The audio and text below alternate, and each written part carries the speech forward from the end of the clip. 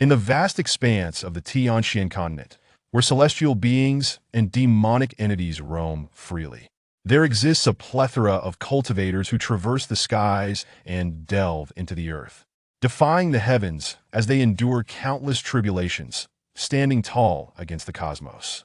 Under the scorching sun, a slender youth clad in black, with a chilling demeanor, staggered forward amidst the cacophony of shouts and cries for blood behind him. Kill! Kill! To become an immortal, kill! The black-clad youth bore over a dozen wounds, blood trickling from the corner of his mouth, as he ascended towards the mountaintop. The path was treacherous, the mountain trail steep and uneven, and without the foundation of lightness skills, reaching the summit was nigh impossible. Atop the mountain, in a pavilion, stood a young woman in flowing white garments, her icy countenance fixed upon the chaotic battle below. This woman hailed from the Tiandang sect, one of the 10 great sects. 3 days prior, she had undertaken a sect mission to escort 10 miscellaneous disciples back. However, inadvertently, she had attracted the attention of hundreds of commoners. Such a number of disciples was unnecessary. After careful consideration, she resolved to implement a survival of the fittest approach, allowing these 100 mortals to engage in mutual slaughter, with the first 10 to reach the mountaintop emerging victorious.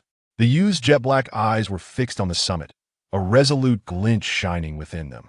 To enter a celestial sect, to cultivate divine arts, to ascend above the common folk, this was a yearning shared by many, and he was no exception.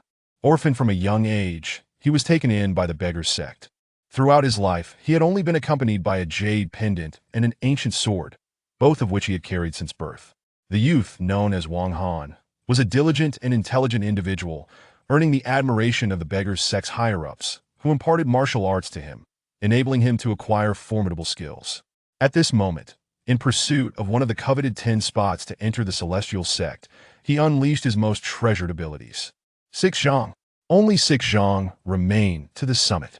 At that moment, a youth clad in red caught up to him, his sword swift and precise, having already claimed the lives of 7 or 8 individuals. He shouted at Wang Han, "Get out of my way!" Wang Han merely cast a glance at the red-clad youth, unperturbed, as he continued his ascent, now only 2 zhang from the summit. "The first place belongs to me, Gong Sun Bai. If that brat dares to advance another step, I shall take your life." Gong Sun Bai bellowed. Wang Han remained undeterred, advancing steadily towards the summit. Seeking death, Gong Sun Bai, infuriated, flicked his sleeve, unleashing 3 small swords that slithered towards Wang Han's back like serpents. Clang! Wang Han furrowed his brow, swiftly countering with his ancient sword, deflecting the 3 small swords with 3 resounding clangs, sending them flying. Gong Sun Bai's expression darkened, but before he could unleash another deadly move, Wang Han strode forward, stepping into the sunlight and becoming the first to reach the summit. Damn it! Gong Sun Bai's gaze turned venomous. He too reached the summit in that instant, and with a violent shake of his hands, he launched another 7 or 8 small swords directly at Wang Han's back. Sensing the imminent danger, Wang Han's face hardened, his eyes narrowing as he prepared to hurl his ancient sword. However, before he could act, a gust of spiritual wind suddenly swirled, shredding the small swords into mere scraps. The white-clad woman, who had remained in the pavilion, coldly declared, "This game ends upon reaching the summit. Are you testing my patience, young man? Forgive me." Gong Sun Bai quickly lowered his head, intimidated by the celestial being before him, a visage brimming with fear, though his eyes betrayed a malevolent gleam. The white-clad woman furrowed her brow but ignored Gong Sun Bai, instead directing her gaze towards Wang Han. With a flick of her finger, she bestowed upon him a medicinal pill. "You are the champion of this election. You deserve a reward." "Thank you, esteemed lady." Wang Han accepted the celestial pill, his heart racing with excitement. The others who followed gazed greedily at the pill in Wang Han's hands. "You 10 have passed." "Thank you, esteemed lady." Each of these 10 individuals exuded a fierce aura, yet they were exceedingly respectful towards the white-clad woman. After all, she was an immortal. What is an immortal? A being capable of extinguishing their lives with a mere gesture. These individuals fought tooth and nail merely for a chance to enter the celestial sect, a testament to the revered status of immortals.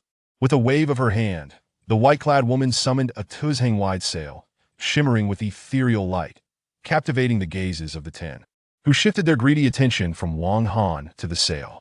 Go! The white-clad woman pointed, and the sail fluttered, soaring through the air with unparalleled grace.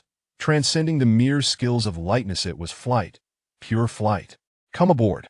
The white-clad woman leaped onto the sail with a swift motion. This is the essence of an immortal, to soar through the skies, to achieve the impossible. Once we enter the celestial sect, we too shall take flight, to become immortal and defy fate.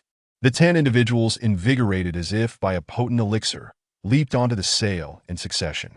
The unselected onlookers gazed on in despair as the sail gradually vanished from the mountaintop. To cross this threshold into the celestial sect was to embrace immortality. To halt here was to remain a mere mortal, destined to decay into bones in a few decades, rendering life devoid of meaning. Upon the sail, the winds howled fiercely as it sped forward, with Wang Han closely following the white-clad woman, fearful of being cast away by the tempest. The sail surged over rivers and lakes, swiftly departing the mountain's peak. Esteemed lady, will consuming this pill ensure my ascendance to immortality? Wang Han inquired cautiously. At this, the other 9 fixated their gazes on Wang Han, particularly Gongsun Bai, whose eyes glimmered with malice, as if he yearned to seize the pill immediately. The white-clad woman did not turn back, replying, "This pill purges impurities and refines the essence. If you possess the aptitude for cultivation, it will aid you in swiftly entering the qi refinement stage. If not, it may extend your lifespan." Upon hearing this, Wang Han wished to ask further questions, but the white-clad woman interjected coolly, "I am Yi Qingqing. Do not pose questions to me, you will understand when we reach the sex gates." As the others opened their mouths to inquire, they fell silent. Gongsun Bai edged closer, sneering, "Brat, hand over the pill to me. Upon reaching the gates, I shall protect you." Wang Han's expression turned frosty. While the pill may not grant him immediate immortality, it afforded him an opportunity such a chance could not be given away lightly. What a joke! Casting a glance at the red-clad youth, he did not outright refuse, but instead smiled. "That is not impossible. Offer me 100,000 taels of gold in exchange."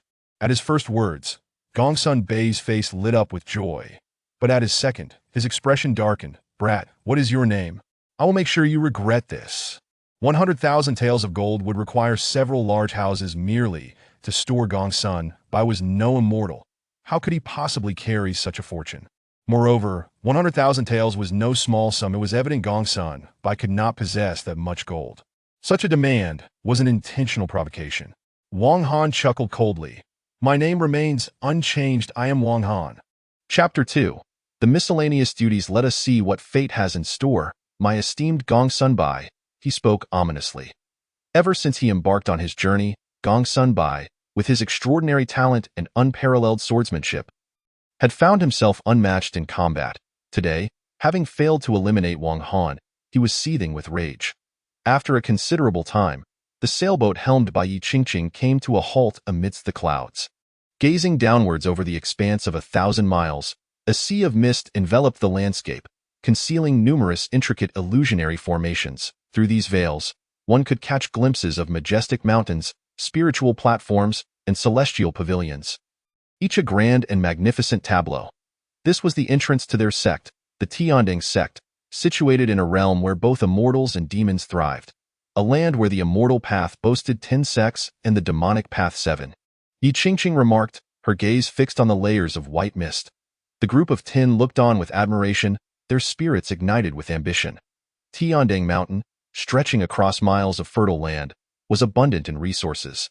With numerous spiritual veins and mines, over a dozen, yielding countless spiritual stones daily. These spiritual veins and mines were predominantly clustered around the outer sect's gates, the very base of the outer sect.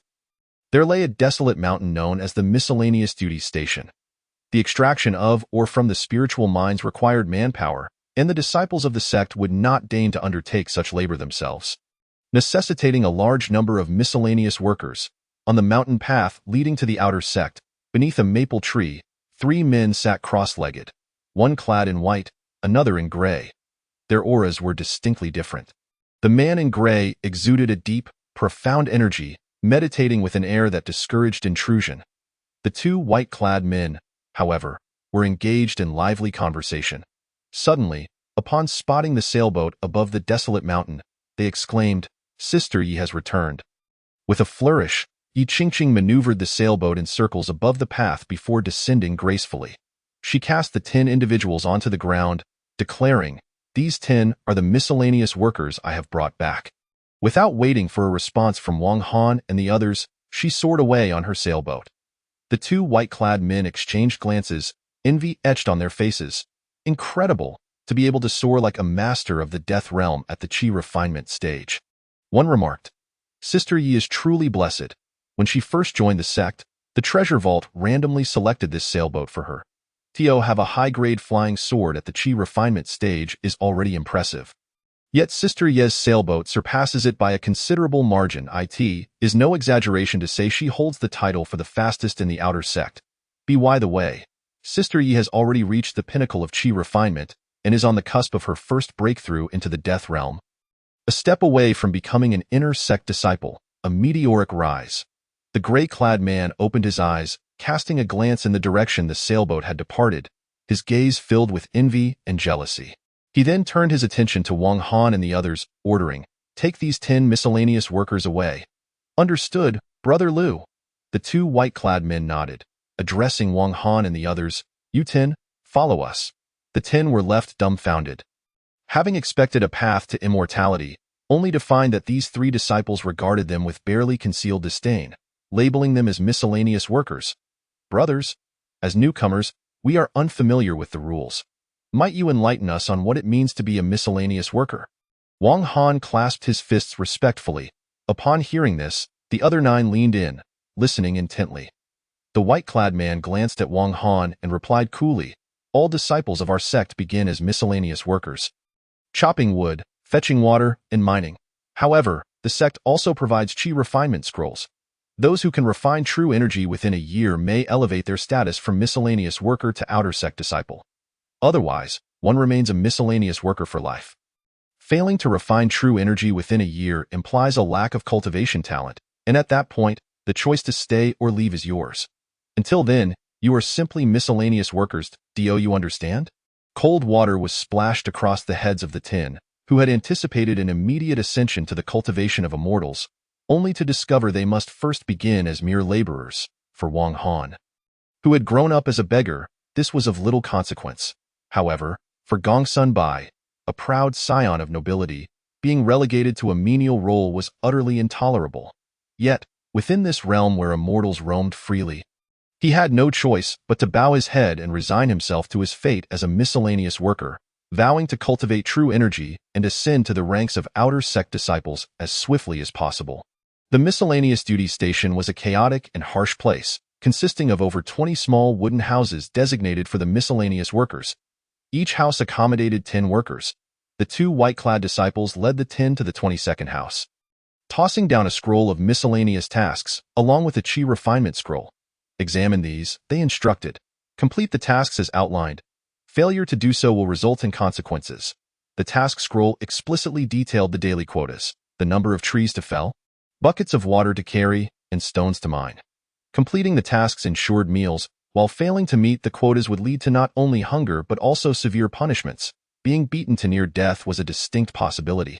The 10 grimaced as they perused the scroll, but their expressions shifted to delight as they opened the Qi refinement scroll. The introductory incantations were not overly complex, easily comprehensible to those who could read. Wang Han's hands trembled with excitement as he clutched the Qi refinement scroll. It was the cornerstone of his destiny. Shortly, someone will guide you through the basics of the desolate mountain and familiarize you with the miscellaneous processes. The 2 white-clad men announced before departing. Once they had left, the 10 men could no longer contain their excitement. "The Immortal Sutra. This is the Immortal Sutra. By practicing this incantation, we can refine true energy." The group buzzed with enthusiasm for some time before beginning to allocate their miscellaneous duties. Gongsun Bai stood and approached Wang Han with a cold smile, saying, "You shall take on my share of the miscellaneous tasks.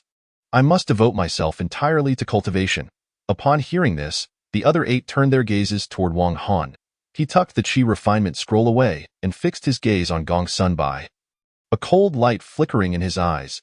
If it came to blows, Wang Han was more than willing to engage, but he knew that fighting here would bring the ire of the sect's senior disciples, resulting in dire consequences for them all. Gongsun Bai's expression turned frigid. Do you think they care about the lives of a few miscellaneous workers? If you refuse, then offer me the immortal elixir bestowed upon Sister Yi, and I shall spare you. Are you resolutely intent on making things difficult for me? Wang Han's expression darkened, a flash of murderous intent crossing his features. He was no pushover. His guiding principle was not to fear battle, nor to instigate trouble, but if enemies approached, he would chase them to the ends of the earth.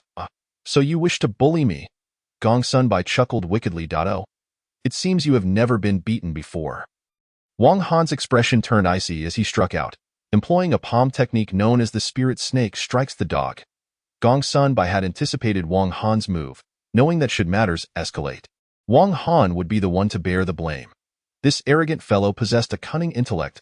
As Wang Han's palm connected with Gongsun Bai's shoulder, Gongsun Bai was sent reeling, blood surging to his face, nearly causing him to spit blood. Simultaneously, Gongsun Bai's hidden weapon, a blade concealed within his sleeve, swiftly darted forth. Wang Han managed to tilt his head just in time, narrowly avoiding a fatal strike, yet a crimson line appeared on his left cheek. Touching the blood on his face, he felt a surge of anger. Chapter 3. Gongsun Bai. At that moment, a burly man appeared at the doorway, bellowing, "Class 22, step forward." This man was the very individual the white-clad disciple had referenced. He was devoid of cultivation, not a scion of the sect, but had evidently been around long enough to become the leader among the miscellaneous workers. This man wielded considerable authority among the workers, and thus, Wang Han and Gongsun Bai ceased their skirmish. "Are you two quite strong?" The man scrutinized Wang Han and Gongsun Bai, letting out a cold snort. However, it was merely a snort. He discerned that these two had remarkable bearing and were not mere nobodies. Individuals of their caliber would inevitably ascend to outer sect disciples, and thus should not be bullied. Wang Han and Gongsun Bai remained silent. "We are all miscellaneous workers here to seek immortality. Do not sow discord." The man offered a few words of guidance before leading the group to inspect the desolate mountain. Though referred to as a desolate mountain, it was, in fact, a treasure trove of mines. Piled high with ore, Wang Han observed many emaciated miscellaneous workers, laboring tirelessly, wielding pickaxes and shovels to extract ore from the spiritual veins. These individuals, once robust, had become frail after months or even years of arduous labor, compounded by the spiritual pressure of seeking immortality, leaving them unable to eat or sleep properly. "This area is where you will work," the man explained. "Each morning, you will first fetch water for the outer sect. The outer sect's disciples, not yet at the peak of the chi refinement stage, require copious amounts of water to replenish their strength. Afterward, you will chop wood, for the disciples need firewood to prepare their meals. Following that, you will mine. Each group must extract at least 10 pieces of crystal daily, or you will face severe punishment. In summary, being a miscellaneous worker in the sect was no easy task. Regretfully, one could leave the mountain at any time. No one would stop them. However, before departing, they must return the chi refinement scroll, as the text contained the essence of cultivation, impossible for mere mortals to replicate or retain in memory. Thus, harboring thoughts of escaping with the scroll was futile. Furthermore, the area was shrouded in mist and illusionary formations, making it impossible for ordinary mortals to navigate their way out. The man delivered a lengthy admonition. All intended to caution the group. None of them wished to leave. Departing meant relinquishing their chance at immortality, a prospect no one was willing to entertain. They would endure the labor of fetching water, chopping wood, and mining, even if it meant bearing humiliation in this world. The supremacy of immortals and demons loomed large, with mortals gazing up at their backs, dreaming of transcending to a realm of cultivation. After acclimatizing to the miscellaneous tasks, the leader took them to the dining hall. There, they were served a simple meal of grains, devoid of wine or meat, and even vegetables were scarce. The food was subpar.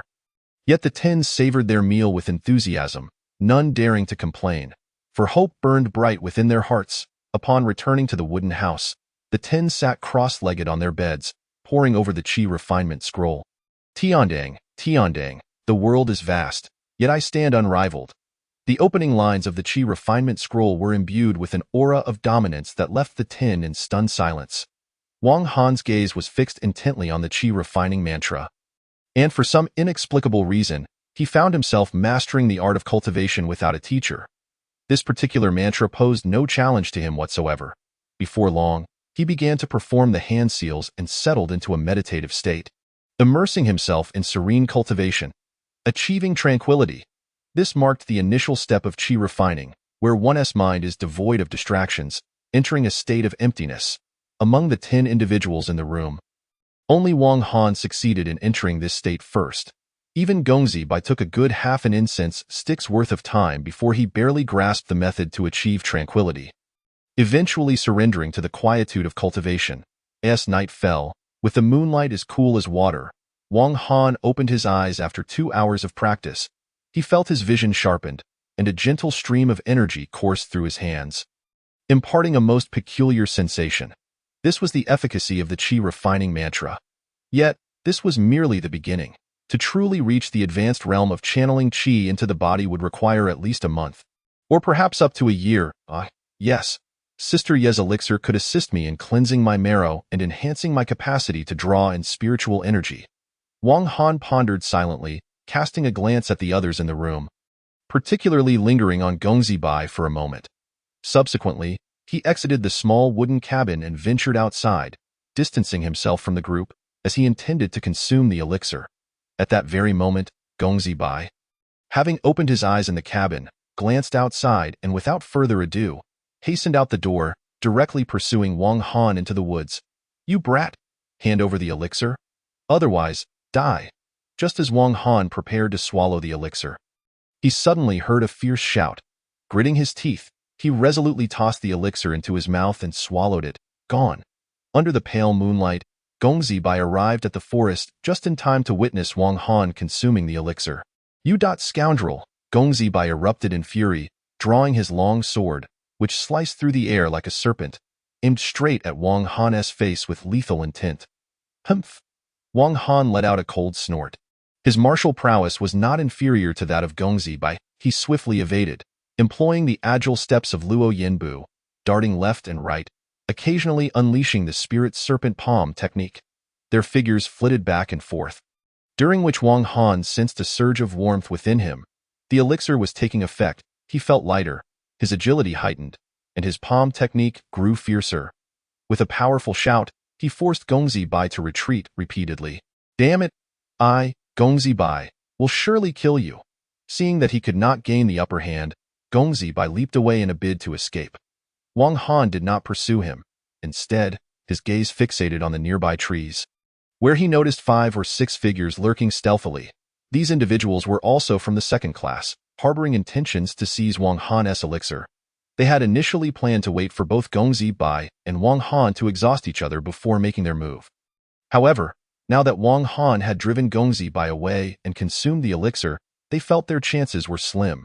After murmuring among themselves, they departed.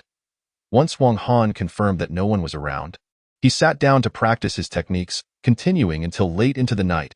As his mental focus returned to reality, a wave of fatigue washed over him. He climbed a large tree and cautiously fell asleep. He dared not return to the small wooden cabin, uncertain whether Gongzi Bai might launch a surprise attack while he slept. The following morning, Wang Han, along with his fellow laborers, fetched water, chopped wood, and mined. Yet he did not catch sight of Gongzi Bai. Inquiring among his classmates, he learned that Gongzi Bai had threatened the entire class with his sword, demanding that they share his workload. Naturally, the others were unwilling, but none were a match for Gongzi Bai. One unfortunate fellow bore several sword wounds on his left shoulder, inflicted by Gongzi Bai. Under the threat of violence, although they were displeased, the group ultimately acquiesced. Wang Han mused. Could he not employ a similar tactic? The thought crossed his mind but was quickly dismissed. He was no brigand. He adhered to the principle of non-aggression.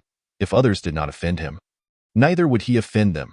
The laborers had not come to provoke him, and there was no need to bully them. Chapter 4.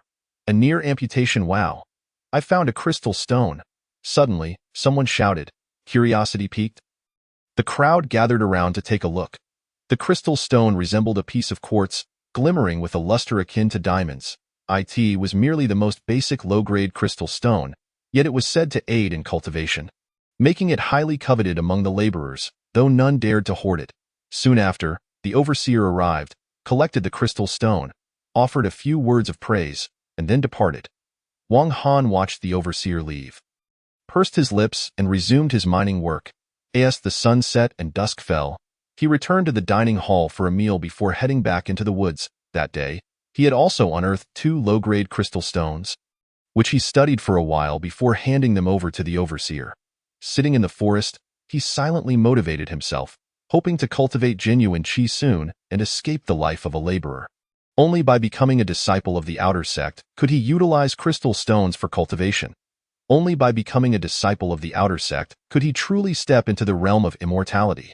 Only by becoming a disciple of the outer sect could he have a chance to rise. With his heart directed toward the heavens and entering a state of emptiness, 2 hours later, the sky gradually darkened. Wang Han sat cross-legged in the woods, utterly motionless, hands forming seals, deeply engrossed in his practice. Suddenly, a large tree above him trembled, and in an instant, a long sword shot down, aimed directly at Wang Han with deadly intent. The sword's master was none other than Gongzi Bai, who had been lying in wait for several hours. Only after Wang Han had completely entered a meditative state did he launch his ambush. This strike was lethal and insidious, an act of malice in his eyes. Having offended Gongzi Bai meant he would pursue Wang Han to the ends of the earth for retribution, a sentiment Wang Han found all too familiar. Wang Han's eyes were tightly shut, seemingly unprepared, as the long sword approached, poised to strike. Just as the cold, murderous intent was about to be unleashed, Wang Han abruptly opened his eyes, sharply tilting his head to evade the fatal blow. But his left shoulder was left exposed. The long sword plunged deep, and Wang Han emitted a muffled grunt as excruciating pain surged through him. In that moment, fury ignited within him. He raised his head to see Gongzi Bai suspended midair. His pale face twisted with a savage glee as he roared, "Ha ha, Wang Han, you are finished, die! Enough!" Wang Han bellowed through gritted teeth, his other arm shooting out to seize Gongzi Bai's calf with a powerful grip. Employing the great strength diamond palm technique, a sickening crack echoed as Gongzi Bai's bone fractured. The long sword in his hand narrowly missed, sending Wang Han's arm flying, yet the pain in his leg was unbearable, and the force of Wang Han's grip prevented him from delivering a crippling blow. Wang Han, who had suffered a wound to his left arm, felt cold sweat bead on his forehead as he staggered back, creating distance between himself and the sword-wielding Gongzi Bai. The searing agony radiating from his left arm ignited a fire in his eyes, as if he had been thrown into a furnace of hell. It was the first time he had sustained such a grievous injury since embarking on his journey. The look he cast at Gongzi Bai was laden with murderous intent. Wang Han was truly enraged, furious. Conversely, Gongzi Bai, with a shattered bone in his left leg, struggled to maintain his footing. Yet he held his sword upright, a malevolent grin on his face. "You, Wang, are nearly incapacitated. Let us see how you cultivate now. Ha ha, once I, Gongzi Bai, become a disciple of the outer sect, the first to die will be you, you scoundrel." Wang Han gritted his teeth, coldly retorting, "I fear you may not live to see that day." With a swift motion, his right hand drew forth a 3-inch ancient sword, transforming it into a streak of light aimed directly at Gongzi Bai's head. Should this strike connect, it would surely be fatal. "Ha ha, I will block it," Gongzi Bai laughed heartily, raising his arm as 7 small swords shot forth in succession to shield him. However, a moment later, his expression froze as the 3-inch ancient sword pierced through the air, bypassing all 7 swords as if they were mere phantoms. Gongzi Bai's countenance changed drastically. By the time he attempted to react, it was already too late. Whoosh! The sword flashed, and blood gushed from his throat as he was struck down. "You, Gongzi Bai, die! Do you dare to clash with my ancient sword with such worthless scrap? Seek death." Wang Han's gaze remained fixed on the fallen Gongzi Bai, his expression oscillating between darkness and light. This wretch had ambushed him, nearly severing his arm, and his loathing was profound. Killing him would not assuage his wrath. After a moment, Wang Han, clutching his injured arm and bleeding profusely, found a hollow in a tree and crawled inside to tend to his wounds. Having traversed the martial world for years, he had often treated his own injuries, but this time, the wound was severe. Inside the hollow, Wang Han retrieved some bandages from his pocket and performed a rudimentary dressing on his arm. The injury was deep. He had narrowly avoided losing his arm. Healing from such damage typically took 100 days, and given the severity of his injury, even if he recovered well, he would not be healed for at least 3 months. His anger was difficult to quell, and that night was destined to be sleepless. The next day, he refrained from working, hiding in the hollow and enduring the excruciating pain. The second class of laborers searched for Wang Han but could not find him. With one less person, their workload increased, yet they truly could not locate him. Reluctantly, they took on Wang Han's share of the tasks. Fortunately, the duties were assigned by group. Had they been assigned individually, Wang Han would have surely faced dire consequences. As night fell, Wang Han felt hunger and thirst gnawing at him. He did not go to the dining hall, but instead scavenged some tree bark to gnaw on, forcing himself to eat. Under the cover of darkness, he washed his bloodied clothes and cleaned his wounds with river water. Returning to the hollow, he leaned tightly against the wall and fell into a deep sleep. On the third day, Wang Han stared intently in the direction of the dining hall for a long time before he rushed in to feast. Throughout the meal, he kept his left hand hidden within his sleeve. Relying solely on his right hand in such a jungle of survival, one must never reveal the fact of their injury, lest they be looked down upon or invite unnecessary trouble. After leaving the dining hall, he returned to the forest, hiding in the hollow and attempting to cultivate. Yet, with his qi and blood circulation obstructed, his progress was agonizingly slow. Gongzi Bai's words rang true, having injured his left arm. Wang Han's meridians were blocked, making cultivation exceedingly difficult. He had once had a chance to cultivate genuine qi within a month, but after this calamity, it would take no less than 3 months or more. All of this was thanks to Gongzi Bai. Even killing him would not quench his rage in the blink of an eye. A month has passed, and Wang Han's injuries have significantly improved. He has begun to move his limbs. Now able to act with relative freedom, yet a full recovery is still a distant prospect. One night, as Wang Han sat in meditation, he suddenly noticed a dark orb of light racing towards him from the east. This dark light moved with remarkable speed, swiftly reaching the treetops. Following closely behind was a white light, resembling a sail of considerable size, upon which stood a woman clad in flowing white garments. Wang Han's eyes brightened. Could it be that this was his senior sister Yi, who had bestowed upon him the elixir?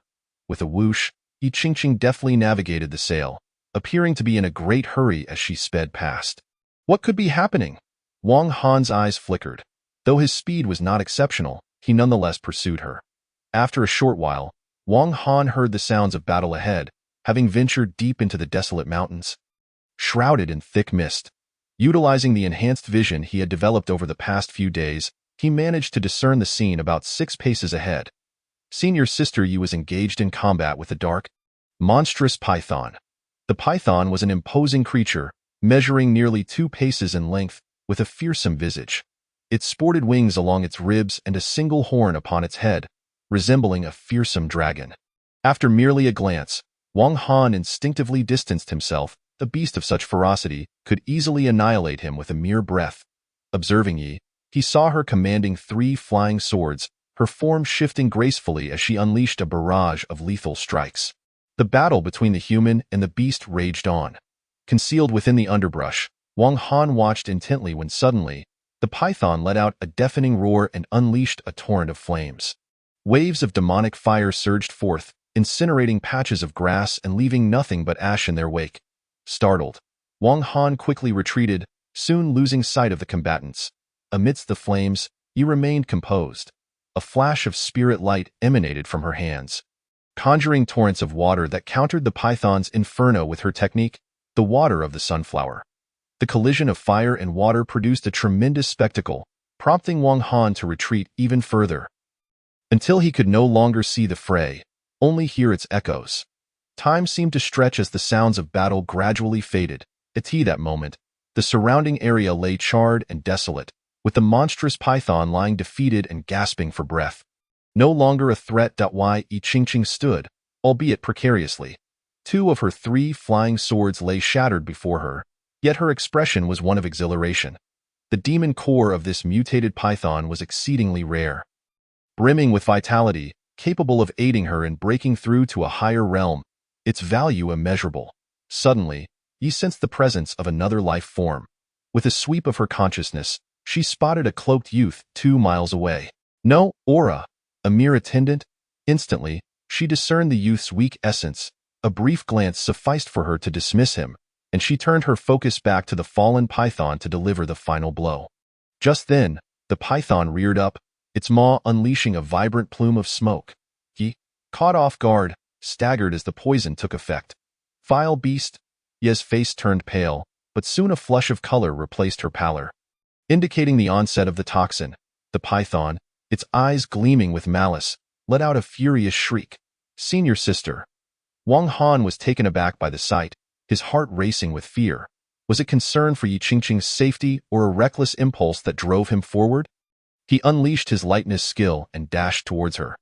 The python shifted its gaze, a glimmer of bloodlust sparking within its eyes as it dragged its heavily injured body closer to the woman.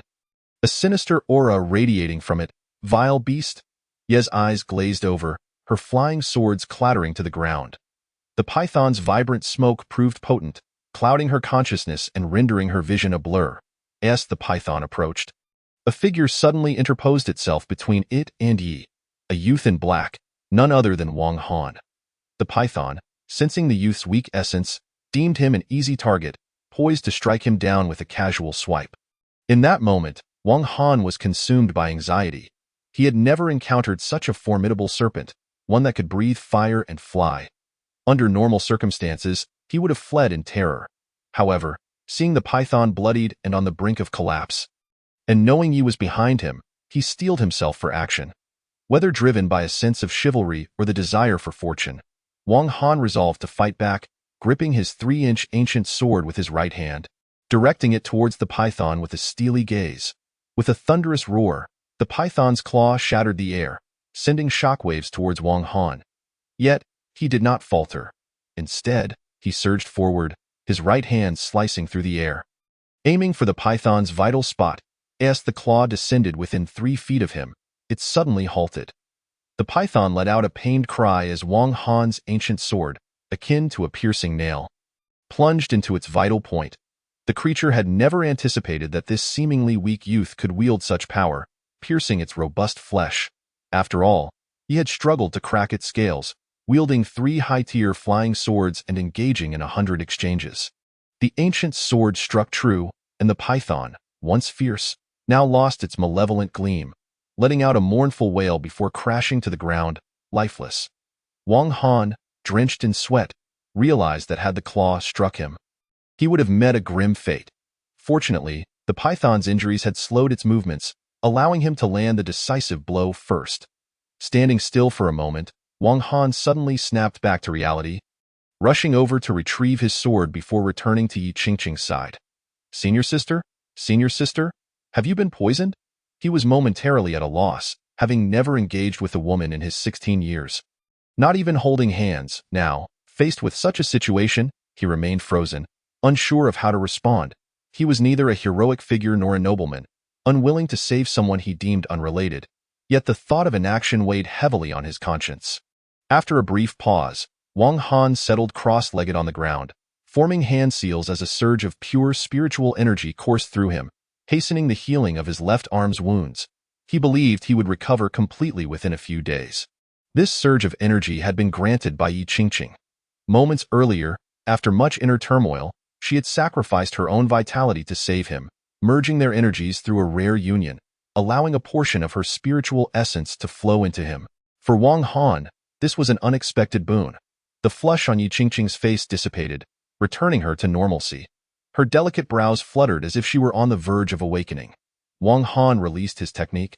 Gazing at his senior sister, feeling a tumult of emotions within, he was uncertain how she would react upon regaining consciousness, and given the circumstances, he found himself ill-equipped to face her.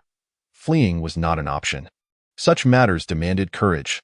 Slowly, Yi Qingqing opened her eyes. The first sight that greeted her was the luminous moon hanging in the sky. The second was the youth not far from her. The third was the lifeless form of the python lying in a pool of blood. Its body remained intact. Though Wang Han was tempted by the python's core, he resolved to wait for Yi Qingqing to awaken before making any moves. As she regained consciousness, Wang Han found himself at a loss for words. Standing motionless. The night was cool as water beneath the moonlight. Yi Qingqing's expression quickly shifted, as she recalled the events leading to her current state. She had been ensnared by the alluring poison of the python, a rare creature known for its seductive and deadly aura. Only such beasts carried such intoxicating venom. Realizing this, her elegant brows furrowed in fury as she fixed a cold stare upon the youth. "Was it you who saved me from the poison?" "Yes," Wang Han nodded, feeling a wave of trepidation wash over him. He sensed the icy undertone in her voice. Very well, very well." Suddenly, a glint of cold light flickered in Ye's hand, revealing a 1-foot-long ice blade poised at the youth's throat. A slight push could spell his demise. "Eliminating you ensures that no one will know of today's events." The atmosphere thickened with intent to kill. Wang Han's face paled. His worst fears had come to pass. He had contemplated the disparity in their statuses before saving her, realizing that once Yi Qingqing awakened, she would likely look down upon him, even seeking to silence him to conceal the truth. With a bitter smile, he remarked, "I could have chosen not to save you. In that case, the python's core would have been mine, along with everything of value it possessed. By saving you, I relinquished all claim to those treasures." Yi Qingqing's expression remained frigid. "Indeed, you saved me, but that does not mean you are entitled to anything of mine. The chasm between us is insurmountable. To protect my reputation, you must die today." Chapter 6. Refining Qi, First Layer. Ha! Wang Han suddenly laughed, a laugh tinged with resignation. "Senior sister, you need not worry. I have never seen you before. You are still the exalted celestial elite. While I am but a trivial figure, I can swear an oath of blood that I will never spread a single rumor to tarnish your name." Yi Qingqing's face remained icy, yet her heart was conflicted. This was her first experience. Until now, she had devoted herself solely to her path and had never engaged in such matters. Yet now, she bore a scar within her heart, destabilizing her resolve. The only way to quell her inner turmoil was to eliminate the youth before her. But to kill him so easily left her feeling uneasy. What to do? Wang Han swore an oath to the heavens as Wang Han declared his oath. Yi Qingqing clenched her teeth several times. Yet she could not bring herself to strike him down. Fortunately, she averted her gaze from the youth, approaching the fallen python to collect its core and wings. Summoning her sail, she turned to leave. Her voice cold as she said, "Wang Han, do not let me see you again." Watching her retreating figure, Wang Han clenched his fist. He was unafraid of being looked down upon by others or ridiculed. But to be scorned by this woman stung deeply. Within him swirled a tumult of emotions: resignation, discontent, and profound indignation. Throughout his life, he had endured countless grievances, yet to be dismissed so by a woman he had once admired was a first. Though he had never engaged with a woman before, he felt inexplicable sorrow. To think he could not aspire to her level. But perhaps one day, if his strength surpassed hers, he would no longer be deemed unworthy. Wang Han clenched his fists tightly, determination gleaming in his eyes as he silently vowed that one day he would stand before the woman with honor. After a while, he approached the corpse of the demon python, only to find that Yi Qingqing had taken the inner Dan and the demon wings, leaving behind nothing but the bloodied flesh. To Wang Han, however, this python meat was sustenance, vital sustenance. With the demon python at his disposal, he need not worry about food. The meat was rich in nutrients and would undeniably aid in his cultivation. Dragging the python's carcass, he sought out a larger cave, entering it to gather firewood. He set up a makeshift fire and used his ancient sword to slice off a piece of python meat to roast over the flames. Gazing at the ancient sword, a myriad of emotions surged within him. This sword had saved him from peril on numerous occasions, truly indomitable.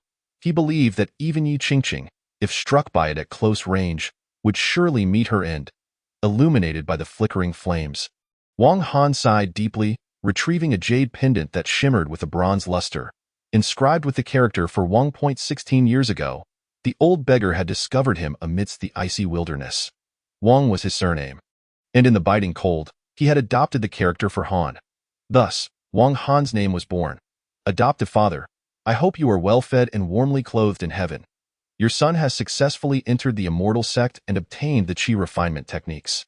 Before long, I shall become an official disciple. Holding the jade pendant aloft, he looked to the heavens, praying for the old beggar's blessing. May my adoptive father in the spirit world protect me. Wang Han was filled with aspirations for the future. The python meat was now cooked, emitting an enticing aroma. He took a small bite, finding the flavor quite satisfactory, and soon devoured it with gusto, all the while lamenting internally how much better it would be with some wine. Eating meat and drinking wine, what a delight! Not far from his location, a burly man clad in red, wielding a broadsword, had entered the Tiandang sect as a laborer a month prior. Over the past month, he had been driven to distraction. This man relished fine wines and meats, yet since joining the Tiandang sect, not only had he been deprived of such luxuries, but his meals resembled that of pigs and dogs.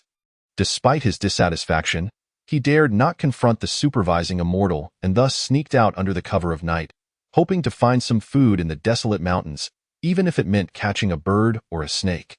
Damn it! Being a laborer is no better than being an animal.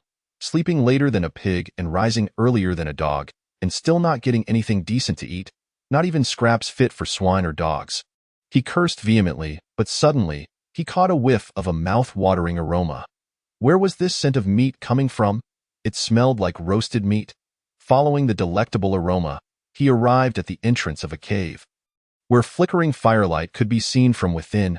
Inside, Wang Han was heartily consuming the meat, acutely aware of the qi swirling within him, significantly aiding his cultivation. The effects of the python meat were undeniably remarkable. Suddenly, Wang Han heard footsteps, his gaze sharpening as he focused on the cave entrance. Soon, the red-clad man entered, initially studying the youth by the fire, before his eyes fixated hungrily on the roasted meat in the boy's hands. He was unable to tear his gaze away, nearly drooling as he pointed his broadsword at Wang Han, declaring, "I am Lei Laohu from the 17 Labor District. Share some of your meat with me." "What?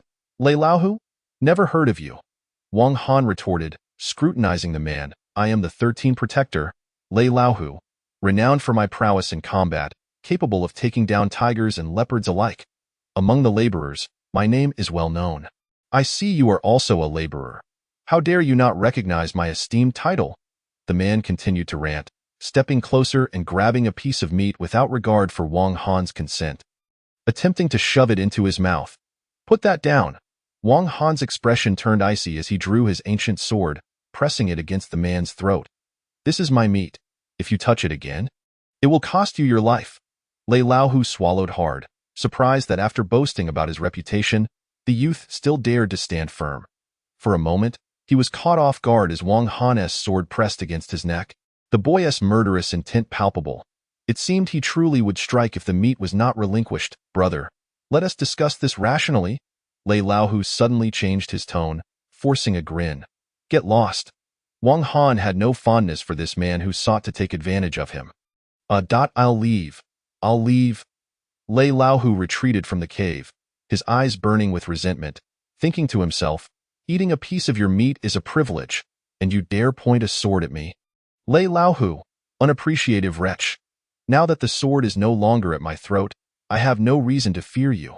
You little brat, come out and duel. If I kill you, all the meat will belong to me." Ha ha ha ha. As he exited the cave, Lei Laohu's bravado returned, his threats echoing in the air. Wang Han, surprised by the man's sudden change in demeanor, felt a flash of murderous intent in his eyes. Stepping outside the cave, he was met with a broadsword swinging down towards him. Lei Laohu had struck first. "You brat, die." Lei Laohu laughed triumphantly, reveling in his cunning, but the next moment, Wang Han merely swung his ancient sword. And with a crack, the broadsword shattered into pieces, utterly obliterated by a single strike. "How is this possible?" Lei Laohu's eyes widened in disbelief. His broadsword was no ordinary weapon, having cost him 800 taels of silver to commission from a renowned swordsmith. Though it appeared to be a mere broadsword, it was incredibly sharp, having felled both fierce tigers and agile leopards. Now, it lay in ruins before him, and he understood that the sword wielded by his opponent was far sharper. "You little brat, you've destroyed my sword. Prepare for my vengeance. I almost forgot to mention, I'm on the verge of cultivating true qi. Once I become an outer sect disciple, you can await your demise." Lei Laohu suddenly dropped to the ground, gathering strength in his limbs, mimicking the leap of a fierce tiger, soaring several yards away. Trying to escape, Wang Han gave chase but returned empty-handed, his expression darkening. He turned and distanced himself from the cave, seeking out a more secluded hideaway to avoid a potential ambush from Lei Lao in the new cave. Wang Han retrieved the Qi refinement scroll and began to refine the pure spiritual energy within him. This energy was gifted to him by Yi Qingqing, and as he refined it, vivid memories of an alluring scene flooded his mind. Shaking his head to dispel the distracting thoughts, he re-entered a meditative state. Sinking into a tranquil void, time flew by, and in the blink of an eye, half a month had passed. He had entirely consumed the python meat, his physique steadily growing stronger. Not only had his chest become robust, but his entire body had developed significantly, far surpassing his form from half a month prior. The spiritual energy within him had also been thoroughly refined. On a particular day, Wang Han wore a serious expression as a swirling mass of energy hovered above his head, signifying he was on the brink of entering the final step of Qi refinement. If successful, he would ascend to the first level of Qi refinement. With his heart directed skyward and eyes partially closed, a silent rumble echoed as the energy above his head slowly merged with his crown. In that instant, Wang Han felt a profound clarity wash over him, entering an entirely new realm, shrouded in mystery. As he opened his eyes, a flicker of spiritual light shone within, illuminating his once dark gaze. I did it.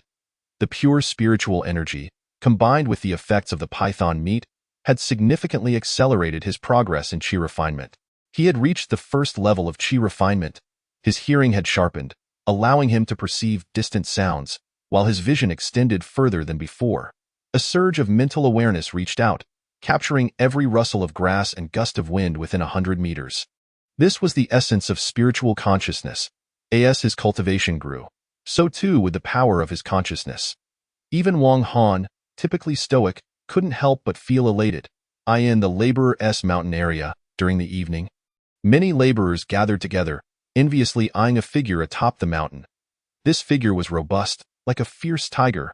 It was Lei Laohu. Since being bested by Wang Han, he had worked diligently and doubled his efforts, finally achieving a breakthrough in his cultivation today. Lei Laohu was about to break through. The laborers expressed a mix of complex emotions.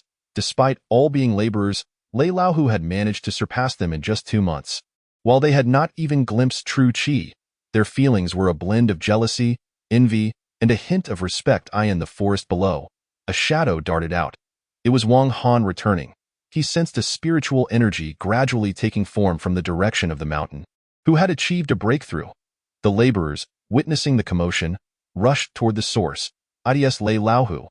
Lei Laohu has cultivated true Qi. With a thunderous roar, Lei Laohu's energy condensed before merging with his crown, followed by a triumphant shout. I have broken through. The crowd erupted in praise. Lei Laohu is mighty. Lei Laohu is mighty. This man was accustomed to flaunting his power, surrounded by many underlings. Wang Han's gaze remained cold as he observed the scene. It had been half a month since Lei Laohu had stolen his meat, leading to their conflict and the destruction of Lei Laohu's broadsword, solidifying their enmity. With a powerful punch, Lei Laohu unleashed a gust of spiritual wind, descending from the mountain with a hearty laugh. However, his amusement quickly faded as he caught sight of a figure clad in black not far away. The boy, with a cold demeanor and striking features, was none other than the one who had shattered his broadsword half a month prior. Huh? You arrived just in time. Extend your neck, Lei Laohu bellowed in glee. I could snap it in an instant. But if he was displeased, he would first break the boy's left arm, then his right, and finally his legs. Lei Laohu laughed heartily. As he chuckled, his laughter faltered. The boy remained composed, showing no signs of the anticipated fear or trepidation. Finally, he sensed something was amiss. Upon closer inspection, he noticed a swirling energy around the boy, indicating that he too had reached the first level of Qi refinement. Oh? The little rascal has broken through as well? Ha! Are you planning to snap my neck? To twist my arms and legs? Hee hee. Wang Han listened as Lei Laohu boasted endlessly. Damn it. Even if you have broken through, I shall make you aware of the many eyes of the King of Horses. Initially astonished, Lei Laohu soon erupted into a wild laughter. He made his move. With a whoosh, a spirit fist surged forth, unleashing a tempest with formidable might. Overestimating oneself, Wang Han narrowed his eyes, advancing with the grace of a dragon and the ferocity of a tiger. With a mighty grasp, a gust of spirit wind manifested in midair, coalescing into a formidable palm strike. His physical form was exceptionally robust, and this palm strike carried an overwhelming force. Boom. The two fists clashed. A whirlwind erupted, shaking the trees violently, and the nearby errand workers were swept away by the residual force. Crack! Wang Han remained steadfast, while Lei Laohu was propelled backward, spewing a mouthful of blood, disbelief etched across his face. How can your spirit power be so strong? Have you been cultivating your qi for many days? The onlookers gasped in astonishment. Hiss, who is this young man that he can strike down Lord Lei? Hearing the murmurs around him, Wang Han fixed a seemingly playful gaze upon Gong Sun Bai. Advancing step by step, Lei Laohu retreated repeatedly, his gaze toward the youth now laced with fear. I had no intention of killing you, but since you seek to kill me, I am left with no choice but to end your life. Wang Han's expression darkened sharply, his hands transforming into spirit claws, radiating intense murderous intent as they reached toward the man's head. The crowd held their breath, witnessing the imminent death. Suddenly, an unexpected turn of events occurred. Just as the spirit claws were about to grasp Lei Laohu's head, a beam of azure light descended from the heavens. Whoosh! Wang Han's spirit claws were halted midway by the azure light, which then trembled, forcing Wang Han to stagger backwards several steps. Following this abrupt change, Wang Han's expression soured as he focused on the azure light, revealing a small sword pulsating with a powerful spirit aura that sent shivers down his spine. Life and death duels take place in the life and death arena or in places hidden from others, such as the Demon Mountain. Errand workers, outer sect, inner sect. Death duels are strictly prohibited. Accompanied by a cold snort, a cold-faced man in white appeared on the scene.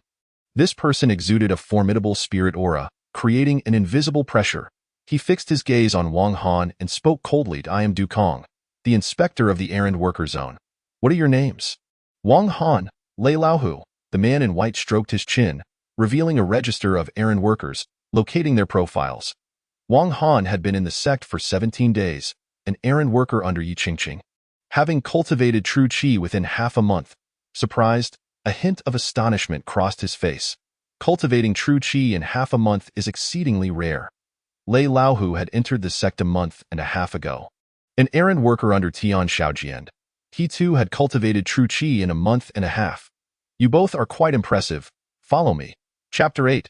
Registration. Du Kong took a step forward, leading the way, with Wang Han and Lei Laohu trailing behind, leaving a crowd of envious onlookers. Along the way, Lei Laohu's eyes frequently darted toward Wang Han, filled with resentment and fear. This kid is formidable. Before long, Du Kong brought the two to the grand avenue leading to the outer sect, where beneath a large maple tree sat Lu Shixiang in gray robes, meditating. Lu Shixiang, Du Kong approached respectfully. Greeting him, Wang and Lei both quickly bowed in reverence. Lu Shixiang opened his eyes, casting a casual glance at the three. Upon seeing Wang Han, a faint exclamation escaped his lips. Ah, you little rascal must have only been in the sect for a little over half a month. Right? Yes. Wang Han did not dare to be neglectful and nodded earnestly. Lu Shixiang's expression flickered with surprise as he scrutinized Wang Han for a moment, saying, Not bad, not bad.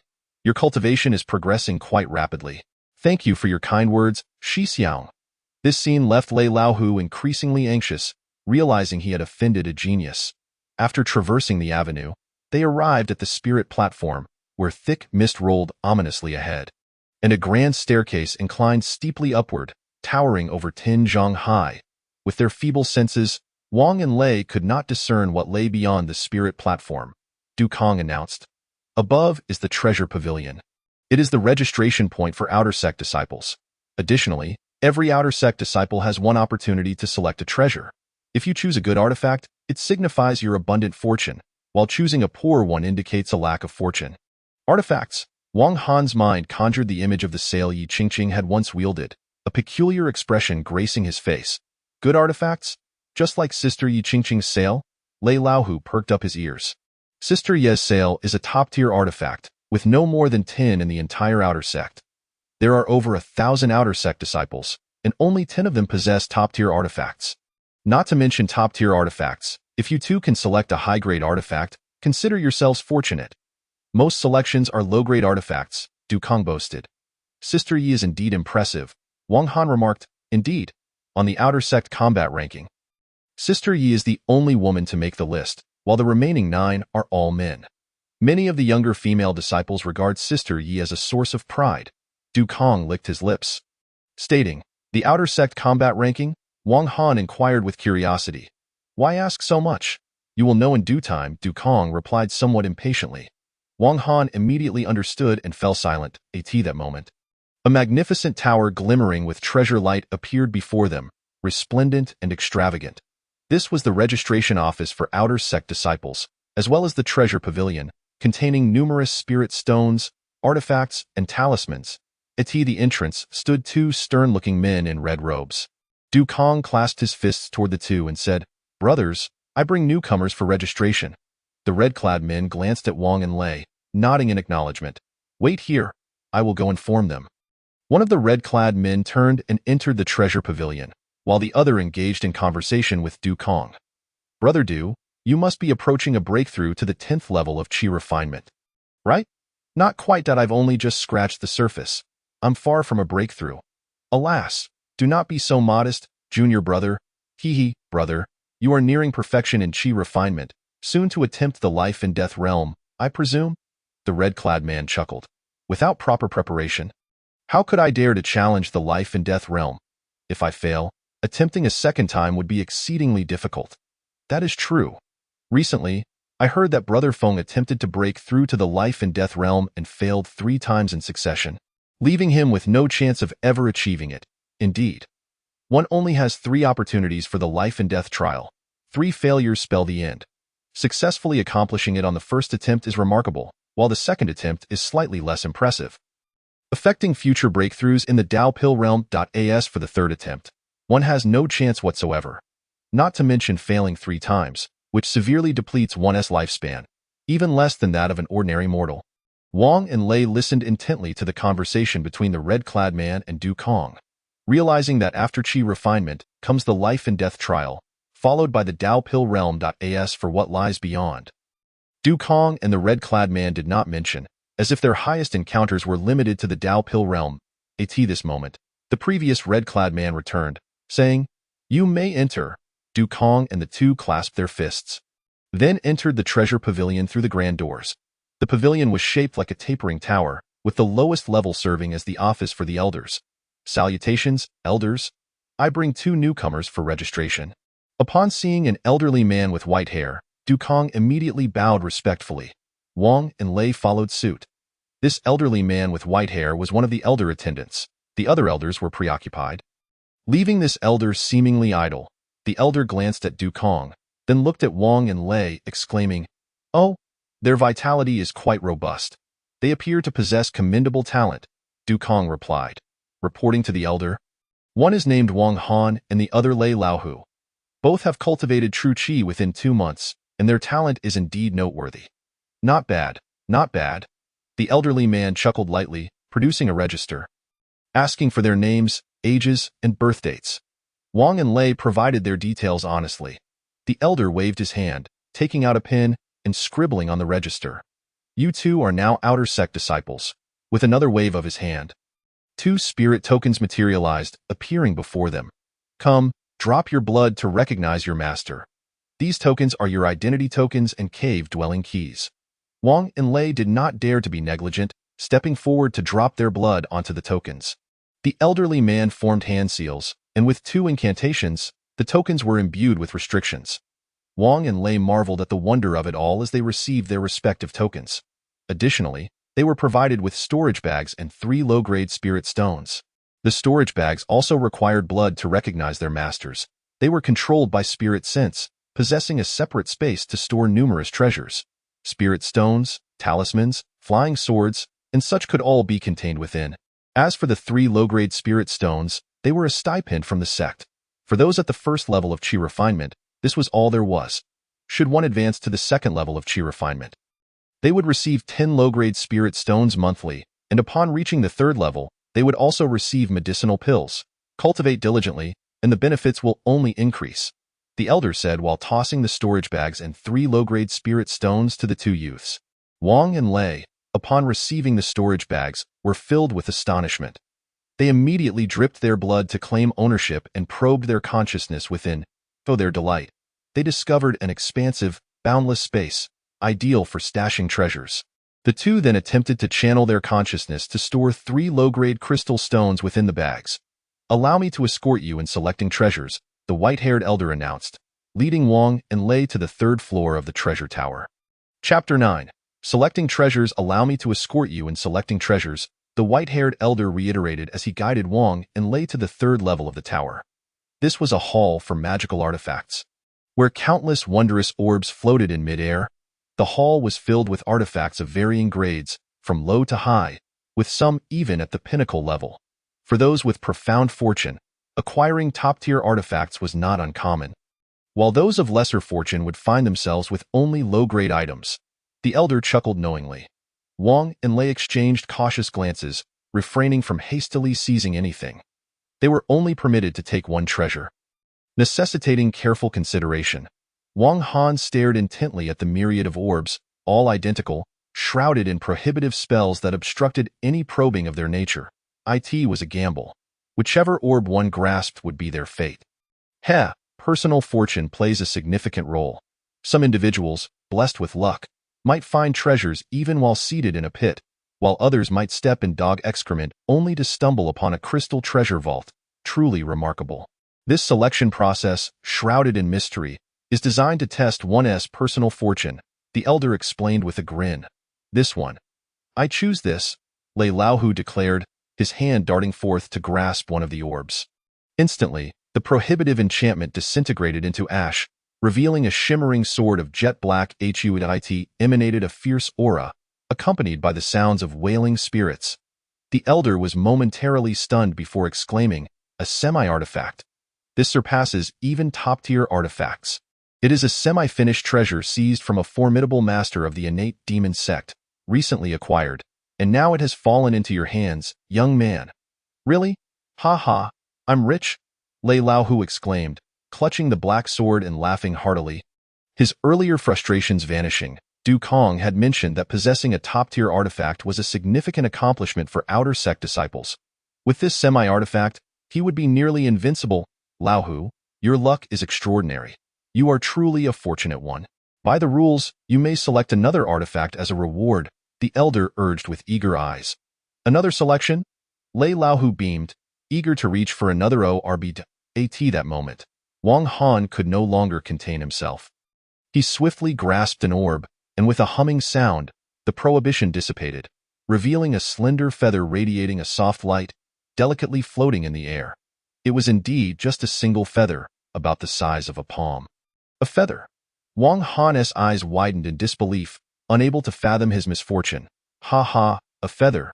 You truly are a featherweight. A feather suits you perfectly," Lei Laohu laughed heartily, his earlier fears dispelled. Now, with a formidable semi-artifact in hand, his confidence surged, and he no longer regarded Wang Han with any seriousness. Do not laugh. Do not laugh. This feather has significant origins," the elder interjected. "Though it appears merely as a feather, it was procured from the white-winged rock. While it may be singular, it is equivalent to a top-tier artifact. With a few more, one could refine them into a treasured. Is that so?" Lei Laohu's laughter abruptly ceased, jealousy flickering in his eyes. "Indeed. This feather can serve as a flying artifact, but Wang, with your current magical prowess, you are unable to wield it. With greater mastery, you could expand it into a true flying artifact. For now, it remains this small," the elder continued, stroking his beard thoughtfully. "Thank you, elder." Wang Han's expression brightened, the earlier gloom lifting as he admired the white feather, thoroughly enchanted by it. "Humph, I shall grasp again. I too desire a flying artifact." Lei Laohu scoffed, reaching out once more. This time, however, fortune did not favor him. He retrieved a white flying sword of superior quality, yet it paled in comparison to the previous black sword. I now possess 2 flying swords. Moreover, the semi-artifact will undoubtedly outpace your feather. Wang Han, prepare for your demise," Lei Laohu sneered. Wang Han, initially elated, found his expression darkening at Lei Laohu's taunts. He contemplated the situation. Merely possessing a flying artifact without a means of offense was insufficient. The 3-inch ancient sword was lethal, but it was a secret treasure not to be recklessly revealed. Otherwise, he would attract the attention of formidable foes, which would be disastrous. If only he could seize Lei Laohue's 2 flying swords. You two are fortunate indeed. I take a liking to you both. Let me offer a word of caution. Even with treasures in hand, do not use them lightly. Otherwise, you may attract unwanted attention and risk being killed for your possessions. Unless you intend to remain within the sect's confines for life, once you venture into perilous areas, you will face the risk of being robbed. The inner and outer sects are rife with factions, chaotic and often embroiled in conflict. Wang and Lei nodded earnestly. Upon returning to the first level of the tower, the elder added, I almost forgot. I have yet to provide you with the cultivation manuals for the Qi refinement chapters 1 through 10, along with seeds for the medicinal fields and a compendium of spiritual herbs. When Du Kong emerged with Wang and Lei, both disciples found themselves in possession of seeds for spiritual herbs. Each outer sect disciple was allocated 3 plots of fertile land, perfect for cultivating spiritual herbs, which could be used to refine pills or consumed directly, representing a substantial fortune. The outer sect was divided into 4 peaks, east, south, west, and north, each housing no fewer than 200 disciples, creating a vibrant and thriving scene. As they passed through the central peak, a scream echoed through the air. Wang Han turned to investigate, spotting a large crimson arena where dozens of senior brothers, wielding flying swords, engaged in fierce combat. A stout figure in a green robe was struck by a blue flying sword, blood splattering 5 paces away. The wielder of the blue sword laughed triumphantly. Fatty, I warned you. Crossing me, Zhao, is tantamount to seeking death. Your storage bag is now mine, along with all your pills, artifacts, talismans, and crystal stones. What is this arena? Wang Han inquired. Du Kong replied, This is the life and death arena. Those with grievances who do not wish to settle them outside come here for duels to the death. Some individuals, believing themselves to be exceptionally powerful, set up challenges here, waiting for others to dare confront them. Victory grants the victor everything the loser possesses. Lei Laohue's eyes gleamed with interest as he fixed his gaze on Wang Han, though he held back. His current magical abilities were insufficient to wield 2 swords or engage in a life-and-death duel with Wang Han. Indeed, while the outer sect forbids private duels, some individuals with a bully mentality may demand crystal stones or other valuables under threat, causing you to suffer if you refuse. It is often best to part with some stones to avoid trouble. As your cultivation advances, you will naturally fear them less, Du Kong advised. Wang and Lei nodded silently, yet Wang Han's eyes glinted with a sharp light. Once a beggar, he had endured much suffering. Now that he had ascended to the realm of immortals, he would no longer be subjected to bullying. Those who dared to oppress him would meet their end. Chapter 10. Allocation of caves. As they traversed the central peak square and entered the east peak, it loomed before them like a giant, its body riddled with countless small openings. These were all spiritual caves. The caves resembled cells on the giant's body, scattered throughout. Near the foot of the mountain flowed a small stream, with over 10 spiritual courtyards lining its banks. Each courtyard contained 3 acres of medicinal fields, accessible via a path paved with flagstones amidst picturesque scenery. Beyond lay a layer of white mist, marking the entrance to the caves. These caves had existed for some time. The previous inhabitants had either ascended to the inner sect or had not returned for over 3 years. Any who had been absent for 3 years or more would be deemed as having crossed into the realm of the dead, and their caves would be reclaimed by the sect. Du Kong gazed at the 10 or so caves thoughtfully. The realm of the dead? Wang and Lei murmured, processing the information. The elder has chosen the 2 caves on the left for you. Du Kong indicated, pointing to the 2 caves on the left. The first is for you, Lei, and the second for you, Wang. Wang Han entered the rear courtyard, surveying his surroundings with a hint of astonishment. The spiritual energy here was far superior to that of the Servant's Mountain, and the soil was fertile, ideal for cultivating spiritual herbs. Directly ahead, a cave shrouded in white mist exuded an aura of mystery. Though this courtyard had protective enchantments, they were notably weak, merely serving as a warning. Apart from the formidable prohibitions surrounding the cave itself, other areas were vulnerable. One must remain vigilant, as thefts of medicinal fields were frequent occurrences within the outer sect. Du Kong cautioned. Thank you for the warning. Wang and Lei expressed their gratitude. They then produced their respective identity tokens, which fit into a small keyhole atop the spiritual cave. With a rumbling sound, the white mist trembled and the door swung open. How marvelous! Wang and Lei's faces lit up with excitement as they eagerly entered the cave to explore its contents. Dear disciples, focus on your cultivation and avoid unnecessary trouble. I shall take my leave now, Du Kong remarked, observing the two with expressions akin to commoners entering a palace. A smile crept across his face as he recalled his own youthful days. Before he turned to depart, farewell, senior brother. Wang and Lei bid him farewell. Turning back, Lei Laohu burst into laughter. Wang Han, we are now neighbors. Wang Han narrowed his eyes, casting a sidelong glance at Lei Laohu without uttering a word. Before turning back toward the cave spans over 10 zhang, comprising 2 secret chambers, a grand hall, and 3 stone beds, furnished with simplicity. Wang Han attempted to draw in a breath of air, and immediately sensed a stirring within his body, as if the flow of energy had begun to circulate. The spiritual energy here was surprisingly dense. He settled into a cross-legged position on the ground and commenced the first layer of the qi refining technique.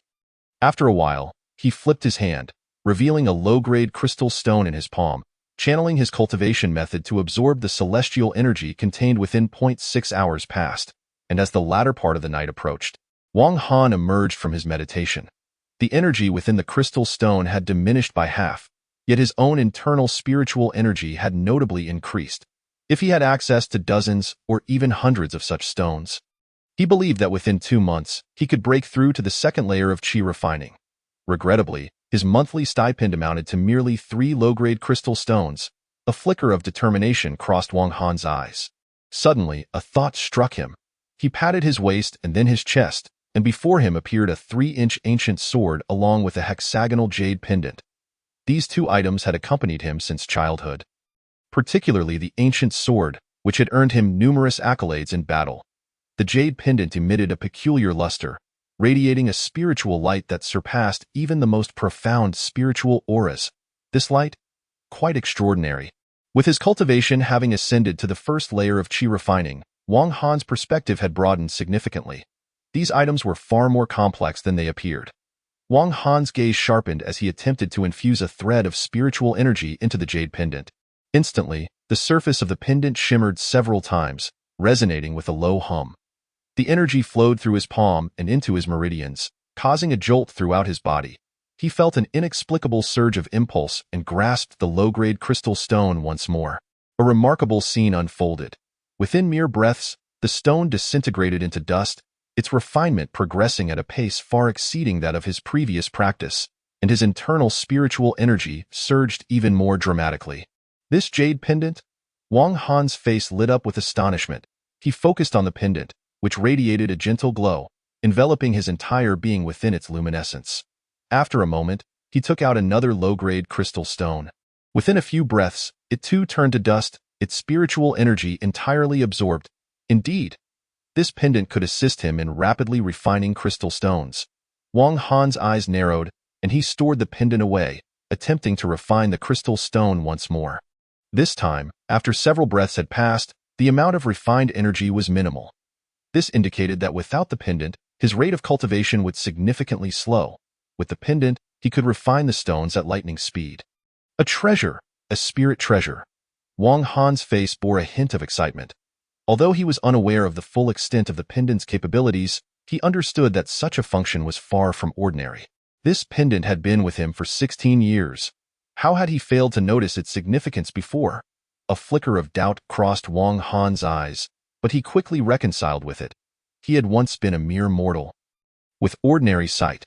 Now, as a cultivator, everything appeared transformed. Afterward, he cradled the 3-inch ancient sword in his hands. The sword exuded an ancient aura as he attempted to channel a thread of spiritual energy into it. In the next moment, a bizarre scene unfolded. Wang Han's face turned pale as his internal spiritual power surged uncontrollably, blood energy flowing backward. His expression shifted, and he promptly severed his connection with the ancient sword. This sword, it too was a spirit treasure, requiring immense magical power to wield. Given his current power, it would be easy to suffer a backlash. It seemed he could only rely on its sharpness for the time being. Perhaps in the future, when his cultivation improved, he could attempt to explore its extraordinary aspects. Wang Han practiced for a while to stabilize his turbulent blood energy, gazing at the ancient sword and the jade pendant, murmuring, "Both of these items are spirit treasures. They have accompanied me since childhood." The old beggar grandfather said that when he found me, I already possessed the ancient sword and the pendant. One could say this is proof of my heritage. Might it be that my ancestors were also immortals? Were these spirit treasures left to me by them? When he was very young, Wang Han often witnessed parents leading their children along the street and would ask the old beggar, "Why do they all have parents? What about mine?" The old beggar would always give a nonsensical answer, never addressing the question directly. As he grew older, Wang Han came to understand what an abandoned child was, realizing he was one such child. Now, it seemed likely that those who abandoned him were indeed immortal parents, and his ancestors were also immortals. Clenching the jade pendant and the ancient sword tightly, he took a deep breath and set aside his distractions. He was now an outer sect disciple, dedicated to cultivating diligently to soon ascend to an inner sect disciple. Everything else could wait. Chapter 11. Planting spiritual herbs. The next day, Wang Han arrived at the medicinal fields to sow spiritual herbs. This endeavor required water and fertilizer. The spiritual soil itself served as fertilizer, and nearby, a small stream provided the necessary water.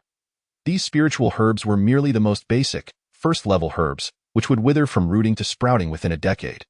With a maximum potency of only 10 years. In contrast, second-level herbs could last up to 30 years, while those above 5th level could endure for 500 years, and 7th-level herbs could last a millennium. Generally, due to the advantageous environment, first-level herbs could reach their maximum potency within 1 to 2 years, per soil. Some might take 3 to 5 years to mature. For experienced cultivators, this time was inconsequential. But for outer sect disciples, it felt exceedingly long. Many would harvest the fruits before the first-level herbs reached their 10-year peak, resulting in significantly reduced efficacy. Aside from daily meditation and practice, he tended to the herbs, leading a relatively leisurely existence. Before long, a month had passed. Wang Han exited the cave and headed towards the stipend pavilion. On the way, he encountered several outer sect disciples.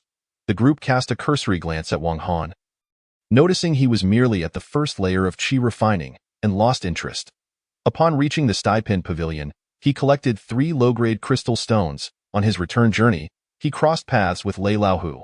This Lei Laohu, upon seeing Wang Han, remained silent. During the past month, they had seen each other often, their caves closely adjacent, avoiding each other's gaze. As they passed each other, their eyes briefly locked in a cold stare before they continued on their respective paths. Wang Han thought to himself, "When I can wield a flying sword, I will surely reclaim my dignity." Meanwhile, Lei Laohu harbored similar thoughts regarding Wang Han's 2 fine flying swords. He needed to find an opportunity to seize them. Upon returning to the cave, Wang Han took out the jade pendant and 3 low-grade crystal stones, refining them into dust. He then fell into deep contemplation. With the jade pendant, he could infinitely refine crystal stones. If only he had more crystal stones. In less than a month, he could break through to the second layer of qi refining. After pondering for a while, Wang Han visited the medicinal fields. A month had passed, and the seeds had rooted and sprouted into small seedlings. He believed they would fully mature in another 2 months. Subsequently, he would await the aging of the spiritual herbs. This cycle would easily take half a year. By then, the herbs might possess 2 to 3 years of efficacy. He could then attempt to harvest a few to test their effects, hoping to break through to the second layer of qi refining. Relying solely on the 3 low-grade crystal stones received each month, it would likely take a year to achieve that breakthrough, a duration Wang Han could not afford to wait.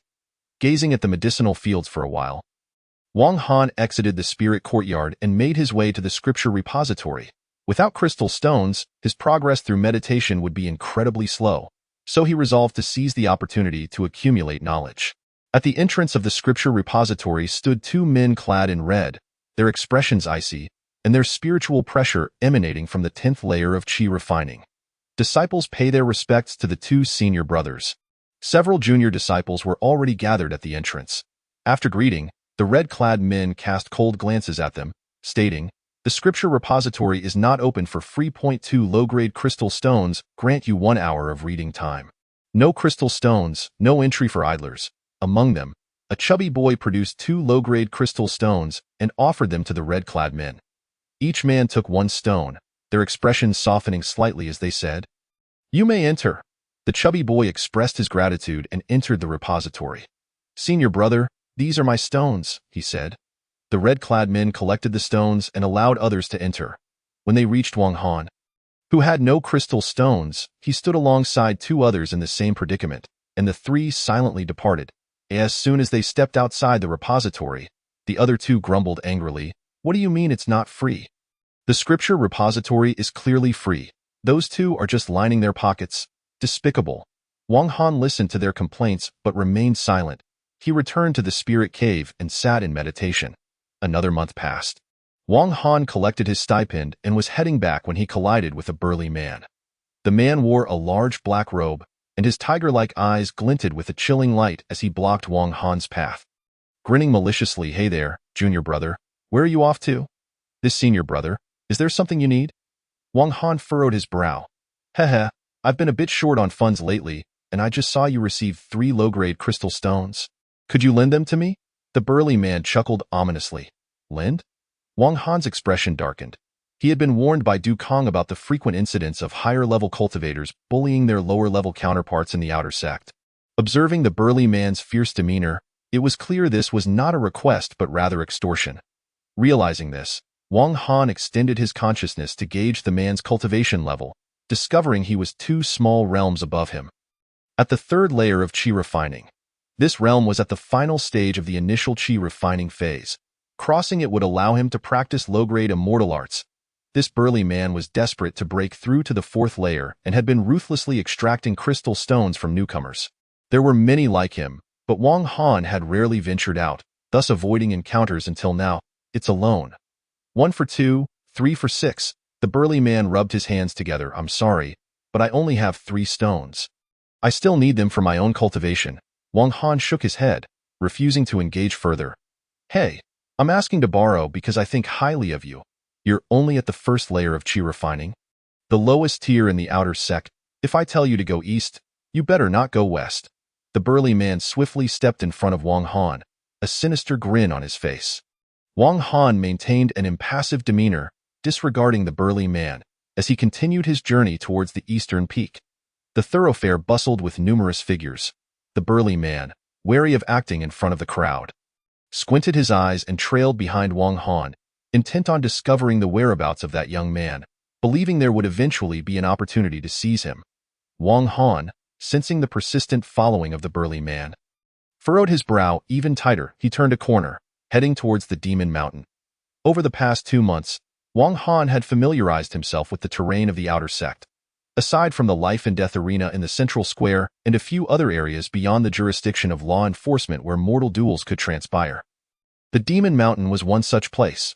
The burly man, at the 3rd level of qi refinement, had yet to master any spells, making him incapable of withstanding Wang Han's ancient sword. Rather than remaining constantly on guard against him, it would be wiser to swiftly lead the opponent to the Demon Mountain and eliminate him there. Roar, roar, roar.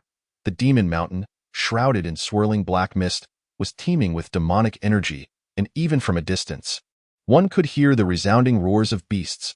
The outermost layer had been shrouded by profound prohibitions set by the experts of the Tiandang sect to prevent the demonic beasts from escaping. These beasts were kept in captivity, specifically to generate wealth from demonic cores for the disciples of both the inner and outer sects, providing a venue for practical combat, with a large number of disciples coming here to hunt each year. Of course, some demonic beasts occasionally broke through the prohibitions using special demonic techniques, but historically, those that escaped met swift ends, either slain by the disciples of the inner and outer sects or by enforcers. Chapter 12. 2nd level of qi refinement. Wang Han arrived at a secluded mountain ridge on the outskirts of the Demon Mountain, with the burly man still tailing him. "You truly court death? Young man, this Demon Mountain is a danger zone. Killing here incurs no punishment from the sect, but rest assured, I seek only wealth. I have no intention of taking a life. Quickly hand over your crystal stones." The burly man sneered as he approached Wang Han. "I can give you the crystal stones, but I have a condition." Wang Han's eyes flickered momentarily. "A condition? You dare negotiate with me? Fall to the ground." The burly man leapt forward, closing the distance to 10 meters from Wang Han, his hands swirling with spiritual wind. Let us see if you dare to make conditions with me, as the burly man charged. A glint of murderous intent flashed in Wang Han's eyes. With a swift motion from his sleeve, a beam of sword light surged forth, racing towards the burly man with astonishing speed. The condition is your death. Suddenly, Wang Han transformed, exuding an air of lethal intent, a flying sword. The burly man's pupils contracted as he found himself suspended in midair, unable to evade in response. He too flicked his sleeve, unleashing a flying sword that hurtled toward Wang Han. Simultaneously, he hastily summoned his spiritual energy, enveloping himself in a protective barrier of spiritual light. Thud. Clang. Two sounds echoed through the air as the burly man's eyes widened in fury. His protective barrier shattered. The ancient sword, devoid of any artifact aura, pierced through the spiritual light with unyielding sharpness, plunging into the burly man's throat. This strike was fatal. On the other side, Wang Han could not evade the oncoming flying sword due to its blinding speed. As a first-level Qi refinement practitioner, he was unable to escape. The flying sword struck his chest, yet, curiously, no blood splattered. Wang Han was knocked back, and the flying sword was deflected. With a sharp clang, he grimaced, clutching his chest as he produced a hexagonal jade pendant. The flying sword had struck the pendant, which remained unscathed, having absorbed the impact. Wang Han silently breathed a sigh of relief. Without this pendant, he might not have survived unscathed. Still shaken, he approached the burly man. The burly man's eyes bulged, lifeless. Wang Han seized the sword hilt, withdrawing the ancient sword as blood gushed from the burly man's throat. Observing the burly man's demise, Wang Han squinted, then swiftly snatched the storage bag from the man's waist, erasing the spiritual imprint upon it. Eager to explore its contents, at that moment, a series of ferocious beast roars erupted violently. The sound was overwhelming, causing Wang Han's expression to shift. Without a second thought, he grabbed the low-level flying sword from the ground and leaped into a nearby mountain cavity. Roar! Moments later, several fierce demonic beasts sprang forth, ravenously lunging at the corpse of the burly man. Amid their roars, the man's body was devoured completely. Witnessing this scene sent chills down Wang Han's spine. The ferocity radiating from these beasts was palpable. If they were to discover him, he would surely meet the same fate as the burly man. Fortunately, the beasts soon began to bicker over the distribution of the meat, providing Wang Han with a chance to stealthily retreat, not daring to linger as he fled back to the outer sect. How terrifying! Wang Han gasped, hastily returning to his spiritual cave, where he sat in meditation for half an hour to stabilize his mind. Afterward, he retrieved the storage bag he had acquired along with the low-level flying sword. The tip of the flying sword had suffered a small gash, inflicted by the rebound of the jade pendant.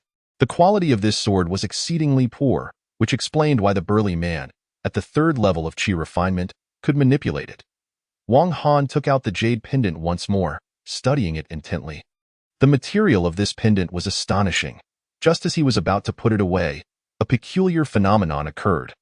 The bronze radiance of the pendant shimmered, and a stream of bronze gas flowed into the low-level flying sword. Subsequently, an even more extraordinary spectacle unfolded. The sword's tip began to regenerate at a visible rate. A look of astonishment crossed Wang Han's face as he drew his ancient sword. With a decisive strike, he severed the flying sword in two. His gaze flickered as he placed the jade pendant near the break. Instantly, the bronze radiance surged forth, enveloping the fractured area. With a resounding hum, the broken sword reassembled itself, appearing as good as new without a single flaw. This jade pendant possessed the ability to repair artifacts. Wang Han felt he had stumbled upon a remarkable secret. His breathing quickened as he cradled the pendant. Unable to quell his excitement, the ability to repair artifacts was even more formidable than refining crystal stones at lightning speed. He could establish a shop dedicated to artifact repairs, capitalizing on the inevitable damage incurred during conflicts among immortals. There was immense profit to be gained. Yet soon, he dismissed the thought. Such a secret must not be disclosed to anyone, lest it invite perilous consequences. After securely storing the pendant, he extended his spiritual sense into the acquired storage bag. Moments later, Wang Han could hardly conceal his delight. He had struck it rich. To his astonishment, the burly man's storage bag contained 36 low-level crystal stones, equivalent to a year's salary, along with 2 first-level spiritual herbs, each appearing to be 5 or 6 years old. This bounty should suffice for me to break through to the second level of Qi refinement. Wang Han suddenly realized that killing for treasure had its merits, enabling a rapid elevation of cultivation, though it also bore considerable risks. Should he falter, he might be slain, and all his acquired wealth would fall into another's hands. Wang Han activated the jade pendant to begin refining the 36 low-level crystal stones. These had been intended by the burly man for his breakthrough to the 4th level of Qi refinement, but unexpectedly, they had become Wang Han's fortune in less than the time it takes for an incense stick to burn.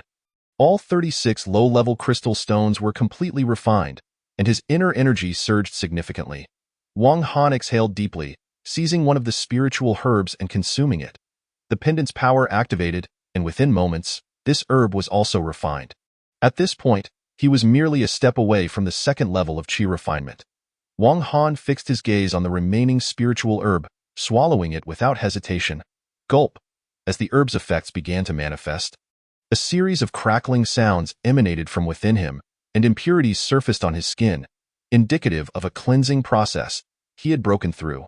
Wang Han, far from displeased by the foul odor emanating from his body, wore an expression of exhilaration.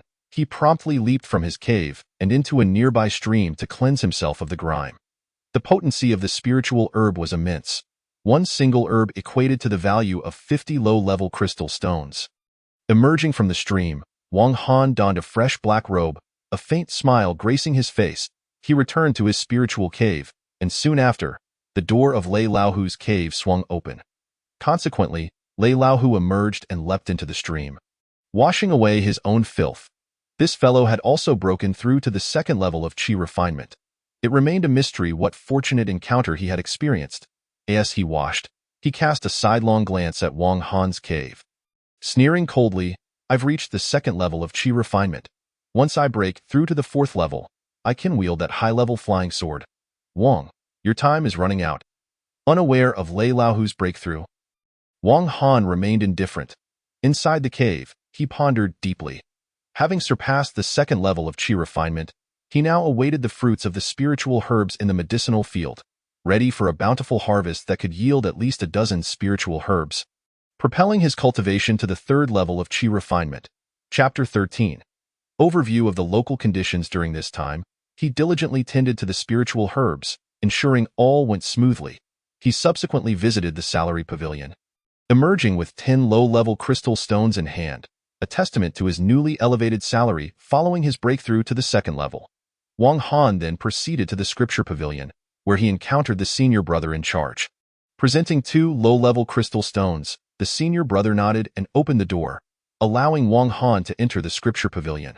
The scripture pavilion was filled with books and jade slips, covering a myriad of topics, including local customs, sect structures, and various powers.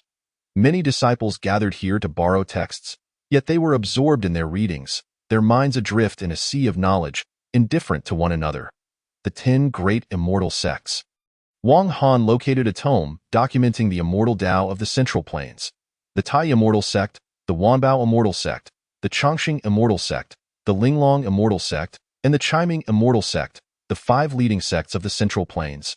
While the remaining 5 lacked such prominence, the Tiandang Sect, the Flying Heaven Hall, the Jingyi Sect, the Qingyun Sect, the Linglong Sect, the 10 great immortal sects were categorized by power, with the upper 5 sects and the lower 5 sects strictly hierarchical.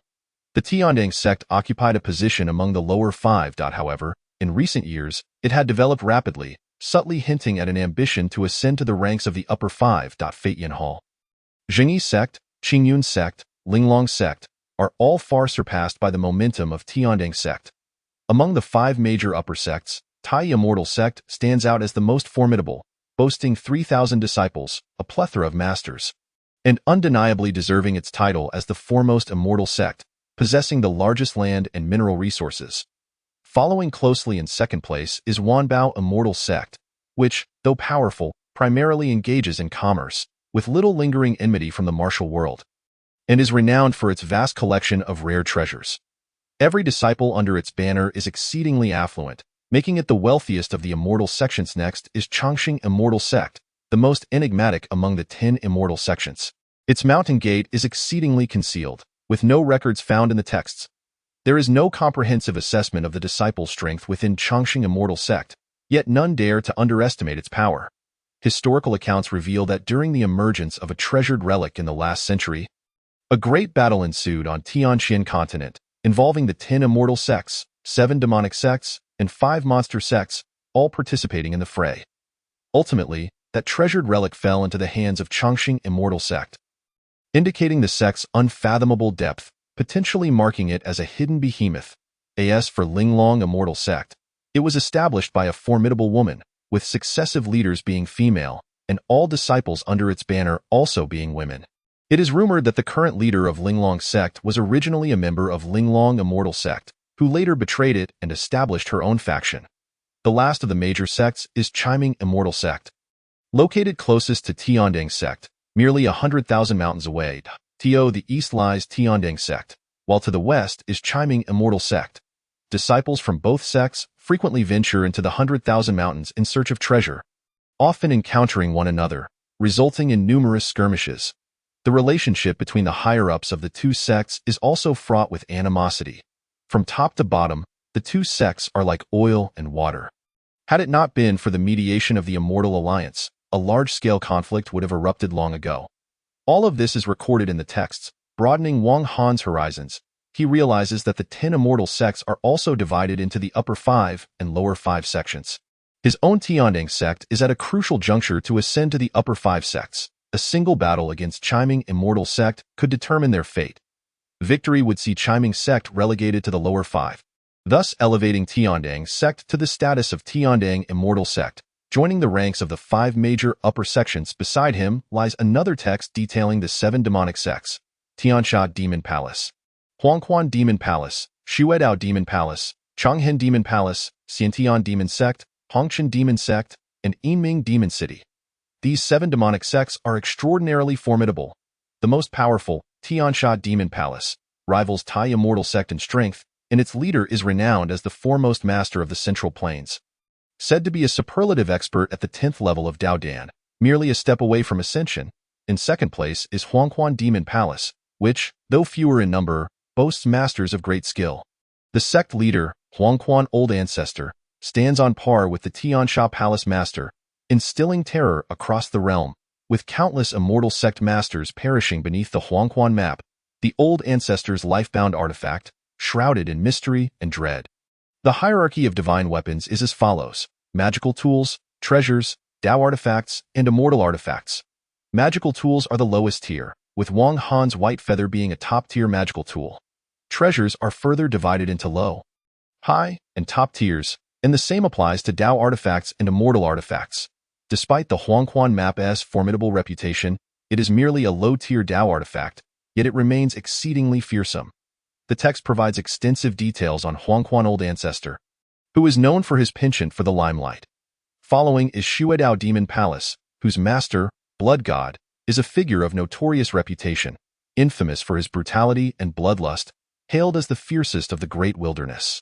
Chonghen Demon Palace is said to be founded by Chonghen Jinren, the former elder brother of Chongqing Immortal Sect, who, for reasons unknown, betrayed his sect and turned to the demonic path, establishing his own faction.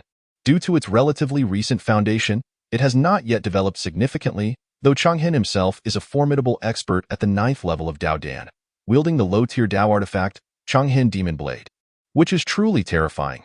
Xiantian Demon Sect is adjacent to Tiandang Sect, with Chiming Immortal Sect to the west and Xiantian Demon Sect to the south.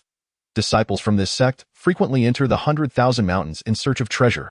Leading to fierce competition among the 3 sections following is Hongqian Demon Sect, whose disciples are known for their charm and allure, engaging with the mortal realm in a unique manner, with overall strength comparable to that of Xiantian Demon Sect. Lastly, there is Yinming Demon City, home to various rogue practitioners and malevolent spirits, looked down upon by the 4 major demon palaces, including Xiantian Demon Sect. The latter holds little status in the demonic realm. Its overall strength inferior even to that of Tiandang Sect, merely preying on the likes of Feitian Hall and Qingyun Sect. These 7 demonic sects appear quite formidable, even more so than the 10 immortal sects. However, their numbers are sparse. Even the mightiest Tiansha Demon Palace has merely over 1,000 members, fewer than those of Tiandang's sect. Wang Han scoffed, noting that the demonic path lacks discipline, with each sect fighting its own battles. Unlike the unity found among the 10 immortal sects, which frequently engage in internal strife over resource competition. Absorbing this knowledge, Wang Han felt as though the world before him had expanded infinitely. In the central plains, both immortals and demons flourish, talents abound, and a great era of rivalry unfolds. Being part of such a time is truly exhilarating, and he silently vows to diligently practice, ensuring his name resonates through this grand epoch. After perusing the texts on the 10 immortal sects and 7 demonic sects, Wang Han's gaze shifted to the 5 beast sects: Wanyao Kingdom, Jiaohuang Palace, Yuming Cave, Xiankong Mountain, and Tianhu Palace. Wanyao Kingdom gathers all manner of beast folk, including tiger demons, mountain chicken spirits, wild boar spirits, lion demons, and countless others. Exaggeratingly speaking, tens of thousands of beast folk call Wanyao Kingdom home, a chaotic mix whose strength should not be underestimated, and its mountain gate remains a well-guarded secret. Next is Jiaohuang Palace, established by a Jiaolong, where all the beast folk are Jiaolong, few in number but exceptionally powerful. Yuming Cave is founded by a yellow-skinned serpent, a yellow-skinned demon snake, whose mystifying sorcery leaves many in awe. The cave houses a plethora of demon snakes, thriving more than the beast folk of Wanyao Kingdom. Xiankong Mountain is predominantly home to flying beast folk, creatures born with wings, with eagles leading the pack. The leader of Xiankong Mountain is a formidable eagle demon.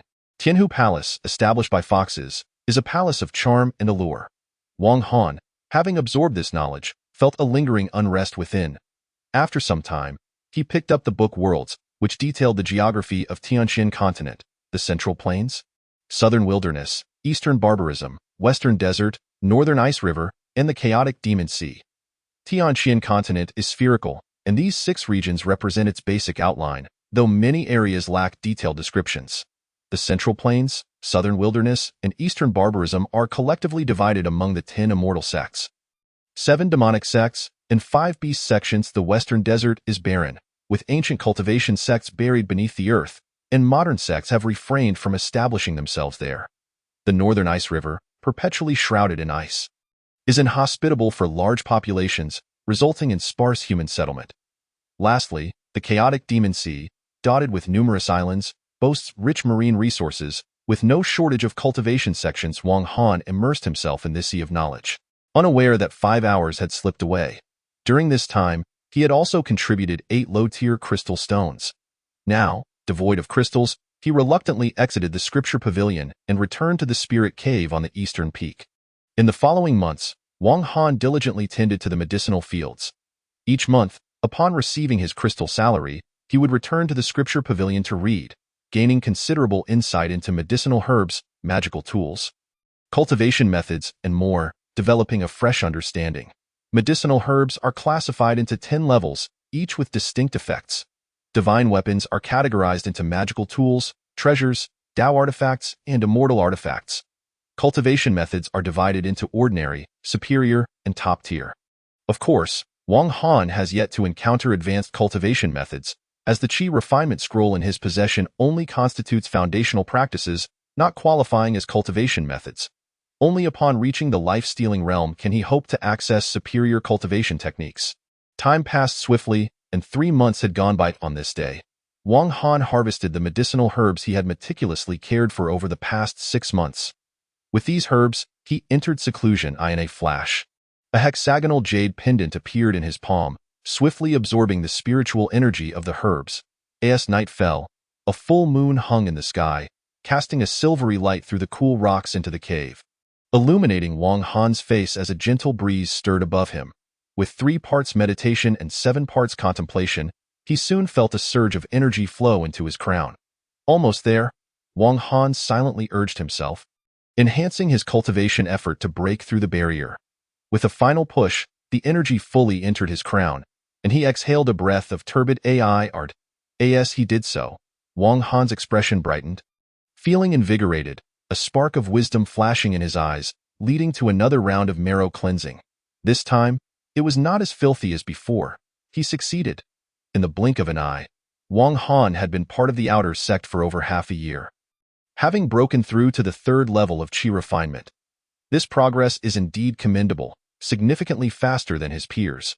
Unbeknownst to him, his once lean figure had become more robust, his brows thickened, transitioning from youth to young adult. Standing 7 feet tall, draped in a black robe, exuding a graceful demeanor. Embracing the moonlight, Wang Han stepped out of his cave, gazing up at the starry sky. The night is truly beautiful, comfortable, and relaxed. He lay in the courtyard, drifting off to sleep without realizing it. The following morning, Wang Han visited the salary pavilion. When he emerged, he found himself in possession of 30 low-tier crystal stones and 10 turtle snake pills. The efficacy of this elixir is rather ordinary, slightly stronger than a first-tier spiritual medicine. However, this brought unexpected delight to Wang Han. Aside from the pill bestowed upon him by Yi Qingqing, this was only the second time he had encountered such a potion. He reveled in his surprise for several days, and upon trying to swallow one, he regrettably found it to have little effect. The transition from the third level of qi refinement to the fourth is a significant threshold, demanding a terrifying amount of spiritual energy, far exceeding the total required for the previous 2 levels. 10 Ghost Serpent Pills would only increase his energy by 1/5 at this rate. It would take him at least 5 months to ascend to the 4th level. After pondering for a moment, Wang Han made his way to the Spiritual Medicine Pavilion, a place established by the sect for the sale of elixirs. They had seeds for spiritual medicines of up to the 3rd tier available for purchase. Wang Han's purpose for visiting was to acquire seeds for spiritual medicine. Upon his arrival, he noticed several disciples from outer sects present. A girl in red pointed to the seeds of the 3rd tier spiritual medicine and exclaimed, "Elder, how much for this?" 1 acre's worth of 3rd tier spiritual medicine seeds costs 100 high-grade crystal stones. The girl gasped, bit her lip, and then turned her gaze to the 2nd tier seeds, asking, "What about this 2nd tier spiritual medicine?" The cost for 1 acre of 2nd tier seeds is 10 high-grade crystal stones, or they can be exchanged for 100 low-grade crystal stones. A smile graced the girl's face as she said, "Elder, please pack me 1 acre of 2nd tier spiritual medicine seeds." Possessing a cultivation level of the 6th layer of qi refinement, she paid the crystal stones and left with her seeds. "Elder, I would like 3 acres of 1st tier spiritual medicine seeds," inquired a burly man. "That will be 30 low-grade crystal stones." The man promptly handed over the stones and departed with his seeds. Wang Han observed the earlier transactions and, when it was his turn, produced 30 low-grade crystal stones, saying, "Elder, I would also like 3 acres of 1st tier spiritual medicine seeds." The elder lifted his eyelids and replied, "There are only 2 acres of 1st tier seeds remaining." Taken aback, Wang Han responded, "Then I shall take 2 acres. Just as he finished speaking, a voice interjected, "Junior brother, might you consider allowing me to procure those 2 acres of seeds?" The speaker had a cold demeanor, exuding an aura of chill as he fixed his gaze on Wang Han. Wang Han glanced at the individual, noting that he, too, was at the 3rd layer of qi refinement, though his aura was far more substantial, as if he were on the verge of breaking through to the 4th layer. This caused Wang Han's brows to furrow slightly, and he shook his head, saying, "I fear I must disappoint you. Senior brother, these seeds are of great importance to me and cannot be relinquished." The man's expression darkened as he coldly smiled. "Do you know who I am?" "Not interested," Wang Han replied nonchalantly. The man's face darkened further, and instead of engaging Wang Han any longer, he turned to the elder, stating, "I am willing to offer 40 low-grade crystal stones for the 2 acres of spiritual medicine seeds." Wang Han's expression soured at this public price increase. Clearly a provocation. Frustrated by his limited crystal stones, he could not compete in wealth and thus turned his gaze to the elder, awaiting a response. The elder first shot a glance at the cold youth, then at Wang Han, saying, "There must be a first-come, first-served basis. Chao Chong, you are too late. Remember to arrive earlier next week. This young brother was here before you, so the seeds rightfully belong to him." Chao Chong. The name of the man was Chao Chong. His face darkened as he silently cursed the elder for not granting him face. With an icy glare fixed on Wang Han, he warned, "Kid, be careful when competing with Chao Chong." Wang Han remained silent, leaving the spiritual medicine pavilion with his seeds. The pavilion opened once a week, for just 1 day, and the seeds sold out rapidly. Thankfully, he had arrived just in time. Had he come even a moment later, he might have missed out on the 2 acres of seeds altogether. Upon returning to his medicine field, he began sowing the seeds. Not far off, in a small grove, Chao Chong squinted, watching Wang Han labor diligently, snickering, You're doomed for crossing me, Chao Chong. I'll let you tend to those seeds for now, but in 2 months, I will come to reap them. Those spiritual medicines are mine. Chao Chong muttered ominously, having followed Wang Han to this location. Amid his toil, Wang Han stole a glance toward the grove, thinking, this guy. His eyes narrowed. With the same third layer of qi refinement, Chao Chong's presence could not escape his awareness in the blink of an eye. Chao Chong vanished into the thicket. Wang Han stroked his chin, pondering something. A month passed, and Wang Han received his crystal stones and medicinal pill stipend, consuming all 10 ghost serpent pills. He then returned to purchase an acre of first-tier spiritual medicine seeds. The previously sown 2 acres had already taken root and sprouted stems and branches. Wang Han calculated that he would be able to harvest the 2 acres in 3 months, hoping to increase his energy significantly. That night, as Wang Han sat cross-legged in meditation, a figure lurked outside the medicine field. Not Chao Chong, but the notorious Lei Laohu, who resided across the way. After months of absence, Lei Laohu's aura had grown considerably, nearing a breakthrough to the 3rd layer of qi refinement. Under the soft moonlight, Lei Laohu's eyes glimmered with a thieving gleam. His true energy hovering at the pinnacle of the 2nd layer, just 1 step away from advancing. Yet, lacking the crystal stones and spiritual medicine, his breakthrough was indefinitely stalled. Relying solely on meditation would take at least 3 grueling months. A weight he could not afford. Thus, his attention turned toward Wang Han. His eyes, filled with a furtive glint, peered through the mist as he fixated on the medicine field, muttering, in another month, this Wang's spiritual medicine should show some effect. No, that's too long and half a month. I'll come and rob him of his medicines. Tio aid my breakthrough to the 3rd layer. With a chuckle, Lei Laohu vanished into the moonlight. That same moment, Wang Han, meditating within the cave, opened his eyes. His consciousness constantly monitored the entire spiritual courtyard, and Lei Laohu's sneaky maneuvers were impossible to hide from him. What schemes could that rogue be plotting? Wang Han squinted, but soon broke into a chuckle. Those 2 flying swords of his are indeed fine treasures. If he has a plot, let him execute it. I shall use his own tactics against him to draw him out of his safe zone. To kill and seize treasures, a murderous intent surged within his gaze. Chapter 15. Kill and seize treasures. Half a month swiftly passed. Generally speaking, thefts are executed at night, and Lei Laohu had planned similarly. Chao Chong had also devised a similar scheme. However, the 2 did not coordinate their actions for the same evening. That night, Lei Laohu stealthily approached. From a distance, he spotted Wang Han's figure still guarding the medicine field in the dead of night. Lei Laohu restrained his rising excitement, fixating intently on Wang Han's silhouette in the medicine field. Wang Han slightly lifted his eyelids, having noticed Lei Laohu's movements. After waiting a while, he observed Lei Laohu hiding in the shade of a tree. His eyes glinting with mischief. Is this fellow here to steal? Wang Han mused, glancing at the 2 acres of spiritual medicine, and a hint of suspicion crossed his mind. A smirk crept onto his lips as he carefully harvested 10 stalks of spiritual medicine, leaving the remaining 2 acres untouched, as the other acres' plants were not yet mature enough to yield any significant effect. With the harvested spiritual medicine in hand, Wang Han exited the medicine field, heading eastward toward the Demon Mountain. That brat has harvested the spiritual medicine. Lei Laohu longed to rush out immediately, but he suppressed his urge, stealthily following Wang Han to the Demon Mountain. The Demon Mountain remained as perilous as ever. Wang Han arrived at the western side of the outer mountain, where a patch of wild grass awaited. Behind him, Lei Laohu chuckled. This place was no longer a safe zone. Here, one could kill without concern for sect punishment. Kid, you chose the wrong path, entering hell without invitation. Lei Laohu sneered as he leapt out, the wild grass rustling noisily, creating quite a commotion.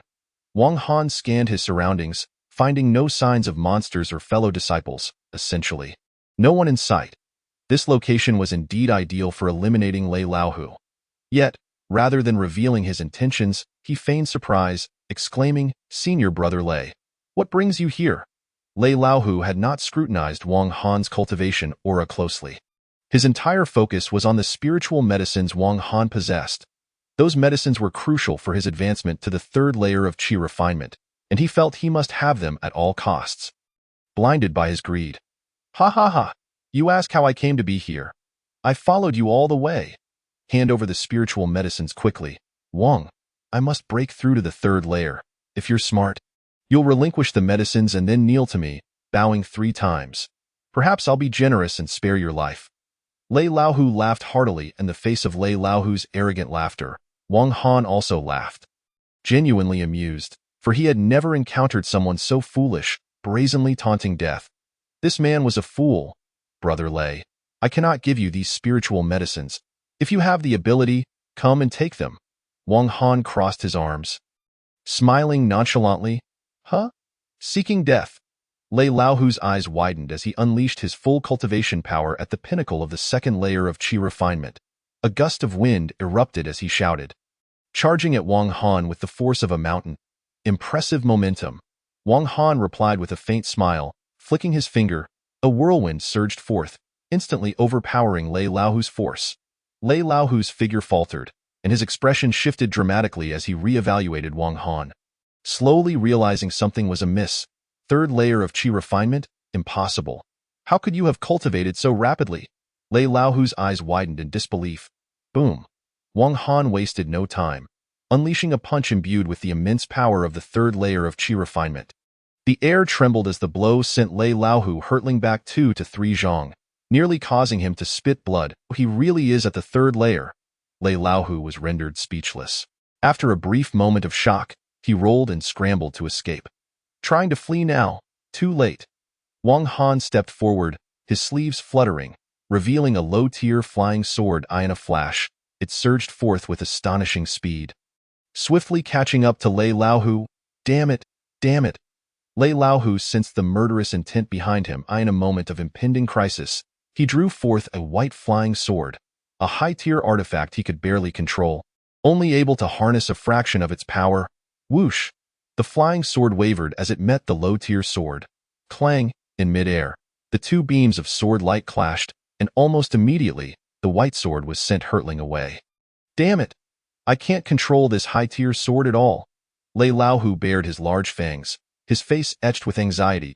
At that moment, the low-tier flying sword darted forward, and Lei Laohu felt a sharp pain in his neck. In an instant, he lost consciousness, his eyes closing as he succumbed to death. Just like that, Lei Laohu perished. Wang Han smiled faintly. His cultivation at the third layer of qi refinement far surpassed that of Lei Laohu, and with the assistance of the low-tier flying sword, he held the advantage. The entire process was devoid of any turbulence, significantly easier than his previous encounter with the burly man. All of that fellow's treasures were now his. He collected Lei Laohu's storage bag, erasing the divine sense upon it, and indeed found a half-spiritual flying sword within. He also picked up the white flying sword from the ground, gazing at it for a moment, murmuring, if this fellow's power were a bit stronger, he might not have fallen so quickly. With a flick of his wrist, the low-tier sword returned to his grasp. His eyes narrowed as he noticed a small crack at the sword's tip, a testament to the disparity between low-tier and high-tier flying swords. In contrast, the white sword, though sent flying far away, remained unscathed. Erasing all traces of the corpse, he quickly returned to the outer sect's spirit cave. Refining 2 acres of spirit herbs by dawn, Wang Han ended his meditation, clapping his storage bag with one hand, causing 3 flying swords and a white feather to float before him. His current 4 magical artifacts. The low-tier sword was seized from an unknown burly man, while the high-tier half-spiritual sword was a trophy from Lei Laohu. As for the exquisite white feather, it was a treasure he had selected from the treasure pavilion, rightfully his own. With his current cultivation, he could only wield the low-tier flying sword. To manipulate more formidable high-tier artifacts, he would need at least the 4th layer of qi refinement, and even then, it would only be basic control. Perhaps only upon reaching the 5th layer could he truly master them. As for the half-spiritual flying sword, it would likely require a cultivation level above the 7th layer to attempt manipulation. Wang Han pondered silently. At that moment, dawn broke, the sky lightening with hues of pale white. Wang Han emerged from his cave, greeting the horizon's fishbelly white with a smile. This night had indeed yielded great rewards, a high-tier flying sword and a half-spiritual flying sword. How many crystal stones would that cost to acquire? With this thought, Wang Han returned to his cave, retrieving the jade pendant and the damaged low-tier flying sword. Infusing spiritual energy into the pendant, a flash of spirit light restored the broken sword to its former state. Then, He refined the high-tier flying sword, a process significantly longer than that of the low-tier sword. By the time everything was completed, 3 days had passed, deep into the night. Chapter 16. Slaying Chao Chong. Hardly had he finished refining the flying sword when Wang Han's expression shifted in the small grove outside the herb field. Chao Chong was fixated on the remaining acre of spirit herbs, only 3 or 4 immature plants left. His expression darkened. The spirit herbs had been harvested? Just last month, there had been 2 acres. How had they vanished? Was this brat harvesting herbs with such frequency? Chao Chong's face grew increasingly grim at that moment. Wang Han stepped out of his cave, sensing Chao Chong in the small grove. It's this guy again. Wang Han narrowed his eyes and chose to ignore him, turning back to his cave. Chao Chong was tempted to rush out and beat Wang Han, but seeing no benefit in doing so, he suppressed his impulse and muttered, "In another month, when these spirit herbs sprout, I'll come to harvest them." With this thought, he departed. Wang Han, noticing Chao's retreat, felt a glimmer of cold light in his eyes, and devised a plan. For the following month, Wang Han practiced controlling the high-tier flying sword every day. Though it was quite challenging, he managed to unleash a few sword strikes at the beginning of the next month. Having received his salary, he swallowed 10 turtle snake pills and purchased a total of 50 low-tier crystal stones, investing them all in spirit herb seeds. His herb field expanded from 3 acres to 5. The initial acre of spirit herbs took root and sprouted. In 2 months, they would be ready for harvest. Gazing at the 5 acres of herb field, Wang Han calculated that at this rate, he could harvest substantial spirit herbs twice within 6 months, totaling 100 acres, not to mention the monthly turtle snake pills and low-tier crystal stones. If all went well, he could break through to the 4th layer of qi refinement within half a year. In the next 3 months, Chao Chong visited frequently in the first month. After seeing the herbs sprouting, his desire to harvest intensified, but he reconsidered. The effects of the herbs would be minimal for him in just a year or 2. So he decided to wait. This choice granted Wang Han some breathing space. By the second month, the 50 acres of herbs thrived, promising yields over 3 to 4 years. Chao Chong was eager to harvest immediately but resisted the urge, simultaneously worried that the brat would gather the herbs first. Thus, in the 3rd month, he came almost daily, treating the 50 acres as if they were his own. Chao Chong's frequent visits did not escape Wang Han's notice. After 3 months of diligent practice, Wang Han's true energy at the 3rd layer of qi refinement had reached a substantial level.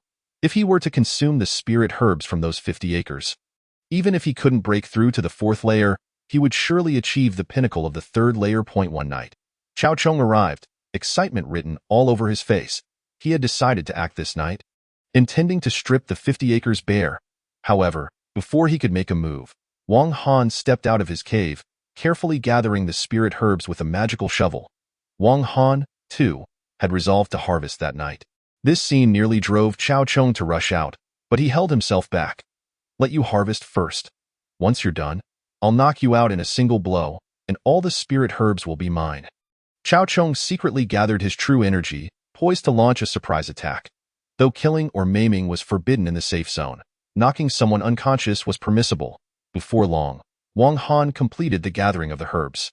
"Now's my chance," Chao Chong cackled, ready to charge out, but suddenly halted. He noticed Wang Han leaving the herb garden, heading toward the back mountain. Chao Chong was momentarily stunned, then elated, and he followed Wang Han closely. Wang Han smirked inwardly. His current magical power was not much inferior to Chao Chong's. Moreover, after 3 months of arduous training with the flying sword, his control over the high-tier sword had improved significantly, granting him a sense of confidence. The location was the same overgrown area where he had slain Lei Laohu, desolate and filled with a chilling breeze. Wang Han sat cross-legged, secretly channeling his true essence. With both the high-tier and low-tier flying swords concealed within his sleeves, awaiting Chao Chong's approach to strike decisively. Chao Chong observed Wang Han sitting on the ground, his eyes flickering as he scanned the surroundings. Finding not even a trace of a demon. "You fool! Seeking death!" Chao Chong leapt out, abandoning his concealment, and laughed heartily. "Brat! Why are you running out here in the dead of night instead of staying in your cave? Are you courting death?" Wang Han wore an expression of calm indifference, replying with a smile, "Isn't Chao Shixiang also out here in the middle of the night?" Upon hearing this, Chao Chong laughed maniacally. "Ha ha! Hand over the 50 acres of spirit herbs. Wang Han looked at Chao Chong with disdain. Oh, what else with that expression? Seeking death. Chao Chong felt that the brat was looking down on him. How dare a mere trash disdain him? Immediately furious, he swept his sleeves, unleashing 2 flying swords, one before the other, their edges glinting ominously. Wang Han's eyes glinted, and with a flick of his sleeve, he released the low-tier flying sword. Clang! Though Chao Chong had 2 low-tier swords, their combined power far surpassed that of Wang Han's single sword, coupled with Chao Chong's slightly superior magical power. With these advantages, their confrontation revealed an overwhelming dominance. And in just a few exchanges, Wang Han's low-tier sword was knocked away. Brat, die! Chao Chong roared, pushing forward with both swords aimed at Wang Han. Just then, an unexpected turn of events occurred. Wang Han's sleeve flicked again, and a beam of white sword light burst forth, striking down both of Chao Chong's swords before he could react. Chao Chong froze, still in shock, as the white sword light approached. High-tier flying sword? His eyes widened in disbelief. You? Chao Chong had never anticipated that the brat possessed a high-tier flying sword. Caught off guard, he found himself unable to move in time. The sword light flashed past, and with a gurgle, blood erupted from his throat as he fell lifeless to the ground. Chao Chong was dead. Wang Han brushed off the dust from his clothes, stood up, and approached. First, he picked up the 2 low-tier flying swords, then collected Chao Chong's storage bag, probing within with his divine sense. His expression brightened immediately. The storage bag contained 10 turtle snake pills and 10 first-tier spirit herbs. Coupled with the 21st-tier spirit herbs in his own possession, he might just be able to break through to the 4th layer of chi refinement. Even someone as composed as Wang Han couldn't help but laugh heartily for a few moments. However, a sudden roar echoed, startling him. He had unknowingly disturbed some wild beast. Wang Han's expression changed. Just the sound of that roar sent a tremor through his spirit. I can't provoke that. He quickly stifled his laughter and dashed back to the outer sect. Inside the cave, filled with excitement, Wang Han retrieved 31st-tier spirit herbs and 10 turtle snake pills. Taking a deep breath, he produced the jade pendant and soon fell into a silent meditation. The night passed without incident. The next morning, a muffled sound erupted from the cave, followed by a surge of immense true energy. A shadow flashed, revealing Wang Han's tall figure as he faced the rising sun, his robes rustling in the breeze. His aura had greatly increased. Chapter 17. Minor Spells, Chi Refinement Level 4. With a long, hearty laugh, Wang Han stood amidst the wild grass of Yaoshan. He stowed away the Chi Refinement Scroll and, with a single hand, grasped at the void. With another grasp, the true energy flowed through his entire body and into his palm, radiating a gentle warmth. This was the practice of spells. The Chi Refinement Scroll documented 7 or 8 minor spells: Fire Serpent Technique, Great Strength Technique, Ice Blade Technique, Sunflower Water Technique. These minor spells were perfectly suited for practitioners at levels 4 to 6 of Chi Refinement. Upon reaching level 7, one could then cultivate higher-tier spells such as the Great Fire Serpent Technique, Great Strength Technique, Great Ice Blade Technique, and Sword Control Technique, among others. Wang Han focused on the Fire Serpent Technique, grasping at the void for an extended period. Finally, a flicker of fire energy ignited within his eyes. He continued to grasp fervently at the void, and thus 7 days passed. At last, a flicker of flame materialized in his palm, yet it was still insufficient. Mere flames would not suffice. He needed to condense them into a fire serpent to consider it a success. On the 10th day, the flame in his palm transformed into a fireball as he controlled the flow of true energy.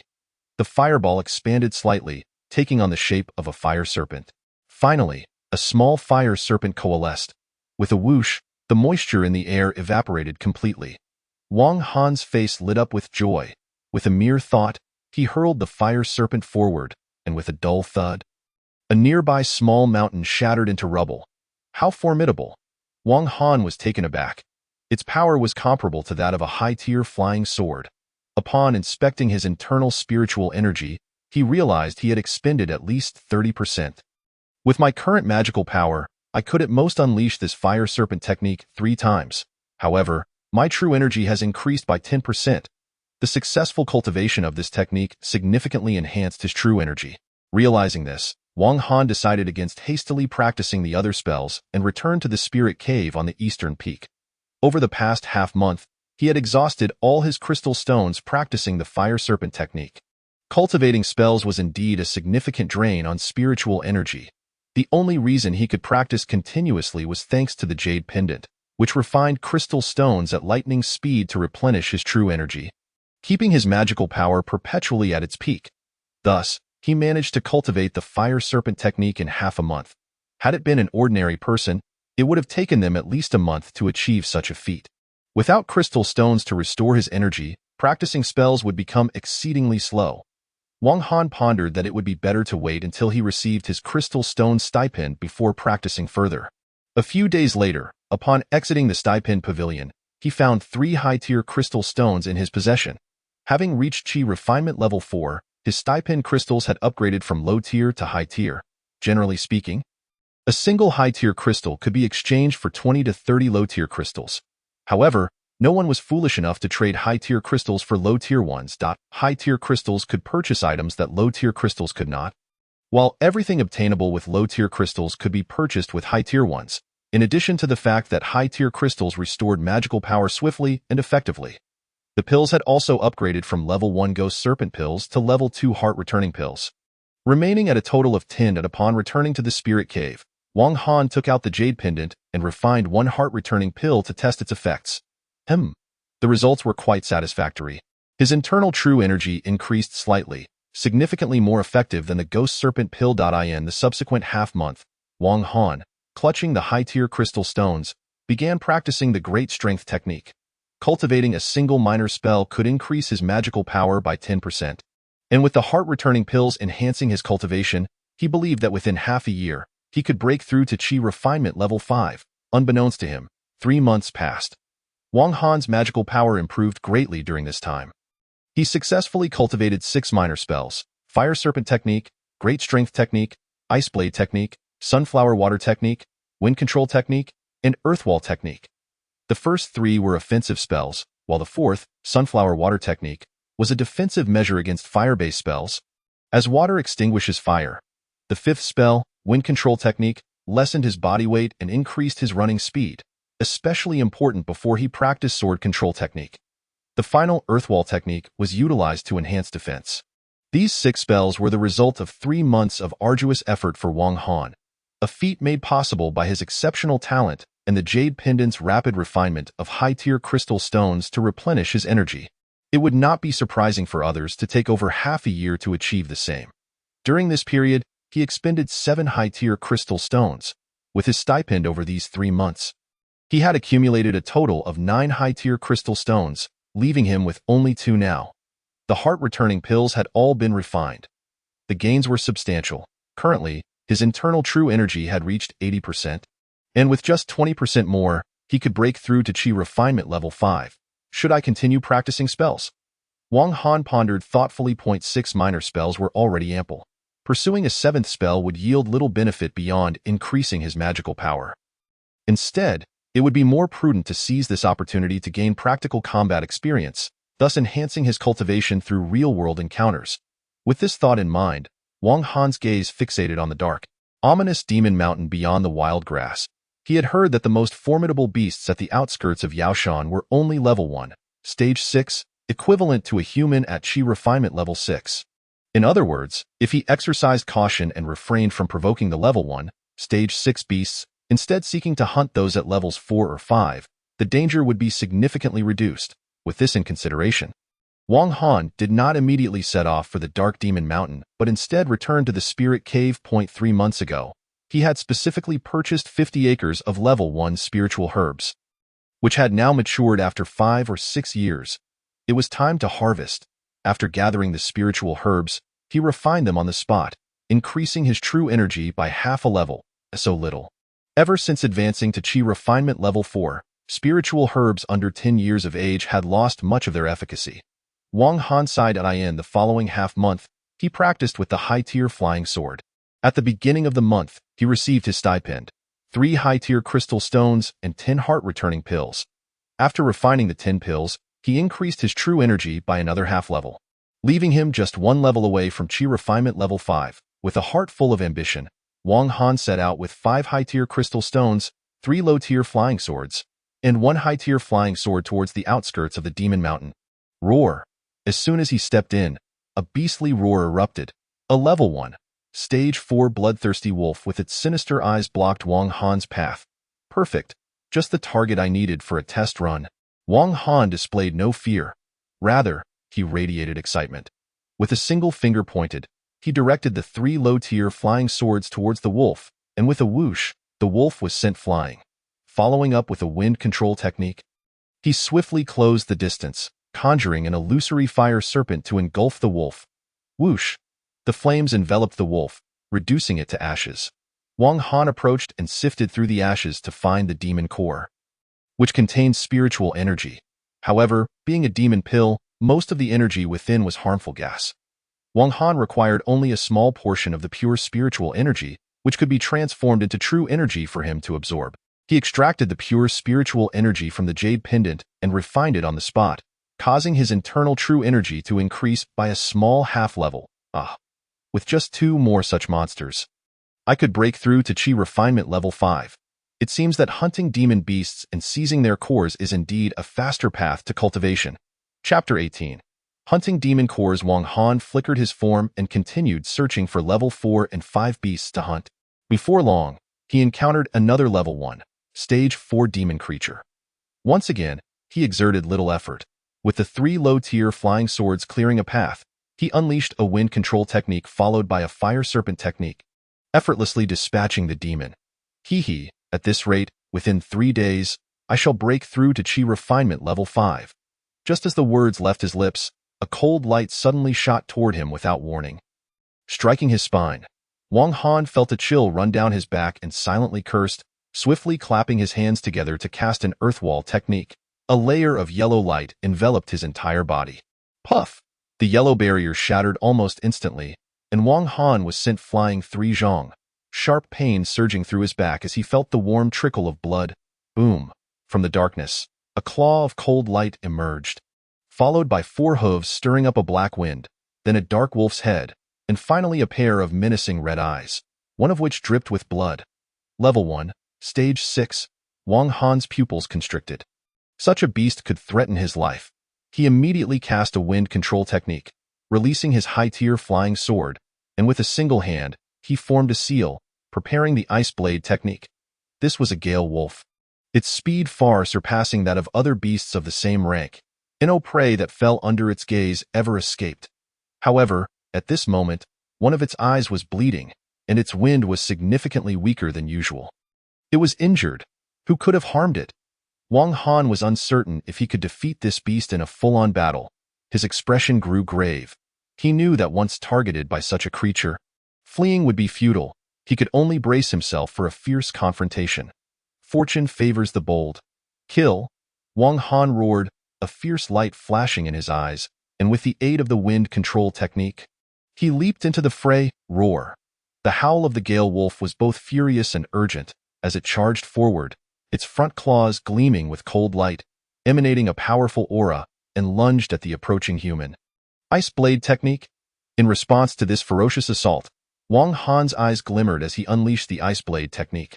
What happened next was extraordinary. The gale wolf halted, swiftly encased in a layer of frost. The chilling grip of the ice invaded its wounded form, plunging its bleeding eye into a cold abyss. Roar! Yet soon, the frost began to shatter, and the beast's demonic energy surged forth. This wolf demon was exceptionally strong. The ice blade technique could not restrain it for more than 3 breaths, as the ice began to break apart. Wang Han remained unfazed. With a swift gesture, he commanded his high-tier flying sword to deliver a decisive strike just as the ice fractured. Puff! No matter how fast the gale wolf was, it could not evade the attack. Puff! The sword light descended upon it, sending the beast hurtling back 3 zhong, blood spilling profusely. With that strike, Wang Han cleaved through the creature's skull. Yet, even so, the beast did not perish. It struggled to raise its paw, pointing accusingly at the young human. Wang Han's face paled, panting heavily. That last strike had exceeded his usual prowess, unleashing about 50 to 60% of the high-tier flying sword's power. But it had also drained a significant portion of his magical energy. Coupled with the earlier earthwall technique, wind control technique, and ice blade technique, His internal magical power had dwindled to less than 10%. It is fortunate that the demon wolf has been vanquished. Wang Han approached, yet before he could draw near the swift-winged demon wolf, he suddenly heard a sound slicing through the air. In the darkness, a spiritual light illuminated the surroundings, revealing a shadowy figure within. Someone was approaching. Moreover, the aura emanating from this individual was not much weaker than that of the demon wolf. Wang Han's expression darkened. Regardless of who this newcomer was, he quickened his pace, producing a 3-inch ancient sword in his hand. Utilizing the wind control technique, he swiftly closed the distance to the swift-winged demon wolf. With a decisive thrust of his ancient sword, he pierced into the demon's belly, releasing a sickening crunch as he extracted the demon's core. Just then, the spiritual light drew closer. In a flash, a man clad in a blue robe appeared, panting heavily with a gleaming flying sword hovering before him. Observing the aura, it too was a high-level flying sword. Assessing the man's cultivation level, he was at the 6th layer of Qi refining. Upon his arrival, he first cast a glance at the slain demon wolf. Dead? Did you slay this demon wolf? His gaze then fixed on the young man in black, crouched on the ground, clutching the blood-red demon core. A grim expression on his face. This man appeared weary from travel, as if he had come specifically for the demon wolf. Was he the one who had wounded it? Wang Han mused inwardly. While outwardly his gaze flickered slightly in his palm, a high-grade crystal emerged, the jade pendant radiating power as it rapidly refined the energy, replenishing his true Qi. Not speaking. Humph. This demon was severely injured by me. And you merely picked up the scraps? Truly despicable. Now, at once, surrender the demon core and present your high-grade flying sword. The man in the blue robe scrutinized Wang Han, immediately discerning his weakened state and the frail foundation of his 4th layer of Qi refining. His eyes roamed over the white glowing flying sword, recognizing it as a high-level artifact.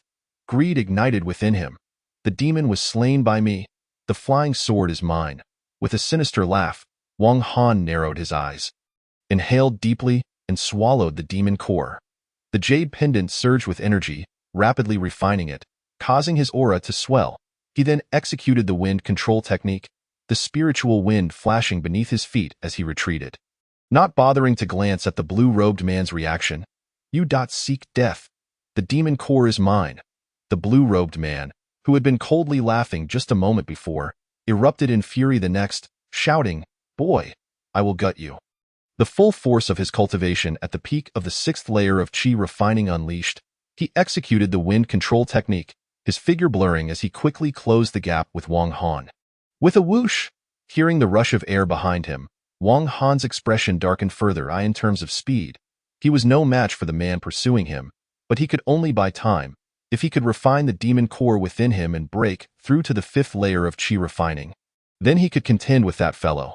For now, the most crucial thing was to delay. "Boy, where do you think you're running?" The blue-robed man called out, summoning his blue flying sword, which surged toward Wang Han with ferocious intent. "Block it!"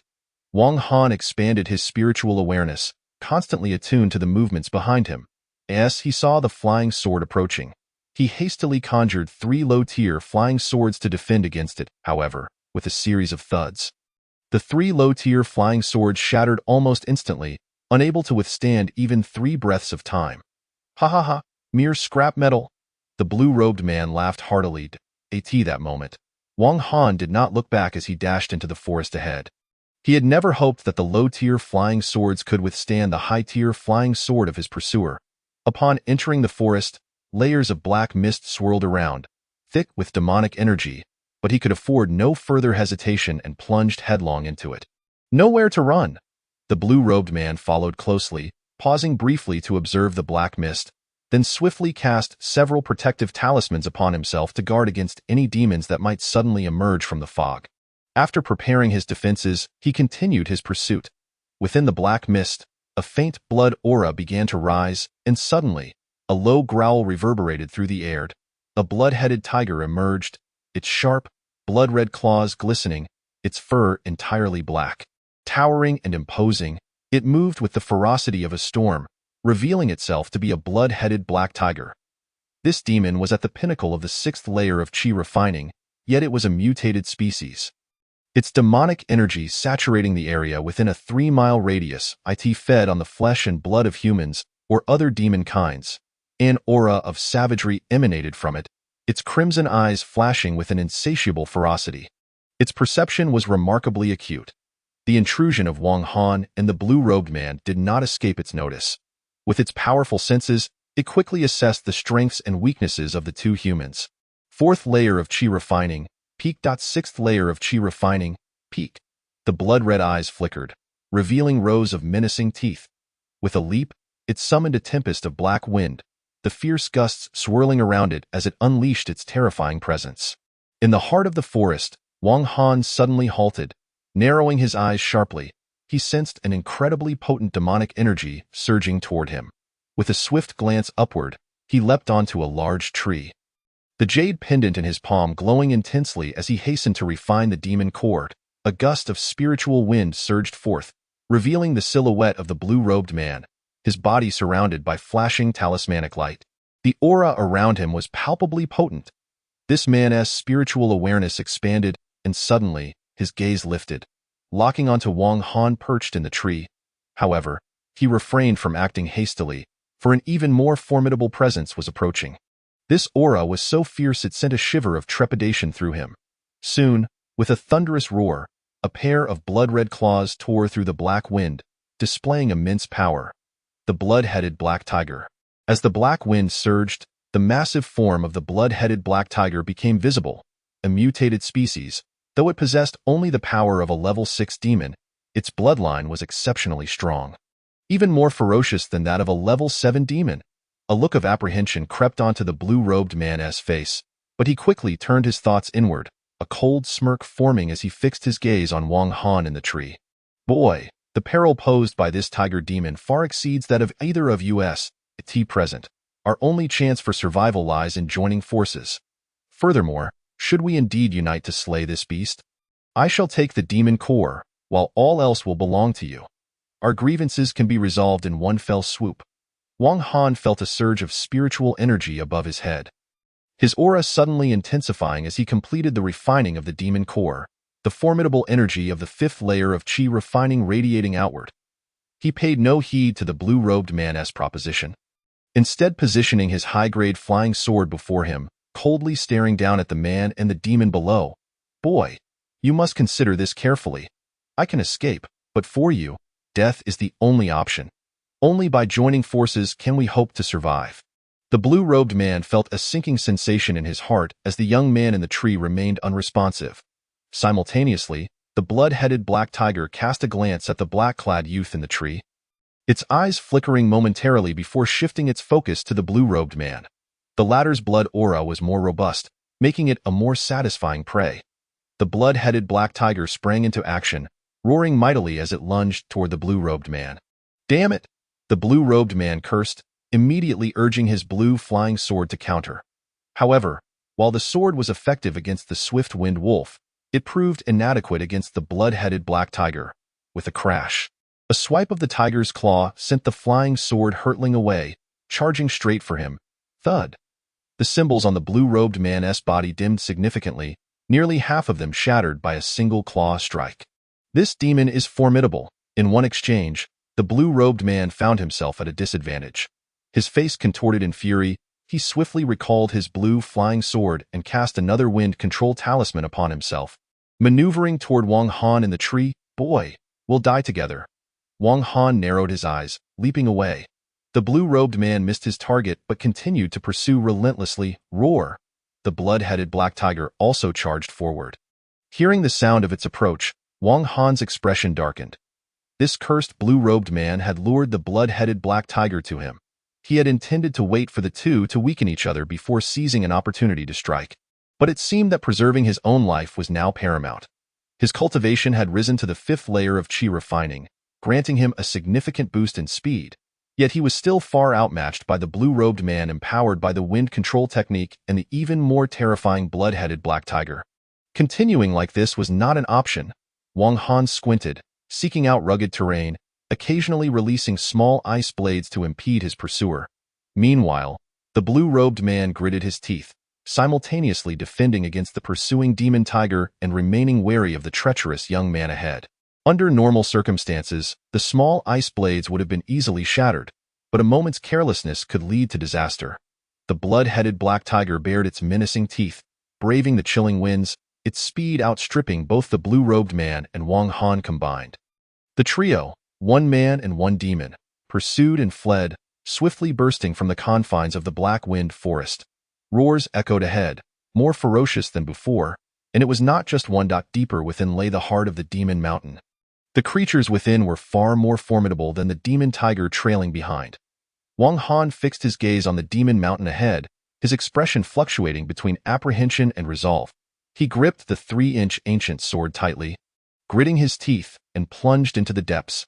With a flash of blue light, the blue-robed man's figure appeared. Compared to before, he looked quite disheveled. Caught in the middle, he had been lamenting his fate all the while. Hindered by Wang Han's treacherous tactics in front and pursued by the fierce tiger behind, significantly slowing his pace. Furthermore, all of his talismans had been utilized to fend off the tiger. This was the result of years of effort. Now, it lay in ruins. The losses were catastrophic. All of this was thanks to that young man ahead. I shall surely kill you. The blue-robed man gritted his teeth, fixing his gaze on the depths of the Demon Mountain. Heedless of the dangers ahead, as he charged in roar, the blood-headed black tiger halted, a flicker of trepidation flashing in its eyes. The demons deeper within the mountain were far too ferocious. It had ventured there a few months prior and nearly lost its life. It had long since resolved never to step foot into the deeper regions of the Demon Mountain again without breaking through to the 7th level. Buzzing.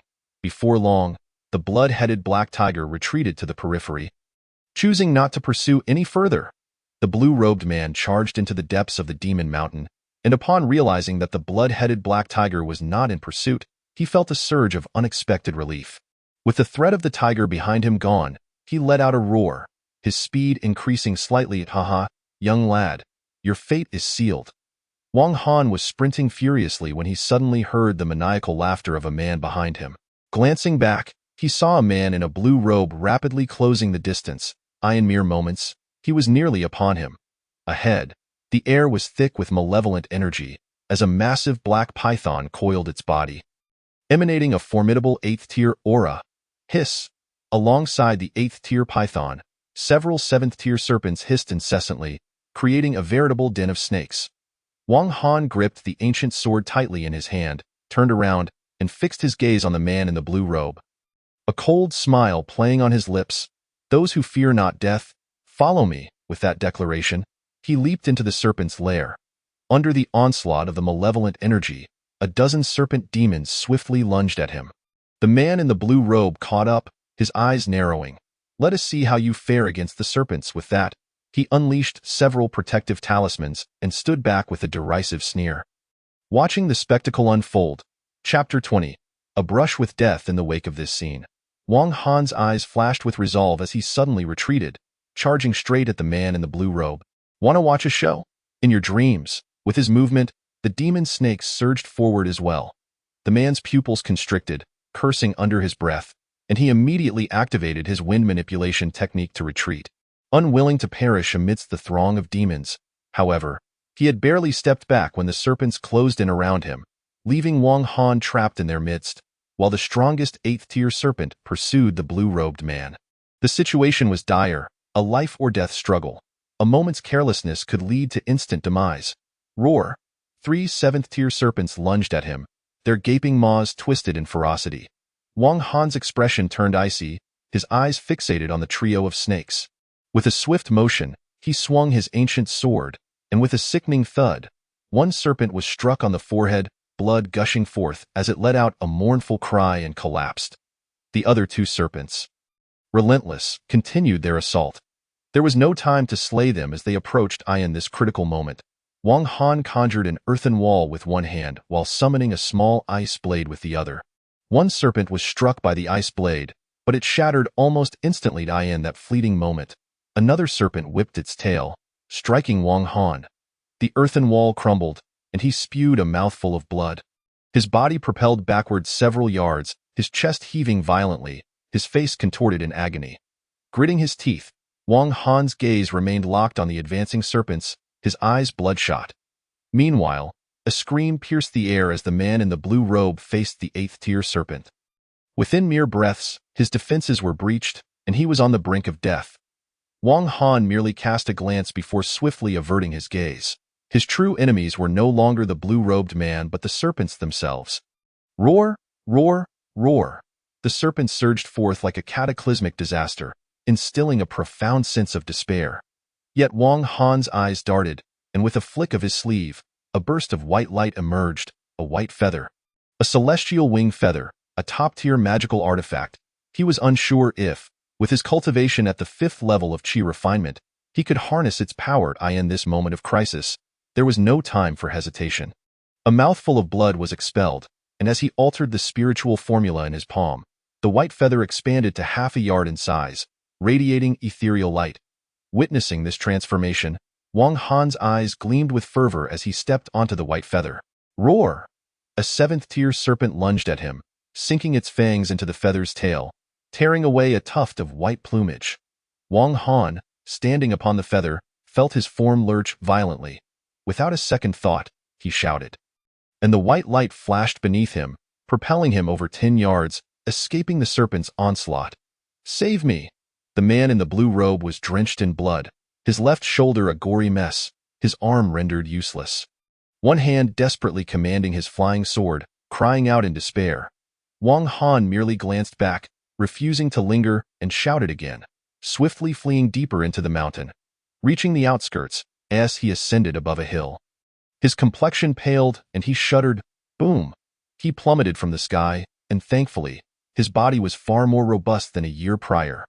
Otherwise, the high-speed fall would have spelled disaster. Even so, he crashed to the ground. His internal organs jolted, and he coughed up blood. Swish! The white feather shimmered with spiritual light, returning to the size of a palm. Wang Han's heart felt as though it were obstructed by a boulder as he gazed at the palm-sized feather. A wave of panic coursing through him. He had only activated it 3 times, propelling him 30 yards, draining all his spiritual energy. Now, he was left with an empty reservoir of power, and even a 5th-tier demon could spell his doom.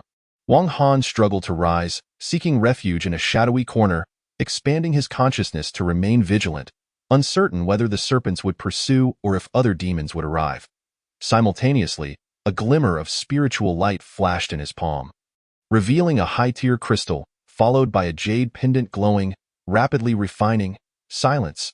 An eerie stillness enveloped the area. Suddenly, faint sounds reached his ears, and Wang Han furrowed his brow, focusing on the verdant foliage before him.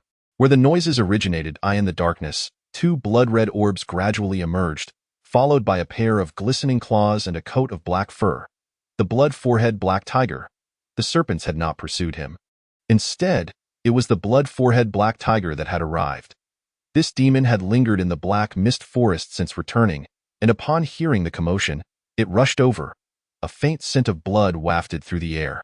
There! The blood-forehead black tiger's crimson eyes were fixated on the thicket where Wang Han concealed himself. The scent of blood emanated from there, its gaze glinting with excitement as it prowled toward the hiding place. 3 yards, 2 yards, 1 yard. As it approached within a yard, the blood-forehead black tiger erupted into a burst of speed. The sound of snapping branches echoed through the air, a high-speed assault. With no time to react. It moved like a shadow, swift as lightning, a lion hunting a hare. Its presence was betrayed. Wang Han's pupils constricted as he realized his depleted energy left him powerless to fight or flee. Gritting his teeth, he grasped his 3-inch ancient sword tightly. Here it comes! The tiger roared, the air trembling as a powerful wave of sound surged forth. Wang Han's skin twitched violently, his ears rang. And he saw stars, his consciousness blurring. Damn it! In this life-or-death moment, Wang Han's eyes turned crimson, a ruthless intent etched upon his face. With a thunderous shout, he thrust the ancient sword downward, only to let out a pained scream of his own. The sword had pierced his thigh. Blood gushed forth, excruciating pain jolting his mind back to clarity, freeing him from the tiger's roar. The blood-forehead black tiger's massive jaws loomed before him, a row of razor-sharp teeth resembling a meat grinder. Capable of shredding flesh in an instant, The thought of being bitten sent chills down Wang Han's spine, yet his resolve only intensified. Kill! The ancient sword plunged forth, and with a sickening thud, the blood-forehead black tigeress mouth gaped wide, its eyes gleaming with bloodlust. But in the next moment, its face contorted in agony, demon blood gushing from its mouth and forehead as Wang Han's blade struck true, piercing deep into its muzzle. Grr! The blood-forehead black tiger thrashed violently, wailing as it crashed into a massive black tree, half of its face obliterated, demon blood splattering everywhere. Its eyes glowed with a fierce intensity, as if preparing to retaliate before its demise. Die! Wang Han rushed forward, reclaiming the ancient sword that had been flung away in the collision, stabbing repeatedly at the tiger's forehead. Puncture! Puncture! Demon blood gushed forth as he pierced its brow. Grr! The wails of the blood-forehead black tiger gradually subsided until silence enveloped the scene, its massive form collapsing. Exhaling heavily, Wang Han felt as though he had exhausted every ounce of strength, collapsing onto the ground, gasping for breath. After a moment, he used the ancient sword to slice open the tiger's belly, retrieving its demon core, and collected its pelt and claws before finding a nearby cave to meditate and refine the demon core. Chapter 21. Crafting Talismans. 3 days later, Wang Han emerged from the spiritual cave. During this time, he not only regained his vitality but also significantly advanced in cultivation, though he remained far from reaching the 6th level of Qi refinement. Additionally, he had successfully refined the white feather. With his current spiritual energy, he could activate it for 3 breaths. After refining, it could sustain 4 breaths. Do not underestimate these 4 breaths, for they equate to a distance of 40 yards. Upon returning to the outer sect, he made his way directly to the salary pavilion. When he exited, he found himself in possession of 20 high-tier crystals and 20 heart return pills. His salary at the 5th level of Qi refinement had increased. After refining the heart return pills, his cultivation improved once more.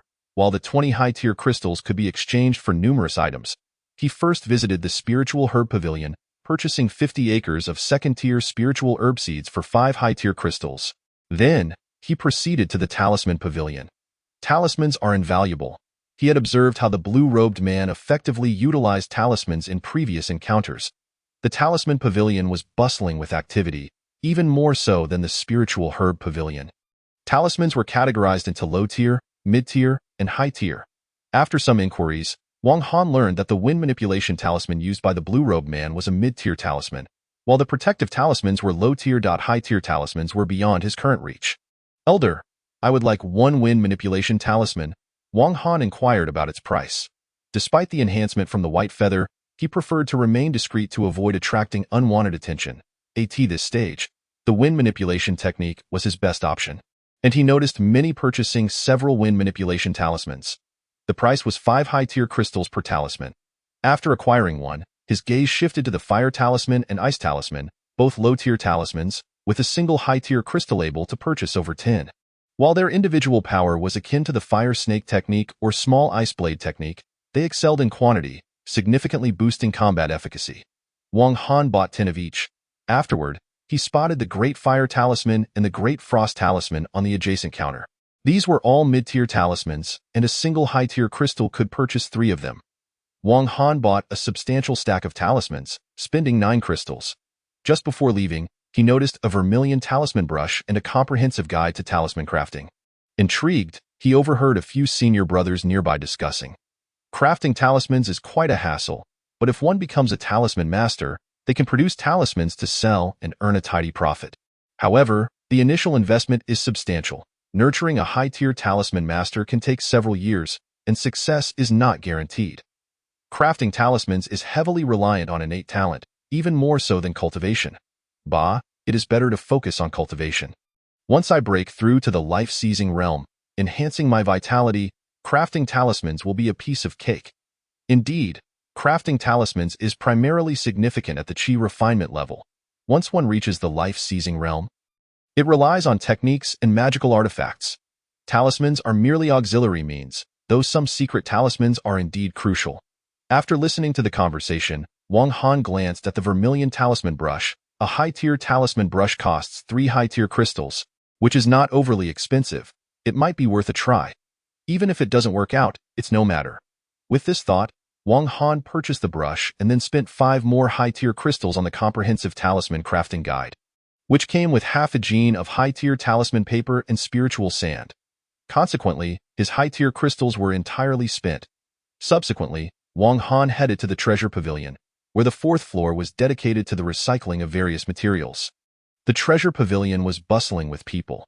When Wang Han laid the bones, claws, and pelt of the blood-crowned black tiger on the table, the elder of the pavilion exclaimed, "Oh, isn't this the bone of the blood-crowned tiger? What a fine specimen!" His eyes lit up as he scrutinized Wang Han, noticing he was at the 5th level of chi refinement. There is only one blood-crowned black tiger, a 6th-level peak demon. To have slain such a beast with your strength is commendable. This. Several young men nearby began to whisper and point at the tiger bones. Among them, a girl clad in red with purple accents approached. Surrounded by several young men, she wore a purple sword at her waist, radiating high-tier spiritual light, and donned a vermilion and purple crown, exuding an aura of heroism. She cast a glance at Wang Han and said, "These bones of the blood-crowned tiger are of some use to me. Sell them to me, and I can offer you double the price compared to the treasure pavilion." Her voice was melodious, and Wang Han did not respond immediately but turned to the elder of the pavilion, who nodded and said, "Transactions are free." Wang Han felt relieved and looked at the girl, sensing that her aura was similar to his. Also at the 5th level of chi refinement. However, the young men behind her radiated a more powerful presence, with one even reaching the 7th level of chi refinement. This girl was certainly not of ordinary standing. "This young lady, you can pay whatever the market price is. No need for double. However, if you wish to buy, you must take the claws and pelt as well," Wang Han stated. "Very well." The girl promptly agreed and paid 7 high-tier crystals according to the market price. Wang Han accepted the crystals, and with their purpose fulfilled, both parties departed without further conversation. As he passed through the central square, he found a crowd gathered, cheering, "Brother Liu, go for it." Soon after, another group shouted, "Brother L, give it your all." On the high platform stood 2 young men, one clad in a long green robe with a dark green flying sword hovering before him, emanating a high-tier aura and radiating the powerful presence of the 8th level of chi refinement. The other wore a red robe, wielding a red flying sword, equally glowing with high-tier light, surrounded by an air of murderous intent. "What is happening here?" Wang Han pushed through the crowd and asked a nearby thin man. The thin man replied, "Brother Liu and Brother L are dueling." "Why are they fighting?" Wang Han inquired. The thin man disdainfully glanced at him and explained, "These two have been at odds since entering the outer sect, and over the past 2 years, they've fought countless duels, each time exhausting their magical power to the last drop. Interestingly, they have always been evenly matched. Unable to defeat one another. It is said their feud began in the mundane world, and it has become a fight to the death." Wang Han was greatly intrigued. "Kill." The two on the platform had already engaged their flying swords in battle. Clang, clang. The two were evenly matched, and after 2 hours, no victor emerged. Wang Han shook his head and ceased to watch. Upon returning to his spiritual cave, he took out the comprehensive guide to talisman crafting and began studying the art. Crafting talismans was both simple and complex. In essence, it was a combination of talent and hard work. Wang Han first attempted to use the talisman brush to draw a small orb of fire on the paper, igniting a flicker of flame, but it quickly vanished. To be able to draw fire was indicative of talent. Those lacking such talent would be unable to form anything. With talent comes the need for effort. Wang Han concentrated, retrieved the vermilion powder, and brought forth another sheet of talisman paper, drawing a fire orb once more. This time, the flame lasted a good 7 or 8 breaths before extinguishing. "I found a way." Wang Han's face brightened, and he produced a high-tier spiritual stone, replenishing his magical power while drawing the talisman. Once he could keep the flame alight for 2 hours, he would be able to succeed. Drawing talismans required intense concentration and was quite taxing on magical power. However, for Wang Han, who possessed a jade pendant, replenishing magical power was effortless, making it easy to maintain focus. Chapter 22. Windfall. A fortnight later, during which Wang Han remained indoors, diligently crafting talismans, he finally conjured a spectral fire serpent, its spiritual energy surging, palpable even from several yards away. A mid-tier talisman. This was not a low-tier talisman but was infinitely close to one. His month-long immersion in talisman crafting had yielded remarkable progress, showcasing an astonishing talent for the craft. Of course, a significant factor was the jade pendant's rapid refinement of spiritual energy and Wang Han's heightened focus. Now, he was but a step away from becoming a mid-tier talisman master. Crafting talismans seemed far less daunting than he had anticipated. Wang Han stroked his chin, realizing he could now effortlessly produce low-tier talismans while ensuring their spiritual essence remained intact. Low-tier talismans no longer satisfied him. After gazing at the mid-tier fire talisman for a while, he waved his hand, extinguishing the spiritual essence. He was almost ready to advance to mid-tier talisman master. Ideally, he should have seized the momentum to push into the realm of mid-tier talisman masters. However, after a month of intense consumption, both the spiritual paper used for drawing talismans and the high-tier spiritual sand were nearly depleted. And he had spent 5 high-tier crystals. He could no longer continue crafting. Crystals! Wang Han's eyes sparkled with determination.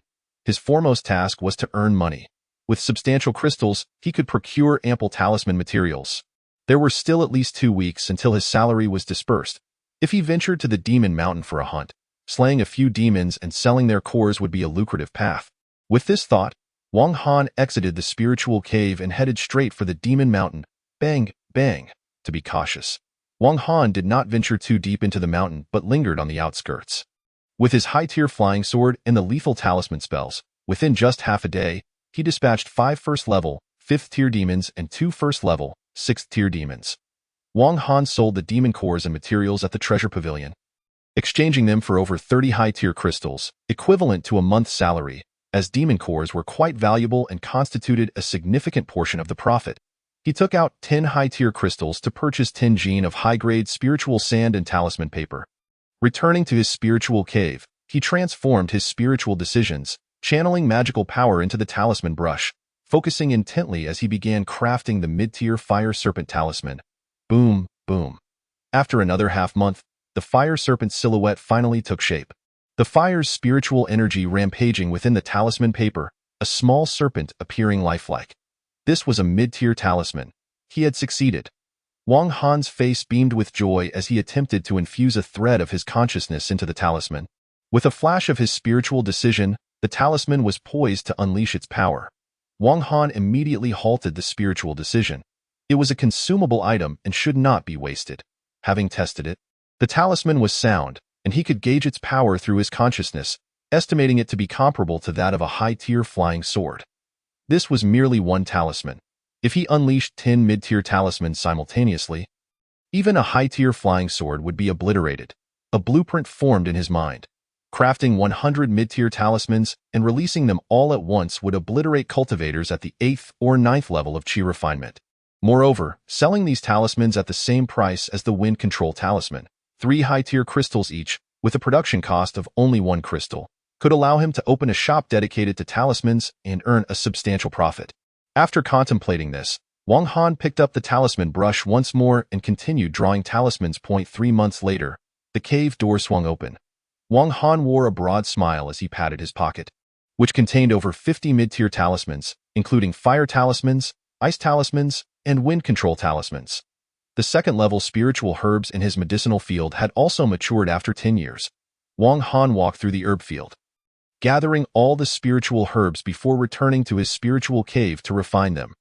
His months of talisman crafting had greatly enhanced his magical power, and with the monthly heart-returning pills, combined with the 50 acres of spiritual herbs, he was now close to reaching the 6th level of chi refinement. Not long after, Wang Han emerged from the spiritual cave. Compared to 3 months ago, he had undergone a significant transformation. He had grown taller. His complexion was rosy, his eyes sparkled, and his figure was lean and graceful, radiating an air of vitality. Next, he needed to find a place to exchange these 50 mid-tier talismans for crystals.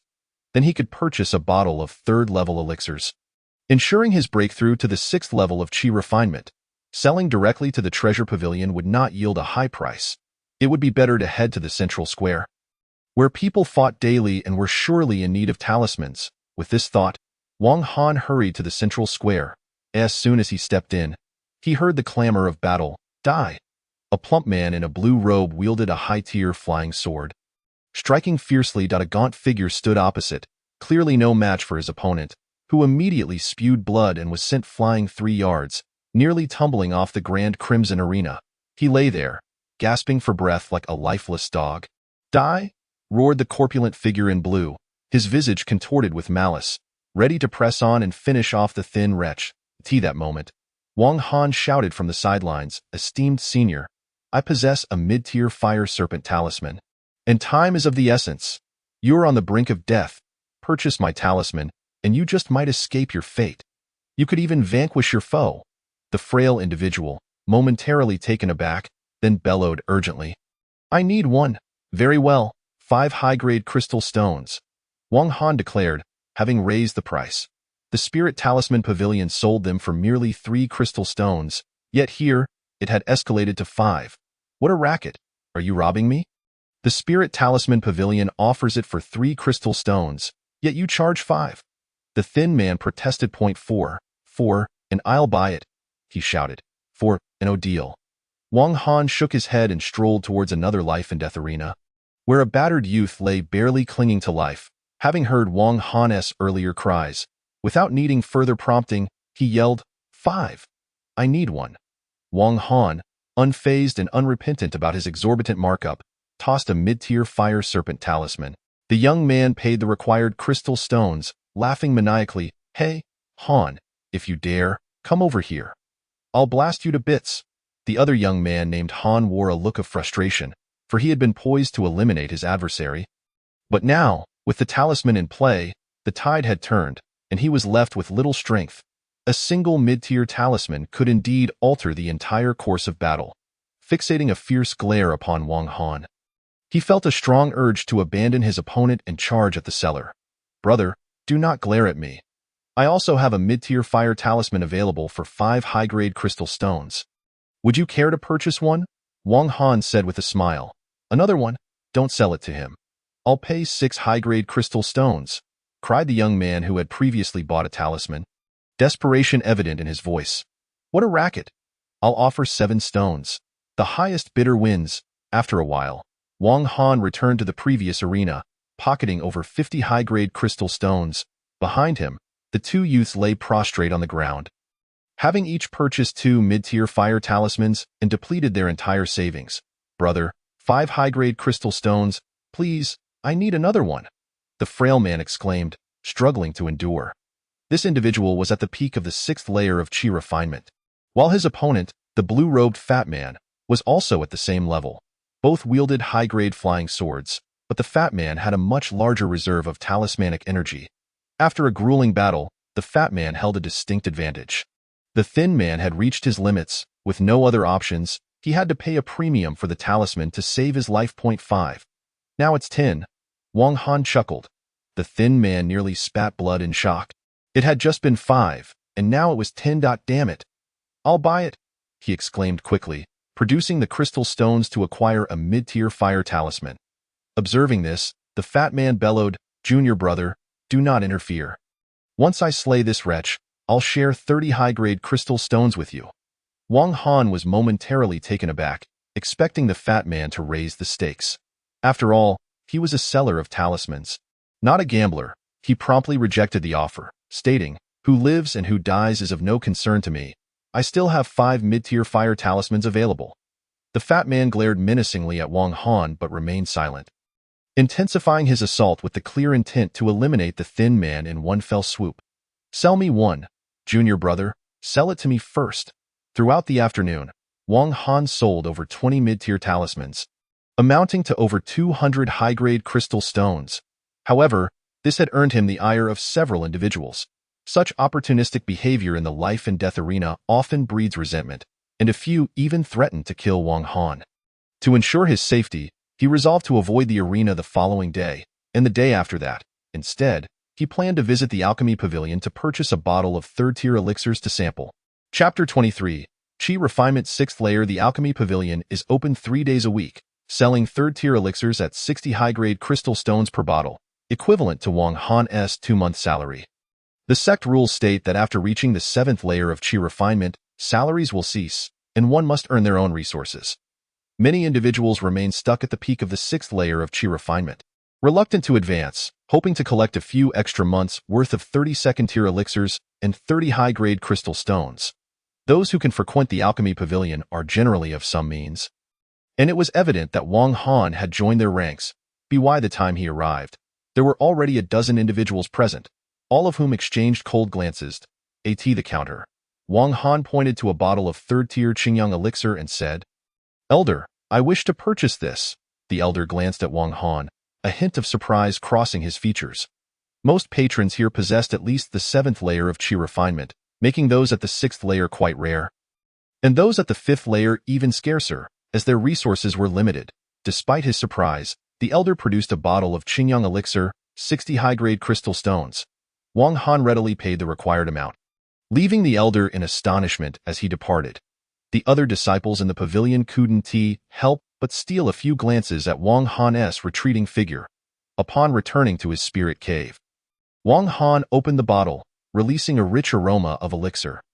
This bottle of Qingyang elixir should enable him to break through to the 6th layer. After pondering for a moment, he inhaled deeply, activating his jade pendant, and entered a state of seclusion. As anticipated, 3 days later, during midday, a resounding boom echoed from within him. Waves of energy surged forth like a tide, and his aura surged dramatically. He had reached the 6th layer of qi refinement. With a crash, the cave entrance burst open, and Wang Han emerged. Clenching his fists, he aimed at a 3-yard-long azure blade and struck it with a thundering blow. The rocks splintered and shattered, and the spirit wind howled fiercely. What a formidable spiritual might! Wang Han's eyes gleamed, and with a flick of his sleeve, a white streak of sword light shot forth, slicing through the air, producing a continuous sound of sword cries, its power magnified threefold compared to before. With all his strength unleashed, he could now exert 70 to 80% of this high-grade flying sword's power. To fully utilize this sword's potential, he would need at least the 7th layer of qi refinement. Wang Han attempted to unleash his full power, contemplated briefly, then retracted the flying sword with a flick of his sleeve. After a moment, a flash of white light appeared before him, revealing a white feather. With a single hand gesture, he activated his spiritual technique, causing the feather to swell in size to half a yard. Wang Han stepped upon it, and it transformed into a streak of white, allowing him to fly low for 7 breaths. His evasion technique had enhanced to 7 breaths. After a moment of contemplation, he stored the white feather, and a flicker of dark energy appeared in his palm, conjuring a black, flying sword, a semi-magic tool. This sword was seized from the Thunder Tiger and was currently the most powerful flying sword in his possession. However, with his current cultivation at the 6th layer of qi refinement, he could hardly wield such a high-grade sword. Wang Han attempted to use it, but as soon as he activated it, most of his internal energy was drained. He couldn't even engage in a couple of exchanges with it, let alone wield it against an opponent. Subsequently, Wang Han took out a 3-inch ancient sword, attempting to channel his spiritual energy into it, but it remained utterly unresponsive. After more than a year of research, he concluded that this sword must be an extraordinary celestial treasure, yet his current cultivation level prevented him from delving deeper into its mysteries. He bit his fingertip, trying to activate it with his blood essence, but to no avail. Shaking his head, he stored the ancient sword away and fell into contemplation once more. The urgent matter at hand was to quickly break through to the 7th layer of qi refinement, which would require at least 10 bottles of 3rd-tier elixirs, totaling 600 high-grade crystal stones. Currently, he possessed just over 100 high-grade crystal stones. Additionally, he had over 20 mid-tier talismans. It was clear he could not return to the life and death arena anytime soon. He would have to wait at least half a month. During this time, he might as well venture to the Demon Mountain to hone his practical combat skills, test his luck, slay a few monsters, and consume their cores to enhance his cultivation. With this thought in mind, he departed the spirit cave, heading straight for the Demon Mountain. With a whoosh, the high-grade flying sword paved the way, and the formidable strength of the 6th layer of qi refinement surged forth, allowing Wang Han to dispatch 1st-tier and 7th-grade monsters with ease. They could not withstand even a single strike and met their demise. After several days, he had slain over 26-grade monsters, refining their cores on the spot. Unfortunately, as his cultivation reached the 6th layer of qi refinement, the effectiveness of these cores had diminished significantly. The 20-plus cores only enhanced his internal energy by 30%. As he continued his rampage, The monsters around the outskirts of the Demon Mountain began to dwindle. Wang Han decided against venturing deeper into the mountain and turned to return to the outer sect to sell the mid-tier talismans at the Life and Death Square. Just then, a series of beastly roars erupted, and Wang Han's eyes narrowed. Expanding his consciousness, he soon discovered 6 sixth-grade monsters surrounding a girl in red about a mile ahead. The girl, seemingly in distress, was simultaneously channeling 3 high-grade flying swords to combat the 6 beasts. Impressive, Wang Han thought, cautiously approaching. Upon scanning her with his spirit sense, he noted that the girl was at the peak of the 6th layer of chi refinement, on the verge of breaking through to the 7th layer. Though she appeared somewhat beleaguered, her movements were methodical, as if she were using the 6 monsters as a sharpening stone for her breakthrough. Isnd that, Wang Han thought with a hint of recognition. He recalled that the girl had purchased the skin and bones of the blood-marked black tiger, at the time. She had been accompanied by several senior brothers, and he remembered that her cultivation was on par with his. In just over a month, she had reached the peak of the 6th layer of chi refinement and was capable of wielding 3 high-grade flying swords simultaneously, quite remarkable indeed. With a leap, the girl soared into the air, and all 3 flying swords descended simultaneously, cleaving 3 of the monsters in half, their blood spilling profusely. However, her complexion turned slightly pale, clearly indicating that her magical energy was running low. However, she swiftly retrieved a gourd from her pocket. Wang Han observed as the young girl took a sip from the mysterious liquid within, her aura immediately revitalizing. Was it a spirit liquid? A spirit wine? Wang Han understood that certain treasures could instantaneously restore one's magical energy. Though not as enduring as a jade pendant, it was still considered a rare gem. With her magical energy replenished, the girl's slender brows arched, and she became even more formidable. In a flash, the other 3 monsters met their demise. With a swift motion, she extracted 6 demon cores with her sword, opened her mouth, and swallowed them whole, before taking another hearty swig from the gourd, resulting in a remarkable surge of energy that propelled her to a breakthrough at the 7th level of chi refinement. Wang Han was astounded. "What are you scheming in such secrecy?" the girl, having noticed Wang Han lurking nearby, scoffed. Wang Han quickly stepped forward, clasping his fists. "Senior sister, please don't misunderstand. I merely passed by." He recalled that over a month ago, she had purchased the blood essence of a tiger from him. The girl scrutinized Wang Han for a moment, seemingly recalling the encounter, and remarked, "It does seem like that happened. Senior sister, you are truly impressive, to single-handedly slay 6 monsters." Wang Han noted, rubbing his hands together, eager for her acknowledgement. "Oh, it's nothing," she replied dismissively, though a hint of pride colored her expression. After a brief pause, she added, "I am about to venture deep into the Demon Mountain to hunt. If you're interested, you may join me." Wang Han hastily shook his head. "I'd prefer to refrain, as my modest abilities might not be suitable for such an endeavor. I won't disturb you further." He chuckled awkwardly and began to walk in the direction of the outer sect. The girl's gaze flickered, and then, with a swift motion, she dashed toward the depths of the Demon Mountain. In the central square, the arena of life and death, every one of the more than 20 platforms was occupied by combatants. This was advantageous for Wang Han, as the more duels taking place, the faster his talismans would sell. "Brother, you look like you're about to cough up blood. Purchase an Ice Blade talisman." Upon entering, Wang Han was greeted by a plump man in a blue robe, his face pale and on the verge of collapse. The man lifted his head, fixating a fierce glare on Wang Han, his expression darkening. "It's you again." "Hee, indeed it is." Wang Han grinned, recalling that this man had previously bought a talisman from him. "Fatty, meet your end." A burly figure clad in black roared, summoning a pair of advanced black blades, the murderous intent palpable and the chill intensifying. "Fat brother, you're in danger." Wang Han's expression turned grave. "Damn it. Sell me 2 talismans." The man's face paled, and he gritted his teeth, producing his entire fortune of 10 high-grade crystal stones. "Take it." Wang Han accepted the crystals and promptly tossed out 2 Ice Blade talismans. The man activated them immediately, and with a series of explosive sounds, 2 ice blades manifested, encasing the black blades in frost. "Ha ha!" the man bellowed, using his advanced flying sword to strike. This time, it was the black-clad man's turn to turn pale, and with a startled cry, He unleashed a flurry of protective talismans, forming a barrier before him. Brother, you're covered in blood and on the brink of death. If you die, you'll lose everything. Wang Han approached the next life and death platform, eyeing a man in a black robe. Buy a talisman for me. 5 high-grade crystal stones 1T, buy you a powerful secret manual or a miraculous artifact.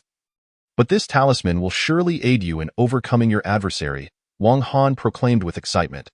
Not you again. The man, having previously purchased 2 talismans from Wang Han, glared at him, his face twitching in irritation. Don't hesitate. Your opponent is about to unleash a devastating attack. You're finished. Wang Han urged, seeming more anxious than the black-robed man himself. You don't get lost? The man with a horse-like face snarled, glaring at the small fatty he was about to defeat. Yet, unexpectedly, a talisman seller appeared to disrupt the battle. It was utterly outrageous. Ignoring him, Wang Han continued to focus on the black-robed man. 2 talismans for me. In a short while, he had made 50 high-grade crystal stones. Just then, 2 swirling gusts of spiritual wind appeared before him, one gray and the other blue, whirling rapidly. From the gray wind came a thunderous roar. If you have the guts, stand still. The blue wind spun swiftly, and suddenly, a pair of hands shot out, striking the gray wind with force, causing a loud crash that revealed the form of a plump man, who was sent flying. Die! The blue wind accelerated in pursuit, unleashing a flash of blue sword light aimed directly at the gray-robed fatty, whose face paled in horror as he hurled a dozen protective talismans to fend off the assault. When that failed, the blue wind darted behind him, shouting, "Mighty force technique!" With a powerful strike, the air shook, and the fatty was sent flying once more, spitting out a mouthful of blood. Wind control. The blue wind flickered again, clearly possessing a speed advantage, while the plump man lagged behind, at a disadvantage. Observing this, Wang Han shouted, "Wind control talismans, 5 high-grade crystal stones each." The fatty, eyes ablaze, exclaimed without hesitation, "Give me 10. Wang Han was momentarily stunned. Thinking he had misheard, the fatty turned, "What are you dawdling for? I'll buy as many as you have." A wealthy man indeed. Wang Han's eyes lit up. First, the payment. All right. As the blue wind approached once more, the fatty quickly slapped his storage bag, sending 50 high-grade crystal stones flying towards Wang Han. Truly rich. Wang Han's expression brightened, and he promptly tossed out 10 wind control talismans. The fatty received the talismans, roaring as he affixed them to himself, transforming into a colossal gray wind. The blue wind surged forth. The gray wind darted away at high speed, then countered with a gray flying sword that clashed against the blue wind, resulting in a loud explosion as the blue wind shattered, revealing a figure in a blue robe. Damn it! The blue-robed man did not target the small fatty but instead fixed his gaze on Wang Han below the platform. You dare to ruin my plans!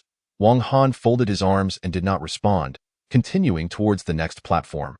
Before long, 2 beams of sword light shot forth, zipping through the air like shooting stars. Their trajectories beyond Wang Han's current perception. Sword control technique. Wang Han's eyes sparkled, recognizing that these 2 beams were wielded by practitioners of the sword control technique. Such high-level combat was something Wang Han had witnessed over a month ago during the duel between Brother Liu and Brother LV, both of whom had employed the sword control technique. Before long, laughter emanated from one of the sword lights. It's been 2 months, and you've improved so rapidly, junior brother.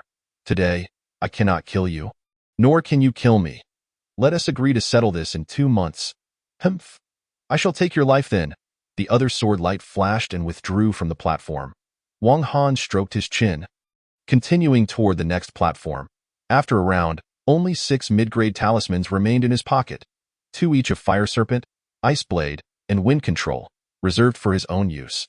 With an additional 200 high-grade crystal stones in hand, Wang Han was immensely satisfied, clapping his hands in preparation to head to the Pill Pavilion. At that moment, a group of 5 or 6 individuals obstructed his path. The leader, a short and stout man, had a face full of rough features and small, cunning eyes. He scrutinized Wang Han before grinning wickedly.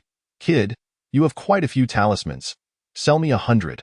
Wang Han glanced at the stout man, noting that he was at the pinnacle of the 6th level of Qi refinement, with his companions also at the 5th and 6th levels, all of them eyeing him with malicious intent. This was no friendly visit.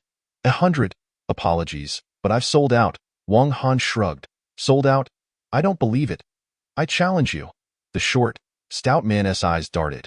The others closed in. Yes, we also want to challenge you. Wang Han's expression darkened. These individuals clearly coveted his talismans and the crystal stones he had earned from selling them. They considered him a treasure trove, harboring intentions of robbery. Chapter 25. The challenge accepted, whether it is a blessing or a curse. One cannot evade. Wang Han accepted the challenge. With a swift leap, he ascended the platform, his gaze cold as he fixed it on the stout man below. I accept your challenge. The stout man was taken aback. Seemingly surprised by Wang Han's prompt acceptance, he erupted in laughter. Ha ha, this kid is about to deliver crystal stones and talismans to me. His companions echoed in agreement. Exactly, exactly. Amidst the raucous cheers, the stout man climbed onto the platform.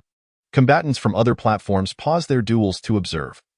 This stout man, known as Su Sanpang, had a cousin, Su Yang, who was at the 8th level of Qi refinement and had a significant reputation. The stout man himself was also at the pinnacle of the 6th level. This talisman seller was in for a rough time.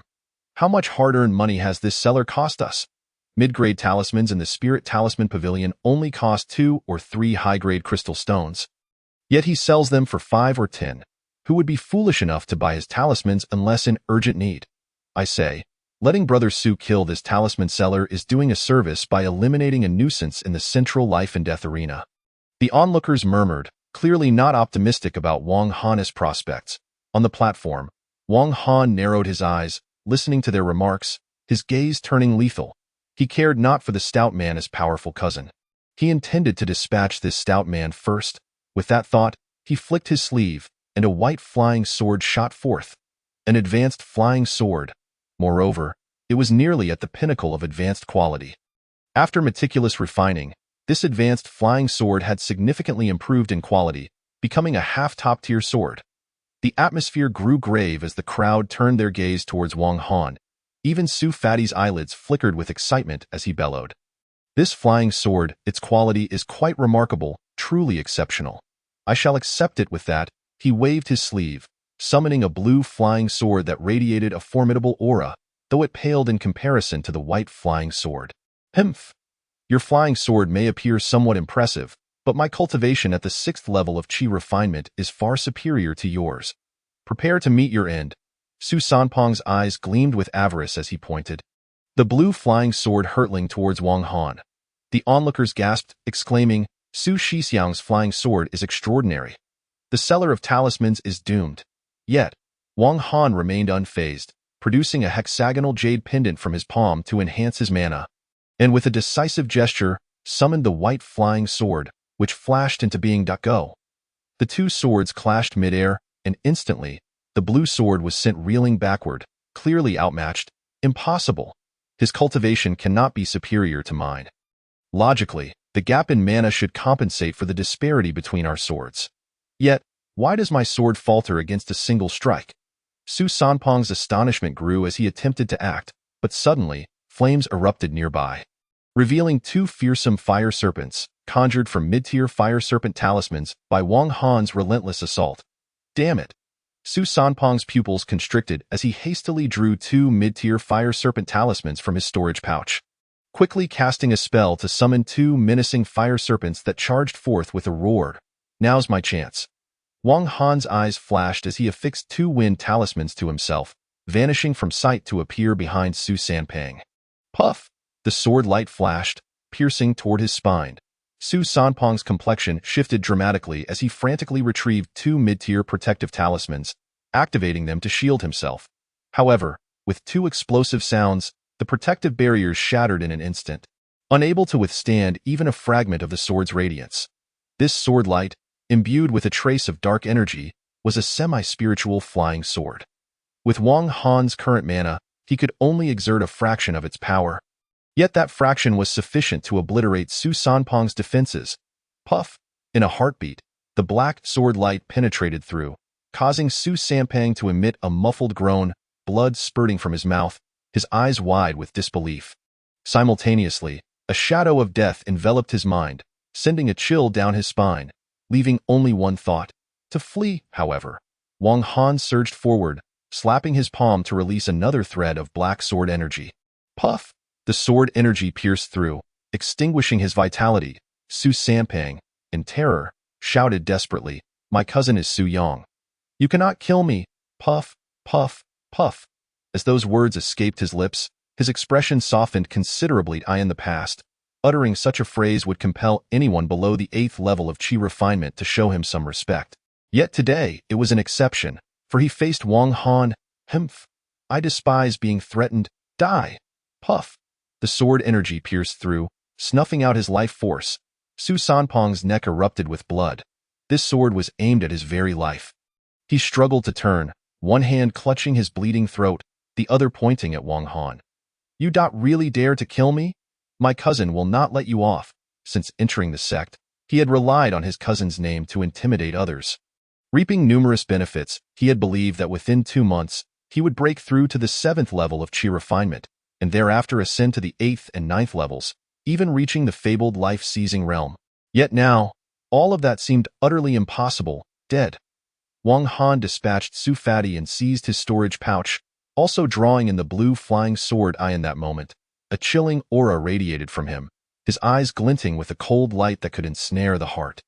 It all transpired so abruptly that from the moment Wang Han summoned his sword to the conclusion of the battle, not even 10 breaths had passed. The onlookers were still processing the events when Wang Han had already leaped off the platform and exited the central life and death zone in silence. Is Su Shixiang truly dead? Indeed, he was unequivocally dead. 3 strikes to eliminate him. Incredible. This talisman seller is ruthless and decisive. If it were you or I, we would have met a bloody end. This talisman seller is formidable. I had been contemplating challenging him. It seems I narrowly escaped with my life. Humph. This talisman seller is indeed impressive. However, Su Sanpang's cousin, Su Yang, will not let this slide. In the past, Su Sanpang extorted his peers with Su Yang's backing, and most of the spoils filled Su Yang's pockets. This talisman seller has now incurred Su Yang's wrath. Su Yang is at the 8th level of chi refinement and has a formidable reputation. This talisman seller will not survive 3 days, indeed, and Su Yang is notoriously brutal and savage. I recall the last battle at the life and death stage, where he not only killed his opponent, but also flayed their skin, conducting a gruesome dissection before all. The mere thought is terrifying. The crowd was first taken aback, then began to discuss fervently, clearly skeptical of Wang Han's prospects. Su Shixiang is dead? A few of Su Sanpang's lackeys, pale-faced and panicked, hurriedly departed the central life and death zone, heading towards the West Peak. At the West Peak, Su Yang gazed at the 3 flying swords before him, all of high caliber, his eyes gleaming with excitement. In a few days, the day agreed upon with Liu, L, and others to venture into the depths of the Demon Mountain would arrive. With these 3 high-tier flying swords, I can slay high-tier demon beasts, ensuring the greatest share of the spoils. Perhaps I may even achieve a breakthrough to the 9th level of chi refinement. The day of Su Yang's rise is not far off. Just then, several junior disciples arrived outside the cave, hurriedly exclaiming, not good, your cousin, Fatty, has been killed." Su Yang's eyes narrowed as he sheathed the flying swords, his voice turning cold. "Who killed him? And why?" Chapter 26. Su Yang. The junior disciples trembled. Clearly intimidated by Su Yang's imposing presence, it was a talisman seller. A young lad no older than 18 or 19, strikingly handsome and exuding an air of competence. "Who told you to say that?" "In truth, we do not know his name. We only know he is a talisman maker who often sells talismans in the central life and death zone, with prices far exceeding those of the talisman pavilion." Fatty sought to recruit him to assist Su Shixiang in gathering resources, but unexpectedly, a talisman maker. Su Yang's eyes narrowed, discerning the cultivation level, chi refinement 6th level. However, that fellow possessed numerous talismans and wielded a flying sword, nearly reaching the pinnacle. Fatty fell victim to that top-tier flying sword. Top-tier flying sword. Su Yang's eyes glinted as he fixed his gaze on the junior disciple. "Are you certain it was a top-tier flying sword?" The junior disciple quaked under Su Yang's scrutiny, stammering, No, not exactly top-tier, but close enough." Teske. Where is that lad?" Su Yang sneered, evidently intrigued by the flying sword. "When we arrived, we saw him heading to the East Peak. Liuzi followed him. Once he returns, We will know where that fellow resides. As Wang Han made his way, he sensed someone trailing him. Expanding his consciousness, he indeed spotted a furtive figure, one he had seen before. A member of Su Sanpong's entourage. This person was tailing him, likely aiming to ascertain his whereabouts to inform Su Sanpong's cousin. Hemph! Wang Han chuckled coldly, taking a detour from the East Peak to the Alchemy Pavilion. He had just examined Su Sanpong's storage pouch, discovering 2 bottles of third-tier elixirs and over 60 high-tier crystal stones.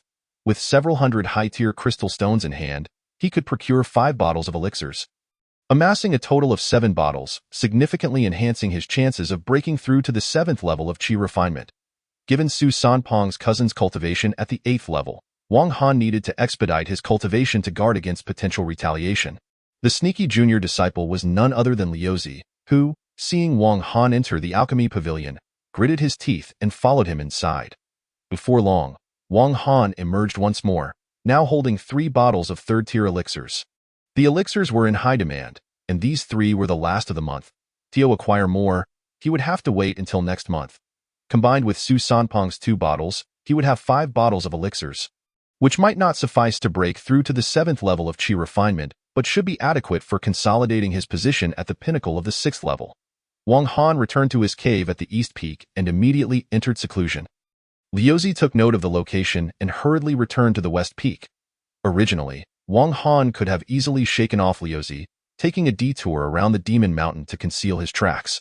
Yet he chose not to do so, openly revealing his residence within the Spirit Cave. Thus, it appeared that Wang Han was not particularly afraid of the repercussions from Su Yang, the West Peak. Liuzi was relaying information to Su Yang. Upon hearing the details, a cold smile crept across Su Yang's lips. East Peak. Take me to him. Su Yang strode ahead, followed closely by Liuzi and a band of sycophants. Making their way towards the East Peak. That one in front, Liuzi pointed at Wang Han's cave. Upon reaching the cave entrance, Su Yang immediately activated his consciousness, sneering, "You, brat, having killed my cousin, don't expect to live." Inside the cave, Wang Han's eyes narrowed. Your cousin sought his own demise. I bear no blame. Clutching the hexagonal jade pendant, he rapidly refined the elixirs. This voice was not concealed, although separated by the cave door. It was clearly audible to Su Yang and the other junior disciples. Instantly, Su Yang's expression darkened, his eyes flashing with murderous intent. Were it not for the protective barriers of the spirit cave, he would have rushed in immediately. Brat, do you dare reveal your name? Su Yang suppressed his fury and demanded, I am Wang Han. I do not change my name or surname. After uttering this, Wang Han paid no further heed to Su Yang. Very well. How dare a mere cultivator at the 6th level of qi refinement speak to me in such a manner? Even if you had not slain my cousin today, the mere act of defying authority would be sufficient to determine your fate. Are you bold enough to challenge me? Su Yang sneered at a challenge from the 8th level of qi refinement to the 6th. Such blatant bullying, his composure unshaken, it was evident that he frequently engaged in such intimidation. Himph! What audacity! If you wish to issue a challenge, wait until I break through to the 7th level of qi refinement. Wang Han coldly snorted, once again falling into silence. Afraid to accept the challenge? Su Yang's expression darkened like stormy waters as he commanded, You lot, keep a close watch on this brat's cave. The moment he emerges, report to me immediately. As he spoke, he crushed a communication talisman in his hand. The moment that brat steps out, I will be alerted. Lu Zi took the talisman, nodding repeatedly. Whoosh! Su Yang left with a cold chuckle. Wang Han, deep in meditation, consumed 5 bottles of elixirs within 3 days. As had been anticipated, with the completion of these 5 bottles, his cultivation reached the pinnacle of the 6th level of qi refinement, just a step away from the 7th. This stage, merely consuming elixirs would yield little effect. The 7th level of qi refinement is a watershed. Crossing this threshold would allow the learning of advanced sword techniques. Mastery of the sword is the hallmark of a true immortal. This step is exceedingly difficult. Many remain stuck here for their entire lives until their lifespan is exhausted at a breakthrough. Wang Han sought a breakthrough, a chance to ascend to the 7th level of qi refinement. This opportunity could arise from enlightenment, external pressure, or serendipity. In any case, relying solely on elixirs would not suffice. His gaze fixated on the cave entrance, on Lu Zi and the others. Were they watching me? Wang Han's eyes narrowed as he grasped the air. and a blue flying sword flashed forth, accompanied by several incantations as he refined it. He then retrieved a white flying sword, one blue and one white, emanating an astonishing chill, fixating on these two swords. A glint of determination shone in his eyes as he murmured, "Killing that Su will be my opportunity." With a thunderous roar, the cave doors swung open, and Wang Han, clad in black, stepped out with a rustle. "He has emerged," Lu Zi and his companions gasped, promptly shattering their communication talismans. At the same moment, far away on the western peak, Su Yang felt an immediate reaction. Rising swiftly from his meditation, his eyes gleamed with intensity as a flash of sword light shot forth. Heading straight for the eastern peak, "Wang Han, are you finally willing to show yourself? Your flying sword shall belong to Su Yang." By the time Su Yang arrived, Wang Han was already en route to the Demon Mountain. Lu Zi led 3 others to follow, leaving one behind to await Su Yang's arrival. Upon seeing Su Yang, this individual reported, "They have gone to the Demon Mountain." Hearing this, Su Yang accelerated his sword light, racing towards the Demon Mountain. This day also marked the hunting expedition he had arranged with Lu and others, who had agreed to gather in the Black Mist Forest leading deep into the Demon Mountain. After eliminating this brat, they would regroup in the Black Mist Forest, at which time he would possess a flying sword nearing the pinnacle of quality. Su Yang's eyes sparkled with excitement, even his sword light moving much faster than usual. Chapter 27. The opportunity amidst the roars of beasts. Wang Han's figure flickered as he activated the wind control technique. Lu Zi and the others struggled to keep pace. Among them, only Lu Zi barely reached the 6th level of Qi refinement. Yet his magical power was far inferior to Wang Han's. Relying solely on speed, they couldn't catch up. Had Wang Han not intentionally slowed down, they would have lost him long ago.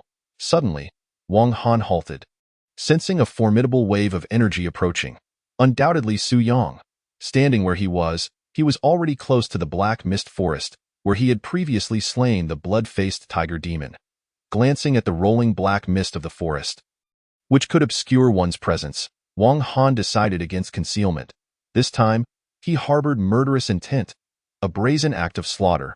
Using murder to break through to the 7th level of Qi refinement was the simplest and most direct method Wang Han could conceive. "Heh, why aren't you running, Wang?" Lu Zi and the others, witnessing Wang Han's pause, stood at a distance, chuckling. Wang Han merely cast a glance at them, remaining silent. They were utterly beneath his notice. How contemptible, the group, ignored by Wang Han, felt their faces flush with anger. Although they feared him, the thought of their backing, Su Yang, approaching diminished their trepidation. Lu Zi shouted, "Wang, having offended senior brother Su Yang, today you shall surely meet your end." Wang Han narrowed his eyes, raising his hand to unleash a wave of sword light. With a soft pop, Lu Zi exploded into a mist of blood, unable to react in time. He could hardly fathom that his opponent would strike without warning. And from a distance of several meters, he was still slain by a single sword. Lu Zi is dead. The remaining disciples trembled, their mouths quivering, no longer daring to speak, and they quickly retreated several meters. Anyone who dares to chatter further shall meet the same fate. Wang Han took a few steps forward, retrieving Lu Zi's storage bag, fixing his gaze on the distant disciples. They quaked as a chill spread through them, their fear of Wang Han intensifying. Whoosh, a piercing sound cut through the air. Su Yang had arrived. He glanced at Lu Zi's corpse on the ground, his eyes narrowing as he coldly chuckled. "Even when beating a dog, one must heed its master. You have killed my cousin and my subordinate Lu Zi. How can you expect to live today?" Su Yang unleashed the full force of his cultivation at the 8th level of Qi refinement, stirring a wind of considerable ferocity, his aura overwhelming. Wang Han immediately felt the pressure, as if the very air around him was being compressed, making it difficult to breathe. A jolt of alarm surged through him. Is this the pressure of the 8th level of Qi refinement? Yet soon, his eyes flashed with boundless fighting spirit. With a flick of his sleeve, the blue and white flying swords emerged, while he crushed a high-grade crystal stone in his palm, continuously boosting his magical power, pointing his sword's tip at Su Yang. You still dare to point a sword at me? How reckless." Su Yang fixed his gaze on the white flying sword, sensing its immense spiritual power. It was indeed nearly a top-tier flying sword. There were no more than 10 top-tier flying swords in the entire outer sect. Should he acquire this near top-tier sword, he would surely have the opportunity to enter the outer sect's power rankings. With greed flashing in his eyes, he turned his gaze back to Wang Han, his expression thickening with murderous intent. Whoosh! A streak of green sword light shot forth as Su Yang summoned a high-grade flying sword. In his view, Wang Han was merely at the pinnacle of the 6th level of Qi refinement, a far cry from his own 8th level. Despite the prowess of the flying sword, it could hardly match his own, and there was no way to bridge the gap in cultivation in this battle. He only needed to summon a single sword to slay his foe. Whoosh! Wang Han took the initiative, his fingers darting forward, sending the blue and white sword lights towards Su Yang's green sword. Overestimating oneself, Su Yang, brimming with confidence, sneered, unleashing the full extent of his 8th level magical power, producing a series of thunderous sounds. The green sword light surged, expanding to a 2-meter arc, slicing toward the blue and white swords. However, the next moment, Su Yang's smile froze. Clang, clang. The 3 swords collided. Initially, the green sword light was the most brilliant, but as the clash continued, the white and blue swords began to gain the upper hand. They even exhibited signs of a counterattack. Preposterous. Su Yang's expression darkened. With a flick of his sleeve, he released another flying sword, instantly amplifying the power of his arsenal. With the magical power of the 8th level, he could unleash the full might of a high-grade flying sword. In contrast, Wang Han could muster only 6 or 7/10 of a high-grade sword's power. The disparity was sufficient to grant Su Yang an absolute advantage.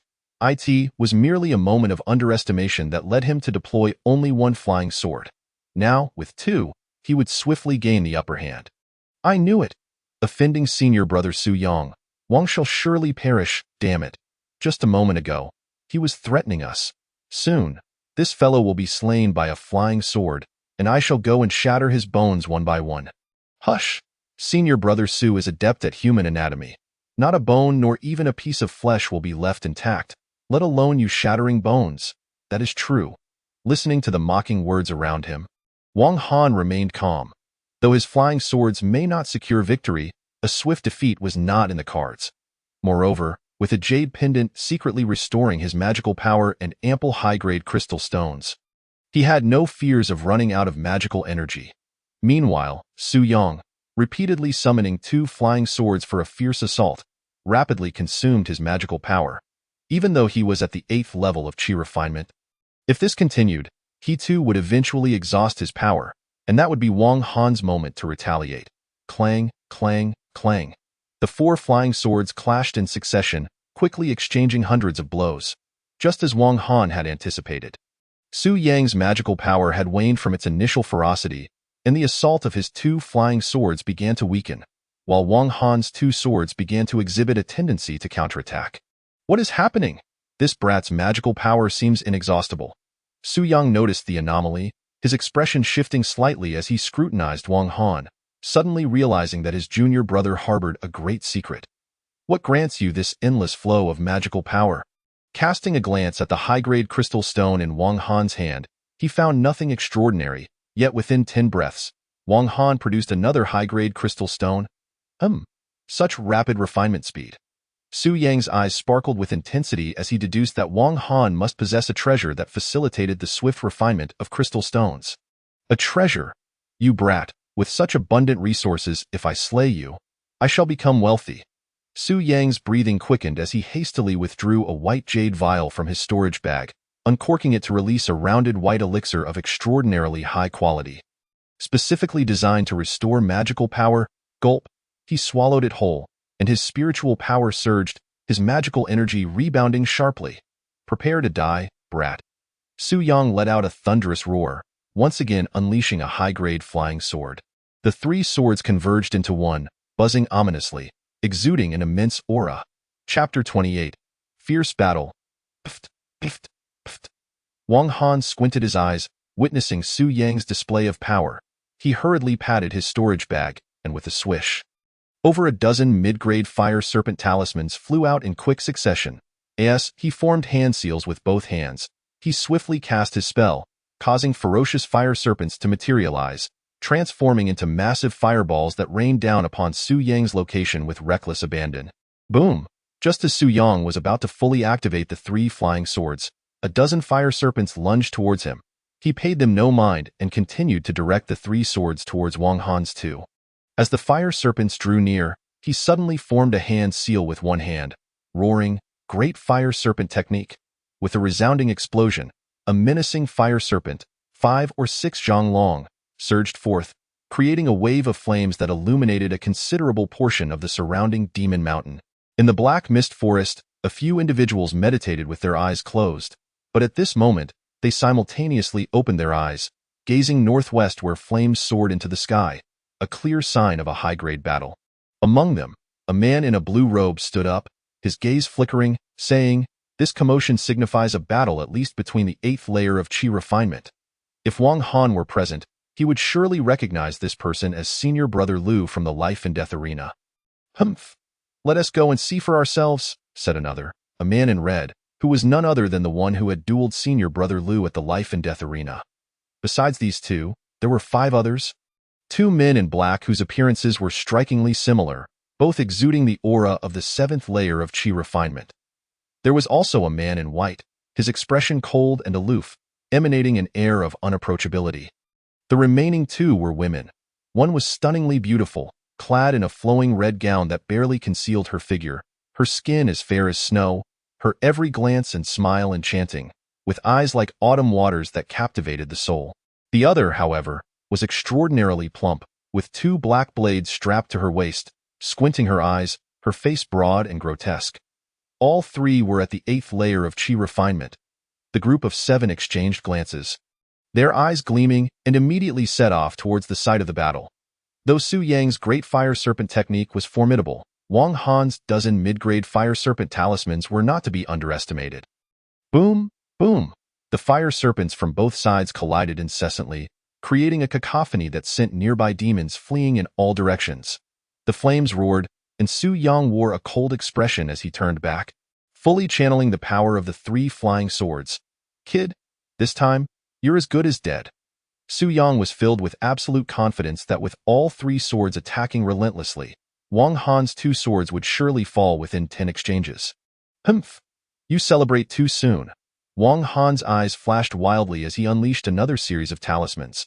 This time, they were ice blade talismans. These had been prepared meticulously over the past 3 days, and now he unleashed them all at once, forming an icy curtain that descended upon Su Yang. Crack! Su Yang was immediately surrounded by the ice curtain, which began to coalesce with the intent to freeze him solid. "Trivial techniques," Su Yang scoffed coldly. Despite his dismissive words, he did not dare to let his guard down. He hastily formed a hand seal and cast a high-grade earth shield technique. With a hum, a yellowish shield materialized before him, emanating the aura of a high-grade spell. Swish, swish, Lu and El, along with the 2 men in black, the man in white, the beautiful woman in red, and the plump woman, rode their flying swords to the scene. They halted as they witnessed the ice curtain approaching Su Yang, only to be intercepted by the earth shield. The sound of cracking echoed as layers of the ice curtain shattered. Yet the sheer size of the curtain continued to assault the earth shield, causing it to show signs of fracturing as well. "Su Shixiang, no wonder you have yet to reveal yourself. It appears you have encountered some trouble." The beautiful woman in red smiled, then turned her attention towards the black-clad youth battling Su Yang, her expression shifting to one of astonishment. A perfect completion of the 6th layer of Qi refinement? This kid, his cultivation may not be high, yet he can simultaneously control 2 flying swords, with one nearly at the pinnacle. The man surnamed Lu squinted his eyes. A pinnacle flying sword? The expressions of the others changed as they fixated on the white flying sword in the midst of the battle. It may not be the pinnacle, yet it was certainly half a pinnacle. Greed glimmered in their eyes. Each of them possessed high-grade artifacts, yet none had a half-pinnacle sword. The sight of someone with lesser cultivation wielding a half-pinnacle flying sword was undoubtedly tempting them to make a move. Damn it! Su Yang realized that with the arrival of the 7, the prospect of claiming the half-pinnacle flying sword alone had become exceedingly difficult. Moreover, although Wang Han's cultivation was not high, his combat techniques were ruthless and fierce. Were it not for his superior magical power, he would have surely been defeated by now. With this thought, Su Yang's desire to eliminate Wang Han intensified. A character like him, if allowed to escape, would pose a significant threat in the future. At the same time, Wang Han's expression darkened as he sensed the approach of the seven, especially feeling their greedy gazes like daggers at his back. Damn it! I was so close to a breakthrough. He could not afford to delay any longer. It was time to unleash his final strike. Would he succeed in taking down Su Yang in one fell swoop? Gritting his teeth, Wang Han flicked his sleeve, and a flash of white light emerged from beneath his feet, revealing a white feather.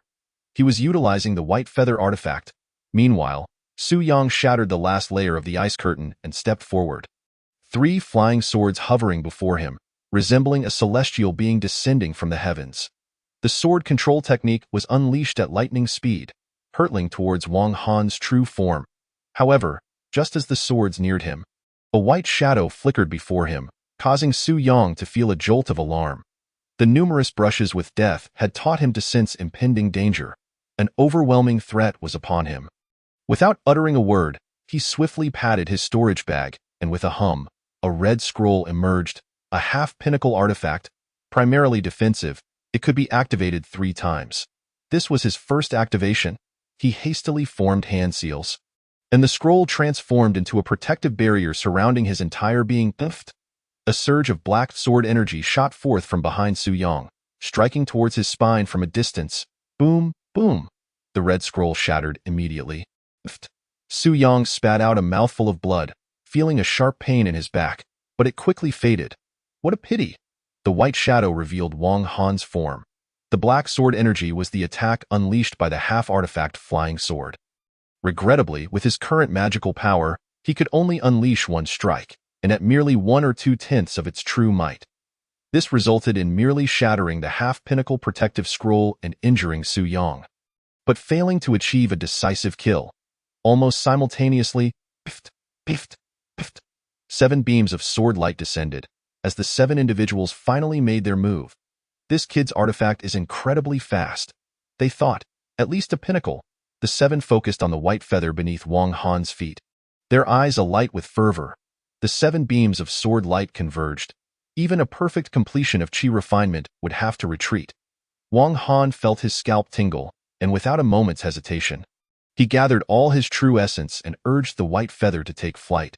Swish, swish, the white shadow flickered and sped away like a flash of lightning. The 7 beams of sword light missed their target. Chapter 29. The Black Abyss of the Demon Mountain.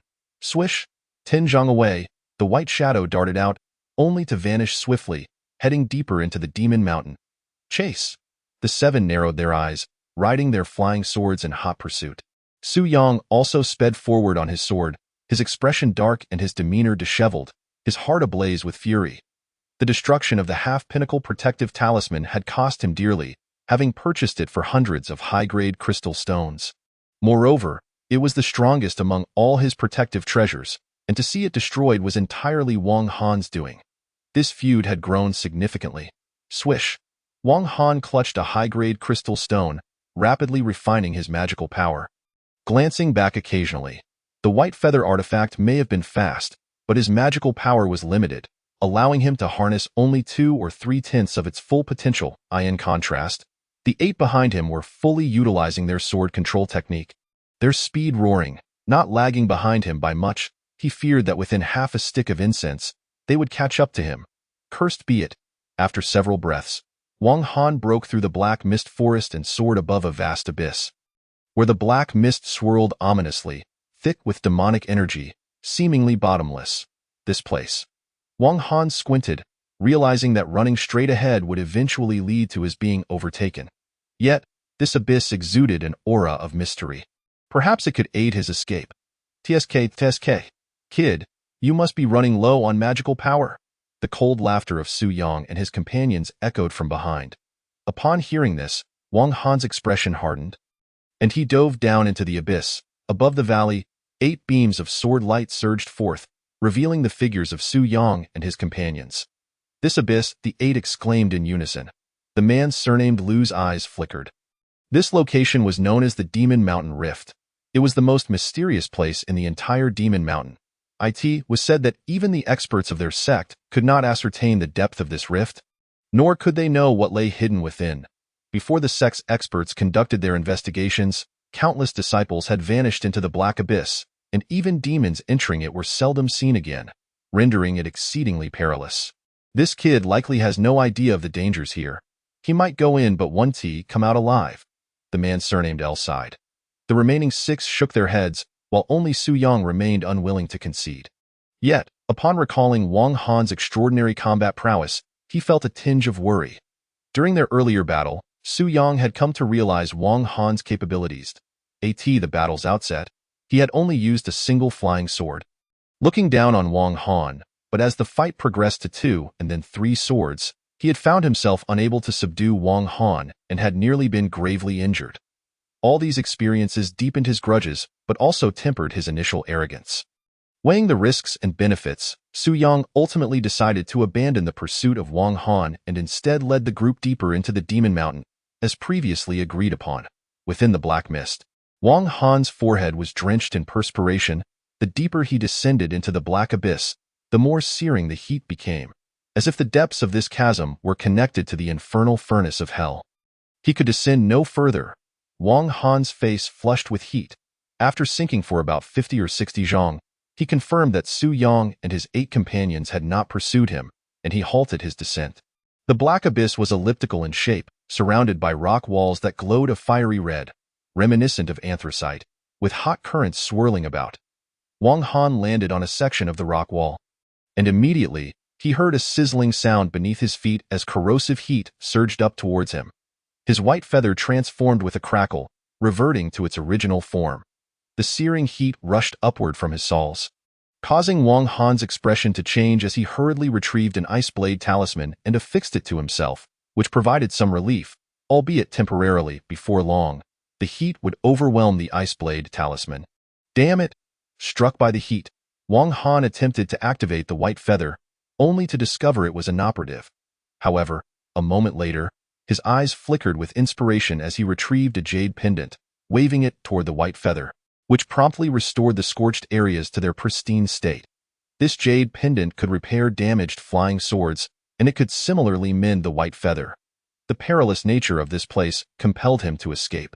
Wang Han's heart raced as he once again summoned the white feather, allowing his body to slowly ascend. Suddenly, a burst of flame shot forth from a nearby rock wall. Caught off guard, the white feather was struck once more. Wang Han lost his footing and plummeted rapidly downward.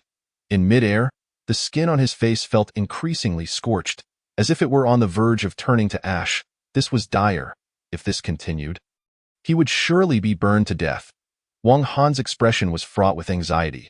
In a moment of desperation, he thrust himself toward the rock wall. However, controlling his descent while in free fall proved exceedingly difficult. At that critical moment, he bellowed, activating the giant force technique, which momentarily halted his descent. Seizing the opportunity, he veered sharply to the right. The surrounding air was thick with hot currents and black mist. During this maneuver, at least 2 layers of skin peeled away from his face, the scent of charred flesh wafting through the air. Wang Han took a step forward and landed on a small section of rock, allowing himself a moment's respite. However, the next instant, he heard a crack beneath him. The sound of the rock wall fracturing. With a jolt, he found himself suspended in the air, once again hurtling downward. This was bad. Wang Han's complexion paled. He quickly waved his white flying sword, which flashed as it struck the crimson rock wall with a violent jab, producing sparks that danced in the air.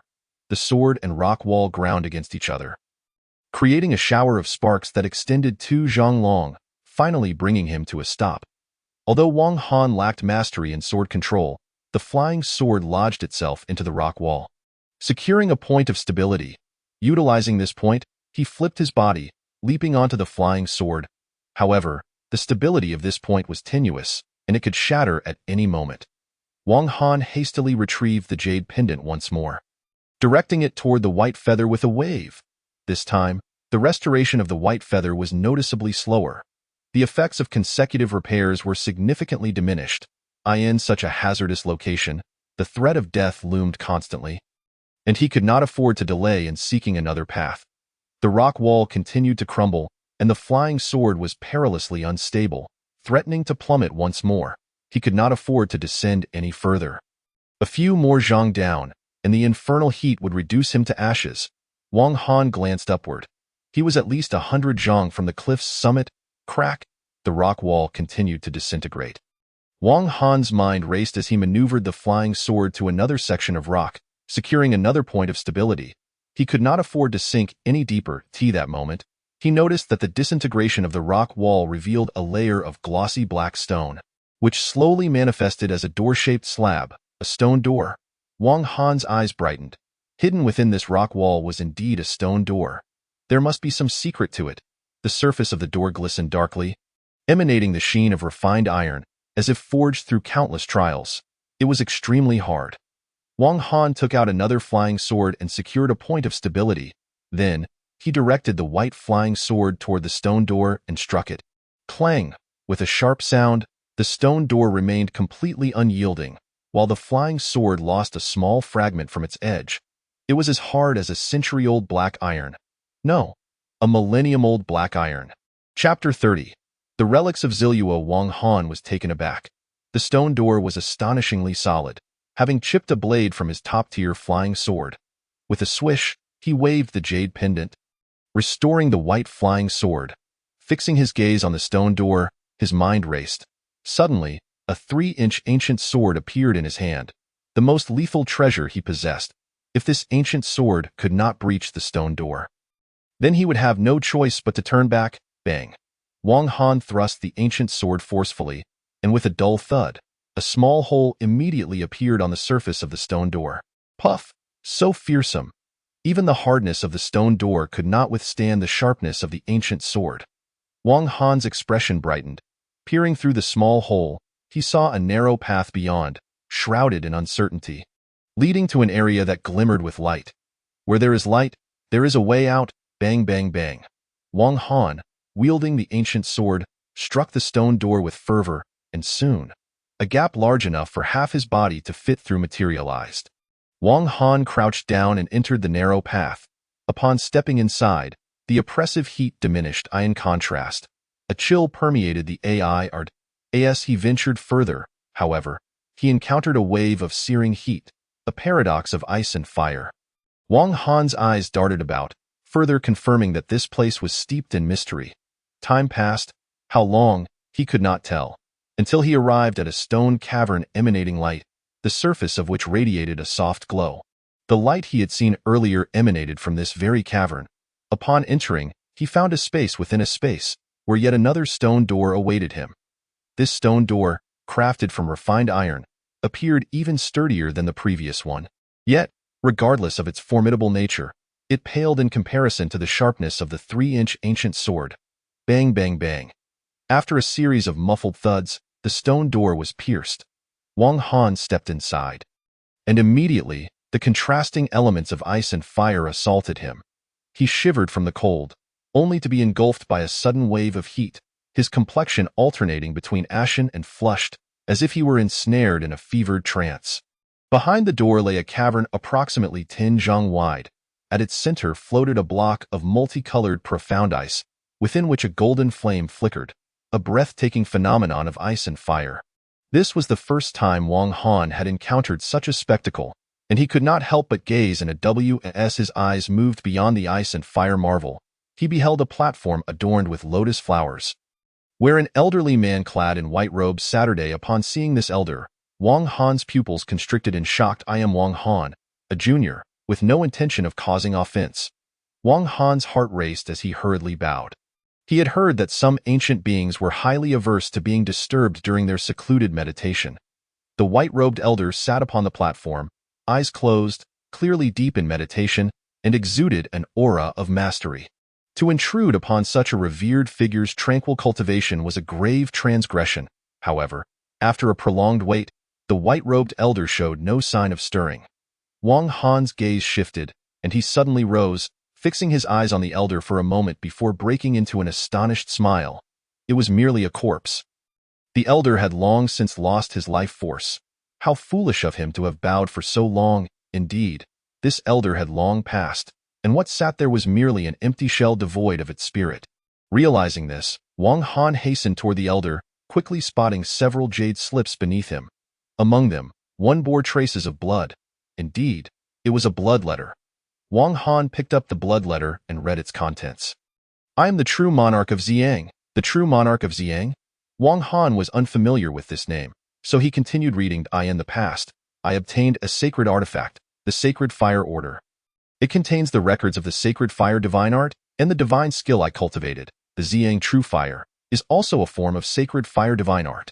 If I can merge the Sacred Fire within the Sacred Fire Order with the Xiang True Fire, I can forge the legendary Shura Sacred Fire. At that time, my cultivation will soar, and ascension to the upper realms will be within reach.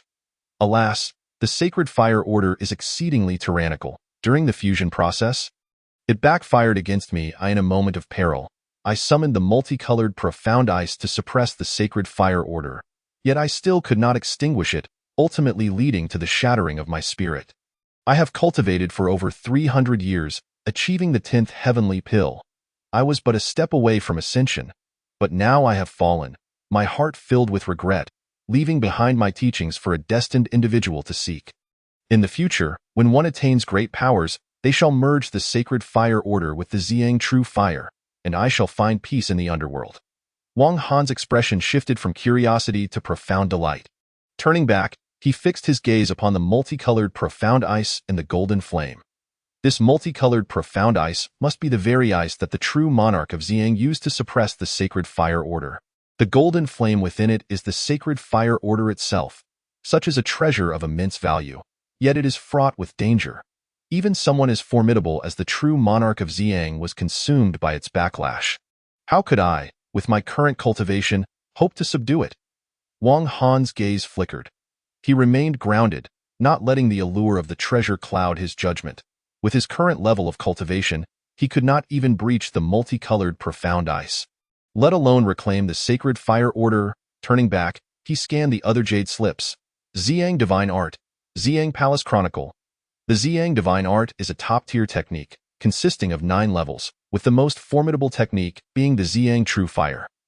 However, one must first break through to the 10th heavenly pill and cultivate the 3 flavors pill fire before they can utilize the Xiang secret technique to transform the 3 flavors pill fire into Xiang True Fire, which possesses extraordinary might.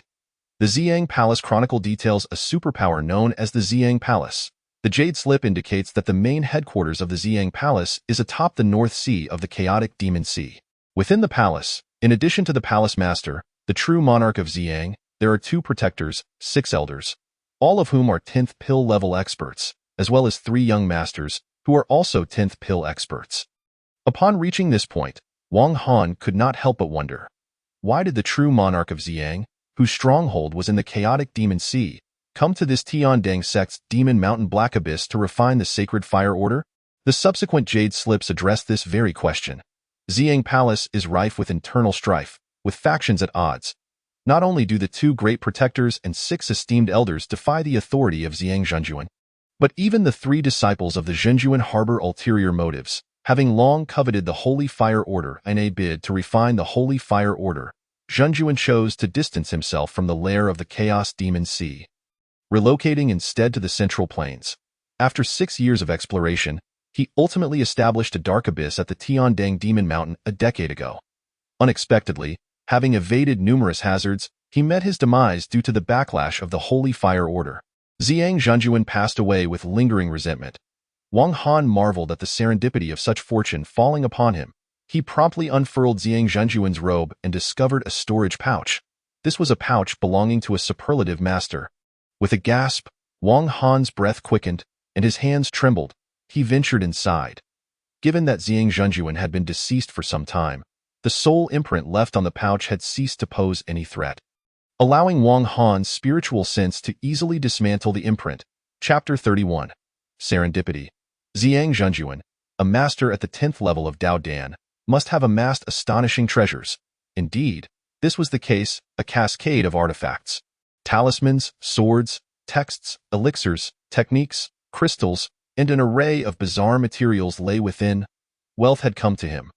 Wang Han had never encountered such a plethora of treasures.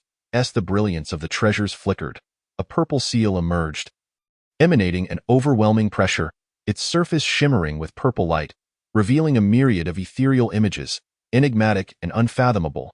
The Xiang seal. Its quality surpassed that of ordinary artifacts, ranking as a high-tier Dao device. Wang Han had previously encountered descriptions of the Huangquan map of the Huangquan ancestor and the everlasting demon blade of the everlasting demon lord in sect texts. Both fearsome yet mere low-tier Dao devices. The Ziyang seal, being high-tier, was even more terrifying.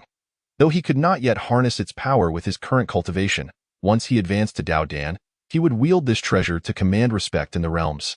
Among the treasured Dao devices, there was but one Ziyang seal, yet there were over 100 artifacts, some for offense, others for defense, and several specifically designed to counter poisons or restrain foes. In summary, a myriad of peculiarities with diverse applications. As for the elixirs, 4th tier, 5th tier, 6th tier.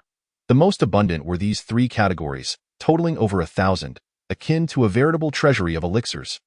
Many elixirs. Wang Han feasted his eyes upon them.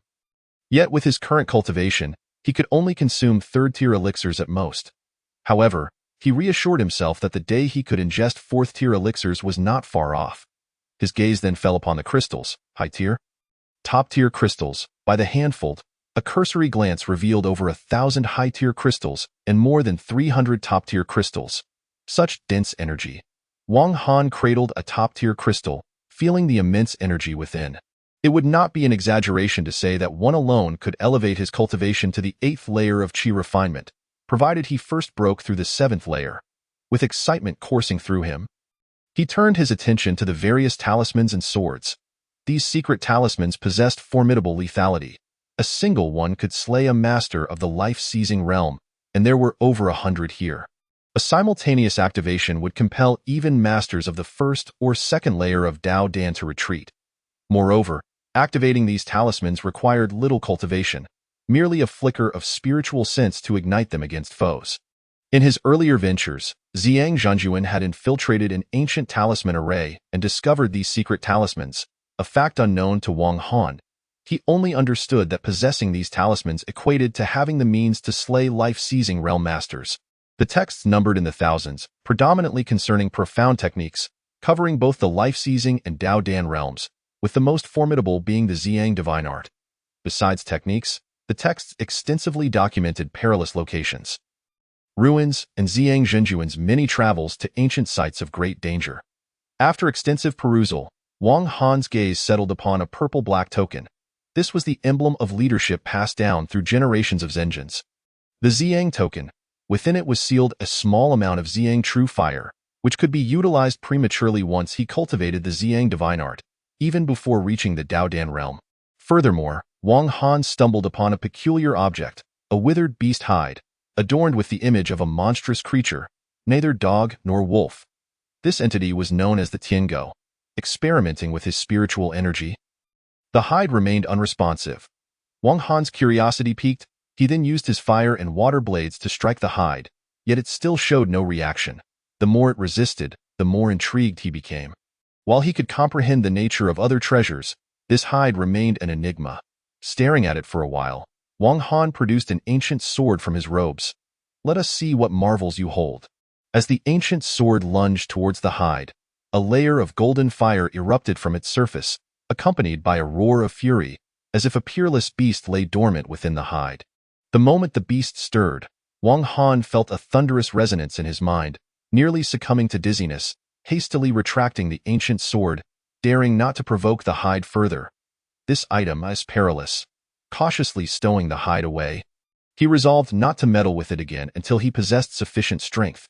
After 3 days of organizing Ziyang Zhenjuan's relics, Wang Han's gaze shifted to the 5-colored mysterious ice and the holy fire order at the center of the hall.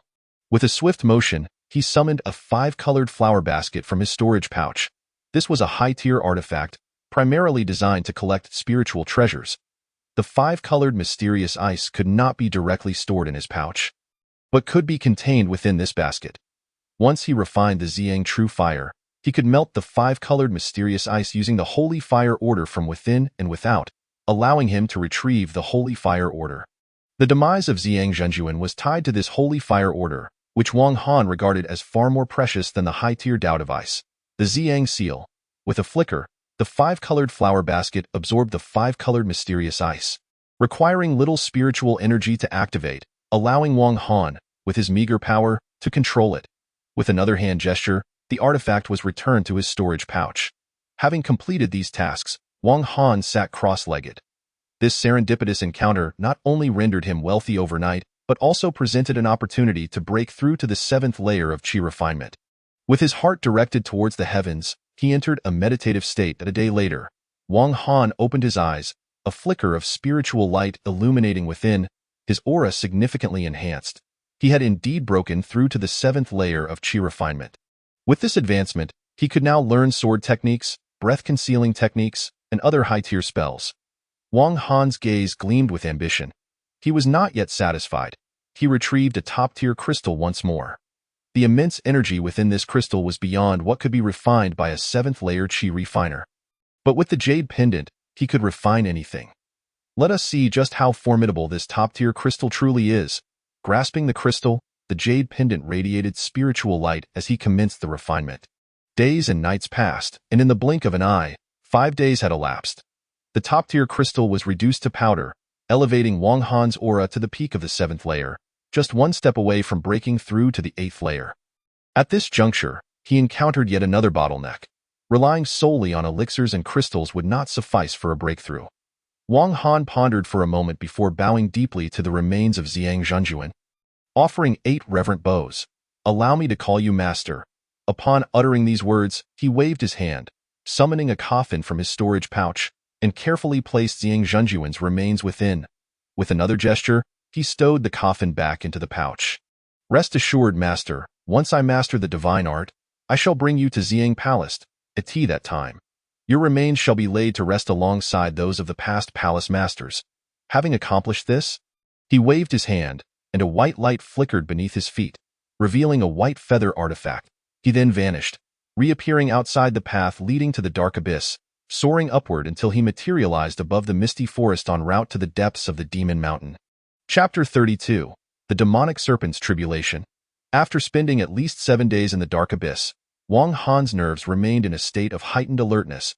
He gazed up at the vast starry sky, reflecting on the need for utmost caution now that he possessed a treasure trove. Should the experts of the Tiangdang sect learn of his acquisition of Xiang Zhenjuan's treasure, they would undoubtedly disregard their sect's rules and attempt to seize it from him. Wang Han understood the principle of concealing one's wealth. After all, Su Yang and others had threatened him for a mere white feather artifact. Should the Xiang seal or the Xiang divine art be exposed, he could hardly fathom how many would covet them. Only with exceptional cultivation could he safeguard such opportunities. Ultimately, his own cultivation was still too weak. Were he to possess the Dao Dan realm's power, he would have no cause for concern. Wang Han, ever cautious by nature, remained unclouded by the sudden windfall, instead engaging in calm contemplation. Soon, a flash of white light surged beneath him as he sped deeper into the Demon Mountain. With his current cultivation, he could unleash the full power of a half-peak flying sword, a level of strength sufficient to contend with most dangers lurking in the heart of the mountain.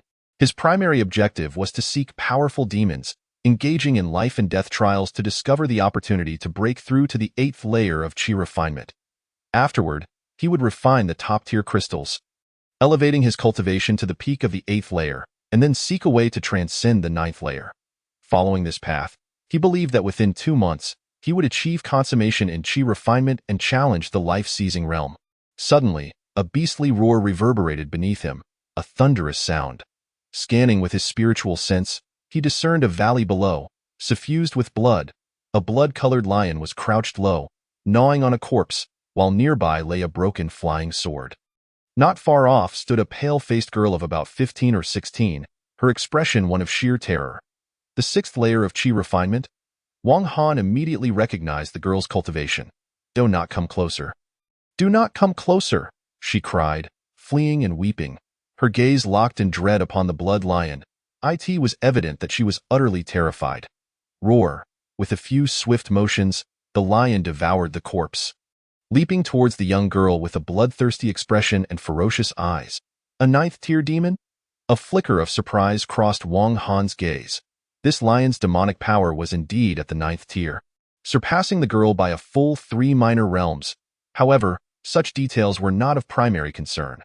This kind of demon was most suited for honing one's life and death skills.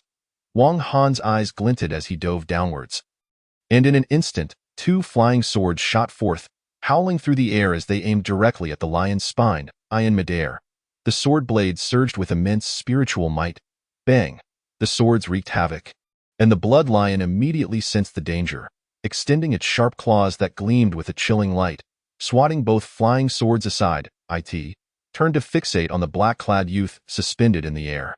Roar! Its massive form, towering at 2 zhong, radiated an overwhelming sense of pressure. Amidst this commotion, the girl escaped the lion's jaws and hurriedly rushed behind Wang Han, speaking in a fluster. "Senior brother, please save Shaolian. Save Shaolian. My cousin and I were passing through here when this demon lion suddenly appeared and attacked him." Woo-woo. Wang Han cast a glance at the girl but said nothing, his expression serious as he focused intently on the blood-colored demon lion. This demon easily swatted away the blue and white flying swords, and its 9th-tier power was indeed terrifying. Roar! The crimson wind surged violently as the blood lion lunged at Wang Han. Bang! A streak of black sword light flashed forth. A semi-treasure. Pfft. Following this, the black sword light plunged into the blood-red winds, and in an instant, the crimson winds recoiled, splattering demon blood in the air. Whoosh! The black sword light shimmered, revealing a black flying sword. A semi-treasure flying sword. At long last, Wang Han was able to unleash 2 to 3 tenths of its power, sufficient to contend with this 9th-tier demon. The spiritual might of the semi-treasure flying sword was immense, rendering the 9th-tier blood lion no match. "Senior brother, your flying sword is incredible," the girl named Shaolian exclaimed, covering her mouth in astonishment. It was worth noting that her cousin, who had just been devoured by the blood lion, also possessed a high-tier flying sword, yet it had been shattered in a single exchange. Moreover, her cousin was a peak 7th-layer cultivator, while the black-clad senior brother before her also appeared to be at the 7th layer's pinnacle. However, this black-clad brother was able to repel the blood lion with a single strike. This clearly indicated that the quality of their flying swords could not be compared. Evidently, the flying sword wielded by the brother before her was of exceptionally high caliber. Wang Han gave the girl a sidelong glance before turning away, his white feathers flashing beneath his feet as he moved with the speed of lightning, the sword's edge sharp as he charged towards the blood lion. Like a warrior amidst a tempest, unstoppable. Bang! The blood lion was immediately cleaved away, its scales shedding slightly, demon blood splattering across the ground, which only incited its ferocity. With a furious roar, its beastly face contorted in rage, seemingly preparing to unleash a terrifying move. Yet, at that moment, an unforeseen event transpired. A deafening roar erupted. Following that, a thunderous boom reverberated as a violet lightning arc, as thick as a bowl, streaked down towards the source of the roar with alarming speed. That was the peak of the Demon Mountain. At that moment, on the mountain's summit, silver serpents danced wildly, and amidst the crackling of electricity, a colossal unicorn serpent, measuring 7 to 8 zhong in size, emerged. Crackle, heavenly tribulation. It was headed towards the serpent. Wang Han's expression changed. The demon's life was at stake. Without hesitation, he abandoned the blood lion and sprinted towards the summit of the Demon Mountain. The demon's life was of utmost importance. It must possess great opportunities. Amidst the rumbling sounds, the commotion was immense, instantly awakening everyone present on the Demon Mountain.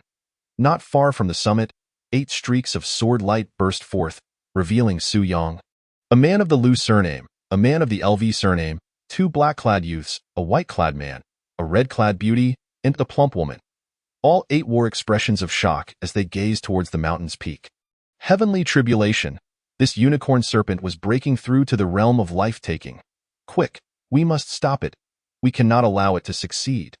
Indeed, the serpent's inner core was tainted with life-taking energy, containing immeasurable essence. Acquiring it would greatly benefit our breakthroughs. Kill. After the initial shock came unbounded joy and greed. Whoosh. The 8 streaks of sword light surged skyward, racing towards the location of the serpent's tribulation. The demon's tribulation was a rare occurrence, a chance that must not be missed. Within the depths of the Demon Mountain, sword lights flared up, and an increasing number of outer sect disciples soared towards the summit. Kill, kill, kill. Soon, dozens of sword lights, brimming with lethal intent, bombarded the site of the serpent's tribulation. Pift, pift, pift. As the serpent was in the midst of its tribulation, It was suddenly besieged by external forces, instantly inciting its wrath. Yet, under the onslaught of the heavenly tribulation, its demonic power diminished significantly, leaving it powerless to resist the barrage of sword lights. At this rate, if the heavenly tribulation did not slay it, these human flying swords would finish the job instead. Hiss! An increasing number of sword lights rained down, and amidst the chaos, a purple-gold thunderbolt struck the serpent, obliterating its single horn atop its head. The horn, it was the mark of its ascension to half-step life-taking. Now obliterated, its hope for life-taking was dashed. The tribulation had failed. It was the humans, the external forces that caused its failure. Chapter 33. The battle for the demon core. Hiss! The serpent was enraged. Opening its massive jaws, and with a sweeping motion of its python-like body, it obliterated a cultivator at the 8th layer of chi refinement in an explosive spray of blood mist. Crack! The demon's inner core was tainted with the essence of the heavenly tribulation, its body crackling with electricity as it opened its mouth again, unleashing a fierce purple arc. The intense demon winds were terrifyingly potent. Bang, bang. Another dozen cultivators at the 7th and 8th layers burst apart, perishing on the spot. This demon is ferocious. The cultivators retreated in droves. Humph! A mere shadow of its former self. Suddenly, 8 streaks of sword light shot into the sky, led by Su Yang and his companions. The combined might of the 8 transformed into a torrent of sword light, bombarding the serpent relentlessly. Bang! The demon serpent was struck, crashing to the ground, emitting a mournful cry of rage. Kill, kill, kill, with Su Yang at the forefront. The cultivators surged forward again, dozens of sword lights descending together, and the serpent's cries grew ever weaker. Whoosh! Not far away, atop a hill, a white figure emerged. Wang Han.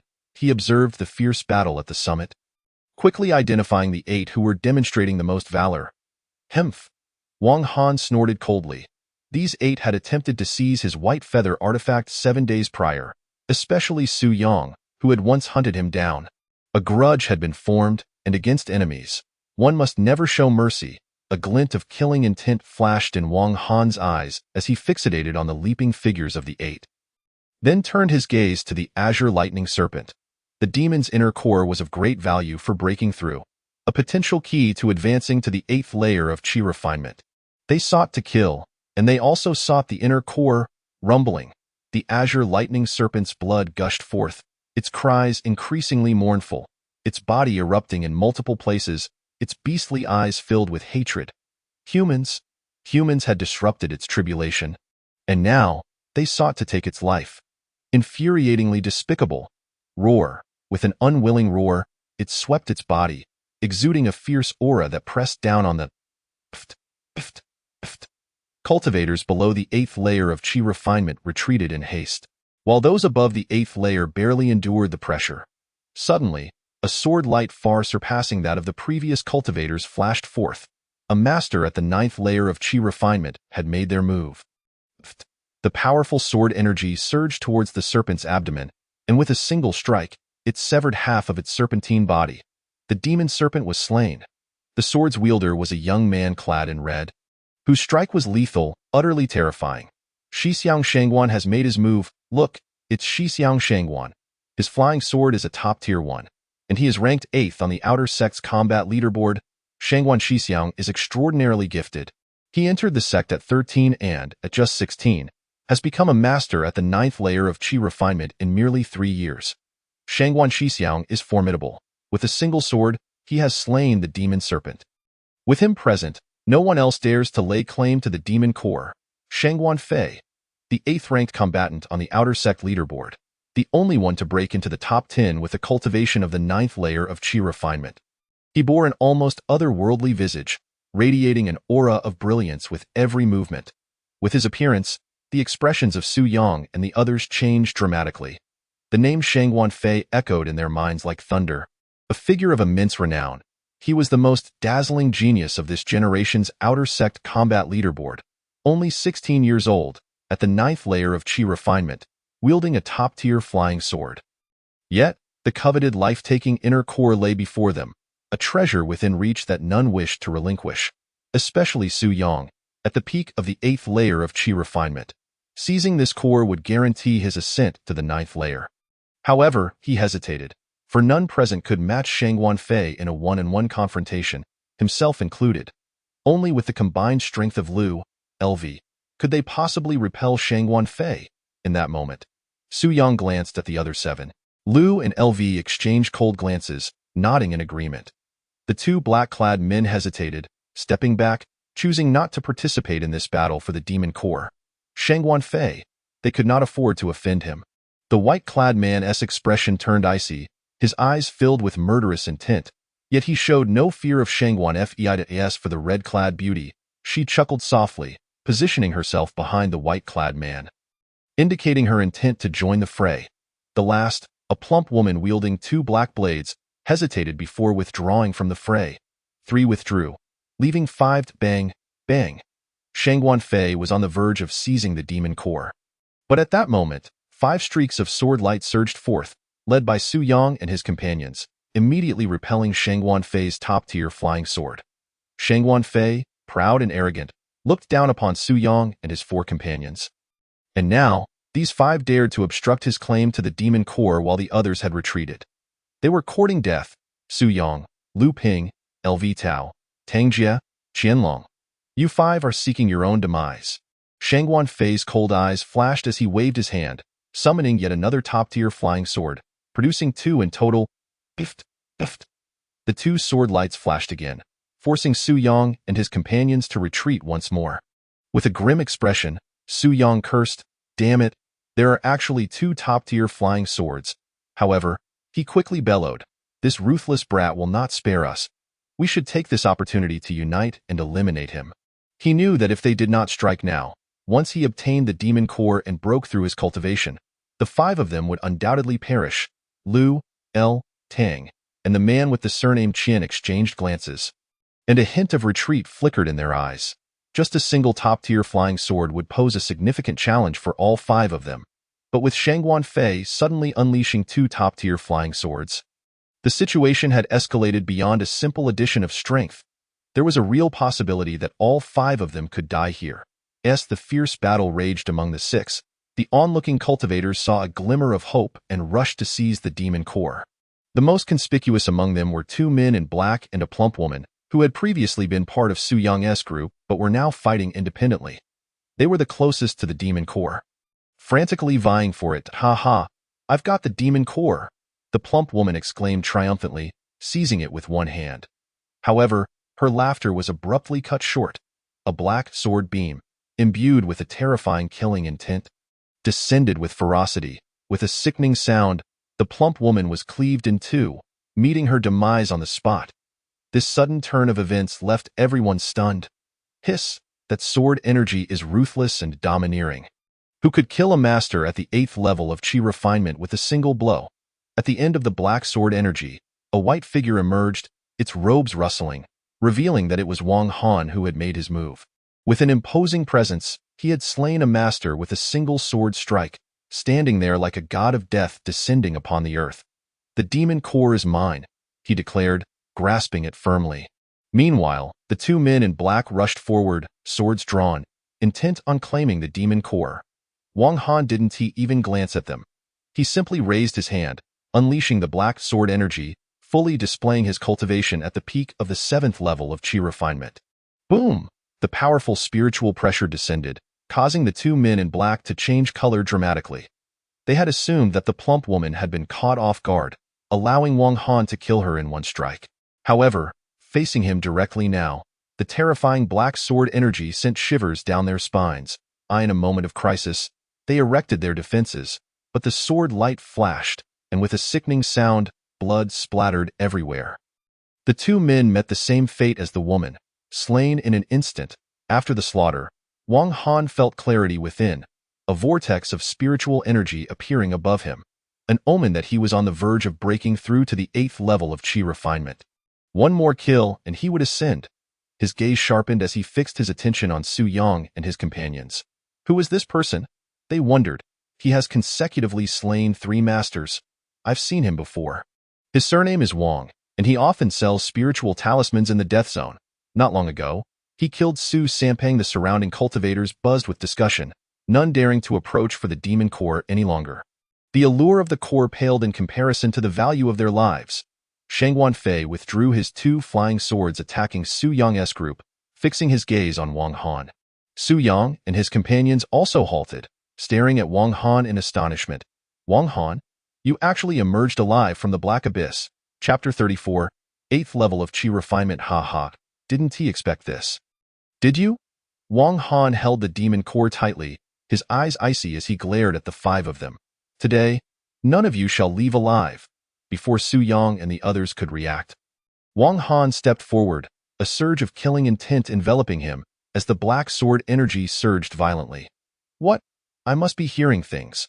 Brother Wang is actually challenging Brother Su and his four companions single-handedly, while Brother Shangwan is lurking nearby. This fellow truly has audacity. What a pity he doesn't know how to restrain his brilliance. He will undoubtedly meet a tragic end, the crowd murmured amongst themselves. Su Yang quickly concealed his astonishment, a cruel smile forming on his lips. Wang Han, you're truly courting death. You've stolen the demon core and are boasting so shamelessly. You must be tired of living. The other four echoed his sentiments with cold laughter. Kill this brat. Kill him.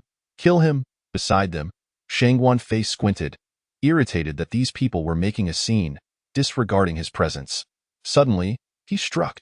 Two top-tier flying swords slashed downwards, targeting the white-clad man among the five. Boom! The sword energy roared, brimming with murderous intent. This is bad. The white-clad man's pupils contracted as he hastily focused his mind, deploying all his defenses. He quickly formed several protective spells and pulled out over 10 mid-tier protective talismans from his storage bag.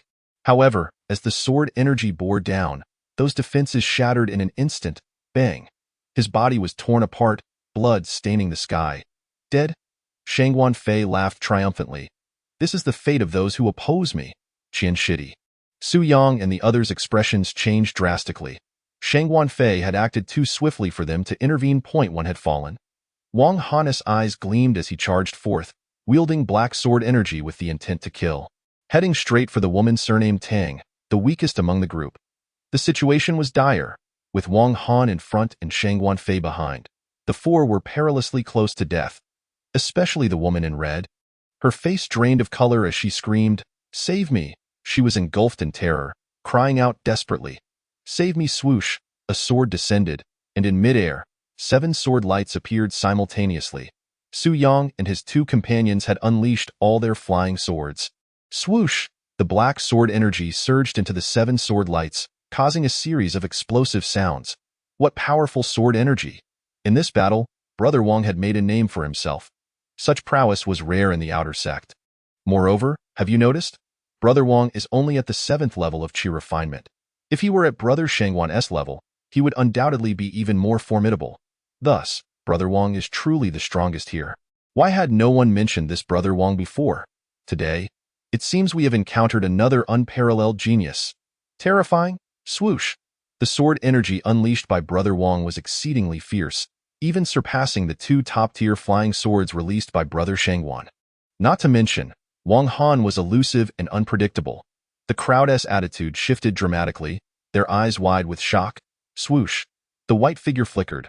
Wang Han's form became indistinct as he wielded half a treasured flying sword to bombard Su Yang's group, while simultaneously manipulating another top-tier flying sword to seek out their vulnerabilities. The moment their magical power faltered, he would unleash a thunderous assault. Not far away, Shang Wanfei observed Wang Han's darting figure, immediately discerning that the treasure beneath his feet was a top-tier flying artifact, 3 times more precious than the top-tier flying sword he wielded. Furthermore, the sword energy he commanded was ferociously powerful, even more so than his own top-tier flying sword. This fellow's magical artifacts are superior to mine. Shang Wanfei narrowed his eyes. If I kill him, all of this will be mine. Greed surged within Shang Wanfei, and he abandoned his assault on Su Yang's group, turning his attention toward Wang Han. Swoosh! Wang Han felt a chill run down his back. He swiftly dodged, narrowly evading the assault of 2 sword lights. He then focused on Shang Wanfei not far away. With a cold smile, Shang Wanfei waved his hand, sending 2 sword lights charging forth to pursue Wang Han. Meanwhile, Su Yang and the others rallied together. fending off the black sword energy as 4 sword lights soared into the sky, aiming to kill Wang Han. Let us take down this Wang. With the two sides converging, a cold glint flashed in Wang Han's eyes. His treasure beneath him shimmered as he moved at lightning speed, vanishing without a trace. What incredible speed! The crowd gasped in astonishment. Over there, in a certain void 6 zhang away, a white figure materialized, revealing Wang Han's form as he coldly gazed at the 5. He then produced the demon core and, without hesitation, swallowed it. Buzz. His spiritual power surged, the black sword energy above him swelling dramatically. An overwhelming ferocity radiating outward. I need momentum. His robes fluttered wildly, black hair dancing in the wind, and his eyes sparkled with killing intent, resembling a deity of death descending upon the realm. The demon core. He has swallowed the demon core. Damn it, Wang, I will kill you. The 5 moved simultaneously, encircling Wang Han. Kill, kill, kill. Their expressions were frenzied. The first to attack were Shangguan Fei's 2 flying swords. Wang Han clenched his hand, the black sword energy sweeping forth, instantly sending the 2 sword lights flying. Swoosh! Su Yang and his companions unleashed a total of 9 sword lights, enveloping the area in a terrifying murderous aura, creating an extremely perilous situation. Humph! Faced with the full force strike of the 5, Wang Han's expression deepened as he fixed his attention solely on Su Yang. I will slay you first. His foot glimmered with treasure, and the sword energy above him descended violently. Bang! Amidst a series of explosive sounds, 12 sword lights clashed, 6 of which shattered. Though Wang Han's sword energy was nearly exhausted, he remained unfazed. With a sudden flash of his palm, the demon core transformed into a shimmering barrier, propelling him forward. With a series of thundering sounds, he managed to block the remaining 6 sword lights. Su Yang, your time of death has come. Utilizing the momentum from his advance, Wang Han charged towards Su Yang, raising his hand as the sword energy roared, half a top-tier flying sword flashing forth. This is bad. Su Yang's face changed dramatically, his scalp tingling with fear. This time, he had no half-top-tier protective talismans remaining. Swoosh! The sword energy struck down, and Su Yang coughed up blood, followed by a flash of sword light as blood gushed from his throat. I refuse to accept this. Swoosh! Wang Han seized Su Yang by the neck, his eyes brimming with murderous intent. With a fierce grip, Su Yang's head exploded, transforming into a cloud of blood mist. Su Yang is dead. Wang Han's head was crowned with a swirling vortex of spiritual energy, his robes rustling with a fierce sound as the long-standing bottleneck to the 8th level of Qi refinement was finally shattered. Whoosh! Spirals of spiritual energy cascaded downwards, and his spiritual might surged dramatically, doubling in intensity. The 8th level of Qi refinement? Brother Wang, have you broken through? The crowd gasped in astonishment, exclaiming in unison. He has succeeded. Wang Han has broken through to the 8th level of Qi refinement. Chapter 35. The emergence of reputation. Surprised, aren't you? I warned you all. Today, none of you will leave unscathed. With a flick of his hand, black sword light erupted violently. Before the breakthrough, he could only unleash a mere 2 to 3/10 of this sword treasure's power. Now, having broken through, its might had surged by at least 2-fold. The astonishing sword energy radiated a savage pressure. Lu, El, and the woman of the Tang surname were struck with horror. With Su Yang dead, their small team had collapsed at this moment. Wang Han exuded a murderous intent, clearly intent on leaving no survivors. Be Brother Wang, it was Su Yang who offended you. I had no part in it. As long as you spare me, I am willing to serve you like a loyal beast. The woman of the Tang surname smiled seductively, but her heart was in turmoil, terrified that he might suddenly strike. Wang Han cast a glance at her. She possessed a certain charm, yet what difference did that make? His character was resilient, his mind unwavering, impervious to seduction.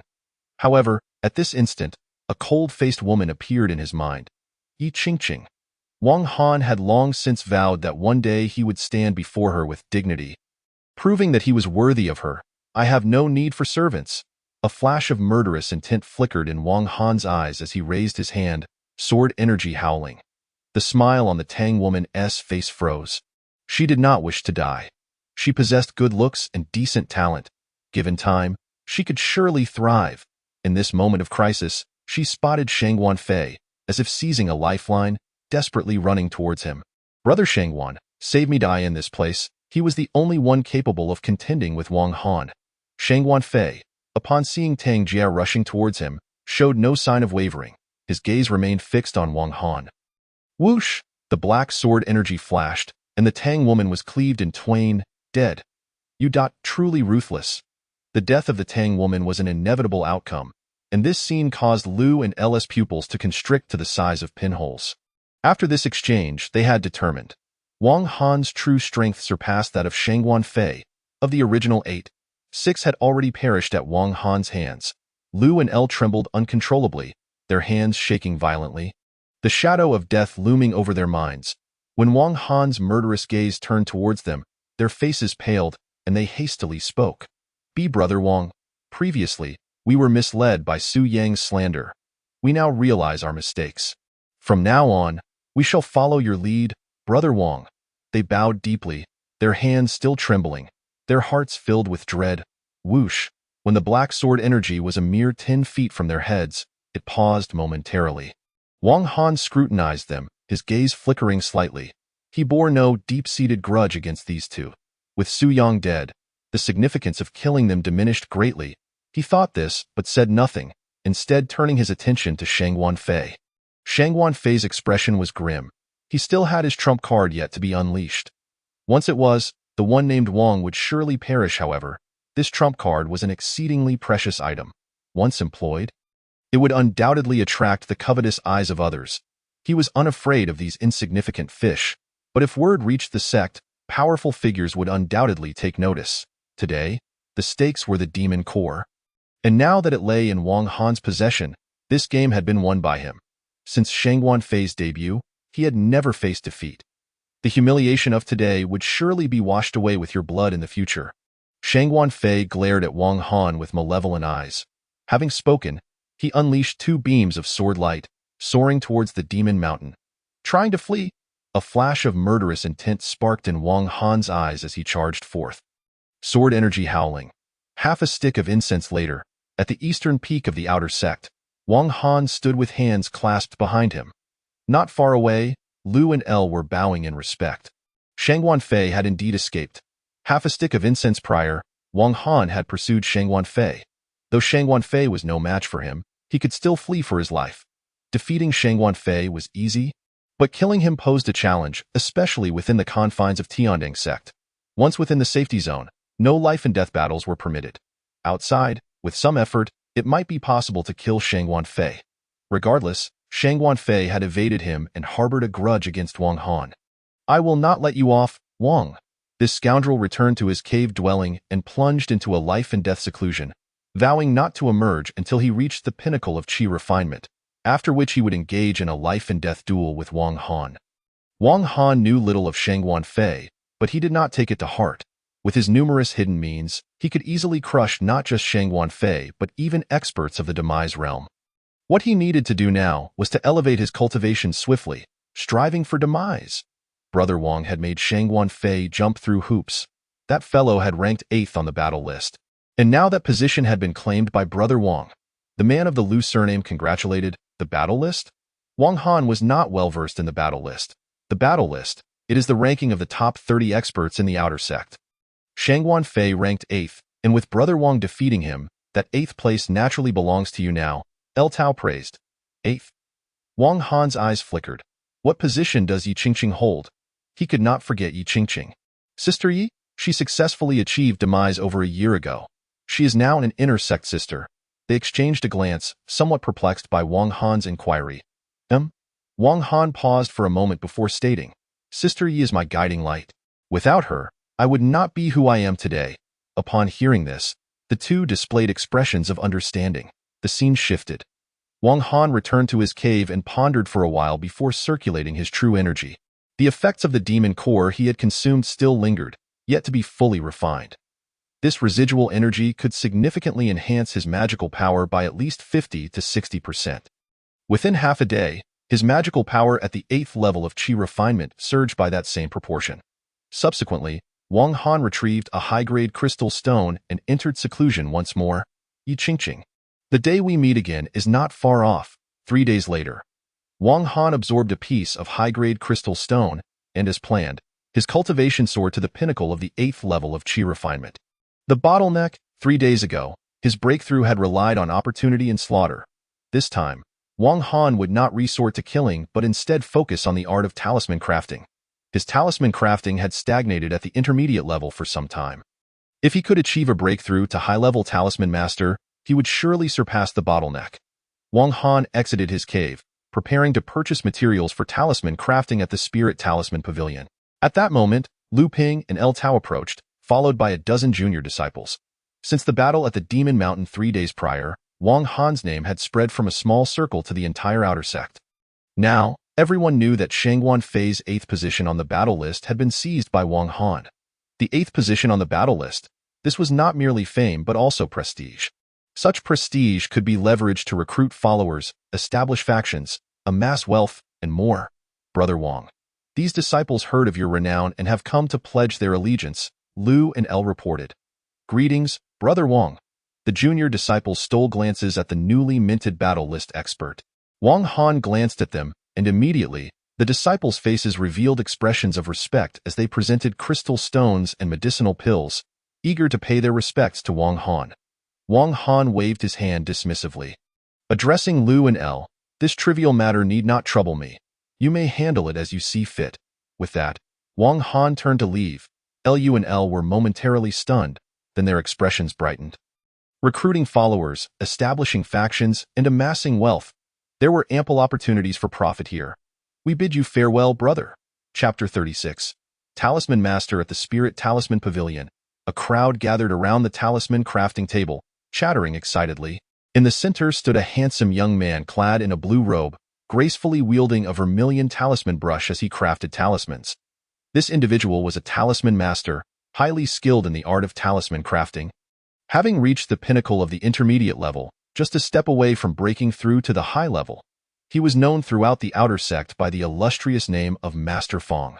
Master Fong's talisman crafting has grown increasingly refined, I believe within a year. He will break through to high-level talisman master and leverage the power of the talisman sect to ascend to demise, becoming an inner sect disciple. With Master Fong's talent, he will surely shine brightly within the inner sect and the entire outer sect. Talisman masters were scarce, and those capable of breaking through to high-level talisman master before reaching demise were even rarer. Master Fong is truly gifted. The gathered disciples numbered not fewer than 80, including several experts from the battle list who held Master Fong in high esteem, showcasing his prestige within the outer sect. Fong Hong was his true name.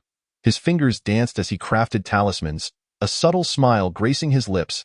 He relished the respect and praise he received, especially under the admiring gazes of several female disciples, which brought him genuine joy. Whoosh, a top-tier intermediate talisman was completed. Fong Hong smiled slightly and retrieved a blank talisman paper, this time a high-grade talisman paper, even changing to a golden talisman brush and using high-grade cinnabar. He was about to challenge the high-level talisman master. Under the watchful eyes of the crowd, the attempt to break through to high-level talisman master drew gasps of astonishment. Whoosh! Is Master Fong attempting to craft a high-level talisman? To witness the birth of a high-level talisman master is indeed a stroke of luck. I must not miss a single captivating moment. Amidst the crowd, Wang Han wore a look of astonishment. It was his first encounter with a fellow talisman maker, and notably, a mid-level peak talisman master. He couldn't help but steal a few more glances. Not far away, several elders from the Spirit Talisman Pavilion stroked their beards, their eyes twinkling with amusement as they observed Fong Hong bow them. It was merely a matter of time before Fong Hong broke through to the high-tier talisman master level. That moment, Wang Han approached, saying, "Elders, I wish to purchase high-tier vermilion and talisman paper." The elderly men, engrossed in watching Fong Hong refine talismans, paid Wang Han no mind, leaving him to wait patiently. Within the gathering, Fong Hong's talisman refining skills were indeed remarkable. Yet breaking through to the high-tier talisman master level was no trivial feat. Bang, bang. Accompanied by two muffled sounds, a cloud of gray smoke erupted, followed by the explosive sound of a talisman bursting. It was a failure, the onlookers silently lamented. Just a little more, just a little more. Next time, Brother Fong will surely succeed. Fong Hong's expression darkened. He had thought this breakthrough was nearly assured, but a critical mistake had occurred at the last moment. Brother Fong, you are already quite skilled. You can definitely do it. Wang Han withdrew his gaze, while the nearby elders shook their heads, sighing, so close, what a pity. Elders, can you sell me high-tier talisman paper and vermilion? Wang Han inquired. The elders turned to glance at him, surprised. You too wish to challenge the high-tier talisman master level? High-tier talisman paper and vermilion were essential for crafting advanced talismans. Wang Han smiled slightly. Indeed, that is my intention. This was hardly a secret, thus there was no need for concealment. A few junior disciples gathered nearby. Eyeing Wang Han curiously, this senior brother is also aiming to become a high-tier talisman master. As Fong Hong descended from the platform and approached the counter, he cast a surprised glance at Wang Han upon hearing this, his expression quickly turning grave. He had just failed in his attempt to break through to high-tier talisman master. And now this young man sought to purchase high-tier materials for the same purpose. It felt like a direct mockery of him. Wang Han had no such intention, truly. Yet to Fong Hong, it seemed like a blatant derision. Emph! This lad is merely at the 8th level of chi refinement. What ability does he possess to challenge the high-tier talisman master level? A high-tier talisman master requires at least the 10th level of chi refinement. Fong Hong snorted coldly, as he himself had reached the 10th level of chi refinement. After thorough investigation, he concluded that the energy required for a high-tier talisman master to achieve breakthrough was immense. Without the foundational support of the 10th level of chi refinement, it would be exceedingly difficult to sustain, risking failure. Thus, he was convinced that this young man in black was merely here to mock him. Little did he know, Wang Han possessed a hexagonal jade pendant that could provide energy at any moment, alleviating any concerns about insufficient vitality. Lost in his own thoughts, Fong Hong harbored malice. Wang Han furrowed his brow and took a few glances at Fong Hong. Responding, Wang has no need for Brother Fong to concern himself with my cultivation. With that, he deftly produced over 100 high-tier crystal stones. Elders, the Spirit Talisman Pavilion has not prohibited selling items to its disciples. Has it? The elders were taken aback. No, that is not the case. Meanwhile, Fong Heng's expression soured. This lad named Wang disregarded his words, which felt like a slight against him. He, a 10th level chi refinement expert and ranked 6th on the battle list, was respected wherever he went. When had he ever been treated with such disdain? Even the first-ranked Wanyang would greet him with a smile. How dare this 8th level chi refinement pup look down upon him? Fong Hong, already in a foul mood from his failed breakthrough, felt his face burn with indignation at this perceived slight. His gaze fell upon the high-tier materials, and as he patted his pocket, he discovered he had over 300 high-tier crystal stones, a cold smirk appearing at the corners of his mouth. I'll buy these materials for 200 high-tier crystal stones. Clang. He placed the 200 high-tier crystal stones on the counter, casting a scornful glance at Wang Han, aiming to crush him with wealth. The elders exchanged glances but did not intervene. The onlookers snickered. Who is this lad? How dare he offend Master Fong? Wang Han's gaze remained fixed on Fong Hong, his brows knitting tighter. Brother Fong, are you challenging me? Wang Han's eyes narrowed as he stared at Fong Hong. Fong Hong burst into a wild laugh. Convinced that this Wang fellow would surely lack the means to produce more crystal stones and would leave in disgrace, however, the next moment, the smile on his lips froze. Wang Han calmly withdrew one high-tier crystal stone after another from his storage bag. With each stone added, Fong Heng's expression darkened further, until he reached a total of 201 stones, at which point his face was as dark as watered eye in contrast. Wang Han wore an enigmatic smile. 201. One more than you. These materials are mine. The crowd's murmurs began to dwindle. Suddenly, someone exclaimed, Brother Wang. This is Brother Wang, ranked 8th on the battle list. Brother Wang? Which Brother Wang? The one who, just 3 days ago, at the peak of Yaoshan, defeated Su Yang and drove off Brother Shangguan. Shangguan? The genius youth. This Brother Wang defeated Brother Shangguan? Indeed, indeed. I was there. I witnessed Brother Wang's prowess firsthand. Hearing the discussions around him, a faint smile graced Wang Han's lips. Wang Han? You are Wang Han? Fong Heng's expression shifted dramatically. He had heard of the battle at the peak of Yaoshan just yesterday, where a certain Wang Han had made a name for himself by sending the genius Shangguan Fei into a frenzy. Fong Hong had encountered Shangguan Fei, who wielded two top-tier flying swords and was exceptionally formidable. In a life-and-death struggle, even he could not guarantee a victory over Shang Wanfei. Yet this Wang, who had made Shang Wanfei flail about, was a force to be reckoned with. Though he thought this, he still maintained an air of superiority. "That would be me," Wang Han replied with a knowing smile directed at Feng Heng. Hemph. Feng Heng had intended to add more crystal stones to humiliate Wang Han, but reconsidered. Just days prior, this Wang Han had secured a windfall by slaying Su Yang and others, so he must have amassed a significant amount of crystal stones. Continuing this contest could lead to him losing face instead. With that thought, he merely snorted coldly and walked away. The crowd fell oddly silent. Upon exiting the Spirit Talisman Pavilion, Wang Han found himself in possession of 10 pounds of high-tier vermilion and talisman paper. These materials could yield hundreds of high-tier talismans. Surely, with a few hundred attempts, at least one would succeed, leading to his breakthrough as a high-tier talisman master. Returning to his dwelling, he firmly closed the mountain gate. Inside the cave, Wang Han first entered a meditative state, focusing his mind until it was fully settled before he began crafting high-tier talismans. A month later, at the cave entrance, Lu Ping and El Tao were engaged in light-hearted conversation. These two had once been bitter rivals, but since Wang Han had taken them under his wing, they set aside their grievances and united to form the Wang faction, gathering wealth and reaping benefits.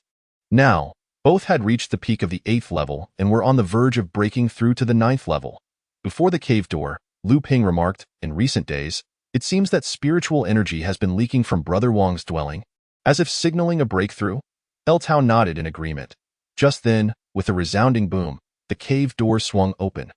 The two hastily approached. A figure emerged, revealing Wang Han's silhouette. Compared to a month prior, his aura had deepened significantly. It was evident he had achieved a breakthrough, 9th level of Qi refinement, high-tier talisman master. During this time, Wang Han had lost count of how many high-tier talismans he had crafted. In any case, he now held over 30 finished high-tier talismans. The success rate for these high-tier talismans was exceedingly low. Even after crafting up to the 100th talisman, he had only just broken through as a high-tier talisman master. Throughout the remaining crafting process, he had frequently encountered failures, with talismans exploding, ultimately calculating the success rate to be around 20%. This was due to insufficient energy. Had he possessed the cultivation of the Death Realm, he believed the success rate would have significantly improved.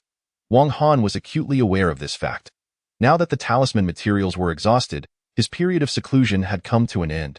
"Congratulations, Brother Wang, on breaking through to the 9th level." Lu Ping and El Tao sensed a formidable pressure emanating from Wang Han, far more terrifying than a month ago, and their respect for him deepened. Subsequently, Lu Ping presented the faction's treasury, which contained the profits earned over the past month, primarily from hunting beasts, gathering wealth, and low-cost procurement of flying swords for resale at higher prices. Upon receiving the treasury, Wang Han discovered there were over 200 high-tier crystal stones within. This amount was substantial, yet he wished to ascertain the true figures. "We each took a share of 10%, Lu Ping and El Tao replied cautiously. Wang Han smiled slightly. "No need to be nervous. I merely wish to know the details. I'll point 20%. Lu Ping and El Tao's hearts raced, their voices trembling. Wang Han scrutinized them for a moment and then asked, "Aside from this, are there any significant matters?" They hastily responded, "Significant matters? Oh right. Yesterday, Shang Wanfei emerged from seclusion. That fellow has been boasting about challenging Brother Wang." Shang Wanfei. Wang Han's gaze turned icy. Whoosh. As soon as Shang Wanfei's name was mentioned, a streak of sword light shot forth, accompanied by a hearty laugh. "Wang Han, you've finally decided to come out." Whoosh. The sword light flickered, revealing Shang Wanfei's form. Clad in a red garment, his aura was more than 3 times stronger than it had been a month prior. He had reached the pinnacle of Qi refinement. This fellow had achieved the pinnacle of Qi refinement, and what stood out even more was that he was brandishing a massive sword, upon which dangled a bloodied head. The head was still dripping blood, fresh as if it had just been severed. Sun Lei, that is the head of Sun Lei. Lu and LV were both filled with trepidation. Who is Sun Lei? Wang Han narrowed his eyes at Shang Wanfei and inquired. Sun Lei 4th on the battle ranking, Shang Wanfei affirmed. Indeed, Sun Lei has offended me and has already met his demise at my hands. Wang Han, you two have transgressed against me, and your actions are even more heinous than those of Sun Lei. I have decreed. Your head shall be displayed at the entrance of the outer sect for 7 days as a warning to others. However, considering that the safe zone prohibits killing, I formally challenge you. In 3 days at the life and death arena, we shall settle this once and for all. Do you dare to face me in combat? Shangguan Fei's cold gaze gleamed, looking down upon the world. Wang Han suppressed the urge to strike down Shangguan Fei on the spot, accepted the challenge for the life and death battle, and smirked coldly, shouting boasts to the heavens as futile. In 3 days, I shall take your miserable life. Shangguan Fei, believing himself to be quite impressive, was incensed at being referred to as a mere dog by Wang Han, nearly losing his composure. Yet, he restrained himself. A good show is worth the wait. Interesting opponents are to be slowly dealt with for greater satisfaction. In 3 days, at the life and death arena, it would be a battle to the finish. With a raucous laugh, Shangguan Fei soared from the eastern peak, leaving behind a flurry of life and death sword talismans, disseminating news of the impending showdown far and wide. Within a day, the entire outer sect was in an uproar. Shangguan Fei had actually slain Sun Lei, and now he was challenging Wang Han. Who was Wang Han? Many were still unfamiliar with his name. While Sun Lei's renown reverberated like thunder, Sun Lei fourth on the battle ranking. Unfathomable in strength since the establishment of Tiandang, countless strong warriors have emerged from this place, and countless talents have fallen here as well. Today, this battlefield belongs solely to 2 individuals, Wang Han and Shangguan Fei. On the observation platform, hundreds of disciples have gathered, and even a dozen elders from the outer sect have arrived. At this moment, a long laugh resounded, accompanied by a flash of sword light and a figure clad in red. With a cold gaze sweeping across, he dazzled the world. Shangguan Fei. At merely 16 years of age, he has reached the pinnacle of qi refinement, an unparalleled prodigy. Wow! Senior brother Shangguan is truly handsome. Many female disciples gazed at him with sparkling eyes, as if they wished to devour him whole. Senior brother Shangguan, you will surely triumph. The crowd cheered, and suddenly, a large banner rose, atop which sat Fang Hong, also donned in red, upon a grand crimson chariot. The chariot had several holes filled with large flags, inscribed with, Shangguan Fei will triumph, Wang Han will perish, Master Fang has pinned this. Wow! Master Fang is equally handsome. Many female disciples quietly admired the banner, gazing at Fang Hong, shrieking in awe, Shangguan will surely triumph. The entire arena echoed with shouts of Shangguan Fei's name. This formation, this grandeur, this spectacle, all showcased Shangguan Fei's prestige in the outer sect. His aura radiated magnificently. The Wang family is utterly insignificant, someone scoffed disdainfully. Indeed. When that Wang emerges, under the brilliance of senior brother Shangguan, it will be as if a commoner stands before a prince. He will surely be humiliated. Speaking of which, the sun has already risen. Why hasn't the Wang arrived? Could it be that he is afraid? Most likely, he knows he is no match for senior brother Shangguan and is surely hiding somewhere. The crowd chattered disparagingly. Yes, here. Senior brother Wang has arrived. A gasp erupted. The crowd turned to the main avenue of the plaza, where a figure in black robes approached. His steps were not hurried. Yet each stride stirred an invisible momentum, and behind him followed Lu Ping and El Tao closely. This Wang truly dares to come. Has he consumed the courage of a bear and the gall of a leopard? A foolish act. Shangguan Fei stood atop the ring, looking down at the figure in black with a confident smile on his face. Wang Han has arrived. He truly dares to come. The pinnacle of qi refinement at the 9th layer. On the high platform, a young man in white, holding a folding fan with a feathered cap, laughed and chatted, accompanied by several exquisite maidens in white. This man is Yu Gongzi, ranked 5th on the battle list. In terms of reputation, he surpasses Fang Hong, and in combat prowess, he exceeds him as well. A subtle smile always lingered on his lips, and he quickly discerned Wang Han's cultivation level. Once Yu Gongzi spoke, the crowd turned their attention to Wang Han's cultivation realm. The pinnacle of qi refinement at the 9th layer? I remember just a month ago, this senior brother Wang had only just broken through to the 8th layer of qi refinement. In this brief month, he has astonishingly reached the peak of the 9th layer. Such speed is scarcely inferior to that of senior brother Shangguan. It seems this senior brother Wang is also a supreme talent. The crowd began to shed some of their disdain. A strong warrior is respected wherever he goes. However, Fang Hong let out a cold snicker, Wang, I see darkness gathering over your brow. You shall not survive this day. Wang Han's gaze fixed upon Shangguan Fei atop the combat stage, the fluttering red robes and the cold eyes that looked down upon him. Wang Han's focus remained solely on Shangguan Fei. Passing by Feng Heng without even glancing at him, completely ignoring him. This scene infuriated Feng Heng, but recalling Wang Han's impending fate quelled his anger. Why bother arguing with a corpse? Yet he signaled to his loyal followers.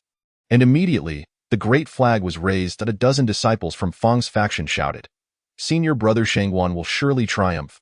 Wang Han will perish, and Master Feng has pinned this. The shouts were thunderous, almost infectious. Shangguan will surely triumph. Wang Han will perish. More and more disciples joined in the chorus. The voices supporting Shangguan Fei drowned out all others. Yet suddenly, two discordant voices rang out. Senior brother Wang will triumph. Senior brother Wang will triumph. These two voices were so loud they nearly overshadowed the entire arena. The crowd turned to see that it was Lu Ping and El Tao. Pfft, could these two be fools? They are openly supporting Wang Han. Ignore these two idiots. Lu Ping and El Tao were unfazed by the gazes of others, continuing to shout. Senior brother Wang will triumph, on the high platform. The elders watched with great interest. Shangguan Fei has made remarkable progress. This time, he is likely to use Wang to sharpen his blade, potentially breaking through to a higher level. The elders gazed at Shangguan Fei with admiration. On the platform, Shangguan Fei's momentum soared, an unusual phenomenon hinting at a potential breakthrough. Slaying Wang Han, vanquishing inner demons, he might indeed advance further. This Wang lad has a repressed aura. His eyes gleamed with brilliance, indicating he is also a person of great fortune. This lad joined the sect even later than Shangguan Fei. Another elder noticed Wang Han. Indeed, one looks down upon the world, while the other conceals his strength. Both are extraordinary talents. What a pity, however, that these two have become mortal enemies. Only one can survive. The elder's keen eyes discerned Shangguan Fei's brilliance and Wang Han's profound restraint. On the combat stage, Shangguan Fei looked down upon Wang Han, raising his sword and pointing it at him, sneering, Come forth and meet your demise. The crowd fell into silence, as many female disciples gazed starry-eyed at Shangguan Fei's imposing demeanor, with a single sword drawn. The wind stirred, creating a tremendous storm that bore down upon Wang Han. This was the pressure of his aura, rumbling. Senior brother Shangguan's momentum was awe-inspiring. Wang Han likely wouldn't even be able to step onto the stage. The two were simply not in the same league. Senior brother Shangguan was invincible, a force that mere mortals could not compare to. Wang Han. Crack! Amidst the mocking of the crowd, Wang Han stepped forward, and a thunderous sound followed, crackling with intensity. With each step he took, his momentum surged, and as one foot landed on the stage, a fierce gale erupted, his robes billowing dramatically, creating a grand spectacle. Shangguan Fei. Today marks your demise. A roar echoed, and thousands of auras coalesced within him. In that moment, Wang Han resembled a celestial deity. Such powerful momentum. This, Wang Han? The crowd displayed expressions of shock. The true self shall never perish. Wang Han, let your blood forge my eternal throne. Shangguan Fei let out a mighty roar as the sword light above him flickered, producing a thunderous sound. The sword light surged, heralding life and death. Chapter 40. The Battle of Life and Death, Part 2. The momentum was overwhelming. Seizing the initiative, this was precisely the demeanor expected of Shangguan Fei, top-tier flying swords. Senior brother Shangguan, a person of great fortune, had chosen the top-tier flying sword upon entering the outer sect. Later, he acquired a second top-tier flying sword through further trials and opportunities. Now, with just one top-tier flying sword, he could slay the Wang without a trace. The crowd gasped in astonishment. What of the top-tier flying sword? Senior brother Wang's flying sword is even more formidable. Lu Ping and El Tao scoffed. Whoosh! A surge of black sword energy shot forth, as Wang Han pointed, and the sword light surged dramatically. A half-legendary flying sword boom. A single sword strike unleashed winds and thunder, its pressure exceeding that of the top-tier flying sword by at least threefold. What sword is this? It's even more powerful than senior brother Shangguan's flying sword. Senior brother Wang possesses not only a powerful flying sword, but numerous ones. Just wait and see. Lu Ping and El Tao sneered. Bang bang. The black sword energy expanded by a yard, its pressure surging, clearly intent on shattering Shangguan Fei's top-tier flying sword. Wang, your flying sword may be formidable, but I possess more than just one top-tier flying sword. Shangguan Fei had long experienced the might of a half-legendary flying sword, so he was not surprised. He immediately roared, summoning another top-tier flying sword. Whoosh whoosh, two top-tier flying swords, their lights flashing violently, stabilized the situation, clashing with the half-legendary flying sword. Clang clang.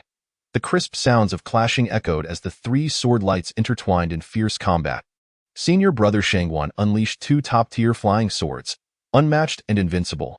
Wang's flying sword is also powerful, equivalent to two. Terrifying indeed, half-legendary flying sword. On the high platform, Yu Gongzi fixated on the black sword energy. Throughout the outer sect, there are no more than 10 top-tier flying swords. This is already exceedingly rare, and half-legendary ones are even scarcer, certainly no more than 3. Presently, the flying sword Wang Han has summoned is indeed a half-legendary flying sword. Who? This Wang Han is also a person of great fortune. A half-legendary sword? Truly a half-legendary sword. The crowd gasped in shock once more. Himph! I will have your life. You cannot live. Shangguan Fei initially believed that with his enhanced power, summoning two top-tier flying swords would surely overpower Wang Han's half-legendary flying sword, but to his astonishment, after dozens of exchanges, his mana was severely depleted, and there were no signs of a clear victor. Suddenly, the fourth sword light appeared. Whoosh! The brilliance of the top-tier flying sword was once again that of a top-tier flying sword. Shangguan Fei had summoned a third top-tier flying sword. The crowd gasped in disbelief. 3. There are no more than 10 top-tier flying swords in the outer sect. Senior brother Shangguan has produced 3 in an instant. No, wait.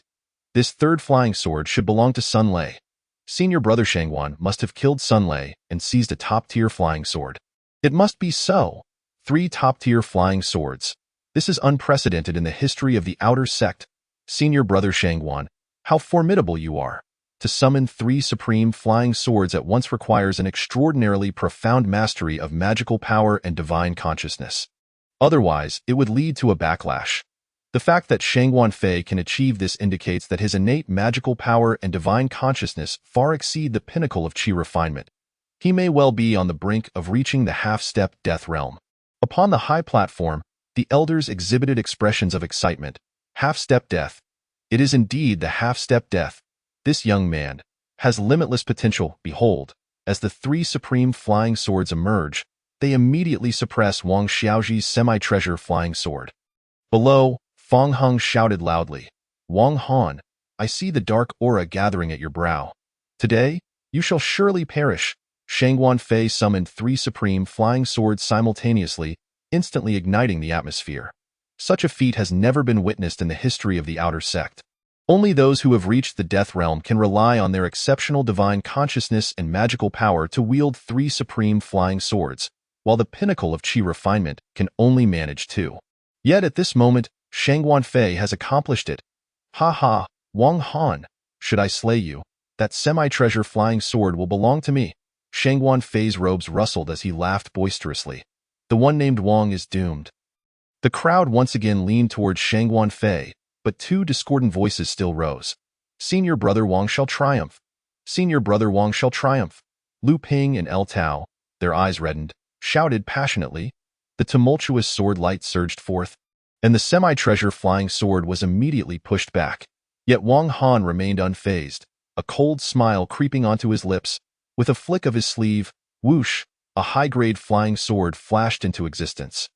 Joining the fray, the one named Wang also summoned a second flying sword. Shangguan Fei's expression shifted, but he quickly recognized it as merely a high-grade flying sword, irrelevant to the battle.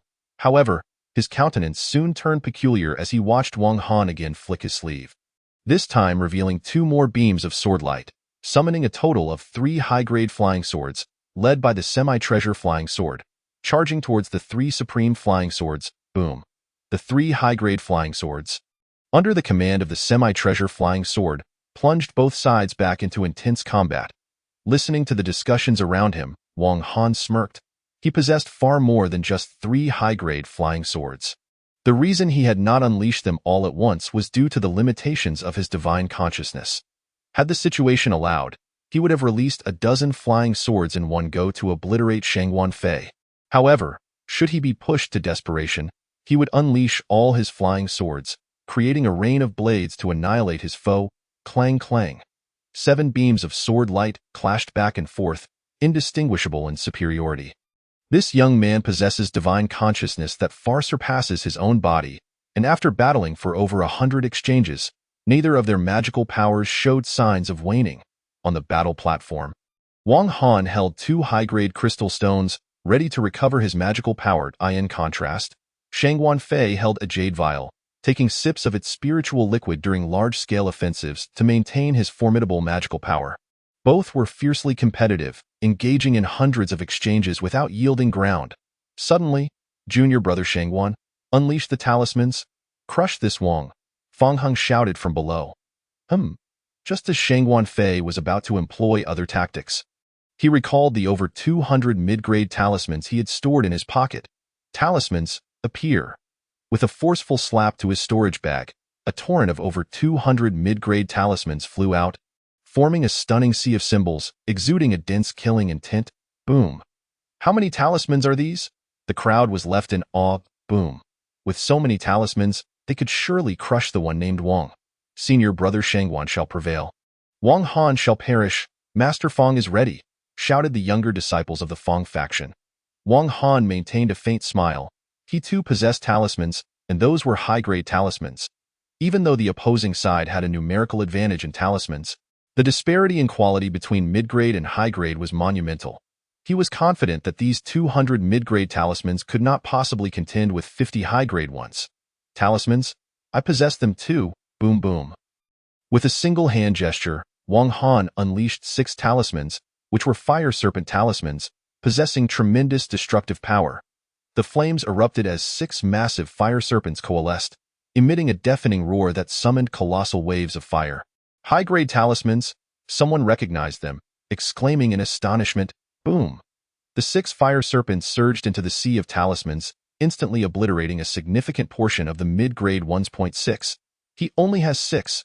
Some concluded that Wang Han possessed only 6 high-grade talismans. Shangguan Fei's gaze flickered, firmly believing Wang Han had merely 6 high-grade talismans, and he roared, urging his remaining talismans towards Wang Han. In the face of Shangguan Fei's rapid onslaught, Wang Han's lips curled into a cold smile. He then flicked his sleeve, unleashing over 20 beams of talisman light, all fire serpent talismans, their combined pressure surpassing the intensity of the 7 flying swords clashing. Boom. The one named Wang revealed more high-grade talismans. The crowd was stunned. How does he possess so many high-grade talismans? The most astonished was Fang Heng, who fixed a grim gaze upon Wang Han at the center of the talisman sea. Could it be that the one named Wang is a high-grade talisman master? Someone speculated. Whoosh! Amidst the roaring sounds, Wang Han's figure flashed, the white shadows swirling beneath his feet, high-grade talisman light swirling before him. Charging towards Shangguan Fei, bang bang bang. Amidst the thunderous roars, mid-grade talismans shattered one after another. Shangguan Fei's expression changed drastically as he witnessed over 200 mid-grade talismans explode, while Wang Han, surrounded by high-grade talisman formations, advanced towards him. Shangguan Fei, today marks your demise. The talisman light pressed down, shrouding the area in lethal intent. Humph! Do not celebrate too soon, Shangguan Fei bellowed, forcefully slapping his storage bag, revealing a small sword, ancient and unassuming. Gleaming with bronze light, only 3 inches long. This sword could pierce through anything. He had once used it to slay a severely wounded beast at the Death Realm. Its lethality was terrifying. The bronze, ancient sword. Wang Han's eyes brightened. This sword summoned by Shangguan Fei was identical to the one in his own pocket. Buzz buzz. Instantly, the bronze ancient sword in Wang Han's storage bag responded. These 2 swords? Wang Han's expression shifted, retreating a dozen steps, and with a flick of his palm, he too produced a 3-inch ancient sword. Whoosh! The sword light beneath Shangguan Fei's feet flickered, employing a secret technique, moving at incredible speed. Charging straight towards Wang Han with the ancient sword in hand. The wind howled, leaving behind numerous afterimages. Whoosh, whoosh, whoosh. Such speed! The crowd gasped once more. Wang Han narrowed his eyes, a flash of white light beneath his feet. Swinging the ancient sword in hand, clang clang. Sparks flew in the air with crisp sounds. Neither could gain the upper hand. You have one too?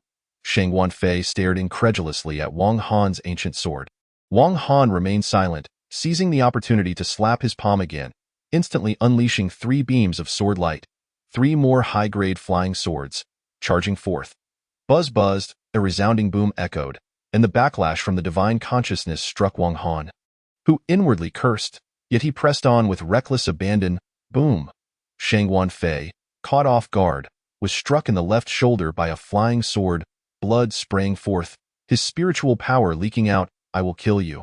Shang Wanfei lost all previous confidence, his visage twisted like a gambler who had lost, eyes ablaze. Humph! Wang Han pointed with his fingers, whoosh whoosh whoosh, as 3 high-grade flying swords spun about, denying Shang Wanfei any chance of close combat. In an instant, the situation reversed. First, Shang Wanfei unleashed over 200 mid-grade talismans, then Wang Han countered with over 30 high-grade talismans. After an intense talisman battle, Wang Han emerged victorious. Subsequently, as Shang Wanfei unleashed his ancient sword, Wang Han did the same, and within mere breaths, they clashed for a dozen exchanges. Neither could prevail over the other. Now, as Wang Han summoned 3 more high-grade flying swords, he immediately gained the upper hand. Suddenly, Shang Wanfei shouted, "Roll the scroll!" Slapping his storage bag again, a red scroll burst forth, the pinnacle of protective talismans. Upon taking out this item, he crushed it, transforming it into layers of luminous barriers that enveloped his body. Attack! The 3 high-grade flying swords crashed down, yet they were halted by the shimmering barrier, showcasing the scroll's formidable defensive power. Senior brother Shangwan has been forced into a passive defense. The crowd's eyes widened in disbelief. On the high platform, the elders squinted, noting that Wang Han was simultaneously controlling 6 high-grade flying swords and 1 semi-treasure flying sword. With his chi refinement at the 9th layer, he should have long since been overwhelmed. This young man is clearly holding on. The elders' keen eyes discerned that Wang Han could not sustain this for much longer. If Shang Wanfei could withstand it, Wang Han's offense would ultimately crumble under its own weight.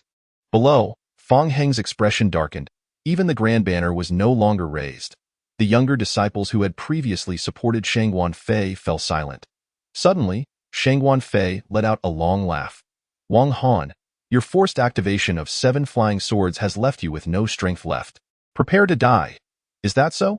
Wang Han fixed his gaze on the barrier surrounding Shang Wanfei, realizing that if 3 high-grade flying swords could not penetrate, then 4 or 5 would. With this thought, he uttered a low growl, flicking his sleeve to release yet another high-grade flying sword. Boom! The barrier around Shang Wanfei immediately weakened by 1 layer. You? Shang Wanfei's expression changed as Wang Han's cold voice echoed. 5, 6, 7. Whoosh whoosh whoosh. 3 more beams of sword light surged forth, totaling 7 beams, their lethal intent piercing through the void. 7.7 swords. 7 flying swords aimed at Shang Wanfei, a chilling aura of death enveloping him. The onslaught of these 7 flying swords is simply insurmountable, even by the most formidable of scrolls. Death awaits. Wang Han's forehead pulsed with veins, his mind thundering, and his eyes reddened with fury. With a sudden low roar, the 7 swords descended with ferocity. In an instant, silence enveloped the scene. The 7 swords pierced through, shattering the protective barriers surrounding Shang Wanfei, causing him to spew forth copious amounts of vital blood. The first sword penetrated his chest, the second remained lodged within, and the third in total. 7 swords struck directly at his heart. Shang Wanfei was dead. Wang Han too coughed up a mouthful of blood. His consciousness severely wounded, yet he found solace in the fact that Shang Wanfei had perished. He had emerged victorious in this life-and-death duel. Hiss! The atmosphere was momentarily hushed until 2 voices erupted. Congratulations to Brother Wang for vanquishing the enemy. It was none other than Lu Ping and El Tao, their shouts ringing out. Shangwan, brother, has fallen. Many were incredulous that Shang Wanfei had met his end so swiftly. Yet the reality was undeniable, leaving them no room for disbelief. The one paling the most was Fang Heng. Previously, he had made grand wagers on Shang Wanfei's victory, even risking 200 mid-tier talismans. Now, with Shang Wanfei's defeat, he was left with nothing and had also incurred Wang Han's wrath. Wang Han approached Shangguan Fei, seizing the ancient bronze sword and tossing it into his storage bag, followed by 3 top-tier flying swords. As he completed these actions, the spectators below quivered in astonishment until a voice broke the silence. "Brother Wang is magnificent." Only then did the crowd react, echoing, "Brother Wang is magnificent." I knew Brother Wang would prevail. I noticed the auspicious glow on his forehead. It was a sure sign of good fortune. You weren't saying that before. Chapter 42. Li Hongyi. The life and death duel had come to a close.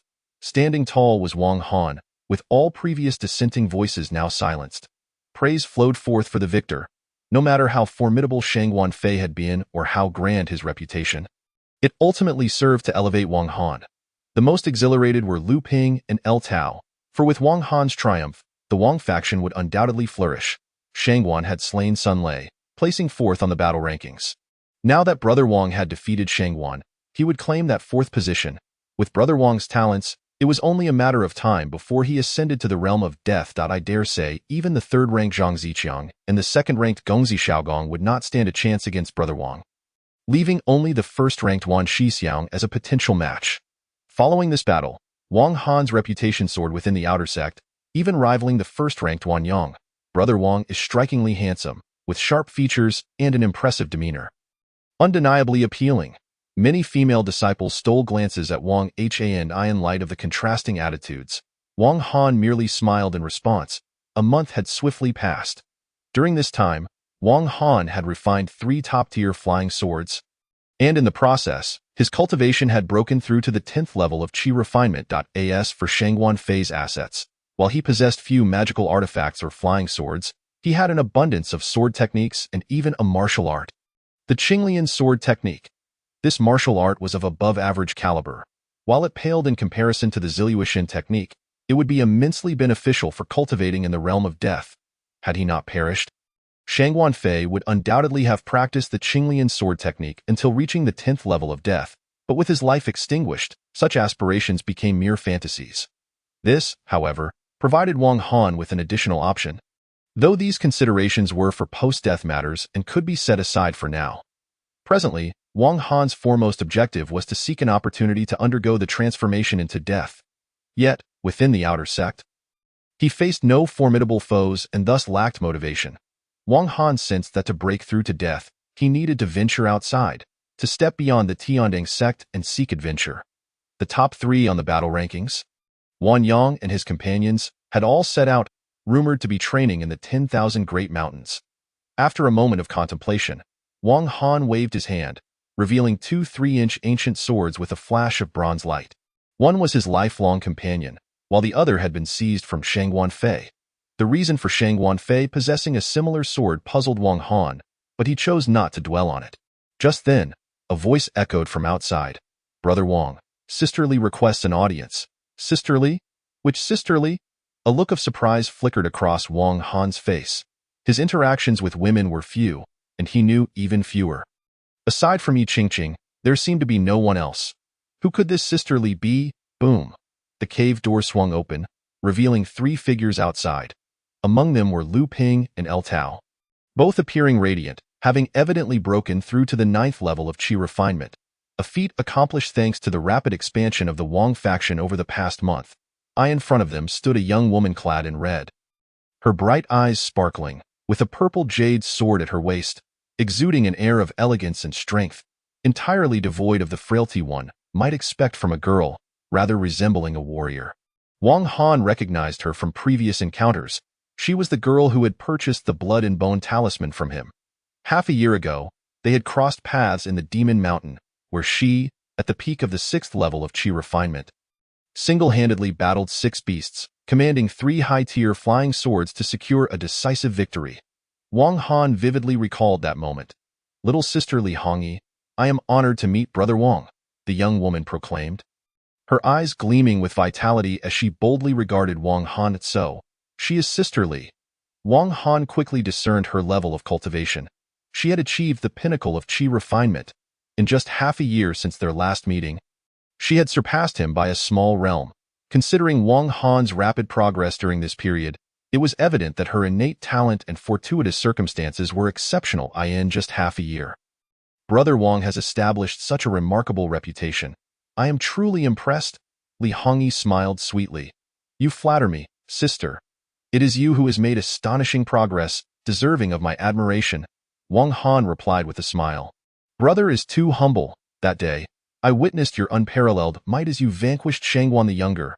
Li Hongyi chatted with ease. Wang Han raised an eyebrow.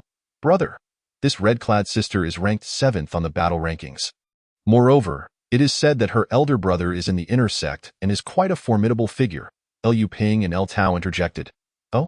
Sister, your visit to seek me out is not merely for a nostalgic chat. Is it? Wang Han inquired, his surprise evident at Liu and El's remarks.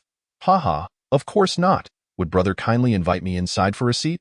Li Hongyi replied with a gentle laugh. Wang Han hesitated for a moment before gesturing for her to enter. In the hall of the cave dwelling, Wang Han brewed a fine pot of tea to entertain Li Hongyi. Haha, brother need not stand on ceremony. I have come today primarily to extend an invitation. Li Hongyi remarked, taking a delicate sip of tea. Pray tell, what is the nature of your invitation? Wang Han inquired, also sipping his tea. Haha, I wish to invite brother to embark on an adventure to the 10,000 great mountains in search of treasure. What say you? Li Hongyi's eyes sparkled. Wang Han was taken aback. The 10,000 great mountains? Indeed. My cultivation has reached a bottleneck, and within the sect, there are few suitable places for breakthroughs. It would be far better to head to the 10,000 great mountains and seek opportunities. Perhaps I would soon achieve a breakthrough, Li Hongyi proposed with a charming smile. Wang Han pondered for a moment and nodded. Sister, we are of one mind. I too have been considering this, however. Why have you chosen to include me? Wang Han felt that he and Li Hongyi were not particularly close.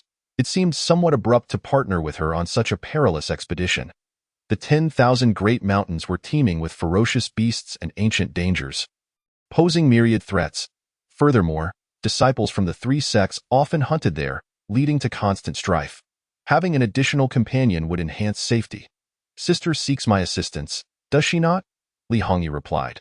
Wang Han stroked his chin and said, Very well, allow me 3 days to prepare. After that, I shall accompany you to the 10,000 great mountains.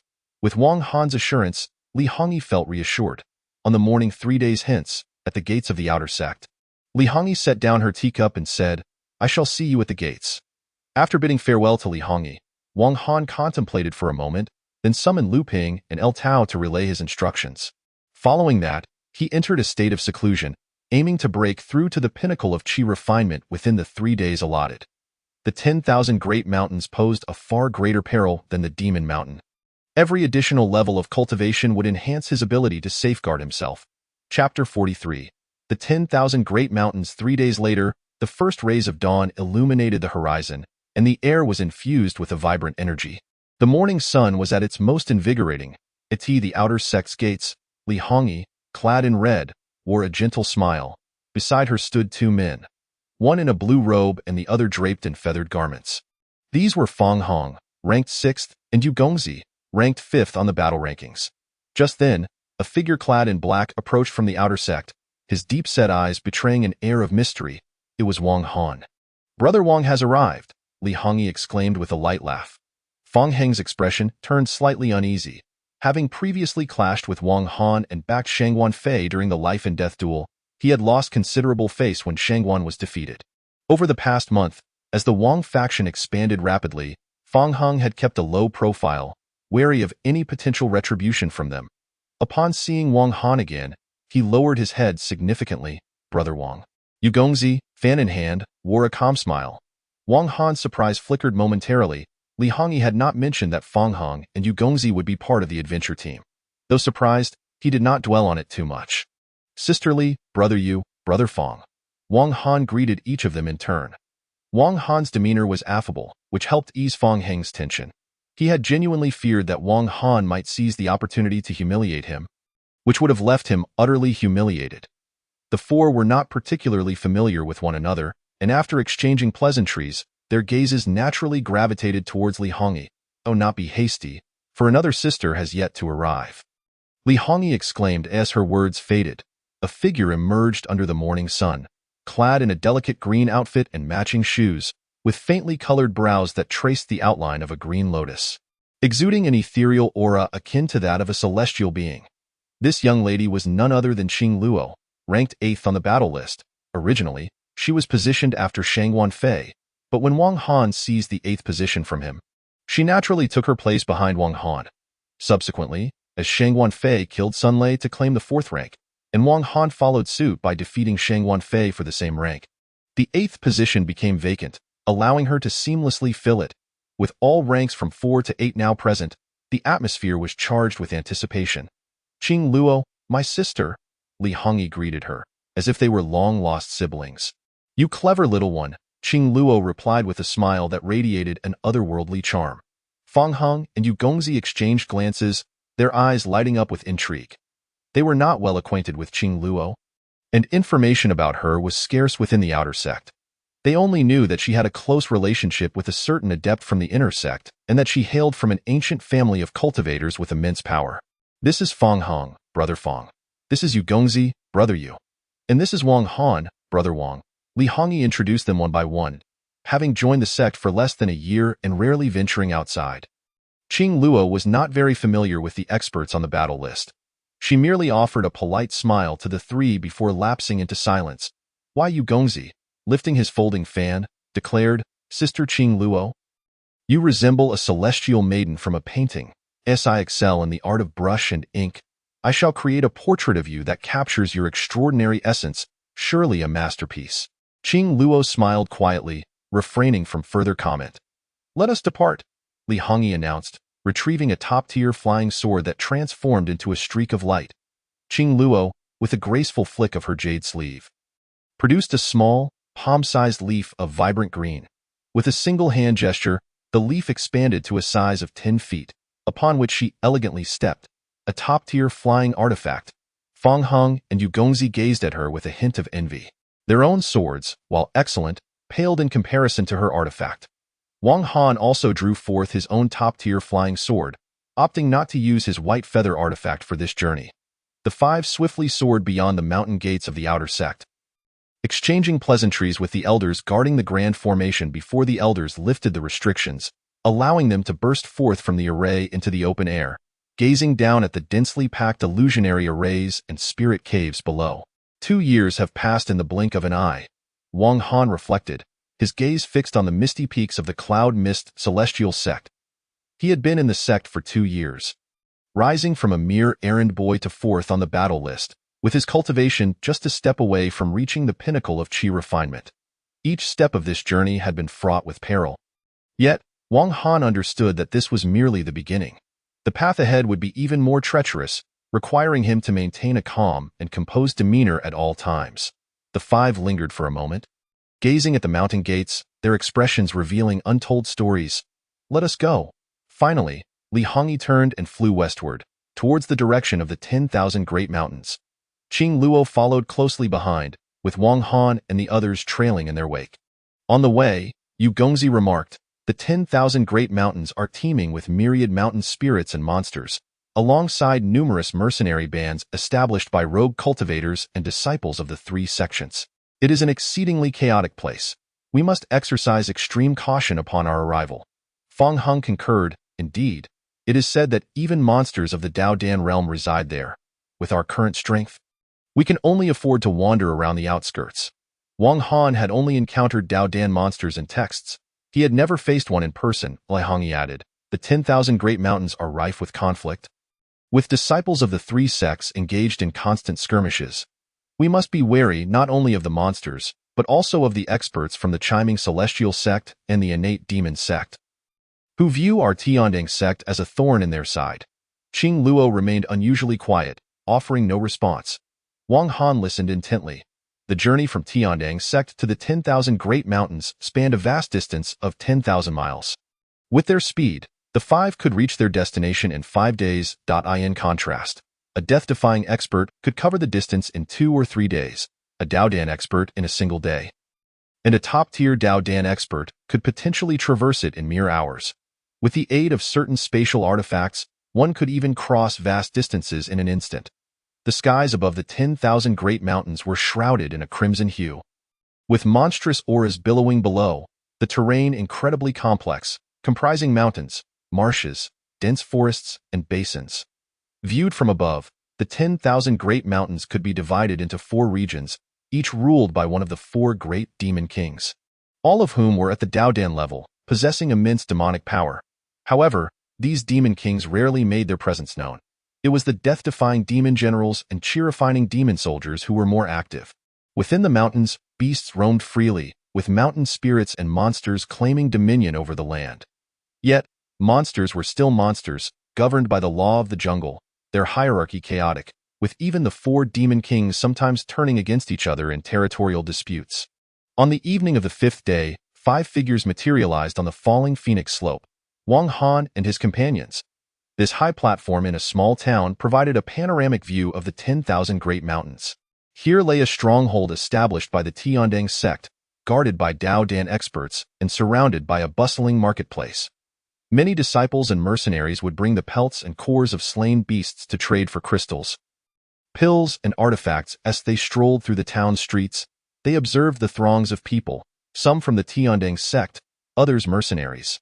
Some wore expressions of urgency, while others radiated joy, and still others bore faces of sorrow. The most common sight was that of the injured, with the 10,000 Great Mountains being rich in resources but rife with violence. Deaths and injuries were a daily occurrence, rendering it a vast arena of slaughter where the living gained more, while the deceased lost everything. "Brother Zhao." Suddenly, Li Hongyi called out to a man in a yellow robe ahead. This yellow-robed man was flanked by several younger companions, striding through the streets with an air of authority, garnering respectful glances from those around him. Little Hongyi?" The yellow-robed man, surnamed Zhao, turned at the sound of her voice and approached her, a death-defying expert. This Zhao, with a profound aura, was clearly a master of the death-defying realm, and those accompanying him were also of the same caliber. Wang Han, Fang Hong, and Yu Gongzi's expression shifted, feeling diminutive in the presence of these death-defying experts. Wang Han felt as though he had been transported back to the days of his entry into the outer sect. Qing Luo, however, remained unaffected. "Zhao Gu, it is wonderful to see you here," Li Hongyi exclaimed playfully. The man, Zhao Kuo, was a notable figure within the inner sect, a 6th-level death-defying expert, flanked by others of the 1st and 2nd levels, a small but formidable group. "You little girl, daring to venture here before even reaching the death-defying realm. Have you not informed your elder brother?" Zhao Kuo's gaze swept over Wang Han, Fang Hong, and Yu Gongzi, lingering on Qing Luo for a moment longer. Li Hongyi stuck out her tongue. If Brother Zhao knew, Hongyi would have no chance to come. "Surely, Brother Zhao would not consider reporting me to my brother?" Zhao Kuo chuckled. "What do you take me for?" "However, the 10,000 Great Mountains are exceedingly perilous. It is too risky for a girl like you. How about you accompany me, and I shall treat you to some mink meat?" "Does Brother Zhao not trust Hongyi?" "I am no novice. I will not venture into overly dangerous places," she retorted, tugging at the sleeves of Wang Han and the others, signaling them to hurry along. As they moved on, Zhao Kuo followed suit. "My dear young lady, if your brother finds out, it will be quite the predicament." "As long as Brother Zhao keeps his lips sealed, my brother will never know," she replied, feeling exasperated. With Zhao Kuo trailing behind, her journey into the mountains was likely to be less enjoyable. Zhao Kuo chuckled awkwardly, finding himself in quite the predicament for encountering this young lady. He could not simply ignore her. Thus, he trailed her closely. And eventually, Li Hongyi conceded, bringing Wang Han and the others into this small entourage. "These 3 are my friends, and this is Sister Qing Luo." Li Hongyi first pointed out Wang Han and the others before introducing Qing Luo. "Excellent, excellent. All set to advance to the death-defying realm." Zhao Kuo nodded approvingly after glancing at Wang Han and his companions. When his gaze fell upon Qing Luo, a peculiar expression crossed his face. "Qing Luo? From the Dongfeng Valley?" Qing Luo nodded gently, acknowledging his assumption. "Hush." The expressions of Zhao Kuo's followers shifted subtly. The Dongfeng Valley was known for producing prodigies, and the inner sect had a faction called the Dongfeng Party, led by Dongfeng Bai, a formidable figure at the 10th level of death-defying. The fact that Qing Luo hailed from the Dongfeng Valley implied a deep and powerful background. Unaware of the implications, Wang Han listened intently, while Yu Gongzi quietly remarked, "The inner sect has 10 major factions, all led by death-defying experts, each backed by true disciples, who are Dao Dan experts." Fang Heng added, "Sister Qing Luo, Being from the Dongfeng Valley, must be connected to the Dongfeng family and will likely join the Dongfeng party in the future. As for us, we lack connections and may only gain entry into smaller factions. Afterward, Zhao Kuo led them to their resting quarters. Wang Han, Feng Hong, and Yu Gongzi were assigned to a spacious room, while Li Hongyi and Qing Luo went to another location. Before departing, Li Hongyi reminded the three not to wander about, as they would be entering the mountains early the next morning. The three agreed. Once the door closed, the trio exchanged glances. Why, Yu Gongzi remarked, we are quite fortunate. Encountering a death-defying expert from our sect will help us avoid many dangers. One cannot help but wonder about the true identity of the enigmatic figure clad in red. He must surely be a person of considerable significance. Feng Hong remarked, we three have benefited from the favor of our red-clad junior sister. Wang Han remained silent. He had come here in search of opportunities, and if he were to join forces with Zhao Kuo, he feared that he would gain not a whit of fortune. Li Hongyi could leverage her connections to secure assistance from Zhao Kuo and his companions, whereas the three of them would remain outsiders, in other words, while accompanying Zhao Kuo and his entourage would pose little danger. It would also deprive him of any chance for opportunity. With this thought in mind, Wang Han resolved within himself. Afterward, he exited the dwelling. Brother Wang, where are you off to? Young master, Yu inquired from behind. I am merely going outside for a look, he replied, and without further ado, he made his way to the town alone. Upon arriving at a larger stall, his gaze fell upon an array of spiritual talismans, magical artifacts, scrolls, and elixirs, all treasures essential for survival in the wild, though their prices exceeded those at the Lingwu Pavilion of Tiandeng sect by a factor of 2. For instance, a high-grade talisman was priced at 50 high-grade crystal stones, equivalent to the cost of a third-tier elixir. Young man, heading into the mountains for a hunt? You should buy a top-tier flying sword. Its 300 high-grade crystal stones. It will enhance your swordsmanship. And there are many swift avian beasts in the mountains. Having an additional top-tier flying sword could very well mean the difference between life and death. The stall owner, an elderly man with white hair who appeared around 60, grinned widely, revealing only a few prominent front teeth, which rendered him somewhat comical. I need a map of the 10,000 Great Mountains. Wang Han declared, it's imperative to have a map while traveling. And as for the flying sword, I already possess one. The map will cost 10 high-grade crystal stones, the stall owner replied. After paying the crystals, Wang Han received a topographical map of the 10,000 Great Mountains. The areas marked in red indicated perilous zones, warnings brought back at great cost by the experts of his sect, places to be avoided at all costs. Beyond those red-marked areas, zones designated as Demon King territories were also to be shunned. For entering such domains below the Daodan stage would surely spell doom, the stall owner kindly cautioned. Thank you. Wang Han clasped his hands in gratitude, before focusing on the protective scrolls, which ranged from low to high grades. Up to the pinnacle quality, the low and mid-tier scrolls appeared rather inconsequential, while the top-tier scrolls were priced at 100 high-grade crystal stones each. After a moment's hesitation, Wang Han produced 500 crystal stones and purchased 5 scrolls. Nearby, several mercenaries observed Wang Han intently. The moment he departed, their eyes glimmered with intrigue. This young man, at the 10th level of Qi refinement, had effortlessly produced 500 high-grade crystal stones without a flicker of hesitation. He must possess even more wealth. Should they engage in this venture? Naturally, they should. Their small team had not had a successful outing in quite some time. The group stealthily followed Wang Han, traversing 20 miles before advancing another 10, where the realm of the 10,000 Great Mountains lay ahead. Wang Han's eyes sparkled. Throughout the journey, he had extended his spiritual sense several times, already aware of their pursuit and had discerned their highest cultivation level was the peak of Qi refinement. As long as there were no experts at the life-seizing stage among them, he felt no fear in this place. Murder and plunder were commonplace, and Wang Han found little inclination to ponder why these individuals were trailing him. Suddenly he halted, a cold smile gracing his lips. Since you've chosen to follow me, there's no need for you to skulk in the shadows. Come forth. Chapter 45. Mercenaries swish, swish, swish. 5 figures emerged, led by a brawny man clad in black, whose imposing physique was draped in animal skins, his visage fierce, and his eyes gleaming with a bloodthirsty light. The other 4 bore varied appearances, each radiating a menacing aura, their lips curling into cold smirks. the most conspicuous among them resembling a petty villain with thieving brows and beady eyes. After encircling Wang Han, they erupted into mocking laughter, their clenched fists cracking ominously. "You little brat, hand over your treasures, and perhaps I shall grant you a swift death," the burly man growled, brandishing a top-tier wolf-tooth knife, its blade glistening with the blood of countless foes, exuding an aura of ferocity. "Brother, why use a sledgehammer to crack a nut? Let me deal with this kid," the petty villain volunteered, revealing a spiritual blade that radiated high-grade brilliance. He believed that, with his cultivation at the 10th level of Qi refinement, he could easily overpower Wang Han, who was of the same level, yet he was gravely mistaken. Wang Han need not reveal his true prowess. A mere top-tier flying sword would suffice to dispatch this fool. "Brat, remember to shout your dog's name when you reach the underworld." The self-proclaimed dog master swung his spiritual blade fiercely at Wang Han in midair. A gale erupted, showcasing considerable power. However, to Wang Han, this spiritual blade was dreadfully inadequate. Whoosh!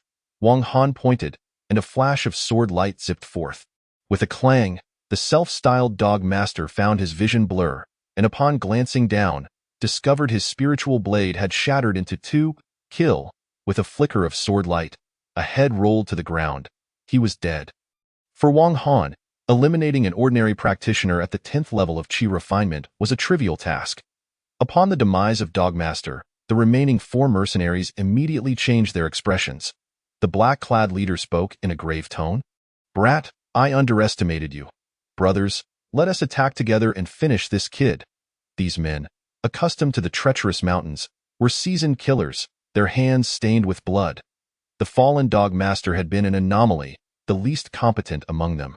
The 4 now unleashed their full might, enveloping the area within a 10-jong radius with an overwhelming killing intent that locked onto Wang Han. Faced with their onslaught, Wang Han remained unfazed, his feet glowing with white light before he deftly evaded their strikes. "This is bad." One mercenary from the north felt a chill at his back as a sword light flashed past, and with a swift whoosh, he was cleaved in two without so much as a scream. "Fourth brother!" The black-clad leader ground his teeth, utterly shocked by the swiftness of this youth. "A flying artifact. This kid possesses a flying artifact." The other 2 mercenaries stared wide-eyed at the white light beneath Wang Han's feet. Flying artifacts were exceedingly rare, even in the mountains, and a top-tier flying artifact could rival a low-tier offensive treasure. "What a marvelous item!" they exclaimed, realizing that if they could obtain this flying artifact, it would be a tremendous fortune. Yet, this youth was no pushover. His previous 2 moves had already demonstrated his lethal prowess. Even if they joined forces, they might not be able to slay him. But a flying artifact was indeed a coveted prize. "Curse it! Let us gamble," the black-clad leader roared, hurling his wolf-tooth knife, which billowed thick black smoke as it barreled toward Wang Han. "Kill!" the other 2 surged, blades gleaming as they struck at Wang Han from either side, launching a 3-pronged assault. Whoosh! Regardless of the ferocity of their attack, Wang Han maintained his composure, his feet glowing once more as he vanished. In an instant, he reappeared behind one mercenary, raising his hand to deliver a sword strike. Whoosh! Yet another mercenary fell. "Third brother!" The remaining 2, the leader and second, cried out in despair, their eyes fixed on Wang Han. Yet they did not dare to advance. The black-clad leader gritted his teeth. "This brat's movements are uncanny, and his artifact is exceptional. If we continue this battle, we too shall perish. We must retreat." The second nodded in reluctant agreement as they both began to withdraw. Thinking of escaping? Too late. A glint of killing intent flashed in Wang Han's eyes as he surged forward, his sleeve billowing, unleashing 2 sword lights that swiftly caught up with the 2. With a whoosh, the black-clad second barely managed to defend himself before the flying sword pierced through him, and at the leader's position, the wolf-tooth knife clashed against the flying sword, reverberating with clangs as it held for several rounds. Wang Han's expression shifted to one of surprise as he swung his hand fiercely, 3 top-tier flying swords converging into one, exponentially increasing the killing intent. Clang, clang. Before long, the black-clad leader's wolf-tooth knife was shattered into pieces. The sword light surging forth, aimed directly at his face. "Hero, spare my life, and I shall lead you to treasure." Faced with the imminent threat of death, the black-clad leader hastily pleaded. Treasure? Speak. Wang Han's movement slowed, and the flying swords halted. The black-clad leader hurriedly continued. Near Wolf Tooth Mountain lies an abandoned mine where neither monsters nor humans tread. The treasure I speak of lies beneath the mine, within a demon beast's lair, though it has long since ceased to exist. That beast was a second-tier demon, and I assure you it must have hoarded many valuable items. A demon beast treasury? Such fortune! Why haven't you gone yourself? Wang Han inquired with a half-smile, scrutinizing the man. The black-clad leader faltered. In that moment, with a flash of sword light, the leader's head soared into the air, and he was silenced forever. Wang Han had slain the man with a single stroke, then waved his hand to retrieve his flying sword, proceeding to scour the battlefield. Opening the mercenary storage bags revealed scant treasures. Yet in each man's pocket, he discovered a mercenary handbook, Wolf Tooth Brigade. These men were members of the Wolf Tooth Brigade, a group renowned in this region, often mentioned alongside the Iron Blood and Blade Edge brigades. The three brigade leaders were experts of the 7th or 8th tier of life seizing, and their ranks boasted no fewer than 300 members, perpetually active within the 10,000 Great Mountains. Relying on hunting demon beasts and robbing disciples of the three major sects for their livelihood. The three brigades were infamous. None traversing the 10,000 Great Mountains were unaware of them. These mercenaries recognized only treasure, viewing the disciples of Tiandang sect, Chiming Immortal sect, or the innate demon sect as mere sources of wealth. The notorious reputation of the three brigades often eclipsed even that of the mountain's monsters. While demons were purely aggressive, lacking strategic cunning, the three brigades exhibited both offensive capability and strategic acumen, being devious and ruthless in their methods. The three major sects had once dispatched experts to eradicate the brigades. Yet these groups were deeply entrenched, having become one with the 10,000 Great Mountains. To completely eradicate them would necessitate uprooting the entire range and the daunting expanse of the 10,000 Great Mountains. Opportunities and perils coexist, harboring immense benefits. The three major sects cannot sever their roots of profit, and thus, they remain unable to annihilate the three great legions completely. Chapter 46. The swarm of black fiends. The vastness of the 10,000 Great Mountains is overwhelming. Even the periphery stretches a staggering 30,000 miles. It would take half a month of soaring through the skies with a sword to traverse this distance. The withered, yellowed foliage exudes a corrosive aura, and the towering trees dwarf those found outside by several magnitudes. Even the ordinary ants are the size of fists.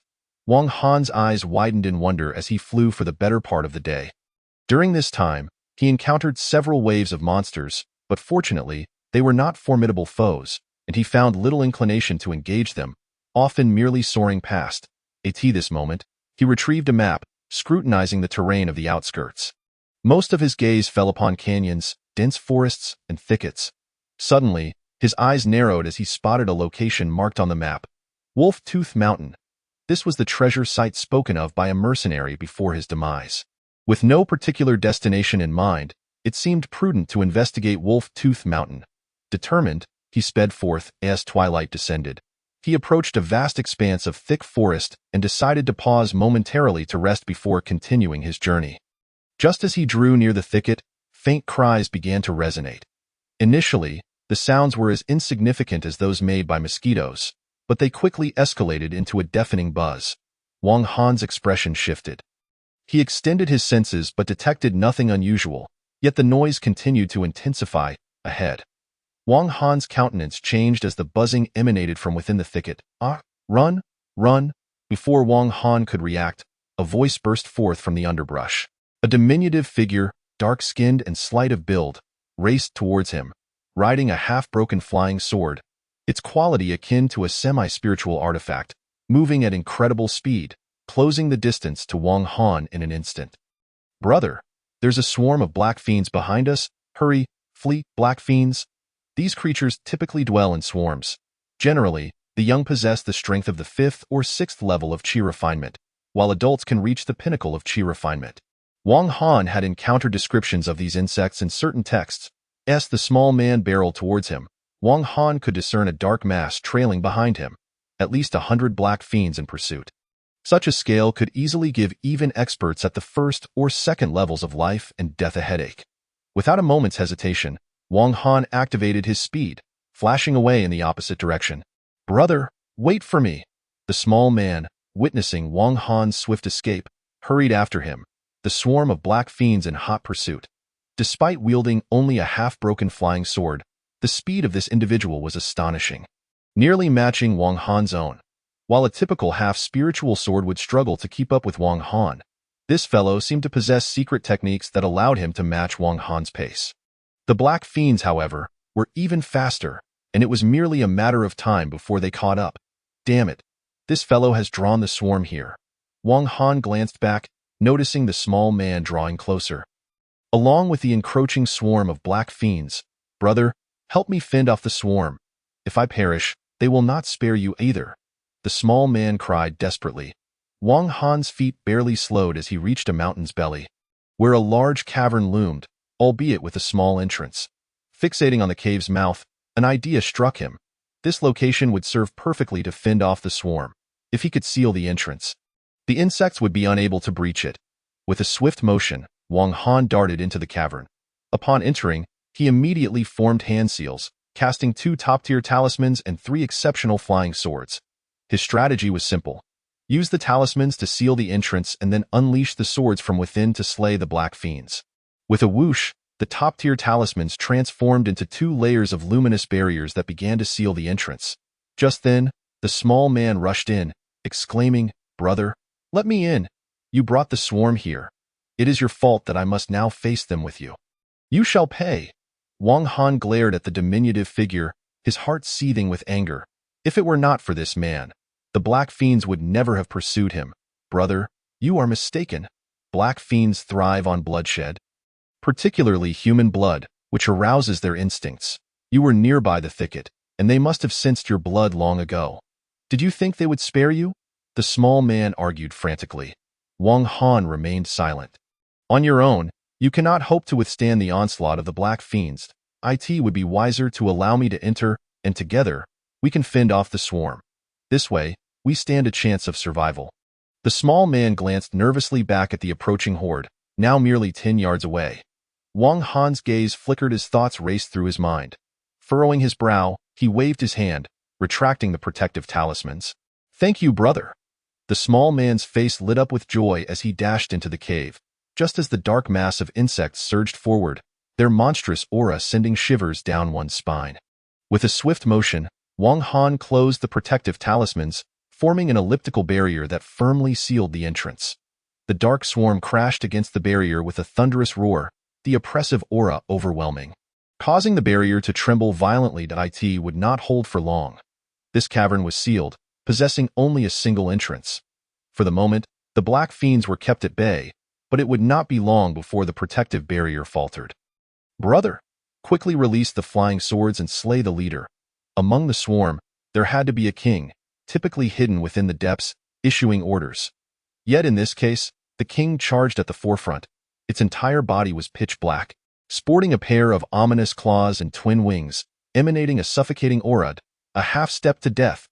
The overwhelming demonic energy reverberated, shaking the very air for miles around.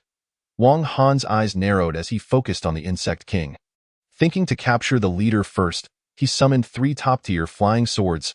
Whoosh, whoosh, whoosh. The swords pierced into the talismans, and with a sudden jolt, the talismans released the swords in a flurry of light. The black fiend king let out a piercing shriek, its eyes flashing with malevolence as it summoned a thick shroud of malevolent energy to engulf the 3 swords, which could advance no further. "This is bad. I have failed." The barrier shook even more violently, and it was evident that it would not withstand for long.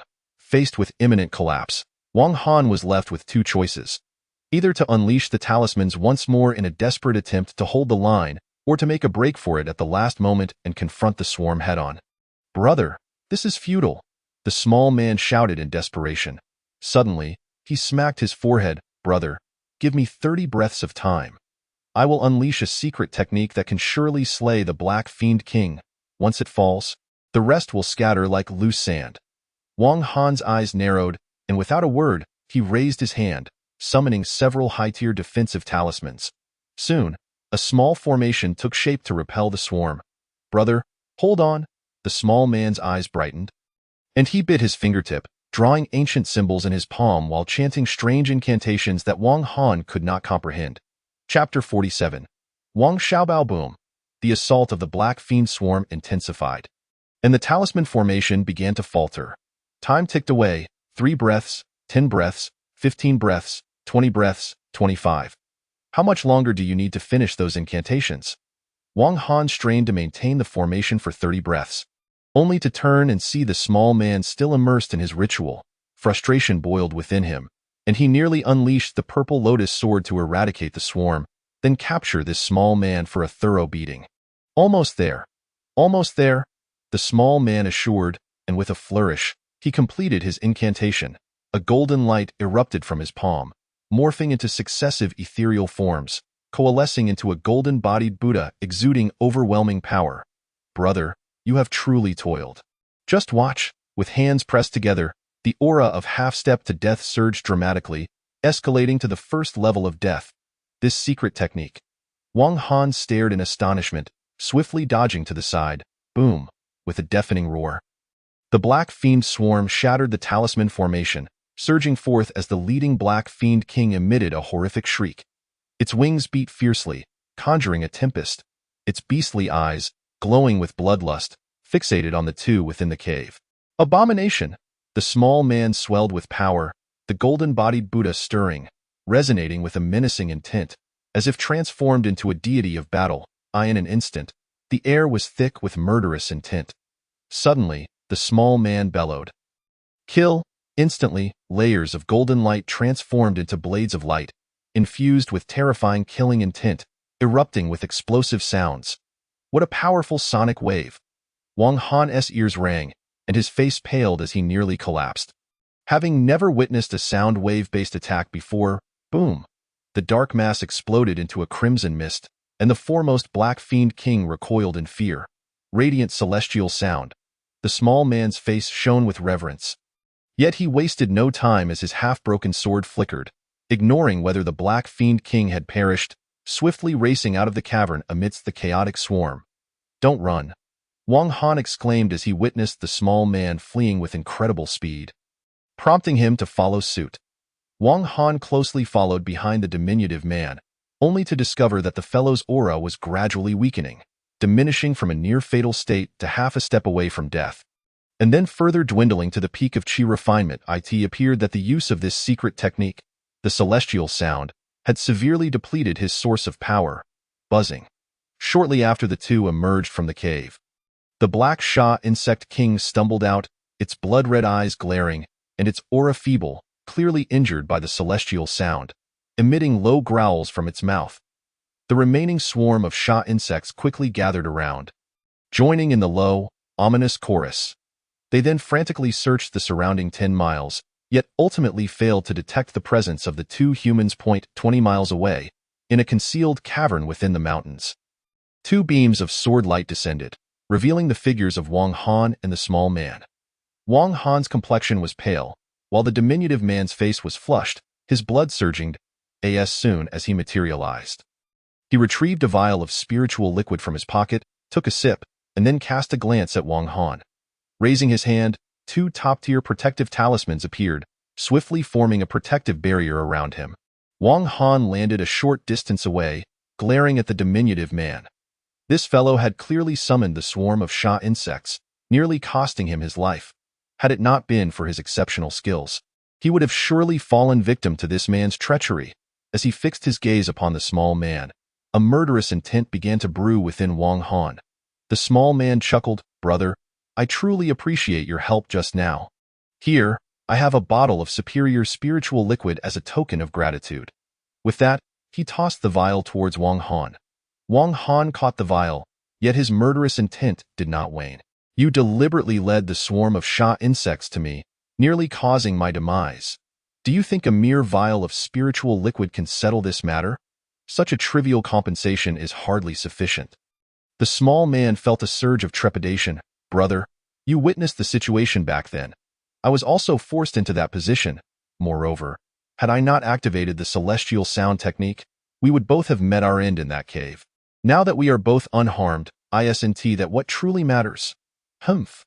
I lost 2 top-tier talismans and 20 high-grade talismans, which together amount to thousands of high-grade crystal stones. Were it not for you, I would not have suffered such a grave loss. This debt is yours to bear.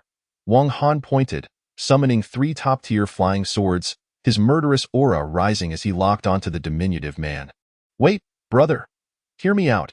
I can compensate you in full for the crystal stones. Additionally, I see that you are at the 10th layer of Qi refinement, close to advancing to a fatal state. Am I right?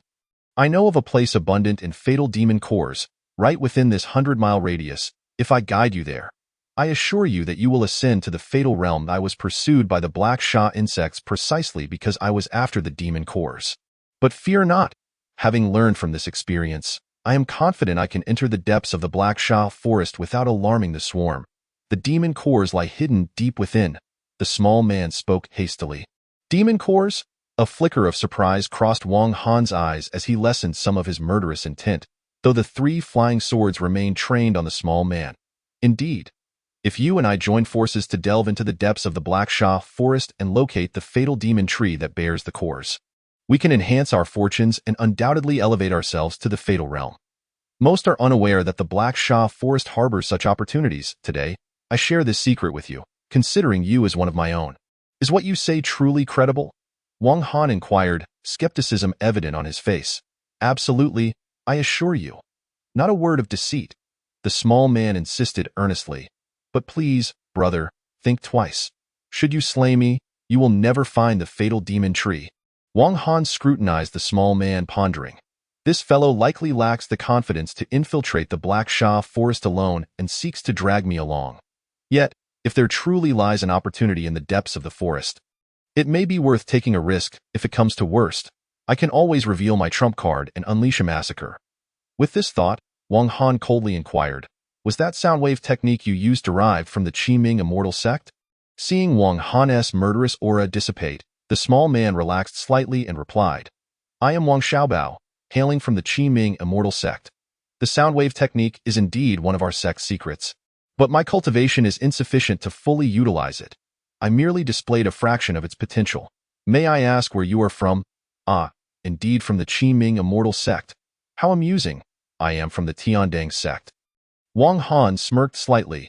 The Tiandang sect. Wang Xiaobao's expression shifted. The Qiming Immortal sect and the Tiandang sect were separated by a vast mountain range, one being the weakest of the upper 5 sects, while the other was the strongest among the lower 5.1 sought to maintain its status, while the other aimed to ascend. Their conflicts were significant, yet due to the looming threat of the innate demon sect. Despite frequent skirmishes, no all-out war had ever erupted, save for brawls among disciples. Ah, so it is a fellow disciple from the Tiandang sect. My apologies. Wang Xiaobao's initial surprise quickly morphed back into his previous smile. Brother Wang, you are too kind. Your sect ranks among the upper 5, enjoying great prestige within the Immortal Gate, while our Tiandang sect pales in comparison. Wang Han expressed with envy, you flatter me. Brother, your sect is indeed formidable. Despite being among the lower 5, your rapid development in recent years may well surpass even my Qiming sect. Both men were acutely aware of the animosity between their sects. Yet they engaged in mutual flattery. After a moment, Wang Xiaobao produced a pouch of crystal stones. Brother, this contains 800 high-grade crystal stones to compensate for your previous losses. Though he feigned humility, inwardly he felt considerable pain, as this represented several years of savings. He secretly resented. Once we reach the Black Sha forest, I will find an opportunity to eliminate this Wang. Very well. Wang Han accepted the pouch with a seemingly amused smile. Opening it to find indeed over 800 high-grade crystal stones, he had merely intended to intimidate Wang Xiaobao, not expecting the man to actually compensate him, though it fell short by 200. It was still quite satisfactory. Having received the crystals, Wang Han felt their weightiness, realizing that the other was unwilling to part with them so easily. With this in mind, his wariness intensified. Wang Xiaobao continued, allow me to recuperate for a day or two to restore some of my energy before we venture into the Black Sha forest. How does that sound, brother? Wang Han nodded. Buzzing. The Black Sha forest was perpetually shrouded in malevolent energy. Thick layers of black fog obscuring the landscape, with a treacherous terrain that rarely saw intruders. However, today, a group of uninvited guests had arrived. Beneath the black mist, figures emerged, clad in crimson cloaks, at the forefront. A young man in blood-red attire gazed intently at the dark expanse ahead, his eyes glinting with cold light. "Is there truly a fatal demon tree here?" he asked a burly man behind him. "Rest assured, third young master, it is absolutely true. Here lies a fatal demon tree that bears fruit every decade, producing fatal demon cores," the burly man replied. "Excellent." The blood-clad youth nodded, just as he was about to advance when buzzing sounds suddenly echoed from ahead. In an instant, hundreds of insect shadows emerged, and upon closer inspection, they were the black Shah insects. The blood-clad youth's expression turned severe as he prepared to command his subordinates to slay the insects. "Third young master, hold on," the burly man hastily interjected. "These black Shah insects are mostly found in swarms. There are at least 1,000 within this forest. If we slay this group, we will likely attract even more." The blood-clad youth furrowed his brow. "What do you suggest?" "Let us hide while they remain unaware of our presence," the burly man proposed. The blood-clad youth's expression fluctuated, but he ultimately nodded in agreement. The group retreated 10 miles. Meanwhile, just 3 miles away, two figures cautiously moved backward. Wang Han and Wang Xiaobao. The two had been infiltrating the Black Sha forest for 2 days, managing to avoid several waves of Black Sha insects with their vigilance. However, they had recently encountered a group of mercenaries, the very ones before them now. "Brother, it seems this group of mercenaries is also after the fatal demon tree," Wang Xiaobao whispered. Wang Han, hidden behind a massive tree, focused intently on the blood-clad mercenaries 3 miles ahead. A quick assessment revealed over 20 individuals. The leading blood-clad youth was at the peak of chi refinement, while the burly man closely following him exuded an aura of the first layer of the fatal realm. The rest varied between the 9th and 10th layers of chi refinement. "This group is quite formidable. If they seize the demon tree, our chances will be severely diminished," Wang Han spoke gravely. "Indeed, this complicates matters. Given their attire, they must belong to the Iron Blood Mercenary Corps." Wang Xiaobao shook his head. At that moment, the swarm of Black Sha insects had flown away, and the Iron Blood members cautiously proceeded deeper into the forest. "They have moved on. Let us follow." Wang Han and Wang Xiaobao activated their concealment techniques and stealthily trailed behind. The mercenaries remained oblivious to their pursuers. Even the burly man at the fatal realm failed to notice. This was partly due to the thick malevolent energy in the area, which significantly restricted their perception, and partly because of the abundance of Black Sha insects, compelling everyone to suppress their auras out of fear. The mercenaries led the way, with Wang Han and Wang Xiaobao carefully following behind, progressing deeper into the dark forest. Shielded by towering trees and layers of black mist, the mercenaries advanced cautiously. After about an hour, the sound of rushing water echoed ahead. The blood-clad youth gestured for silence, turning to the burly man. "We are now deep within the Black Sha forest. What is the source of that waterfall?" The sound of rushing water indeed emanated from a grand waterfall ahead. 5 miles ahead lies the Black Waterfalls, where hundreds of massive stones float in the murky waters, the origin of which remains a mystery. This area, known as Heishui Pe, is situated at the farthest end of the Black Sha forest. Beyond this point lies the Black Water Gorge. The burly man in blood-stained attire remarked, "The farthest end? Throughout our journey, we have yet to encounter even a shadow of the deadly demon tree. This must be the final frontier. But where is the demon tree?" The third young master's expression darkened as he questioned. "Do not be hasty, my lord. The deadly demon tree is concealed within these caves. Although they appear fragmented, they are interconnected, forming a labyrinthine passage. Moreover, the Black Sha Insect King guards this place. To locate the demon tree, we must brave the black waterfalls," the blood-clad man responded, his gaze flickering. Under his perception, the cave exuded a formidable demonic aura, at least at the 2nd level of lethality. His expression turned grave as he resolved. "Once the demon tree is found and its fruit harvested, we shall retreat immediately. Engaging in a prolonged battle with that creature is out of the question. The demon fruit is a sacred fruit that can facilitate a breakthrough into the realm of lethality and is highly beneficial for advancement within that realm. Furthermore, there is more than one fruit. If this plan succeeds, I could secure at least one, enabling me to attempt a breakthrough into the 2nd level of lethality. So that it." The third young master's eyes sparkled with anticipation. Eager to seize the deadly demon fruit and ascend to greater heights. 3 miles away, Wang Han and Wang Xiaobao observed the unfolding events with keen interest. Chapter 49. The Labyrinthine Passage, this is it? A glimmer of excitement flickered across Wang Xiaobao's face. They have entered. The mercenaries formed a protective circle around the third young master, led by the blood-clad man. With a swift motion, he soared into the air. Defying the laws of gravity without any magical artifacts, this was the hallmark of the realm of lethality. Wang Xiaobao swallowed hard. If we can claim the demon fruit this time, we too could ascend to the realm of lethality and defy gravity. Wang Han fixed his gaze on the airborne man, contemplating the challenge of wresting the lethal demon pill from him. It would likely require the use of talismans. Regardless, when the moment arrives, I shall not hesitate to reveal my trump card to seize the demon pill. Whoosh! In no time, the mercenaries vanished into the pitch-black cave. Follow closely. Wang Han and Wang Xiaobao cautiously peeked out and trailed behind. Inside the cave, the blood-clad man remained vigilant. As soon as they entered, layers of dark light erupted from the ground, hurtling towards them. Be careful. The faces of the group paled as the blood-clad man flicked his finger, unleashing a wave of true energy that erupted with a loud crack, shattering the dark light and igniting a small blaze before it swiftly dissipated into the nearby rock wall. Almost immediately, a terrifying shriek echoed from the depths of the labyrinth. The blood-clad man's expression darkened.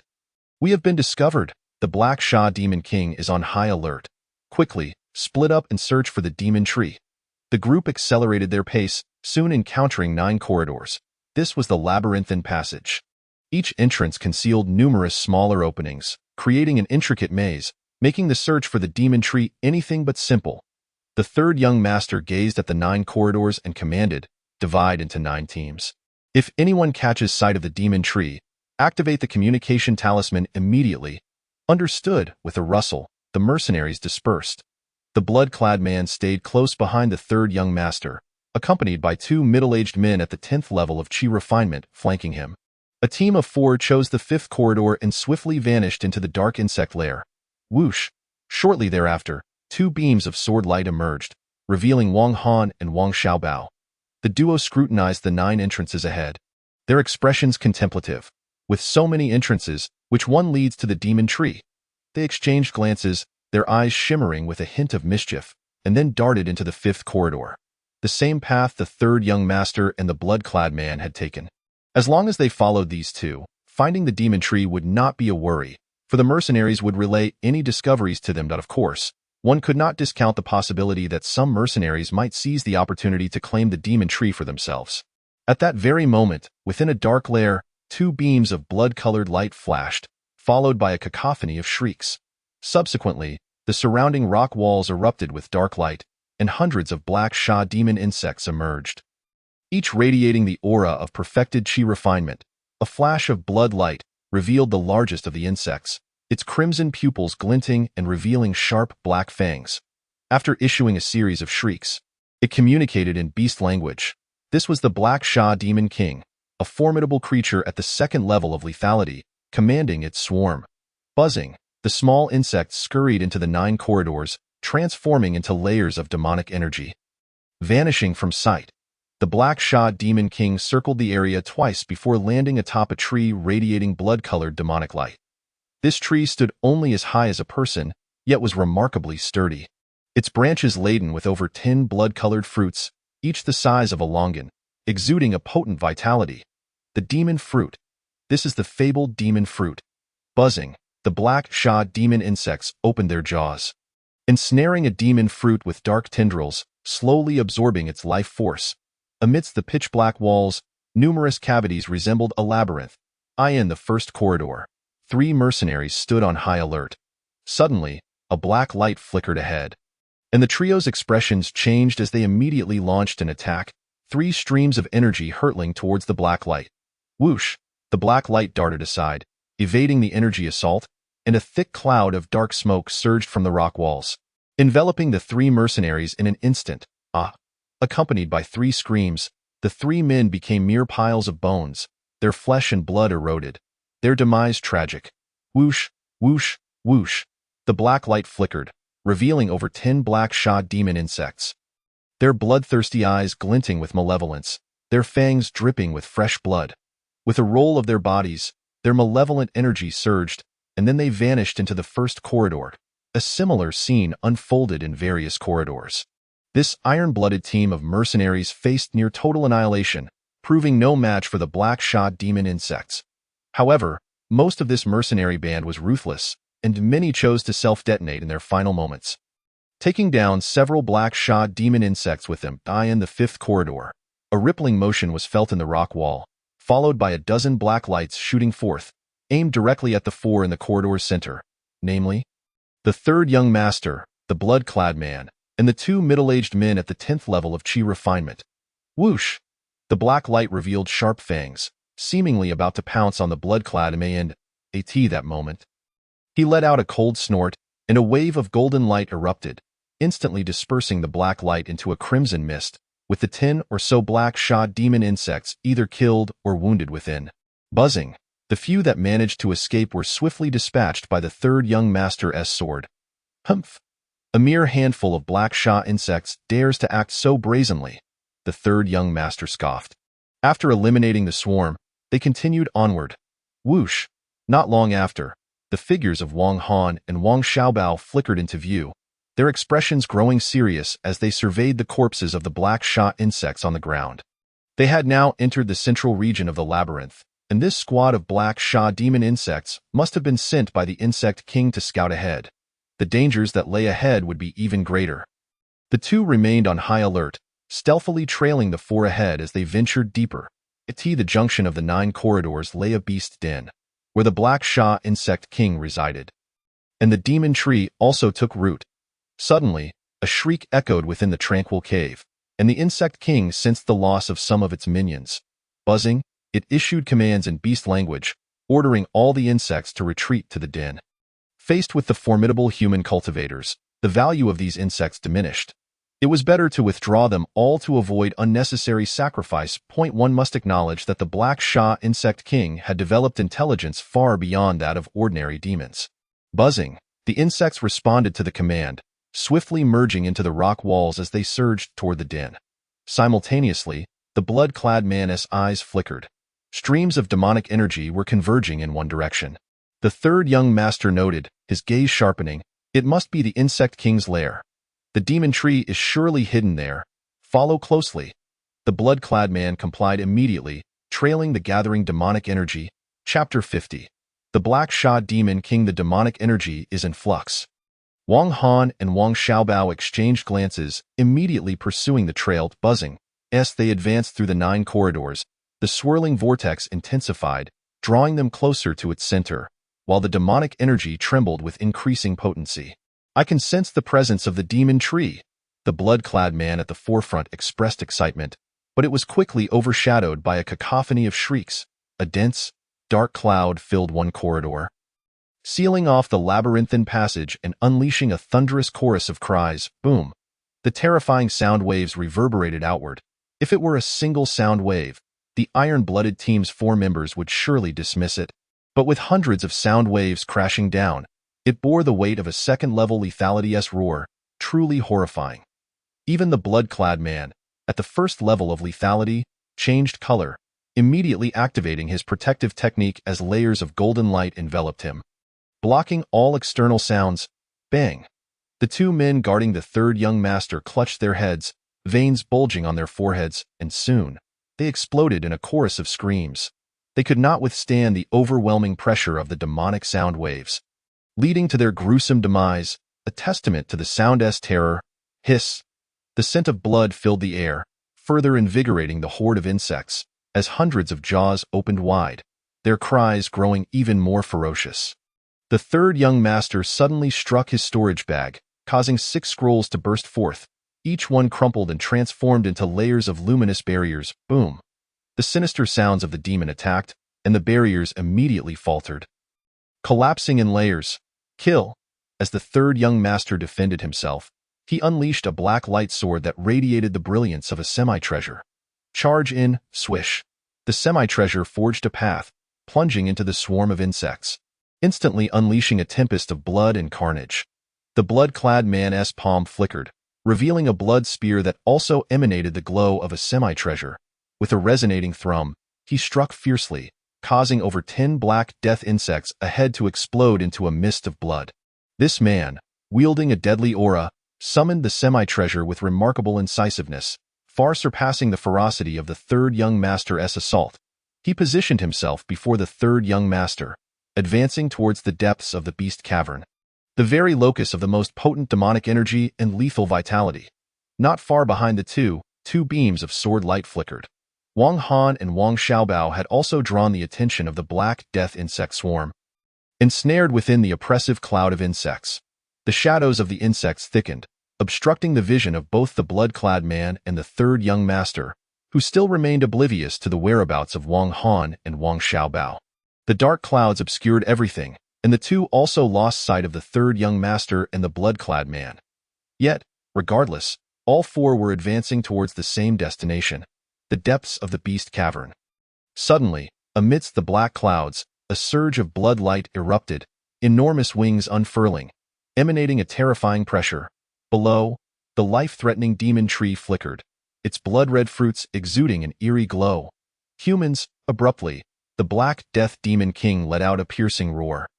A powerful sound wave surged through the oppressive darkness, overpowering all other sounds and striking directly at the center of the vortex. Boom!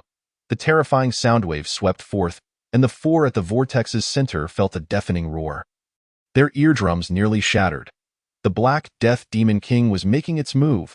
The blood-clad man's complexion drastically changed, immediately channeling his powers to the utmost, layers of blood-red phantoms materializing above his head. Soon, 3 blood-clad warriors emerged, wielding axes and knives, exuding an iron-blooded aura. This was the Iron Blood technique, a mid-tier skill. The man had only refined it to the peak of the first level, yet it still radiated immense terror. As the iron-blooded aura surged forth, it enveloped him and the third young master, Buzz.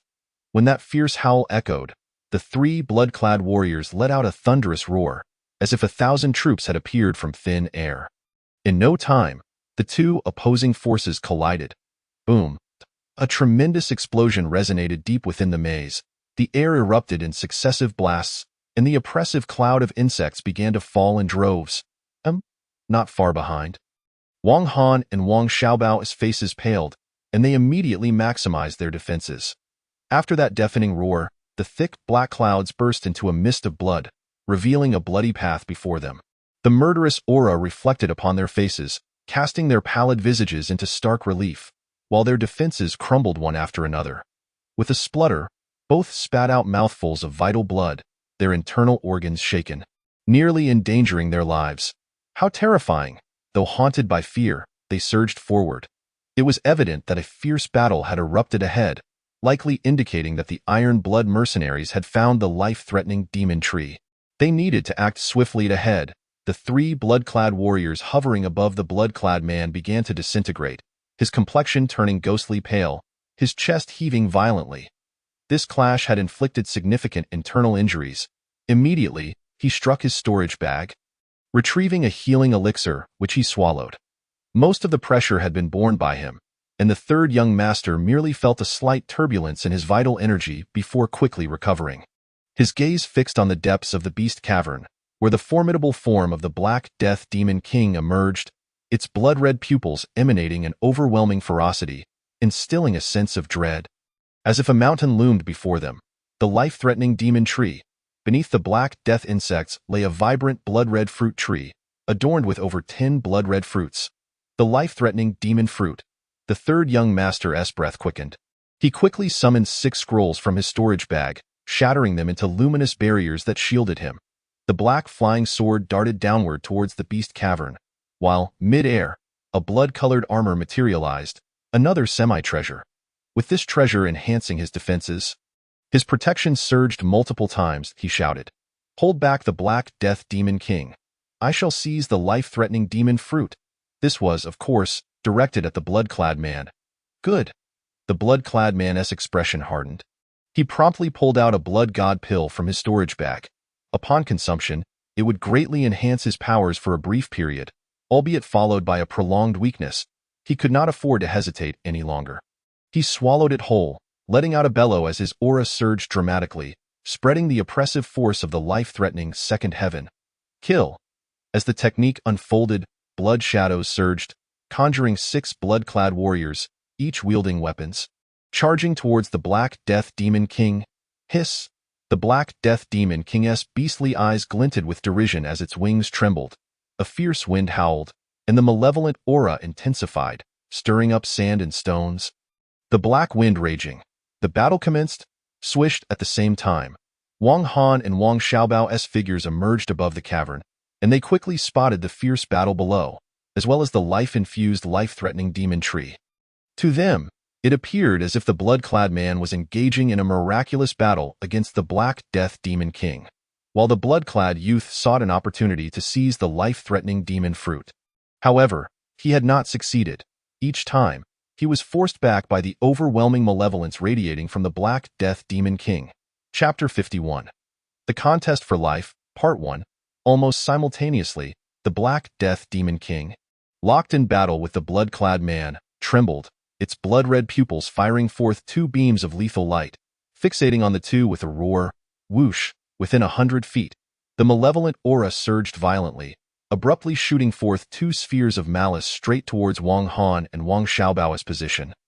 Rampaging through the void, crack, sand and stones flew, accompanied by a cracking sound.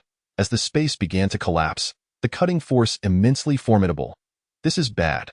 Wang Han and Wang Xiaobao's pupils constricted. The onslaught of the Black Death Demon energy surged forth aggressively, and a single misstep could lead to instant demise. Their expressions turned grave. Wang Han swiftly struck his storage bag, producing 2 top-tier scrolls that transformed into layers of luminous barriers for protection. Not satisfied, he released over a dozen high-grade flying swords to shield them further. Wang Xiaobao mirrored his actions, summoning top-tier scrolls and a dozen high-grade flying swords, fully prepared for the impending assault of the Black Death Demon King. They were both willing to risk everything. Puff puff! In no time, the spheres of malice enveloped them, leaving them with no means of escape, a tingling sensation prickling at their scalps. Buzz point, one of the spheres slammed into the protective barriers set by Wang Han. Unleashing a terrifying sound of cutting, the malevolent energy resembling serrated teeth. In mere moments, the 2 top-tier scrolls crumbled into dust. Wang Xiaobao faced a similar fate beside him. The 2's expressions shifted dramatically as they promptly activated their flying swords, forming a dazzling curtain of swords, akin to a sea of blades, bursting forth with radiant light to confront the malevolent energy spheres. This commotion naturally drew the attention of both the blood-clad man and the 3rd young master below. Who are these 2 youngsters? The blood-clad man and the 3rd young master quickly deduced that Wang Han and Wang Xiaobao were not members of the Iron Blood faction. How had they arrived here? Had they been followed?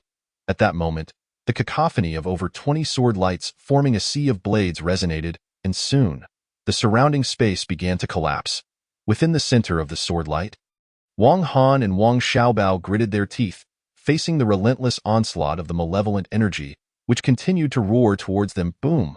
Like a machine harvesting straw, amid the cracking sounds, the sword light shattered successively, and the originally football-sized sphere of malevolent energy was now reduced to the size of a fist. Swish! The fist-sized sphere of malice charged towards them.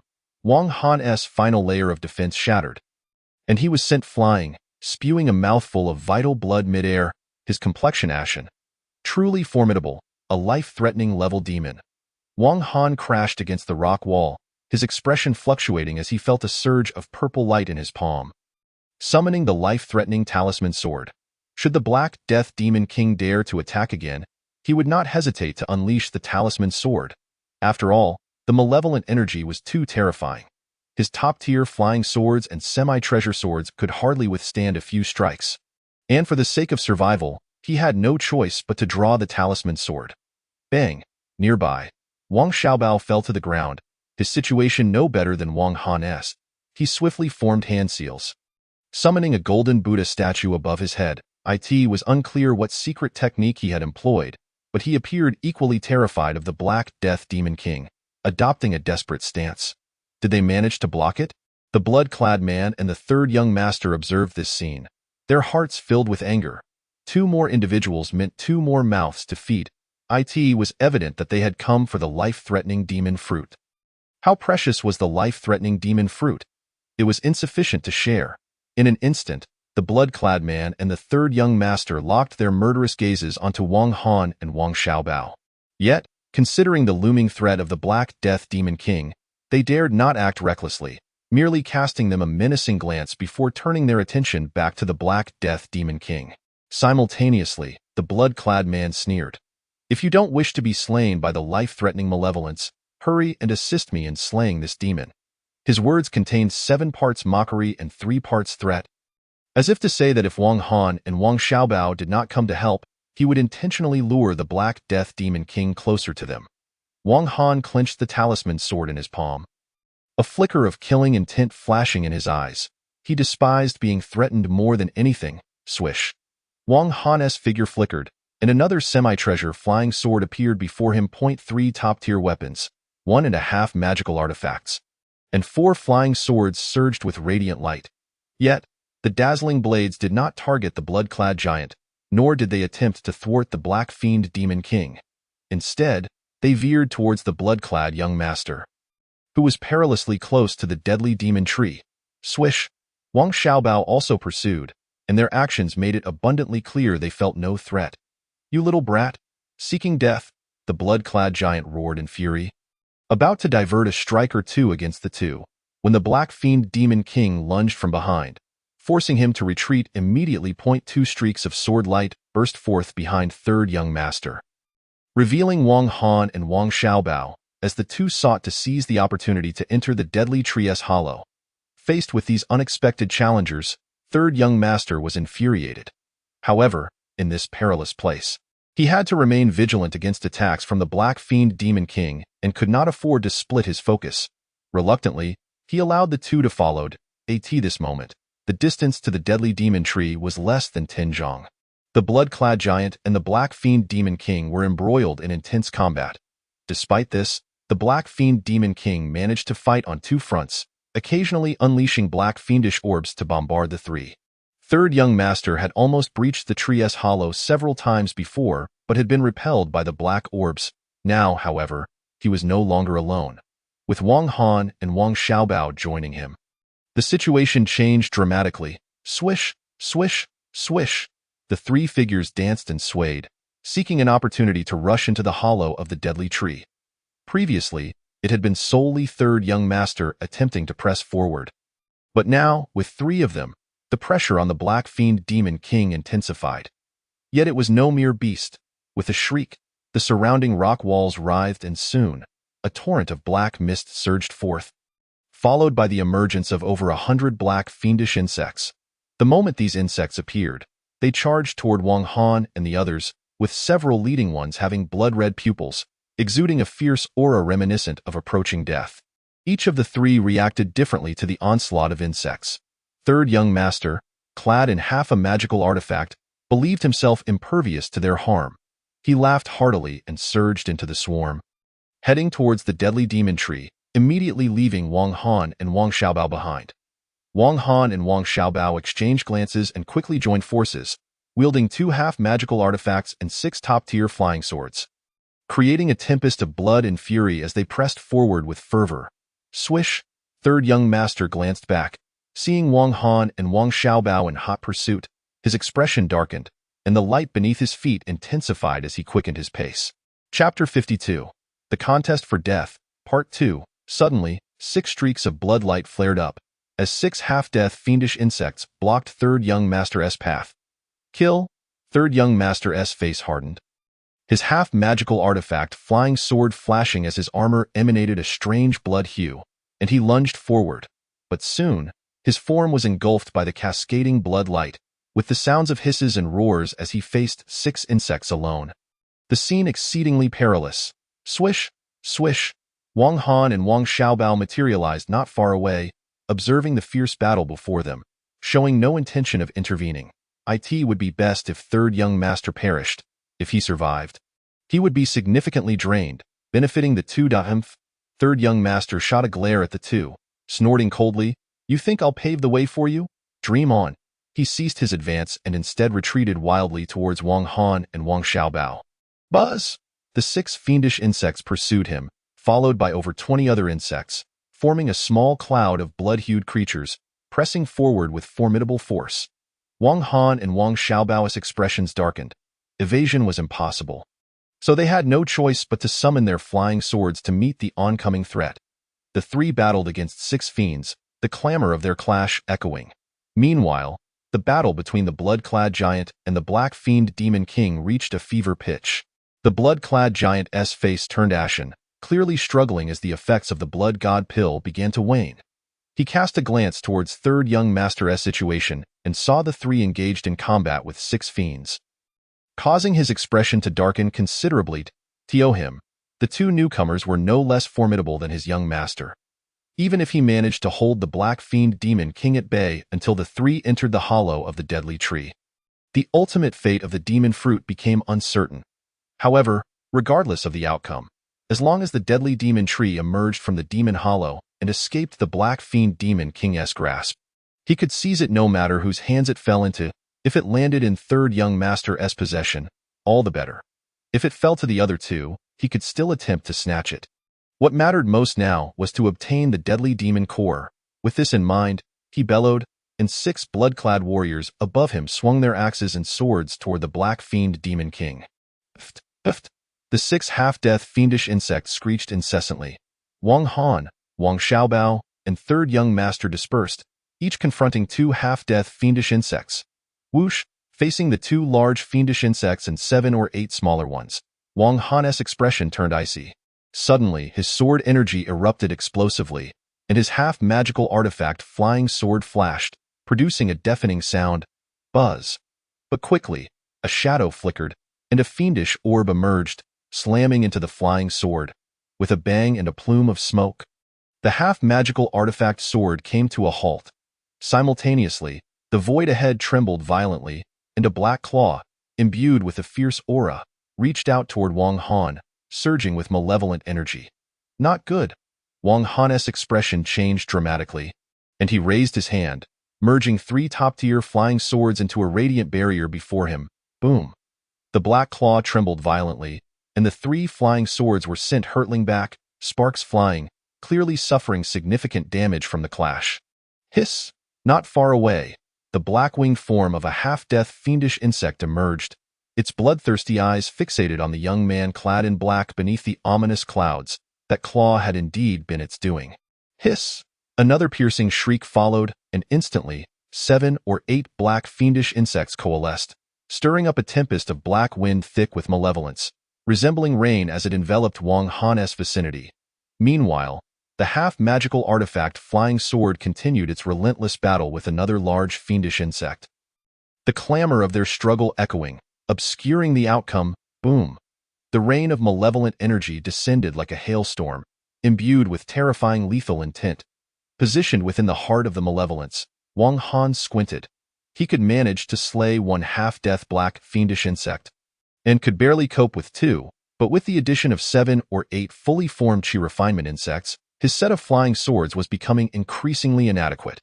Glancing at his other resources, his scrolls had been depleted, and he had few high-level talismans left.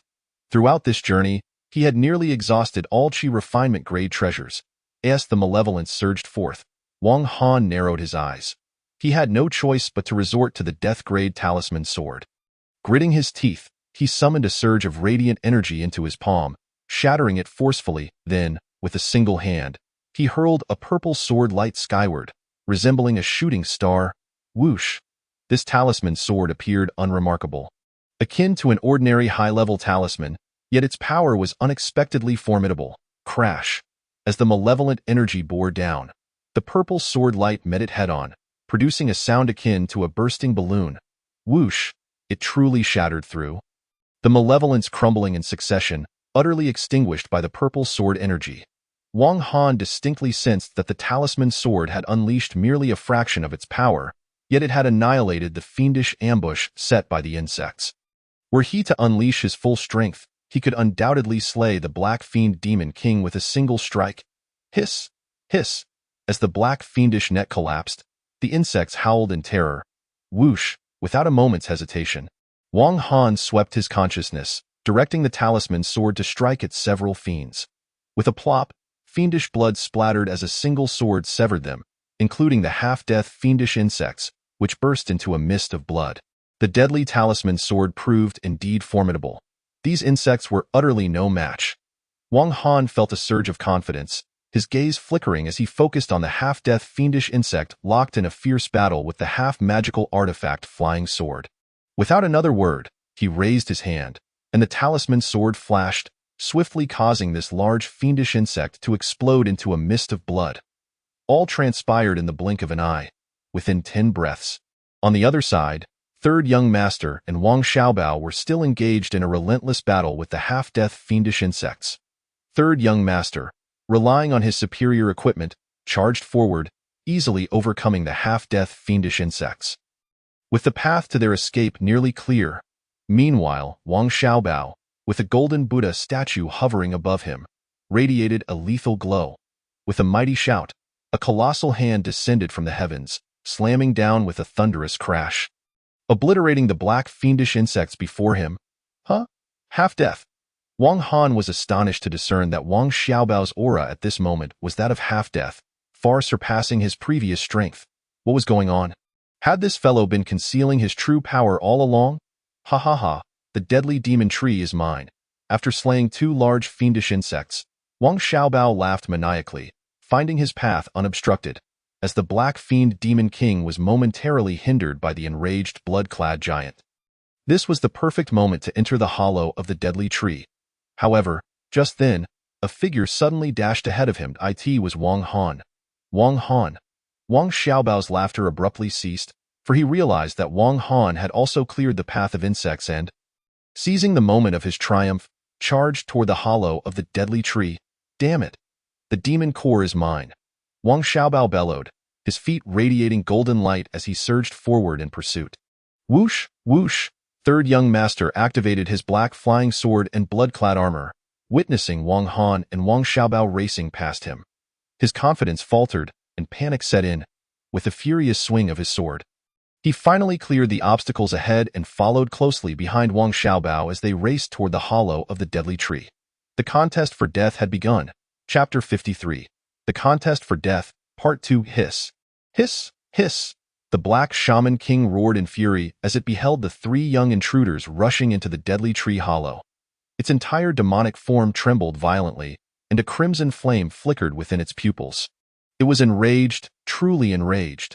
Accompanied by a series of shrill cries, it disregarded the blood-clad giant and charged madly towards the tree hollow.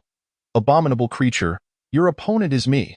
The blood-clad giant fixed his gaze on the soaring figure of the Black Shaman King and bellowed, as a flash of blood light emanated from his palm, revealing a blood talisman.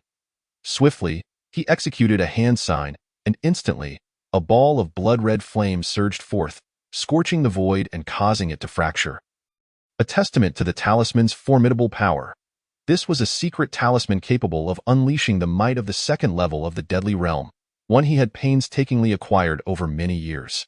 Today, he was determined to use it to thwart the Black Shaman King. Bang! The Black Shaman King surged forward with a torrent of malevolence, but as the blood flame struck, the overwhelming malice dissipated like rain in boiling water. With a resounding crash, the blood flame struck, causing the Black Shaman King's wings to shudder and emit black smoke, as its feathers were scorched, and it plummeted downward. Hiss! After this devastating blow, the Black Shaman King abruptly turned, its eyes flashing with a terrifying blood light, and its obsidian claws lunged fiercely towards the blood-clad giant. Puff! The blood-clad giant wore a solemn expression, raising his hands as the blood talisman trembled. Summoning a second ball of blood flame, boom, boom, boom. Amidst the continuous roar, the man and the demon clashed once more.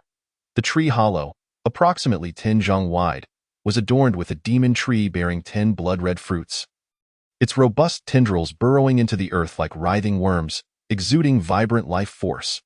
Not far away, a flash of white light emerged.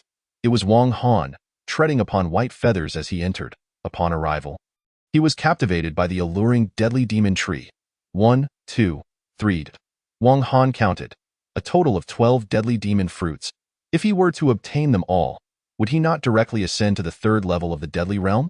He knew that a single deadly demon core could allow one to break through to the deadly realm, and if he swallowed 5 at once, he would surely achieve at least the 2nd level. 12 should suffice to reach the 3rd level. With this thought, Wang Han extended a hand to grasp the blood-red fruits on the tree, but at that moment, a golden palm print came crashing down, accompanied by a howling wind and immense pressure. With a thunderous sound, Wang Han's movement was immediately hindered. His eyes narrowed as he focused on the golden figure not far away. Boom! The golden figure retracted the palm print. Golden light swirling beneath its feet, chanting celestial sounds. It was none other than Wang Xiaobao. Heh, brother. One cannot monopolize all the benefits. There are 12 deadly demon cores here. How about we each take 6? Wang Xiaobao's gaze greedily fixed upon the deadly demon cores before turning to Wang Han with a half-smile. A flicker of murderous intent flashed in Wang Han's eyes as he tightened his grip on the talisman sword. A wave of killing aura emanating from him, locking onto Wang Xiaobao. But before he could act, another flash of blood light landed not far away. It was the third young master. This fellow had a cold, menacing gaze as he declared, "The deadly demon cores are mine. No one shall lay a hand on them." At these words, both Wang Han and Wang Xiaobao revealed expressions of scorn. Wang Xiaobao sneered, "What right do you have to compete with us? I am a disciple of the Chiming Immortal sect, and this esteemed brother is from the Tiandang sect. You are but a mere mercenary." The disdain in his words was unmasked. In truth, Wang Xiaobao possessed the credentials to back it up, ranking among the top 3 in the Chiming Outer Sect's power rankings and holding himself in high regard. How could he possibly care for a lowly mercenary's young master? You! The third young master seethed with rage, his character infused with the cruelty of a tiger and wolf, his pride too strong to tolerate such humiliation. You seek death. With a clap of his hands, a semi-artifact flying sword flashed fiercely, hurtling towards Wang Xiaobao. Humph! Wang Xiaobao let out a cold laugh and simultaneously said to Wang Han, "Brother, let us join forces to slay this mercenary, then we can divide the demon cores amongst ourselves." "No need for that." A cold smile crept onto Wang Han's lips. These two likely remained unaware of his true strength. Their brazen behavior before him was utterly audacious. Suddenly, Wang Han hurled the talisman sword with a flick of his wrist. Charging towards the two, "You both shall die."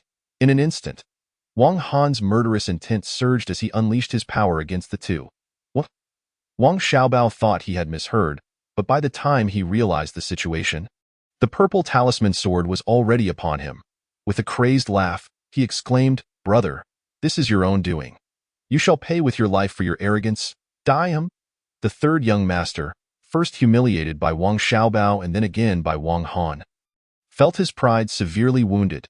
He glared at Wang Xiaobao and then at Wang Han, finding the latter's arrogance even more intolerable, and directed his sword light at Wang Han. Whoosh! The talisman sword shot forward swiftly. And though Wang Xiaobao laughed maniacally, his expression was grave. With hands clasped together, he activated his protective barrier, his body enveloped in talisman light, appearing almost sanctified. His lips moved, chanting sacred verses, maximizing his defense, however, with a piercing sound. The sword chi flashed, followed by a spray of blood, and the golden light surrounding him shattered instantaneously, his mouth ceasing its incantation. How is this possible? Wang Xiaobao felt a sharp pain in his abdomen. Looking down, he discovered a gaping wound, a bloody hole pierced through by the sword chi yu. With great difficulty, he raised a trembling finger, pointing toward Wang Han, unable to fathom that he had been slain despite his full protective efforts. He had underestimated Wang Han, intending to first join forces with him to eliminate the third young master, and then turn on Wang Han to monopolize the demon fruits, consuming them to break through to the deadly realm and confront the Black Shaman King and the blood-clad giant. Yet, with this miscalculation, all his aspirations had turned to mere illusions. Wang Han coldly regarded the fallen Wang Xiaobao and scoffed. "That day you summoned the Black Shaman Horde, forcing me to ally with you against them. From that moment on, you were already a dead man. Instantly? Killed instantly?" The third young master's pupils constricted. He had witnessed Wang Xiaobao's protective measures, and if he were in the same position, his defense would only be slightly stronger, thanks to the semi-artifact armor. However, such a formidable defense had been pierced with a single strike, indicating that the sword possessed power far beyond the chi refinement stage, essentially confirming it as a treasure of the deadly realm. Otherwise, such strength would be impossible. Just as he pondered this, Wang Han's chilling gaze turned toward him. "Not good," Under Wang Han's glare, the third young master felt a tremor of fear. Gritting his teeth, he quelled his terror. The deadly demon cores lay before him, and he was unwilling to concede defeat so easily in an instant. He slapped his storage pouch, releasing a blood-red pill. "Blood god pill," he bellowed, preparing to swallow it. But the purple talisman sword flashed swiftly, striking his abdomen. Puff! He pinched the blood god pill between his fingers, spitting blood profusely, staining the already crimson pill even more sinister. Crack! The sound of cracking echoed. The semi-artifact armor shattering under the sword's onslaught, unable to withstand the talisman sword's might. The sword pierced through, just like Wang Xiaobao, creating a bloody hole in the third young master's abdomen, blood cascading down. Third young master, dead. 3 had entered, and now only Wang Han remained standing, his gaze fixed upon the 12 deadly demon cores, excitement blossoming on his face. These shall all be mine. Chapter 54. The deadly demon cores having slain these 2. No one remained to obstruct him. He suddenly swayed, appearing beside the deadly demon tree. Deadly demon fruits? The blood-red radiance illuminated Wang Han's face, revealing his elated smile as he reached out to grasp the fruits. Just then, a shriek echoed from the cave entrance, followed by a tremendous tremor in the rock walls, causing the entire tree hollow to sway. Wang Han staggered but quickly regained his balance. Stealing a glance over his shoulder, he saw a massive black claw spanning the cave entrance. It was the Black Shaman King's enormous paw. This beast was about to enter. Wang Han's expression shifted. There was no time to admire the deadly demon fruits. With a swift motion, he stored the deadly demon tree into his pouch. Boom! The rock wall trembled again, on the verge of collapse, with debris flying. It was about to cave in. Rumbling, massive stones began to fall, blocking Wang Han's escape route. Talisman sword, kill! Wang Han's eyes radiated cold light as the talisman sword shot through the air, smashing the boulders into fragments. He leaped. A white shadow flashed to the cave entrance. At the entrance, a black claw lay horizontally, pulsating with layers of malignant energy, exuding a terrifying aura. Those who block my path shall die. Fixating on the demonic claw, Wang Han clenched his hand, and the talisman sword flashed rapidly. The next moment, with 2 thunderous crashes, demon blood splattered. The black claw shattered under the talisman sword's strike, obliterated in an instant. Hiss! Following this powerful blow, the Black Shaman King let out a pained howl, its demonic form quaking violently as its blood-red eyes flickered with fury. Hiss! Its other claw had been locked in a fierce battle with the blood-clad giant, but upon witnessing the destruction of the claw at the entrance, it abandoned the giant, directing its powerful claws toward the cave mouth and clawing fiercely, resulting in a thunderous crash as the deadly tree hollow collapsed into a heap of rubble. In that split second, a white shadow darted out like a bolt of lightning, swiftly heading towards the labyrinthine passage. The owner of this white shadow was none other than Wang Han. His primary objective had been to obtain the deadly demon fruits. Having succeeded, there was no need to continue battling the Black Shaman King and the blood-clad giant. Although the talisman sword held the power to slay both a man and a demon, it was equally true that this man and demon could also threaten his life. One could say that while Wang Han's offensive capability was formidable, his defensive strength was lacking, rendering him vulnerable to the combined assault of both his adversaries. A perilous situation indeed. At this moment, the wisest course of action is to make a hasty retreat. In a flash, a white silhouette darted away under the very nose of the Black Fiend Demon King. The burly man clad in blood-red attire, witnessing this commotion, swiftly scanned the area with his divine sense, promptly identifying the white figure as the previously encountered young man in black. Why is he the only one to emerge? Not seeing his young master, a shadow of dread fell over his countenance. In the meantime, Wang Han had burst forth from the depths of the beast cave, entering the labyrinthine corridors, and subsequently summoned his flying sword, relentlessly shattering the stone walls behind him. The chaos was immense, with demonic winds swirling violently, as the Black Fiend Demon King pursued him in a frenzied rage. This creature was connected to the life force of the death-defying demon tree. Wang Han had seized the entire tree, thereby robbing it of its very lifeblood. It would not cease its pursuit until Wang Han lay dead. Infuriated, truly infuriated, one of its claws had been cleaved into a mist of blood by the talisman sword, and the searing pain only stoked its primal fury.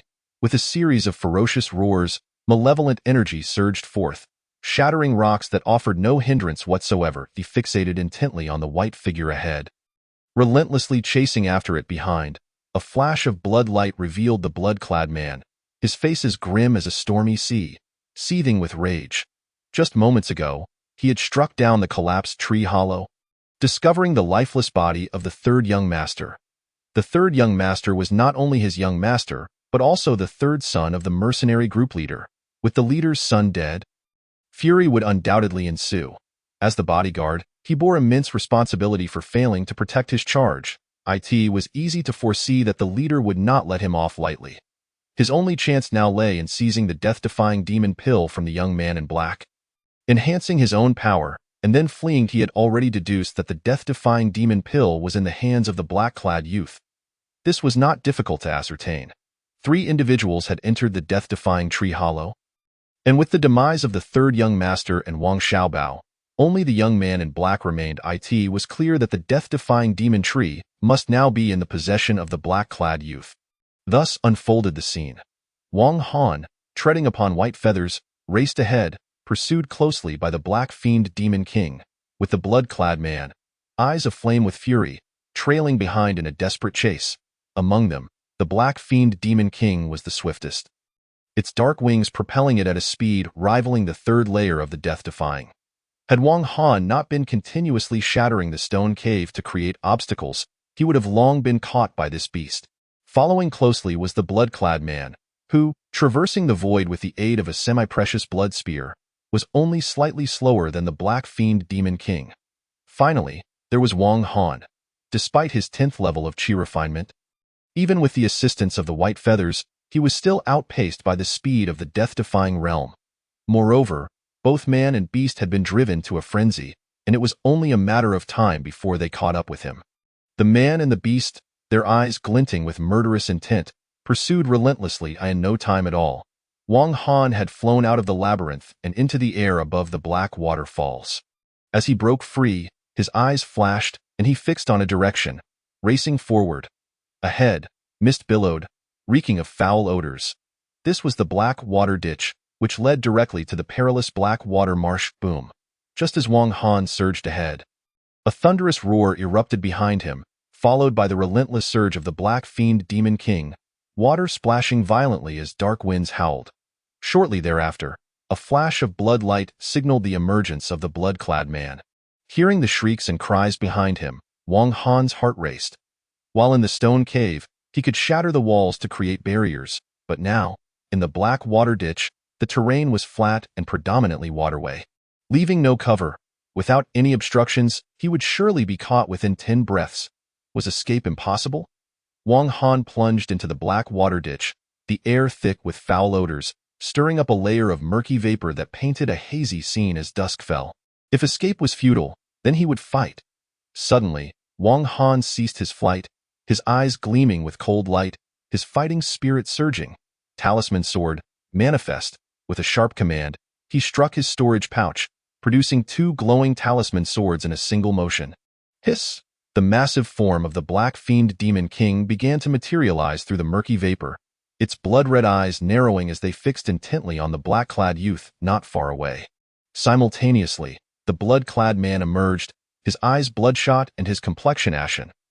This was the side effect of the blood god pill, which rendered him incapable of unleashing his full power, even struggling to reach the strength of the first layer of the death-defying realm.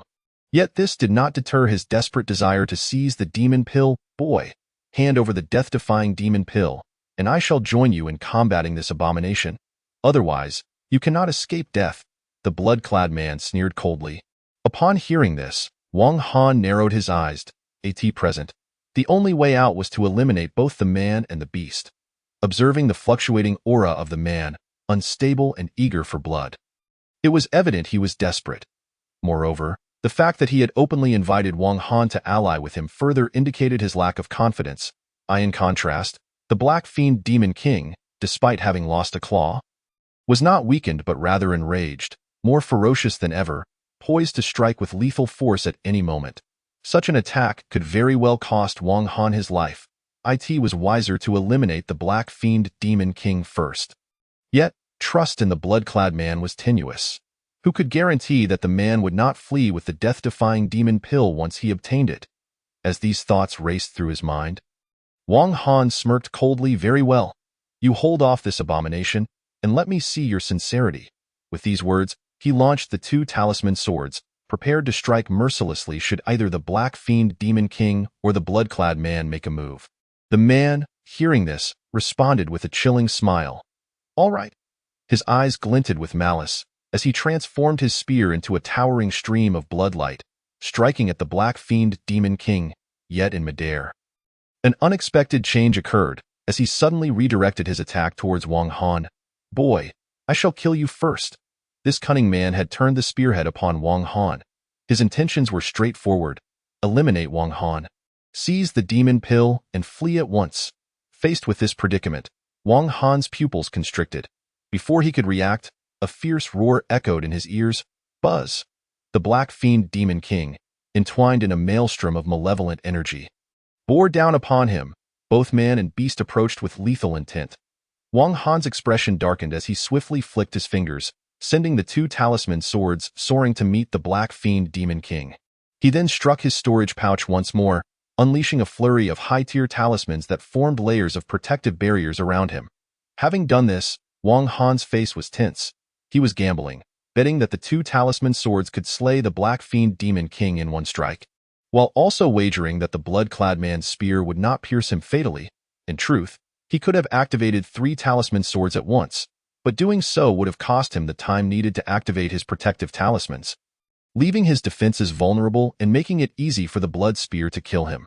Now, having activated over a dozen high-tier talismans, he was uncertain whether they could withstand a strike from the spear. Hiss! The Black Fiend Demon King charged forward, shrouded in malevolent energy.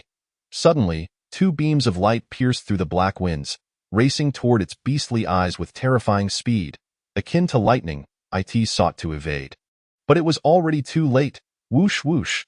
The 2 beams of talisman light flashed past, followed by a piercing scream as the blood-red beast's eyes turned to a gory pulp, having been pierced blind by the talisman swords. Instantly, darkness enveloped its vision, and even its divine sense was shattered. It howled in agony, rolling about frantically, lost to madness. Meanwhile, the blood-colored spear struck heavily against the layers of talismans, producing a thunderous roar. The successive explosions caused the talismans to shatter, collapsing in a heartbeat, yet the spear, having faced a barrage of resistance, had lost much of its force. Wang Han caught a whiff of a strong metallic scent, only to feel a sharp pain in his left shoulder. The sound of the spear-piercing flesh echoed. Boy, die! The blood-clad man cackled madly. Hiss!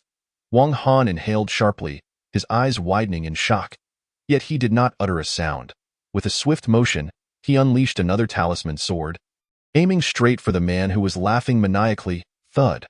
Almost instantly, a line of blood erupted, and the man's laughter was abruptly silenced. His eyes bulged wide as he clutched his throat, yet blood continued to spurt forth uncontrollably. This sword had pierced through his death-defying aura, penetrating his throat. A fatal blow. Feeling the life force draining rapidly, the man opened his mouth, attempting to utter something, but no sound emerged. He was dead, yet his eyes remained wide open, refusing to close, unable to find rest. He had never expected to perish at the hands of a mere Chi Refinement Jr. Since his ascension to the death-defying realm, he had regarded those in Chi Refinement as nothing more than ants. He had slain several Chi Refinement geniuses from the 3 major sects, yet today, it was a mere 10th-level Chi Refinement youth who had brought about his end. How profoundly ironic. Hiss! The plight of the Black Fiend Demon King was no better. It thrashed about in a frenzy, its beastly eyes oozing blood, effectively rendered incapacitated. Deprived of sight, it had lost its right to exist. Even if it miraculously survived this day, it would surely be regarded as prey by other demons in the future. All due to that youth. It was that youth who had unleashed the unknown talisman swords that shattered the black winds, blinding it and plunging its world into perpetual darkness. Beneath the misty, blackened night sky, blood flowed steadily from Wang Han's left shoulder, yet his eyes gleamed like those of a predator, emanating an intimidating chill. In this life-and-death struggle, he emerged victorious. The death-defying demon pill was his. Every ounce of peril had been worth it. Gritting his teeth, he grasped the blood-red spear embedded in his shoulder with his other hand. With a violent yank, his forehead throbbed with veins, and his shoulder joints cracked painfully. Thud! The agony pierced his heart, nearly rendering him unconscious. Wang Han's eyes, stained crimson, remained silent as he retrieved several vials of healing elixirs. Grinding them into powder, he sprinkled them over his wounds, with a crackle. His left arm bled profusely, the bones shattered. Despite such grievous injuries, Wang Han felt little trepidation, for he possessed 12 lethal demon cores in his possession, more than sufficient to mend his wounds at this moment. The priority was to find a place to recuperate. Before departing, Wang Han approached the burly man and confiscated his storage pouch. Turning back to search for the Black Shaman Demon King, he found only the remnants of spilled demon blood, which would not be difficult to follow. However, Wang Han was now at the end of his strength. Pursuing the Black Shaman Demon King was one matter, but encountering other monstrous mercenaries would be perilous. With this thought, he abandoned the pursuit and directed his path deeper into the Black Water Gorge. This battle had been a gamble between peril and victory. Along the way, Wang Han recalled the earlier confrontation, a chill creeping down his spine. Had the Black Shaman Demon King not been so relentless in his assault and instead employed some evasive maneuvers, his 2 talisman swords might not have been effective. As for the burly man, he had laughed heartily when the blood spear pierced his left arm, mistakenly believing victory was assured, only to meet his demise amidst that laughter. This revelation taught Wang Han a crucial lesson. In life and death struggles, one must never be careless. Soon, a cavern of black water appeared ahead. Wang Han unleashed his flying sword, producing a series of ringing sounds as he carved out a dwelling and burrowed inside. Chapter 56. Secluded cultivation within the cave. Wang Han flicked his sleeve, unleashing a burst of blood-red light, revealing the lethal demon tree adorned with 12 blood-hued fruits, each plump and inviting, eliciting an urge to bite into them. Wang Han stifled his excitement and executed a spiritual incantation, enveloping one of the crimson fruits. Zing! The fruit was plucked. His left arm still throbbed with agony. To ascend into the realm of lethality, he first needed to heal his injuries. The lethal demon fruit, it contained boundless vitality, making it a top-tier remedy for wounds. Wang Han channeled his true energy and swallowed it whole. A moment later, a flush of crimson spread across his countenance as a powerful surge of warmth coursed through his meridians, nurturing his internal organs with tremendous life force. Such formidable vitality. Wang Han's spirits lifted, and he promptly settled cross-legged, producing a jade pendant to refine the energy. After the better part of a day, Wang Han rose to his feet, his complexion radiant, and his energy significantly enhanced, having reached the pinnacle of qi refinement. His left arm now moved freely, the gory white bones regaining flesh, and the shattered sinews restored to their original state, all thanks to the miraculous effects of the lethal demon core. Wang Han was hardly surprised by the astonishing efficacy of this elixir. After a brief moment of elation, his gaze returned to the lethal demon tree, where 11 lethal demon cores still awaited him. How many of these would he need to break through to higher realms? Wang Han's eyes sparkled, yet he refrained from a hasty breakthrough, instead retrieving a vermilion talisman brush to begin crafting talismans. 7 days later, a high-tier talisman array was completed. With a hum, he placed the array within the cave, creating layers of luminous barriers. Although this location lay deep within the gorge, secluded and remote, the possibility of encountering other beings, be they monstrous or human, remained. During the process of breaking through to lethality, it was imperative not to be disturbed. Thus, this high-tier talisman array would at least serve as a warning mechanism. Having set these measures in place, his attention returned to the lethal demon tree. His cultivation had reached the pinnacle of qi refinement, merely a step away from breaking into the realm of lethality. With the consumption of a single lethal demon fruit, he could immediately challenge the lethality threshold.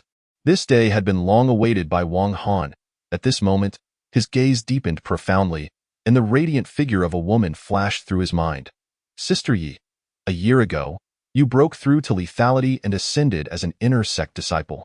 Today, I, Wang Han, will also break through to lethality. One day, I shall catch up to your footsteps.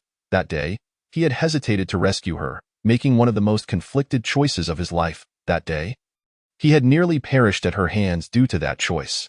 Yet, It was also that day that a flicker of emotion ignited within him. He had never been one to easily become infatuated.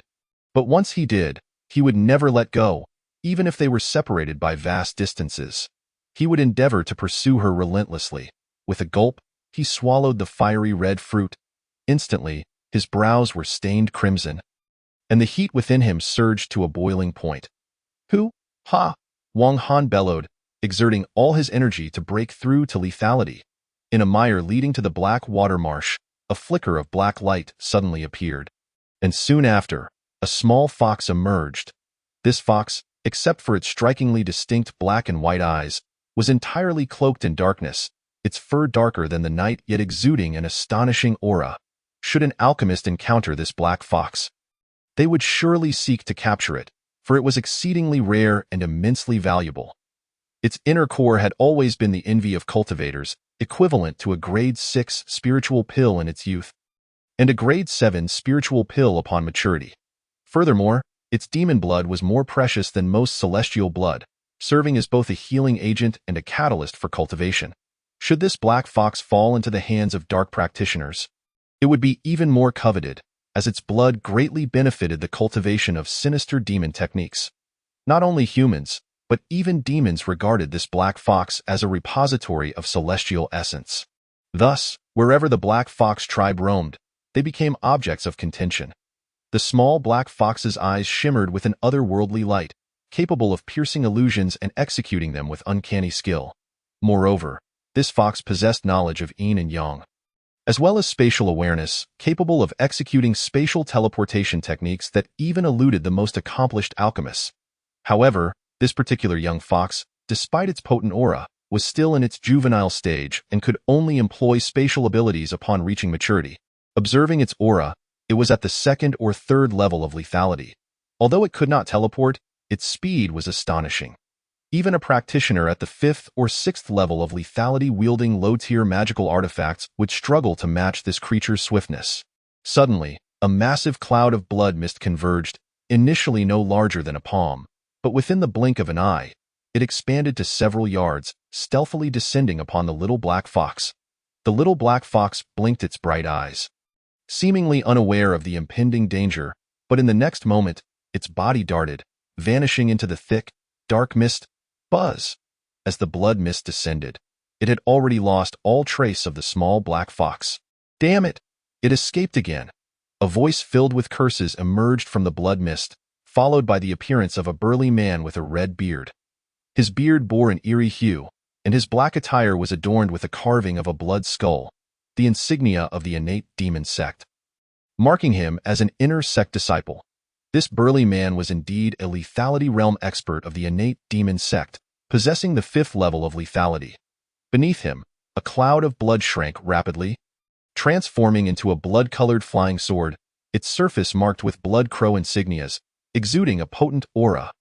This high-tier artifact, known as the Blood Crow Sword, was forged from a piece of millennium black iron combined with the essence of 49 blood crows, meticulously refined over a period of 81 days, making it a formidable demonic weapon. Swish! At that moment, a whooshing sound resonated as 6 streams of profound light approached from afar, landing nearby. Each of these 6 individuals exuded a deep aura. The weakest among them was at the 3rd level of lethality, while the strongest had reached the 6th level. They too were in pursuit of the black fox, but their speed lagged behind that of the red-bearded man. Arriving a tad late, the one with the most powerful aura, at the 6th level of lethality, was clad in yellow robes. If Wang Han were present, he would undoubtedly recognize him as Zhao Kuo of the Tiandang sect. On that day, Li Hongyi had been left by Zhao Kuo, along with Wang Han, young Master Yu, and Feng Hong, forming a small team. Eventually, Wang Han had departed without notice, venturing alone into the 10,000 Great Mountains. Over half a month had since elapsed. Following Zhao Kuo was a pale-faced man, an expert of the Tiandang sect at the 5th level of lethality. Among the 6, 2 belonged to the Tiandang sect. The remaining 5 included 3 from the Chiming Xian sect, exuding an air of superiority, one handsome man at the 5th level of lethality, and the other 2 at the 3rd and 4th levels, respectively. The last individual was shrouded in a sinister aura, obscuring his visage, also a lethality expert from the innate demon sect. emanating a fifth level of lethality. Adding the red-bearded man, they totaled 7, Way 2. Your demonic aura makes it easy for the black fox to detect you. You should refrain from sprinting so hastily to avoid scaring it away. The handsome man from the Chiming Xian sect glared at the red-bearded man. His voice cold. Indeed, my Chiming Xian sect possesses several methods to stealthily capture the little black fox. Your reckless behavior has led to its repeated escapes. Should it flee into the black water marsh, capturing it will become exceedingly difficult, remarked another lethality expert from the Chiming Xian sect with disdain. All this chaos is your doing. Otherwise, we would have captured the little black fox long ago. A final chiming expert chimed in mockingly, Humph. The man known as Wei Tu, the demonic sect brute, wore a frosty expression, glaring at the others without uttering a word. With a flash, his blood crow sword honed in on the black fox's scent. Pursuing it forthwith, as he departed, the demon sect expert cloaked in dark energy trailed closely behind. Zhao Kuo and the pale-faced man from the Tiandang sect remained silent. In terms of cultivation level, they were the strongest among the three factions, but their speed could not match that of Wei Tu, so they could only follow behind. Once the group had left, the three from the Chiming Xian sect darkened their expressions, refraining from further discussion and swiftly pursued after them. Chapter 57. The little black fox deep within a mountain cavity leading to the black water marsh, a dazzling array of talismanic light flickered, accompanied by a tempestuous aura that collapsed much of the mountain's interior. A resounding laughter echoed alongside the thunderous noise. Third level of lethality, 10 lethal demon cores, the first level of the Ziluo divine skill. I have broken through. With a sudden rush, a young man clad in black burst forth from the mountainside. He possessed a mane of thick black hair, eyes as profound as a comet, and a tall, slender figure that exuded an amalgamation of vitality, akin to a newly rising star. He had achieved the third level of the deadly realm. Just 10 days prior, this youth had merely reached the pinnacle of chi refinement. Yet within this short span, he had transcended into the third level of the deadly realm, a pace that was truly astonishing, rivaling, or even surpassing that of many prodigious talents. This remarkable feat was entirely attributable to the effects of the deadly demon pills and the first level of the Ziluo divine art. This young man was none other than Wang Han. 10 days ago, upon consuming the first deadly demon pill, he began his ascent into the deadly realm, and with his innate talent, success was inevitable. He subsequently consumed the second, third, all the way to the 8th, reaching the pinnacle of the second level of the deadly realm. Following this, he consumed the 9th and 10th deadly demon pills, yet his aura remained stuck at the peak of the second level. Unable to progress, Wang Han realized he had encountered a bottleneck. Further consumption of the deadly demon pills would yield no benefit. Hence, he stored away the remaining 2 pills and turned his focus to the 2 techniques, Ziluo Divine Art and Qingfeng Sword Technique. The Ziluo Divine Art was undoubtedly the preferred choice, being a top-tier technique that would later allow him to forge the Ziluo True Fire to merge with the Holy Fire Token to break the 5-colored mystical barrier. The high-grade Dao artifact, the Ziluo Seal, also required the assistance of the Ziluo Divine Art.in contrast. The Qingfeng Sword Technique necessitated the Qingfeng Sword for effective cultivation, and Wang Han currently lacked the materials to forge such a sword. Moreover, the initial stages of the Ziluo Divine Art did not require any auxiliary materials, relying solely on secret incantations, making it the more suitable option. The first level of this Ziluo Divine Art required the refinement of the soul into the Ziluo Divine Soul. This process was exceedingly arduous, yet for Wang Han, it was remarkably accomplished in just 10 days. During this period, Wang Han had glimpsed into his own soul, or rather, his second divine soul. He discovered that his divine soul differed from ordinary ones. While he had observed in texts that other souls appeared as a wisp of ethereal gas, only coalescing into their true forms upon reaching a certain level of refinement, his soul took on a form reminiscent of his own body.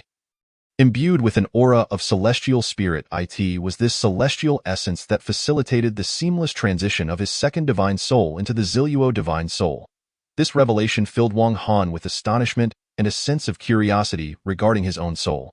To him, it did not seem like something acquired through postnatal cultivation, but rather appeared as an innate gift, suffused with pure celestial energy. Regardless, the fact that he had achieved the first level of the Ziluo Divine Art in 10 days was irrefutable. a feat that would likely astonish the Ziluo true monarch, who had spent 3 years to reach the same level. Wang Han had succeeded in but a decade, moreover. At the very moment he completed the first level of the Ziluo divine art, he shattered the bottleneck of the second level, successfully entering the third level of the deadly realm. Indeed, Wang Han harbored numerous secrets. The hexagonal jade pendant, capable of rapid energy refinement. The bronze ancient sword, impervious to destruction. Now, even his soul added an air of mystery. He sensed that his lineage was not ordinary, perhaps suggesting that his ancestors were beings of great prowess. During this time, Wang Han revisited the bronze ancient sword. Yet progress remained elusive. He had attempted various methods, blood-sucking for recognition, infusing spiritual energy, burning it with fire, and dousing it with water. But the ancient sword remained unresponsive. The only change occurred after he had slain Shangguan Fei and acquired the second bronze ancient sword. Inexplicably, a connection had formed between the two swords. Wang Han felt as if these two ancient swords were corners of some ancient sword array, indicating that there must be other bronze ancient swords to discover in the future. At this moment, Wang Han's face radiated joy, completely immersed in the ecstasy of breaking through to the third level of the deadly realm.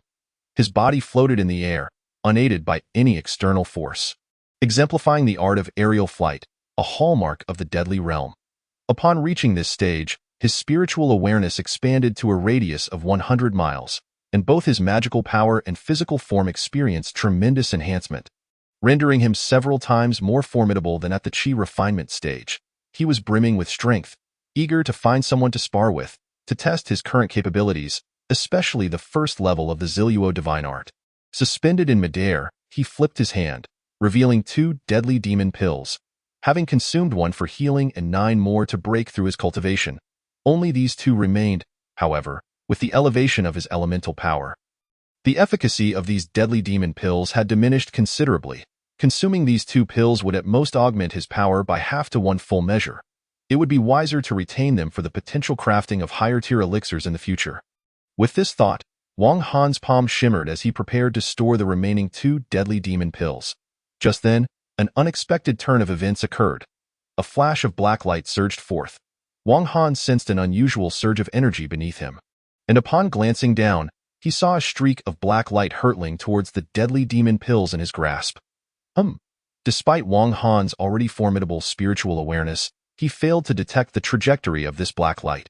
Prompting a surge of vigilance, he slightly shifted his grasp on the pills to evade the incoming threat. However, the black light swiftly morphed into a cloud of dark mist, enveloping his entire arm. Faced with this sudden occurrence, Wang Han instinctively clenched his hand, seizing the dark mist. Yet in that fleeting moment, the deadly demon pill vanished without a trace. A fox. From the dark mist emerged a fluffy tail followed by a small, fuzzy head, the very black fox that had been pursued by Wei Tu and his companions. A wool. The little black fox blinked its lively eyes, its mouth still stained with remnants of flesh and ancient skin, clearly indicating that it had consumed the deadly demon pill. How dare you steal my demon pill, you little rascal?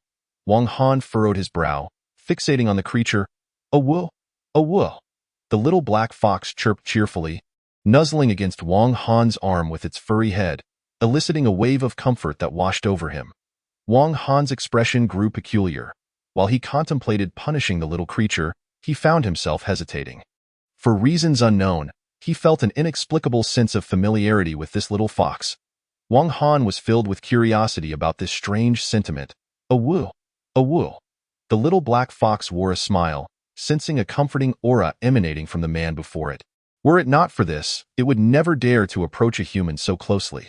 Just then, a sound of air being sliced came from behind, accompanied by the swift approach of Wei Tu and his 6 companions. Simultaneously, the little black fox's tail flared up, and it darted into Wang Han's sleeve, suppressing all traces of its presence. A look of surprise flickered across Wang Han's face, before he could ponder further. The foremost figure, a blood-red streak of light, had already arrived, revealing the silhouette of a man clad in blood-stained garments. Judging by his aura and attire, it was evident that he belonged to the demonic faction. Especially with the blood-red flying sword at his feet, he gave off an exceedingly perilous vibe.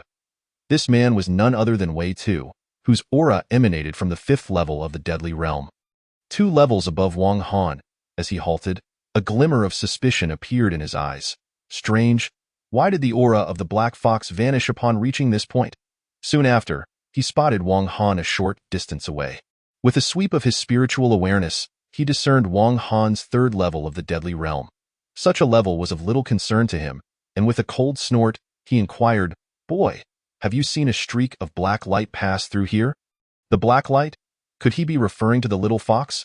Wang Han mused, yet he merely shook his head in response. "I haven't seen anything." "Haven't seen anything?" Wei Tu's expression was skeptical. "Haven't seen anything." Wang Han reiterated, shaking his head once more. Wei Tu's spiritual awareness scanned the area again, including Wang Han, yet he still found no trace of the fox's spiritual aura. Truly haven't he seen anything? After a fruitless search, Wei Tu's gaze fell back on Wang Han, his words laced with a sinister undertone. Wang Han's expression grew solemn as he sensed a hint of murderous intent emanating from the man. Nevertheless, his reply remained unchanged. "I haven't seen anything." Wei Tu, half convinced, noted that his 6 companions had caught up, and with the little fox's trail completely gone, his irritation grew. His gaze towards Wang Han turned increasingly hostile. If he hadn't seen anything, then he would simply have to die. People of the demonic faction kill based on their whims, and his current displeasure meant Wang Han would become his target. Suddenly, the blood-red sword beneath him surged with a potent crimson aura, cleaving towards Wang Han with terrifying force. The strike shattered the air, casting a blood-red hue over much of the mountainside, resembling the descent of a blood-soaked hell, accompanied by an overwhelming sense of murderous intent. Faced with the abrupt assault from this formidable foe, Wang Han's anger flared. His eyes gleamed, and he swiftly gathered his palms, condensing Ziluo True Qi into a dark purple energy sphere that unleashed a ferocious aura. The Ziluo divine art was renowned for its destructive power, and as it erupted, the surrounding space reverberated with a thunderous roar. Whoosh! The blood-raven sword descended, radiating a breathtaking crimson light. Wang Han rolled his palms, and the purple energy sphere darted forth to meet the oncoming torrent of blood energy. How dare a mere 3rd level of the deadly realm challenge my blood-raven sword? You truly seek death.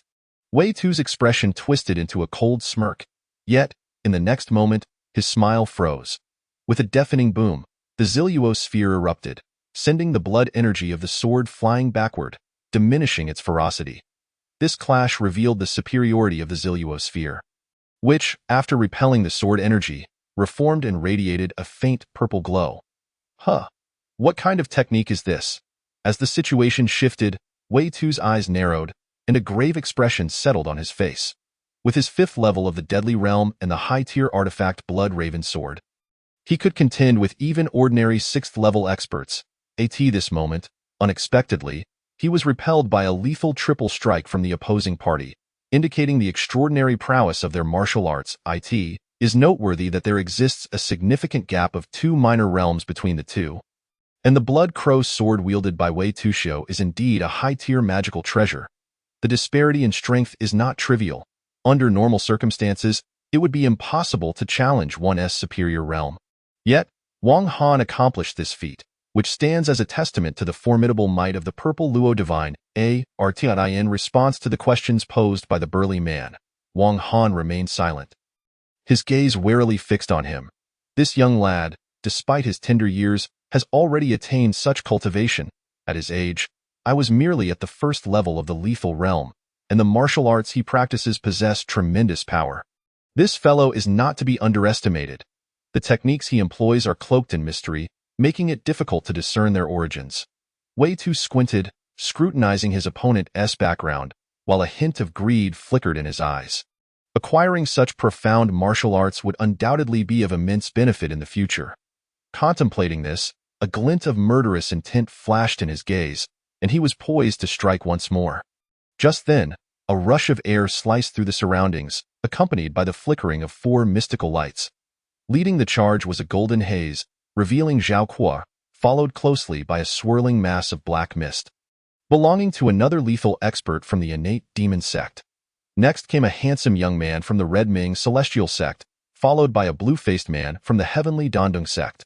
As for the other 2 experts from the Red Ming Celestial sect, they lagged behind due to their slower speed, requiring some time to catch up. The moment Zhao Kuo revealed himself, he beheld the Blood Crow sword hovering ominously above Wei Tuo's head, exuding a fearsome aura, while opposite stood a young man clad in black, exuding calmness, with purple light swirling beneath his feet and a purple orb floating before him, emanating a profound aura of esoteric power. The tension between the two was palpable. What is happening? This fellow is not pursuing the little black fox, but instead is engaging in combat with this young man. Could it be that the young man has captured the little black fox? Yet, this young man looks somewhat familiar. Zhao Kuo's expression momentarily froze as he scrutinized the young man several times. Simultaneously, Wang Han also noticed Zhao Kuo, his eyes lighting up as he exclaimed, "Zhao, senior brother. What a pleasant surprise." "Oh, you know me," Zhao Kuo replied, his face filled with surprise and suspicion. Without regard for Wei Tuo's imminent attack, he swiftly moved to stand 2 zhang away from Wang Han, examining the young man closely. Wang Han offered a faint smile. "Has senior brother forgotten? Half a month ago, I encountered you alongside the girl in red." "Girl in red? You are?" Zhao Kuo's face contorted in thought. And suddenly his eyes brightened. "You are Wang Han." "Indeed, that is me," Wang Han confirmed. The exchange between the two was accompanied by a sullen expression from Wei Tuo's. "So you are indeed junior brother Wang. But I recall that half a month ago, you were only at the 10th level of Qi refinement?" Zhao Kuo's astonishment morphed into doubt. I was fortunate enough to obtain a lethal demon tree and consumed 10 lethal demon pills in one go, thus achieving my current cultivation," Wang Han replied candidly, without any intention to conceal the truth. "Lethal demon pills. Those are sacred medicines of the lethal realm." This remark came not from Zhao Kuo, but from the blue-faced man. Sheer luck, sheer luck." Wang Han smiled lightly as he approached the two, casting a glance at Wei Tuo as he passed. Under Wang Han's gaze, Wei Tuo's expression darkened further. He had initially intended to kill this young man and seize his martial arts. But it now seemed impossible. From the earlier conversation, he had already deduced that the young man was affiliated with Zhao Kuo and the blue-faced man, both of whom hailed from the heavenly Dandong sect. Should he attempt to kill Wang Han, the other two would undoubtedly intervene. If there were 3 or more experts from the innate demon sect present, he might consider taking the risk, but with only himself and the sinister-looking man, engaging in a conflict would likely lead to his defeat against the trio from the heavenly Dandong sect. Moreover, the 3 from the Red Ming celestial sect were also watching intently. "Junior brother, you are indeed fortunate. Congratulations." After the initial shock, Zhao Kuo smiled. Although he and Wang Han were not well acquainted, encountering a lethal realm expert from the heavenly Dandong sect was ultimately a fortuitous event, providing additional support in their pursuit of the little black fox. However, he was unaware that the little black fox they sought was hidden within Wang Han's sleeve. The blue-faced man also clasped his fists. "I am Jose, senior brother." Wang Han returned the gesture. "By the way, I noticed that both of you seem rather hurried. Has something significant occurred?" Zhao Kuo replied, "It's nothing much. We are merely tracking a little black fox." Upon hearing this, Wang Han's heart stirred, though he maintained a composed demeanor. At this juncture, Wei Tuo and the sinister-looking man harnessed their escape light and soared toward the black water marsh, continuing their pursuit of the so-called little black fox. The 2 from the Red Ming celestial sect had already caught up, merging with the handsome young man as the 3 flew toward the marsh. Zhao Kuo and Jose beckoned to Wang Han, urging him to follow quickly. "We must not let the little black fox escape." Chapter 59. Lethal triple strike. The little black fox is hidden within Wang Han's sleeve, and these individuals are unlikely to find it. After pursuing for the better part of the day, they arrived at the black water marsh, gazing into the dark, murky mire, their brows furrowed. The surrounding area was engulfed in potent miasma, making it difficult for even those of their lethal realm to endure for long. The dangers lurking beneath the marsh were extraordinary. If the little black fox chose to remain hidden, we would have no chance of capturing it. One of the lethal experts from the Red Ming celestial sect sighed. The others shook their heads in despair, observing the dire environment below, where even a few zhang away, the stench was palpable, coupled with the ominous miasma, rendering the black water marsh extremely perilous. It was not just the few of them who would struggle. Even experts at the 7th level of the lethal realm would hesitate to linger here. Damn it! After chasing for so long, we accomplished nothing.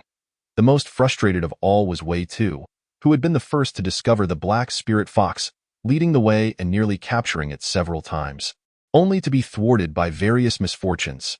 His expression was dark and his mood soured, yearning for blood. His gaze fixated on the three from the Red Ming celestial sect, who had been buzzing around like annoying flies throughout the journey. Mocking and disparaging him, "Feng Zhuang," he called out to the sinister man. "What is it?" The sinister man replied. "There are a few pesky flies buzzing around, which are quite bothersome. I wish to swat them dead. And I need your assistance," Wei Tu declared ominously.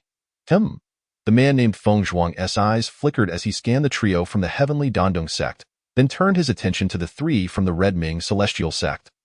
Those flies deserve to be swatted. The two men's eyes gleamed with murderous intent, fixating on the three from the Red Ming sect. A faint scent of gunpowder began to permeate the air. The trio from the Red Ming sect had long harbored disdain for Wei Tu and Feng Zhuang. With the loss of the little black fox, their mood was already sour. "Brute, which one of us do you consider a fly?" The Red Ming celestial sect, as a nominally superior sect, boasted a far greater reputation than the innate demon sect, and the three disciples of the Red Ming sect looked down upon Wei Tu and Feng Zhuang with contempt. At this moment, they cast scornful glances at Wei Tu and Feng Zhuang. "I'm talking about you. Go die." Wei Tu exploded with rage. Had it not been for the pursuit of the little black fox, he would have taken action against the trio from the Red Ming sect long ago. Now, with the confrontation at hand, the Blood Crow's sword unleashed a powerful gust of energy as he swung it down. Whoosh! The sinister Feng Zhuang also activated his dark arts, joining Wei Tu in attacking the three from the Red Ming celestial sect. "Hey, don't think that just because you have the Blood Crow sword, we will fear you." Seeing Wei Tu and Feng Zhuang charging at them, the three from the Red Ming sect quickly formed hand seals, releasing their own low-tier magical treasures to engage in battle. Clang, clang. Wang Han observed the fierce battle unfolding before him. Jose remarked, "The miasma here is exceedingly dense. The more they use their powers, the more susceptible they become to poisoning. They won't be able to sustain a prolonged fight and will soon be forced to withdraw." Zhao Kuo nodded in agreement. Indeed, if it were truly a matter of life and death, this would not be the chosen battleground. As they spoke, the two retracted their gazes and called out to Wang Han. Flying toward the marsh's edge, whoosh, whoosh. The sounds of battle behind them grew fainter until they eventually vanished 300 miles away from the Black Water Marsh. In the White Mist Forest, a group of over a dozen disciples from the heavenly Dandong sect were scanning their surroundings anxiously. Among them were Li Hongyi, Feng Hong, Qing Luo, and young Master Yu, prominently featured. The rest were experts from the lethal realm. Zhao brother and Zhou senior brother have been gone for 12 hours. "Why haven't they returned yet?" Li Hongyi exclaimed, glancing around. "Sister, there's no need to worry. With the abilities of Zhao senior brother and Zhou senior brother, they are not only stronger than the two from the demon sect, but they will also not be at a disadvantage, especially with the three from the Red Ming sect alongside them. Although the Red Ming sect and our sect may not see eye to eye, they understand the importance of unity in the face of opposing forces," a lethal realm expert in a blue robe calmly analyzed. "Indeed, Zhao senior brother is at the 6th level of the lethal realm, making him the strongest among them, while Zhou senior brother is also a battle-hardened veteran. I believe the little black fox will most likely fall into their hands," another man in white concurred. Hearing this, Li Hongyi's expression relaxed considerably, but after waiting a while longer without any sign of Zhao or Zhou, she approached Feng Hong and the others, suddenly recalling a bothersome individual. "That Wang Han fellow has vanished without a trace for half a month. The 10,000 great mountains are fraught with dangers. It is perilous to travel alone. I wonder if he is still alive." Li Hongyi felt a twinge of dissatisfaction regarding Wang Han's abrupt departure. They had come together, yet he left without a word, which felt rather disloyal. She inwardly resented him. Feng Hong, however, snorted coldly, "That guy is overly arrogant. I doubt he has survived." Whoosh! Just as they were speaking, a surge of energy rippled above the white mist forest, and 3 lethal auras descended. The group sprang into action, immediately raising their defensive formation to guard against potential attacks from monsters or demon sect experts. However, they quickly lowered the formation again. Zhao senior brother has returned. Amidst the ethereal white mist, 3 figures stood aloft, with Zhao Kuo taking the lead. To his left was Jose, and to his right, a young man adorned with flowing, lustrous black hair, whose striking features and profound gaze unmistakably identified him as Wang Han.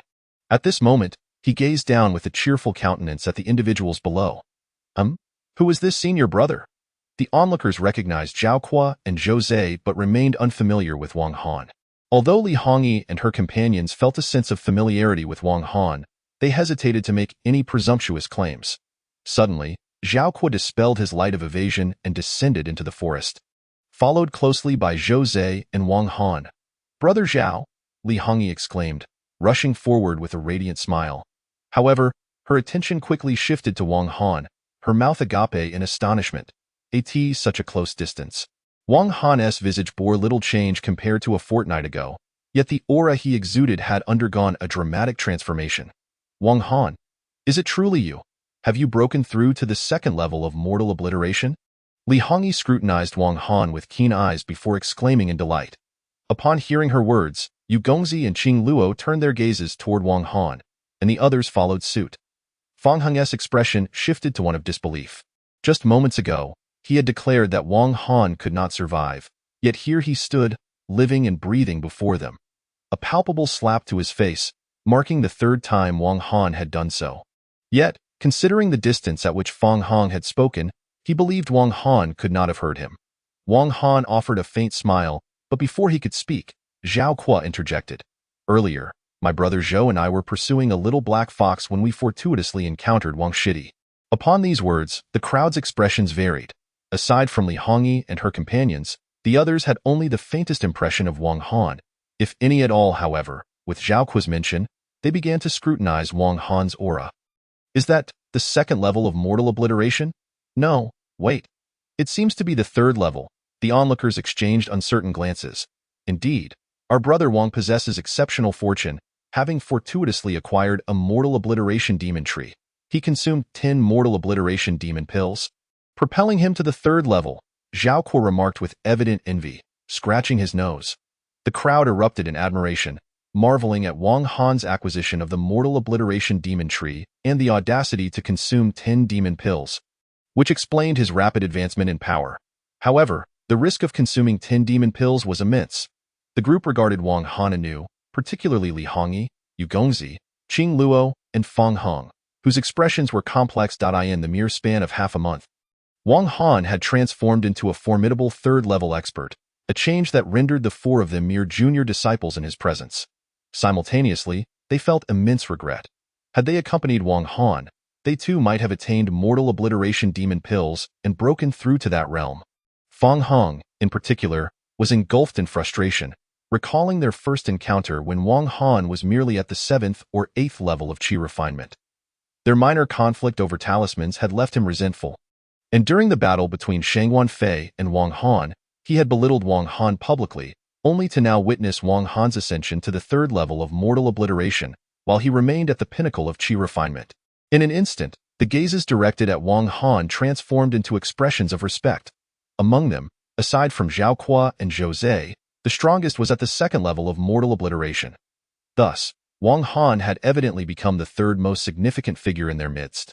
Amidst the chorus of congratulations, Wang Han's status rose, and the way they looked at Fang Heng shifted dramatically. Previously, he had been a junior disciple, but now that he had become a master of mortal obliteration, he perceived Fang Heng and the others as insignificant, capable of extinguishing them with a mere gesture should he so desire. Wang Han recognized that his perspective had elevated, his aspirations broadened, and he found himself standing on the same echelon as Zhao Kuo and the others. Nonetheless, he understood that mortal obliteration was merely the beginning. True power lay in achieving the Dao Pill realm to command respect in this world. At that moment, Li Hongyi, with a cheerful demeanor, inquired, "Brother Zhao, you were gone for 12 hours. Did you manage to capture the little black fox?" With this question, the crowd turned their attention toward Zhao Kuo, who awkwardly chuckled. "We were on the verge of capturing it. However, that brash fellow Wei Tu from the innate demon sect bungled the operation, allowing the little black fox to escape multiple times. Had it not been for him, we would have succeeded long ago. The little black fox is a treasure trove. Just a drop of its blood could help you all break through to the mortal obliteration realm. Moreover, it would greatly benefit your cultivation of mortal obliteration techniques. Alas, it ultimately eluded us." Jose nodded in agreement, and Wang Han listened quietly, his mind racing as he pondered the implications. Upon hearing this, the group's enthusiasm deflated, and they tactfully shifted the conversation away from the matter. By the way, not long ago, Senior Brother Gao sent a message informing us of the discovery of a demon clan ruin near Wolf Tooth Mountain. 3 major legions and several experts from the 3 sects have all rushed there. At this moment, a man in a blue robe approached, holding a communication talisman, which he presented to Zhao Kuo. Upon receiving it, Zhao Kuo crushed the talisman, and his expression transformed with excitement. Let us head to Wolf Tooth Mountain. Wolf Tooth Mountain?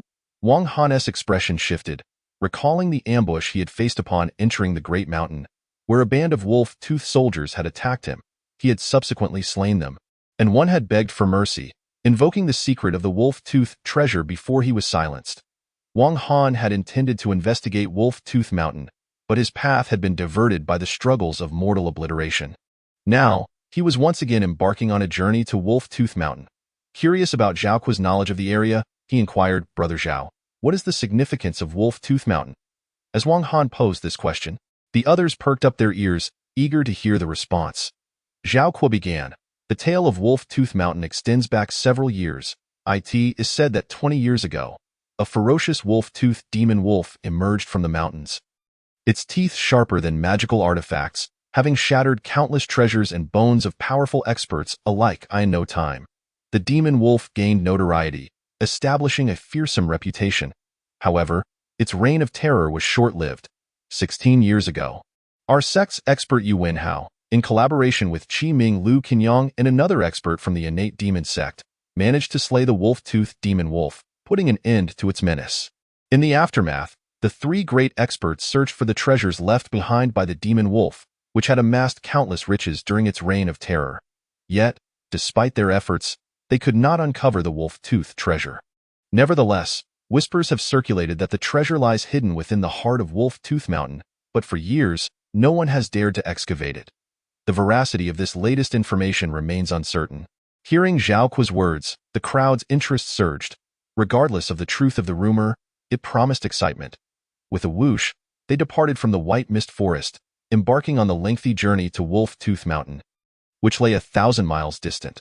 Along the way, Wang Han inquired about the little black fox's exploits, and Zhao Kuo, without hesitation, recounted tales of the Fox clan. The Black Fox was originally a royal from the Heavenly Fox Palace, with the current ruler, the Black Fox King, hailing from its lineage. Zhao Kuo elaborated that the Heavenly Fox Palace was situated on the island of 3 continents, at the far southern reaches of the Chaos Demon Sea. One would have to traverse the Chaos Demon Sea to reach the Central Plains, making it an incredibly distant location. Logically, the little black fox's homeland should be the island of 3 continents. So its appearance here was indeed puzzling, a mystery even Zhao Kuo could not unravel. The royal lineage of the Heavenly Fox Palace. Wang Han silently mused, instinctively touching his sleeve. The Heavenly Fox Palace was one of the 5 great demon sects, and the Black Fox lineage, as the rulers of the Heavenly Fox Palace, boasted noble blood, a lineage of considerable importance. What could this little black fox signify? Wang Han pondered. The rugged and steep mountain terrain concealed untold dangers. The mountain rose and fell dramatically, its 4 corners jutting out like a wolf leaping toward the moon. This was Wolf Tooth Mountain. Layers of black mist enveloped the mountain, and at its southern base, ethereal lights flickered, accompanied by intermittent rumblings. The brilliance of magical artifacts flashed wildly, while the entrance to the mountain was shrouded beneath a massive black barrier. Prohibition by the great demon. Over 20 magical artifacts descended simultaneously, crashing against the black barrier, creating a cacophony of sound yet failing to breach the obstruction. Within the ranks of those wielding light, there were experts from the Heavenly Dusk sect, the Crimson Bright Immortal sect, and the Innate Demon sect, but the majority were from the 3 major legions. Among them, 12 experts from the Wolf-Tooth Legion made their entrance, led by an imposing figure with a fierce visage, resembling a ferocious beast. This individual exuded an aura of immense strength, having reached the 8th level of mortal obliteration, making him the most formidable presence in the vicinity. Not long ago, an expert from the Innate Demon sect inadvertently trespassed into the heart of Wolf Tooth Mountain, triggering the demon's prohibition and subsequently being expelled by its force. This individual had witnessed the black barrier enveloping Wolf Tooth Mountain and knew that to enter, one must shatter the barrier. Motivated by the desire for treasure, he had inadvertently triggered the prohibition, which likely caused the geological upheaval of Wolf Tooth Mountain, possibly linked to the Wolf Tooth treasure. With this thought in mind, he dedicated himself to assaulting the barrier, but his solitary efforts proved futile, akin to an ant attempting to shake a tree. Eventually, he realized he could not single-handedly claim the Wolf Tooth treasure. Nor could he even breach the entrance. In desperation, he sent out a communication talisman to summon other experts from the innate demon sect. Soon after, several other experts arrived, drawn by the commotion. As their numbers swelled, the noise intensified, making it easy for news to leak out, leading to a competition among the various factions. All eyes were now fixated on the demon's barrier, filled with fervent anticipation. Would the long silent Wolf Tooth treasure finally reveal itself to the world? In addition to the numerous masters present, more skilled individuals continued to arrive from all directions. Soon, Wolf Tooth Mountain was abuzz with no fewer than several hundred experts. Among these individuals, the Tiandang sect comprised merely a tenth, with only a little over 10 figures, as Zhao Kuo and his companions had yet to arrive. Leading the group was a man clad in a crimson robe, exuding an aura of the 7th level of the deadly realm. This individual, Yuanhua, was a member of the prince's party, possessing a significant reputation within the inner sect. Besides him, another person at the 7th level of the deadly realm, named Gao Shang, stood tall and imposing. Gao Shang had sent a communication talisman half an hour earlier, summoning the masters of the Tiandang sect to gather here. A few had already arrived, but the most crucial figures, Zhao Kuo and his companions, were still missing. Among the 10 or so figures, both Yuanhua and Gao Shang were at the 7th level of the deadly realm, while the majority of the others were at the 1st, 2nd, or 3rd levels, with only one person above the 3rd level, a woman. She was clad in garments as white as snow, her feet surrounded by swirling winds and thunder, riding a wind and thunder sail that emanated the aura of a high-grade magical treasure. Possessing the formidable power of the 5th level of the deadly realm. Her name was Yi Qingqing. Indeed, she was the very person Wang Han often thought about, having broken through to the deadly realm a year prior and then embarking on a solitary journey into the 10,000 Great Mountains. Throughout the past year, she faced numerous life and death crises, her well-being profoundly tempered, and she acquired many opportunities, even transforming her very means of travel into a high-grade magical treasure. With a mere flick of her hand, she conjured countless strands of white sword light, each strike unleashing tremendous lethality. This was an exquisite sword technique, infinitely powerful, rivaling the oppressive presence of both Yuanhua and Gao Shang. Currently, the Tiandang sect relied solely on these 3 individuals to maintain their standing. Zhao Kuo and his entourage sped forward like a gust of wind, swiftly covering 800 miles at that moment. The air ahead suddenly roared with wind and thunder, followed by the emergence of a colossal flying beast, a giant rock, shimmering with the brilliance of wind and thunder, emanating a ferocious aura. Upon breaking through the clouds, it fixated its stormy gaze upon Zhao Kuo and his companions, but in the next instant, its wings of wind and thunder flared, darting away into the distance. Humph! This wretched creature must have sensed our prowess and chose to flee. Were it not for my urgency to reach Wolf Tooth Mountain, I would have plucked every feather from its body. Zhao Kuo remarked coldly, his eyes fixed on the retreating figure of the rock. This creature was at the 4th level of the deadly realm, a variant of the white-winged rock that had developed the powers of wind and thunder. Zhou Zhe stared at the direction in which the rock had vanished, a flicker of surprise crossing his face. The white-winged rock? The wind and thunder rock? A glimmer of realization flashed in Wang Han's eyes. His top-grade magical artifact, the White Feather, was crafted from the feathers of the white-winged, or Seed. An elder from the treasure pavilion once remarked that a few more such feathers could be refined into magical treasures. Wang Han felt a surge of excitement, but seeing the rock disappear in the blink of an eye, he realized he could not catch up. He would have to seek another opportunity in the future. Following this brief interlude, the remaining 200 miles were devoid of further incidents. Bang, bang, bang. The group reached a point 30 miles from Wolf Tooth Mountain, where they paused, witnessing layers of black mist collapsing in succession. Radiant treasures flashing violently as the demonic barrier enveloping the entire Wolf Tooth Mountain began to shake violently. After a series of relentless assaults from the gathered experts, This demonic barrier was on the verge of collapse. The demonic barrier. Zhao Kuo's pupils brightened, and Zhou Zei's expression shifted, realizing the moment of truth had arrived. The fierce tooth treasure was truly about to emerge. Let us go, Zhao Kuo called out to the others, his yellow aura flaring as he accelerated. Zhou Zei and Wang Han followed closely behind, and soon, the three arrived at the mountain's base, where they beheld hundreds of deadly experts bombarding the demonic barrier. Among them, the strongest was a fierce man from the Wolf Tooth Brigade, at the 8th level of the deadly realm, also serving as the deputy commander of the brigade, leading an onslaught that was most ferocious. Followed by experts from the three sects, and then the Iron Blood and Blade Edge brigades. This was hardly surprising, as the Wolf Tooth Brigade's headquarters was nearby, allowing for quick mobilization of experts, a true advantage of the terrain. Everyone was focused on attacking the demonic barrier, and Zhao Kuo and his companions' arrival drew little attention. Zhao Kuo's gaze shifted, locating the camp of the Tiandang sect. Senior Brother Gao, Zhao Kuo called out, soaring over with Zhou Zei and Wang Han following suit. However, in midair, Wang Han hesitated as he caught sight of a familiar figure within the Tiandang sect's camp, a woman he often thought about. One he had tirelessly pursued, Yi Qingqing. In that moment, Wang Han's heart raced, not out of weakness, but sheer exhilaration. Junior Brother Wang, what are you dawdling for? Hurry over. Zhao Kuo and Zhou Zei flew into the camp. Noticing Wang Han still lingering in midair, prompting them to beckon him to the sound of their call, Wang Han snapped back to reality, quickly flying over. Within the camp, Gao Sheng laughed heartily, clapping Zhao Kuo on the shoulder. UVE arrived just in time. The demonic barrier is about to shatter, and the fierce tooth treasure will soon be revealed. Zhao Kuo also laughed. This is all thanks to Senior Brother Gao's communication talisman. Otherwise, I would still be in the dark. Hee hee, good things are meant to be shared. Oh? Who is this junior brother? As Wang Han entered the camp, Gao Sheng's attention was immediately drawn to him. This is our newly initiated junior brother Wang. Zhao Kuo introduced.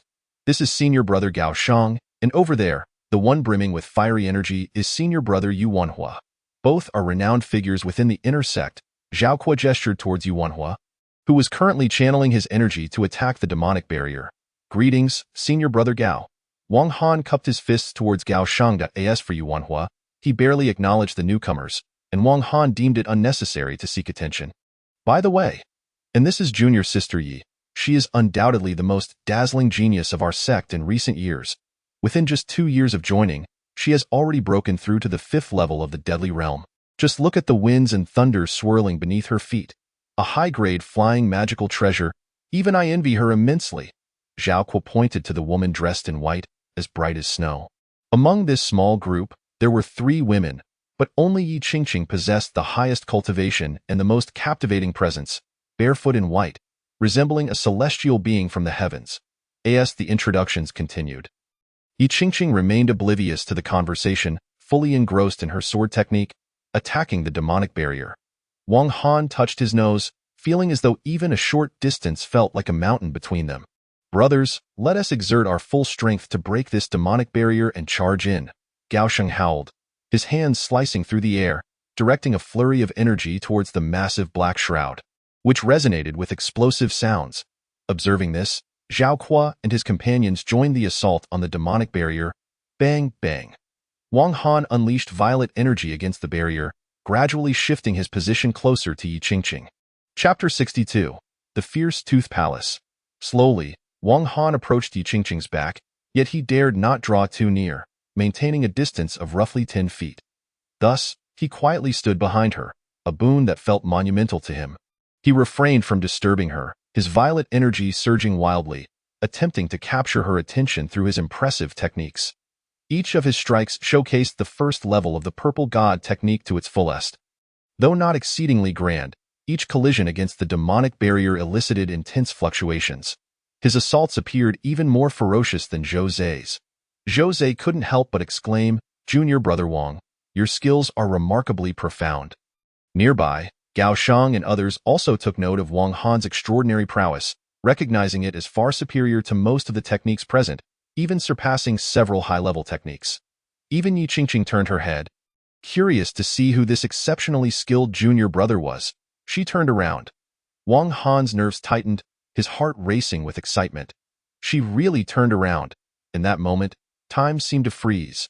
The young woman, now a striking figure, was momentarily taken aback as her gaze met the youthful visage of Wang Han. That very face had stirred her emotions for quite some time. It was him? Yi Qingqing's fingers, poised in a gesture of focus, faltered for an instant, but she quickly turned away again. Yet, the astonishment on her face lingered. Perhaps thinking she was mistaken, she glanced back, only to confirm that it was indeed that face, and no doubt, it was the boy from that fateful night. In that instant, the air felt as though it had solidified. The boy had grown into a young man, his sharp gaze emanating an intensity that captivated the heart, as if to shatter the very air around him. A gentle smile graced his face. "Sister Yi, we meet again. You?" The astonishment on Yi Qingqing's face deepened, her brows furrowing as memories of that night flooded back. However, in the next moment, her expression turned icy. Her gaze toward the young man tinged with unfamiliarity. As Yi Qingqing's eyes shifted, Wang Han felt a tremor in his heart, a pang of disappointment, yet he quickly smiled. "That day, you brought me out of the Tenli Pavilion, allowing me to enter the immortal sect. Now, having advanced to the deadly realm, you are like a reborn parent to me." A faint smile adorned the young man's face, no longer bearing the humility of that day, but rather radiating confidence. He believed that as long as he excelled, he would undoubtedly have the chance to draw closer to her. His natural demeanor, however, made Yi Qingqing feel a touch of discomfort, and an undercurrent of anger began to brew within her. Did this boy forget the words I spoke that day? If I encounter him again, I shall not show mercy. Harboring such thoughts within, she remained outwardly still, merely uttering a soft HM, before dismissing Wang Han entirely, turning instead to unleash a more ferocious assault than before, intensified by threefold. She had declared, "Should we meet again, I shall show no mercy." Yet she had not done so. There remained a glimmer of hope for Wang Han. The tension in his nerves gradually relaxed. Suddenly, he felt a chilling gaze fixated upon him. Following its direction, he found himself ensnared by Yuanhua's icy stare. "HM? Does this fellow harbor ill will towards me?" Wang Han maintained a calm demeanor, yet his heart grew wary. That gaze lingered on him for a full 10 breaths before it finally withdrew. Though Yuanhua spoke not a word, his eyes brimmed with a warning. Gao Sheng approached, clapping Wang Han on the shoulder, whispering, "Wang Shidi, pray tell, do you have feelings for Sister Yi?" Upon uttering this, his expression turned grave.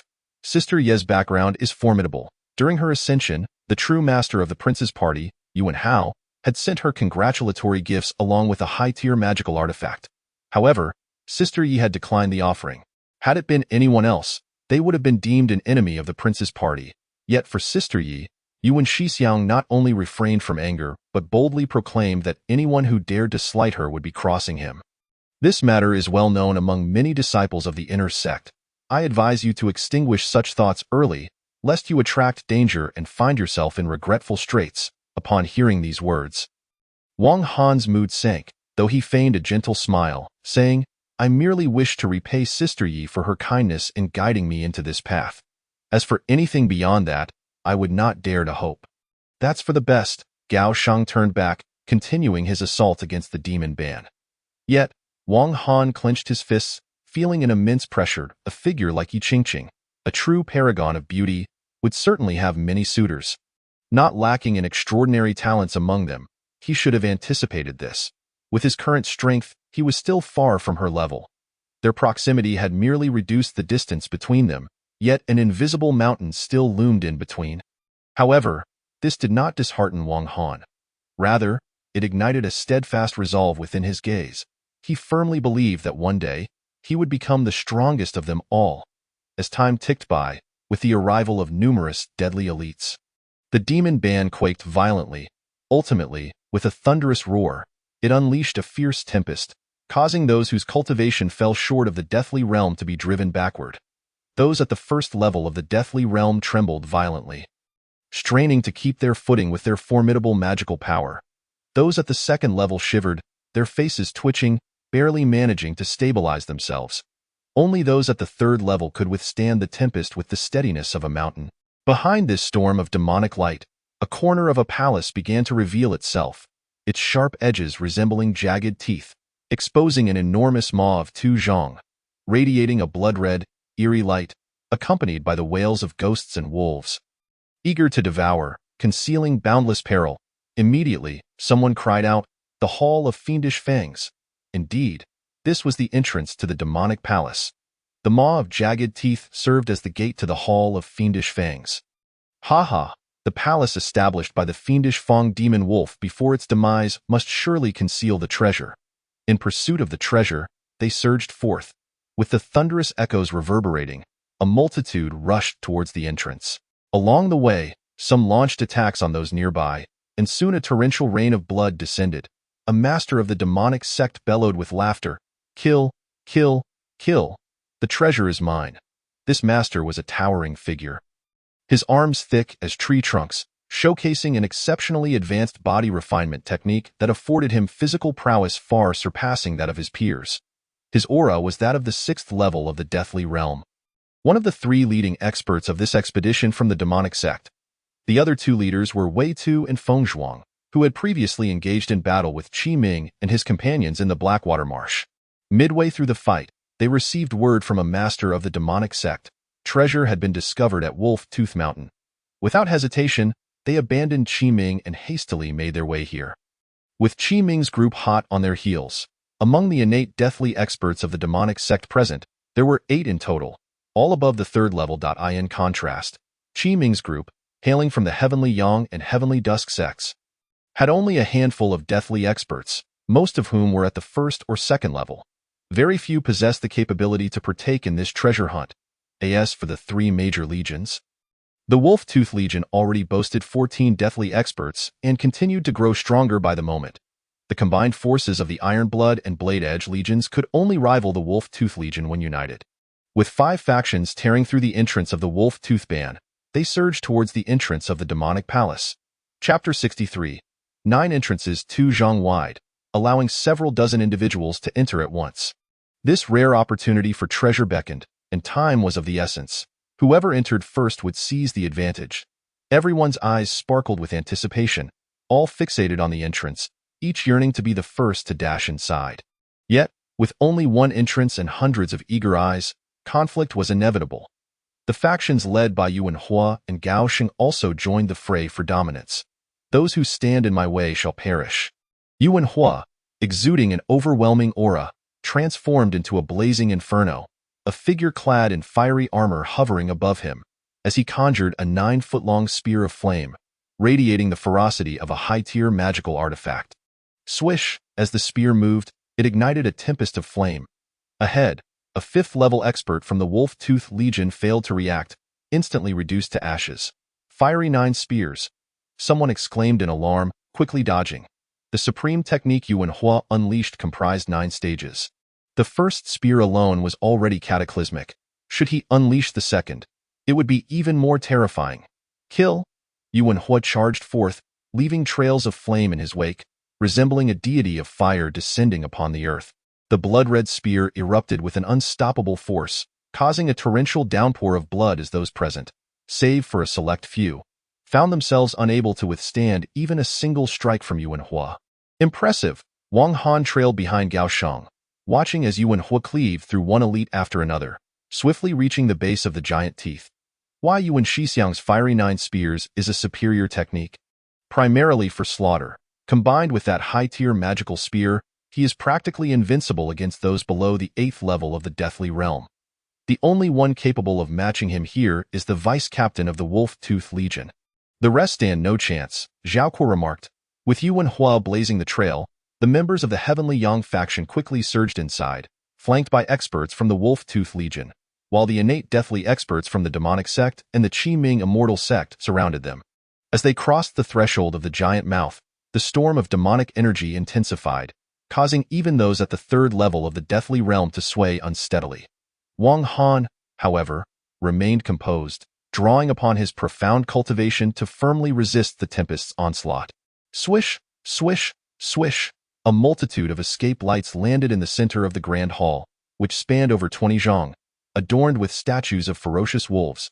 To the forefront, a dazzling display of demonic light revealed a row of enormous mouths, each serving as an entrance, 9 in total. 9 entrances? The crowd was momentarily taken aback. Each of the 9 entrances appeared identical, their demonic light equally potent. Which one concealed the fiendish Feng treasure? A palpable stir rippled through the assembly. It was clear that among the 9 entrances, only one concealed the treasure, while the other 8 served to obfuscate the truth. Who would have thought the fiendish Feng demon wolf possessed such cunning? Employing tricks to conceal the treasure's entrance? The leader of the Qi-Ming immortal sect squinted, contemplating the situation. The remaining factions exchanged glances, quickly descending into deliberation. What shall we do? If we choose wrongly, we may miss the treasure altogether, José stated with a solemn expression. In my view, we should split into 3 groups, selecting the 3rd, 6th, and 9th entrances. This would increase our odds, Zhao Kuo proposed. Indeed, with so many of us, entering through a single entrance does not enhance our chances of finding the treasure. If we divide into 3 groups, we at least have a 30% probability, echoed another expert at the 3rd level of the deathly realm.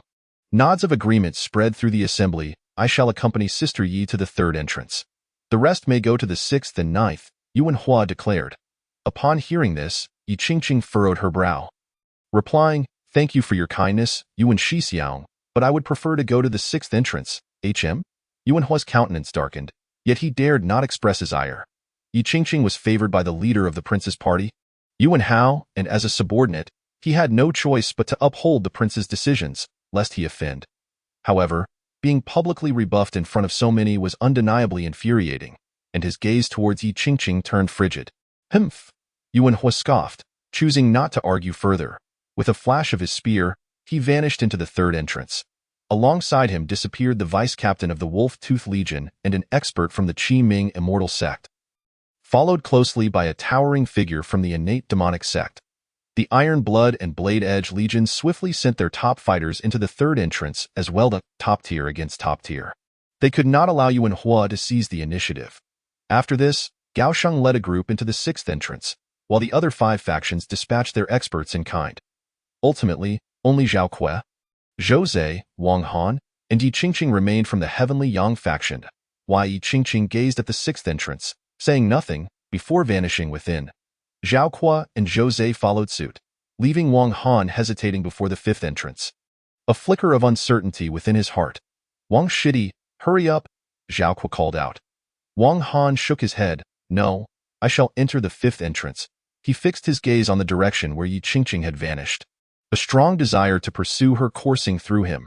However, at that moment, something in his pocket reacted, and as he delved into his consciousness, he discovered a beast skin radiating a luminous glow. It was the Tiango beast skin from the relics of Ziluo.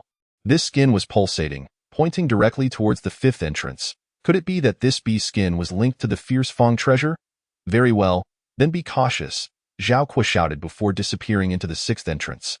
At this moment, only 9 figures remained in the Grand Hall, among whom the most formidable was at the 5th level of the Deathly Fate realm.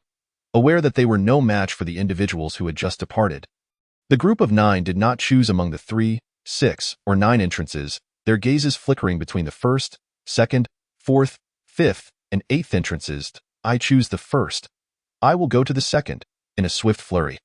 4 figures darted out, accompanied by a flash of brilliance from the 1st, 2nd, and 8th entrances, causing the 5 individuals to vanish without a trace. 5 figures remained, their eyes fixated on the 4th and 5th entrances.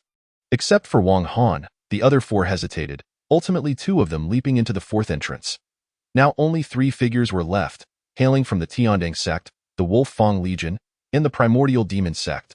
Wang Han from the Tiandang sect, a burly man clad in black from the Wolf Fang Legion, and a figure shrouded in a dark robe from the Primordial Demon sect, whose features were obscured, exuding an eerie presence.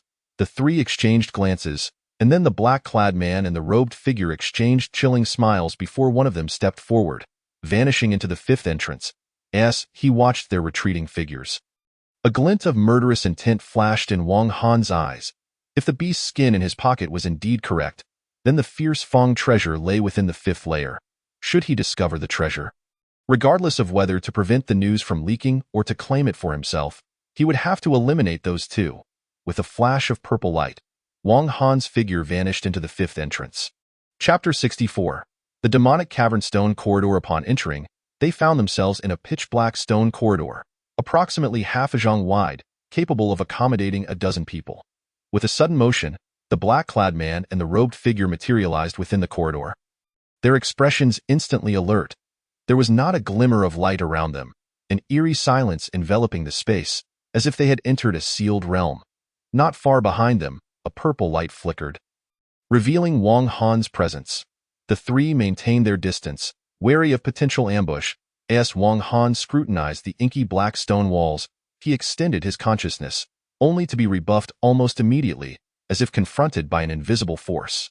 The black-clad man and the robed figure also noted this peculiarity, clearly recognizing the significance. Strangely, within this corridor, the Tian-Go beast skin in Wang Han's pocket had fallen silent, a perplexing turn of events that left him pondering. At that moment, the black-clad man abruptly patted himself, activating his protective barrier as he ventured deeper into the corridor. He dared not move too swiftly, remaining vigilant of his surroundings, fully aware of the treachery that lurked in such a bizarre space. The robed figure emanated a thick aura of malevolence, while Wang Han also summoned his protective barrier. The three proceeded cautiously into the depths of the corridor. After what felt like an incense stick's duration, they had traversed over 100 zhang, yet the darkness remained unyielding, an unsettling stillness amplifying their caution. Each of them had faced numerous life-and-death crises, acutely aware that a treasure-laden location was invariably fraught with peril.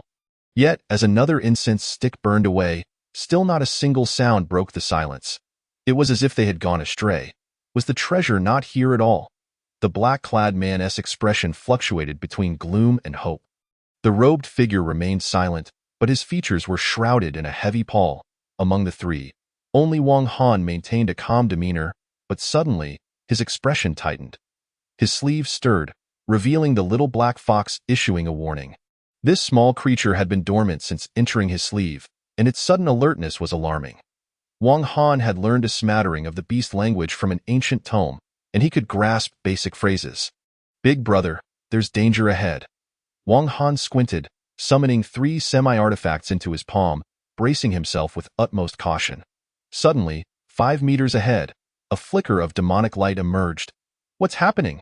The black-clad man and the robed figure halted, their palms erupting with incantations, fixated on the demonic glow. Yet, as they waited, the light remained still, merely flickering softly. Despite its seemingly innocuous appearance, the three dared not advance. That demonic light appears unremarkable. It should pose no threat. The black-clad man remarked, his eyes shifting. "Humph. If it's truly harmless, why don't you step forward and test it?" The robed figure retorted with a cold smirk. The black-clad man's expression darkened, and he refrained from further comment, his hand glowing with black energy as he struck at the demonic light. With this action, Wang Han and the robed figure became increasingly vigilant, fixated on the demonic glow. With a swift movement, the black energy collided with the demonic light, and a bizarre scene unfolded. With a pop, the black energy was extinguished, while the demonic glow surged rapidly towards the black-clad man. Not good. The black-clad man's pupils constricted, a wave of intense foreboding washing over him. He unleashed his black energy, channeling his martial arts to the utmost, and abruptly lunged towards Wang Han. "Kid, I'll borrow your life for a moment." Wang Han, having anticipated this sudden turn, reacted instantly as the black-clad man's hand reached out. He swiftly retreated, a flash of purple light illuminating his path. Simultaneously, he struck out with his hand, a resonant hum accompanying the formation of a purple death light sphere. Launching it towards the man's grasp, bang! The purple sphere collided with the black energy hand in midair, sending shockwaves rippling through the corridor, vibrating the very stones as the force expanded, causing the robed figure to stagger back several paces. The clash ended in a stalemate. Wang Han retreated 7 or 8 steps, while the black-clad man was similarly pushed back. Before they could regroup, the demonic light lunged forward, and a scream pierced the air as the black-clad man's protective aura shattered. With a series of sickening sounds, blood erupted as he was cleaved in two. The acrid scent of blood immediately permeated the corridor. The man had intended to seize Wang Han, the weakest among them, as a shield against the demonic light, but Wang Han's swift retaliation had shattered his defenses, resulting in his missed opportunity to counter the demonic assault, ultimately leading to his gruesome demise. Though the man was at the 5th level of the deathly fate realm, in a one-on-one life and death struggle, he might not have been outmatched by Wang Han. However, he had grossly underestimated Wang Han's capabilities, leading him to miscalculate and attempt to use Wang Han as a shield, which cost him his life. Wang Han inhaled sharply, gazing at the man's corpse, a cold shiver running down his spine. Had he reacted a moment slower and been captured by the black-clad man, he might now be in his place. The robed figure, too, felt a chill, his gaze towards Wang Han now tinged with gravity. He had always regarded this young man as merely at the 3rd level of the deathly fate realm, but the recent exchange had revealed that his martial prowess far exceeded that of the 5th level adversary. This realization warranted his utmost caution. The demonic light, having slain the black-clad man, dissipated into nothingness. Scattered on the ground lay the man's storage pouch, and Wang Han fixed his gaze upon it, extending his hand to grasp it. This pouch, the robed figure's eyes widened. He was equally tempted by the spoils, yet the display of Wang Han's formidable strength compelled him to weigh his options carefully. Ultimately, he merely pointed at Wang Han without taking action, reinforcing his defenses while remaining vigilant of their surroundings. Wang Han met the man's gaze, remaining silent but allowing a flicker of cold light to shine in his eyes. Subsequently, the corridor returned to its eerie silence. The two waited for a considerable time, confirming that danger had passed before continuing deeper into the stone corridor. The inky passageway stretched on, its destination unknown. The deeper they ventured, the more palpable the chill became. Initially subtle, after traversing 300 zhong, an unmistakable wave of coldness began to emanate from the depths of the corridor. Could this cursed place possibly lead to the realm of the extreme cold spirit eye? Why was it so frigid? The robed figure, despite his profound demonic arts, could not suppress a shiver, betraying the intensity of the chilling aura. Wang Han, not much stronger, also shivered. Even the little black fox in his sleeve trembled. Yet the Tiango beast's skin in his pocket vibrated anew, as though drawn by some unseen force ahead. Wang Han's expression shifted as he took a few more steps forward, only to encounter another anomaly. With a crack, a sound emanated from beneath their feet. They glanced down, witnessing the stone slab beneath the robed figure sink slightly. Momentarily taken aback, they soon heard a series of whooshing sounds emanating from the depths of the corridor. Simultaneously, the little black fox's fur bristled, frantically warning of impending danger. Chapter 65. Peril lurks everywhere, not good.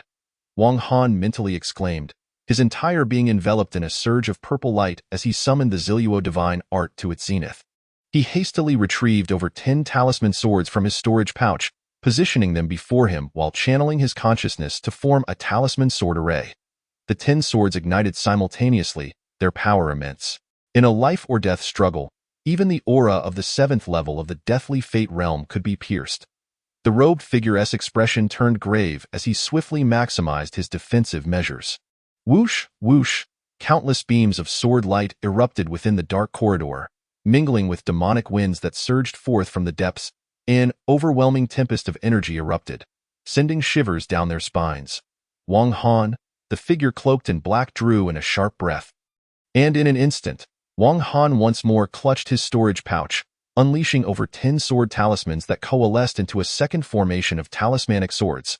Despite these preparations, his countenance remained exceedingly grave.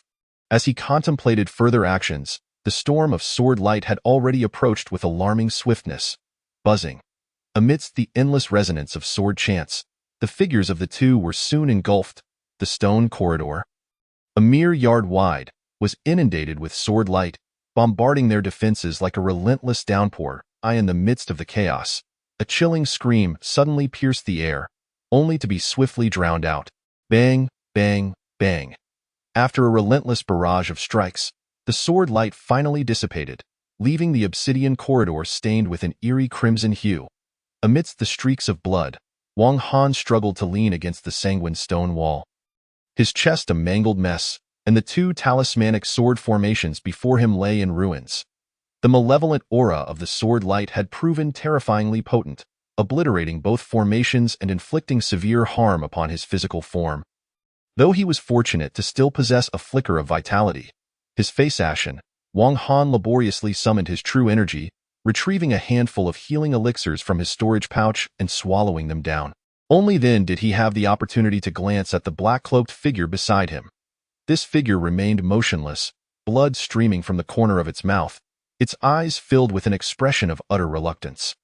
While blood gushed from various wounds like columns, far more grievously wounded than Wang Han, its entire body appeared as though it were a ruptured vessel, and in the next moment, with a resounding explosion, its corporeal form disintegrated into a torrential downpour of blood, splattering half of Wang Han's face. Wang Han wiped his face, brushing away the blood, and picked up the blood-stained pouch from the ground. This belonged to the fallen figure. As he gazed at the remnants on the ground, a flicker of relief crossed his features. Had he not acted swiftly to unleash the two formations of talismanic swords, he might very well have met the same fate as this black-cloaked individual, perishing without a trace. His gaze involuntarily drifted deeper into the stone corridor, uncertain of what further dangers lay ahead. Yet, having come this far, he could only steel himself for the challenges to come. He chose not to act immediately, but instead settled into a meditative posture on the ground, channeling his energy to heal his wounds. In his current state, encountering further peril would undoubtedly lead to his demise. This was indisputably the most perilous adventure Wang Han had faced since embarking on his journey, where even the slightest misstep could result in obliteration. Whooshed, a flash of black light darted from his sleeve, and the small black fox leapt forth, its bright, inquisitive eyes fixed intently on Wang Han. Wang Han regarded the little black fox with gratitude. Had it not been for the fox's timely warning, he would not have been able to fortify his defenses so promptly, allowing him the time to activate the second formation of talismanic swords. A woo! The little black fox let out a cry. And then, to Wang Han's astonishment, it moved its paw to its mouth and bit down, crimson essence flowing forth. The flicker of pain crossed the fox's eyes, and then it placed its paw near Wang Han's mouth, urging him with a series of sounds, "Master, my blood can heal you swiftly." Upon hearing this, a wave of emotion washed over Wang Han, and he gently stroked the little black fox's head, his expression growing more touched. "Why do you call me master?" Wang Han inquired, hesitantly, not immediately accepting the fox's blood, his brow furrowed in curiosity. The little black fox stood on its hind legs, gesturing animatedly, a joyful expression gracing its animalistic features. "A woo, a woo. You mean to say I am your kin?" Wang Han's expression shifted to one of bewilderment. The little black fox nodded vigorously, revealing its small, white teeth as it giggled. "Master, hurry and heal. The demonic energy in this stone corridor is thick, and it seems to be stirring." Hearing this, Wang Han set aside his doubts. Healing was of utmost importance at that moment. After a brief interval, Wang Han wiped the black essence from the corner of his mouth, his complexion regaining some color, and the wounds across his body had begun to mend. The black fox's blood, a vital essence of the highest quality, had greatly aided in his recovery. Just a few drops had restored his injuries and even subtly enhanced his internal power by a significant margin. "A woo, a woo." The little black fox's expression paled somewhat, indicating that the depletion of its precious blood was a considerable burden. Wang Han carefully scooped up the little black fox, tucking it safely into his sleeve, before turning his focus back to the depths of the stone corridor. Meanwhile, within the myriad stone corridors, the foremost powers of the 5 factions had come to a halt, each encountering a massive black door before them. This colossal door exuded a dense aura of malevolence, adorned with carvings of ferocious wolves, and faintly emanated growls. Though the 3 factions found themselves in different stone corridors, they all faced the same ominous black door. This portal concealed immense prohibitive power, and its aura suggested a teleportation array. Could it be that behind this door lay the treasure of the ferocious fangs? Bang! Someone attempted to strike the malevolent door, and immediately, the prohibitive force weakened. It can be breached. Bang, bang. The crowd sprang into action, striving to dismantle the prohibitions on the door and facilitate their passage. At the far end of the 5th layer, a small secret chamber stood, at its center a luminous demonic stone, surrounded by thick chains of runes that bound it, buzzing. Suddenly, the demonic stone trembled, revealing a pattern of ferocious fangs on its surface, accompanied by a chilling howl, radiating a crimson glow as it writhed. The chains quivered violently in response to the disturbance, buzzing. Yet, no matter how fiercely the demonic stone shook, it remained ensnared by the rune chains.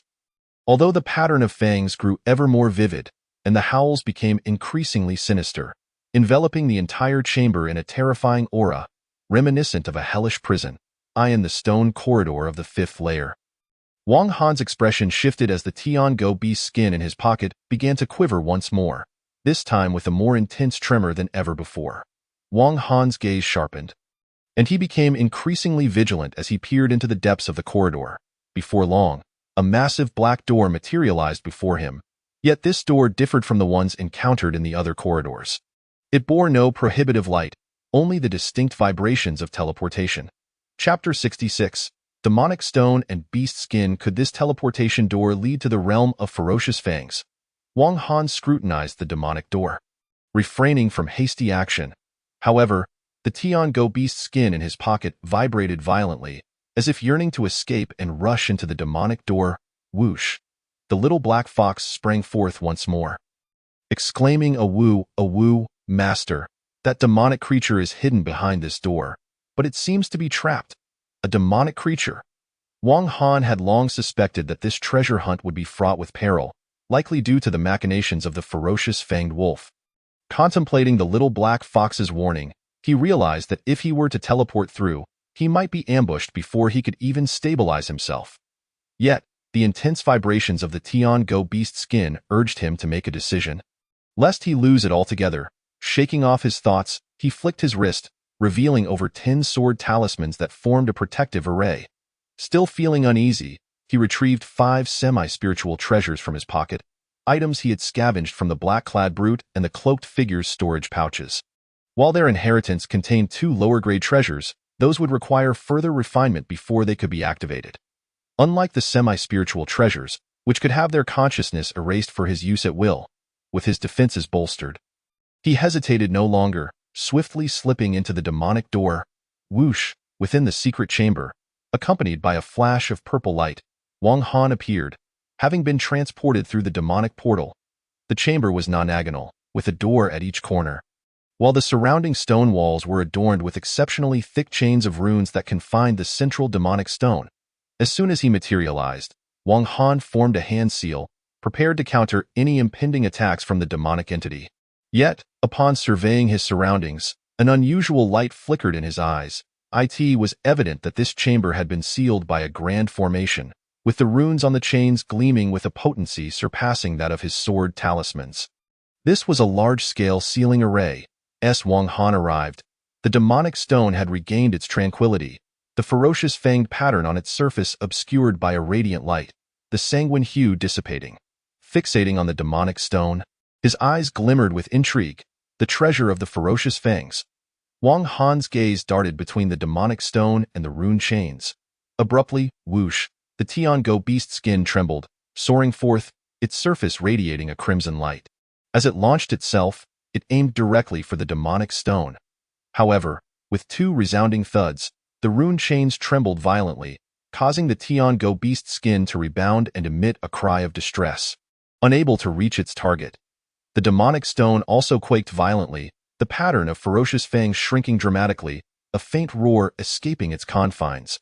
Witnessing this scene, Wang Han furrowed his brow, scrutinizing both the beast skin and the demonic stone. Rubbing his chin in contemplation, he raised his hand, a flash of purple light shooting forth, directed at the demonic stone. Yet, before it could draw near, the rune chains rattled violently, illuminating the chamber, and the purple light was reduced to ash upon approach. Little Black Fox, is the demonic creature you spoke of the demonic stone? Wang Han turned to the little black fox beside him. The little black fox nodded. Master, this demonic stone is a treasure. Yet it houses a ferocious spirit within. You must exercise caution. A flicker of surprise crossed Wang Han's face, and just as he was about to respond, a sinister voice suddenly echoed, do not heed its words. This ferocious spirit merely relies on the soul-nourishing stone to maintain its existence. It is not particularly formidable, young one. If you can break this sealing array, you shall obtain the soul-nourishing stone, which contains a violet gold chest filled with abundant treasures. The abruptness of the voice startled Wang Han, causing him to instinctively retreat several steps into a defensive stance. Who is speaking? Buzz. The Tian-Go beast skin stirred slightly, and the malicious voice resonated once more. Do not fear, I mean you no harm. The beast skin? Wang Han fixated upon the beast hide, a look of astonishment dawning upon his countenance. He had already deduced that the sound emanated from within the hide. This beast hide was discovered among the relics of Ziluo, and it had been in his possession for over a year without him ever noticing its peculiarities. Now, he was filled with trepidation. Who are you? After a moment, Wang Han cautiously inquired. The Tengu beast hide quivered slightly, and a voice emerged. Who I am is of little consequence. You merely need to understand that I can offer you immense opportunities. Wang Han narrowed his eyes, remaining silent. He felt an unsettling aura from the beast hide, suspecting it might be linked to some malevolent entity. Meanwhile, the little black fox bristled, its dark eyes fixated intently on the Tengu beast hide. Displaying an extreme level of vigilance, it sensed the ominous spirit within the demon stone, but could not detect the malevolence contained within the Tengu beast hide. Yet, merely hearing its voice made it feel uneasy, as if the existence within the hide were exceedingly sinister. Little brother, you must now dismantle the demon locking formation. Once I devour the malevolent spirit within, I shall regain some strength and be able to assist you. The ominous voice from within the Tengu beast hide echoed again. Wang Han's eyes flickered. Suddenly, he lunged forward, tossing the beast hide into his storage bag. Such an action naturally provoked the ire of the entity within, which let out a fierce roar, but it was of no consequence. Wang Han paid it no mind. After this, he turned his attention to the fierce-toothed demon stone, stroking his chin as he pondered. Just then, the eastern demon gate trembled violently, and several powerful escape lights shot forth, landing directly in the center of the grand hall. These escape lights emerged from the eastern gate, and the runic chains on the eastern stone wall seemed to have been affected. Immediately dimming. Simultaneously, the fierce-toothed demon stone appeared to seize the opportunity, shaking violently as the runic chains sealing it shattered partially. This turn of events caused Wang Han to change his expression. He then beheld the figures emerging from the escape lights: Yuan Hua, the vice-captain of the Wolf Fang, the leader of the Chiming Immortal sect, a tall man from the Innate Demon sect, and two others led by Iron Blood and Blade Edge. These individuals had previously been fiercely assaulting the demon gate in the third stone corridor. Just now, they had broken through the demon gate and arrived in this secret hall via a teleportation force. The group first scanned the surroundings of the hall and then fixed their gaze upon Wang Han. This fellow arrived even before us. They exchanged dubious glances. Wang Han hurriedly spoke up. I just arrived. Just arrived, is that so? They scrutinized Wang Han several times. A mere third level of life and death. Arrived even faster than us? Which corridor did you pass through? The suspicious gazes of the group made Wang Han feel like he was sitting on needles. They likely suspected he had come early and made off with the treasures within the hall. If he wasn't careful, he could very well find himself in a perilous situation. Even Yuan Hua, who belonged to the same sect, regarded him with a hint of skepticism. Wang Han felt a twinge of regret for having ventured in. He had gained nothing beneficial and was now facing the scrutiny of several formidable experts. A single misstep could lead to dire consequences. Just as he was about to shift the topic back to the fierce-toothed demon stone, for that was the true treasure at that moment, the sixth and ninth demon gates trembled simultaneously. Subsequently, a series of escape lights surged forth, including Gao Shang, Yi Qingqing, and Zhao Kuo. In an instant, over 20 figures converged in this place, essentially gathering all those capable of seizing treasures. Chapter 67. The 9-star demon locking formation. With a loud crash, as the 6th and 9th demon gates trembled, the power of the runic chains weakened significantly, causing the demon stone to shake even more violently, and the fierce tooth pattern turned an even deeper shade of crimson, as if on the verge of breaking free from its seal. Everyone's attention was immediately drawn to the quaking demon stone. Wang Han let out a sigh of relief. Fortunately, Zhao Kuo and the others had arrived in time. Otherwise, he would have had no confidence in dealing with these individuals. He flew towards Zhao Kuo. Junior brother Wang, weren't you in the 5th corridor before? Zhao Kuo queried, curious as to how Wang Han had arrived earlier than their group. I just arrived. Wang Han chuckled awkwardly at that moment. With a whoosh, someone reached out with a large hand towards the fierce-toothed demon stone at the center of the formation. Soon after, with a loud bang, the hand was rebuffed at a barrier. The person's expression changed. Soon, a second individual attempted the same, But the outcome was identical. Even the vice-captain of the Wolf Fang's assault was repelled. However, as more individuals attacked, the runic chains loosened considerably, and the fierce toothed demon stone shook even more violently. The treasure is hidden within the demon stone. Break the demon locking formation, charge. A chilling voice echoed hauntingly, treasure, boom. Almost immediately, 7 or 8 individuals activated their magical treasures to bombard the runic chains, while others searched for the source of the eerie voice. Yet found no one. Forget it. They all unleashed their attacks against the runic chains. Wang Han clutched his storage bag. The enticing voice urging everyone to seize the treasure had indeed originated from within the Tengu beast hide. The confined space of the storage bag was evidently incapable of containing this creature's demonic consciousness. Had it not been for the chance discovery of its source, it would have been disastrous. Fortunately, the beast hide had a sense of restraint, its voice fluctuating unpredictably as the attacks continued. The runic chains grew increasingly loose, and the demon stone trembled ever more violently, however, after a stick of incense had burned. The runes were in disarray, yet they still could not be broken. Anxiety began to grip the crowd. Someone with a smattering of knowledge about formation stepped forward, stating, "This demon-locking formation contains arcane techniques. Merely attacking will yield no results. Then what should we do?" Someone with a hasty temperament inquired. The man fell silent, knowing only a fragment of the knowledge, but not the entirety. At this time, the leader of the chiming immortal sect stepped forward. This individual was handsome, his eyes gleaming as he scrutinized the 9 demon gates, then approached the 9th gate. The barrier there had already been breached, leaving only the remnants of the teleportation fluctuations. With a wave of his hand, he slashed at it with a sword, and with a whoosh, the teleportation force shattered. Simultaneously, one of the runic chains snapped, which had been connecting to the 9th gate. A glimmer of brilliance flickered in his eyes. The 9-star demon locking formation. Strike down the 9 stars.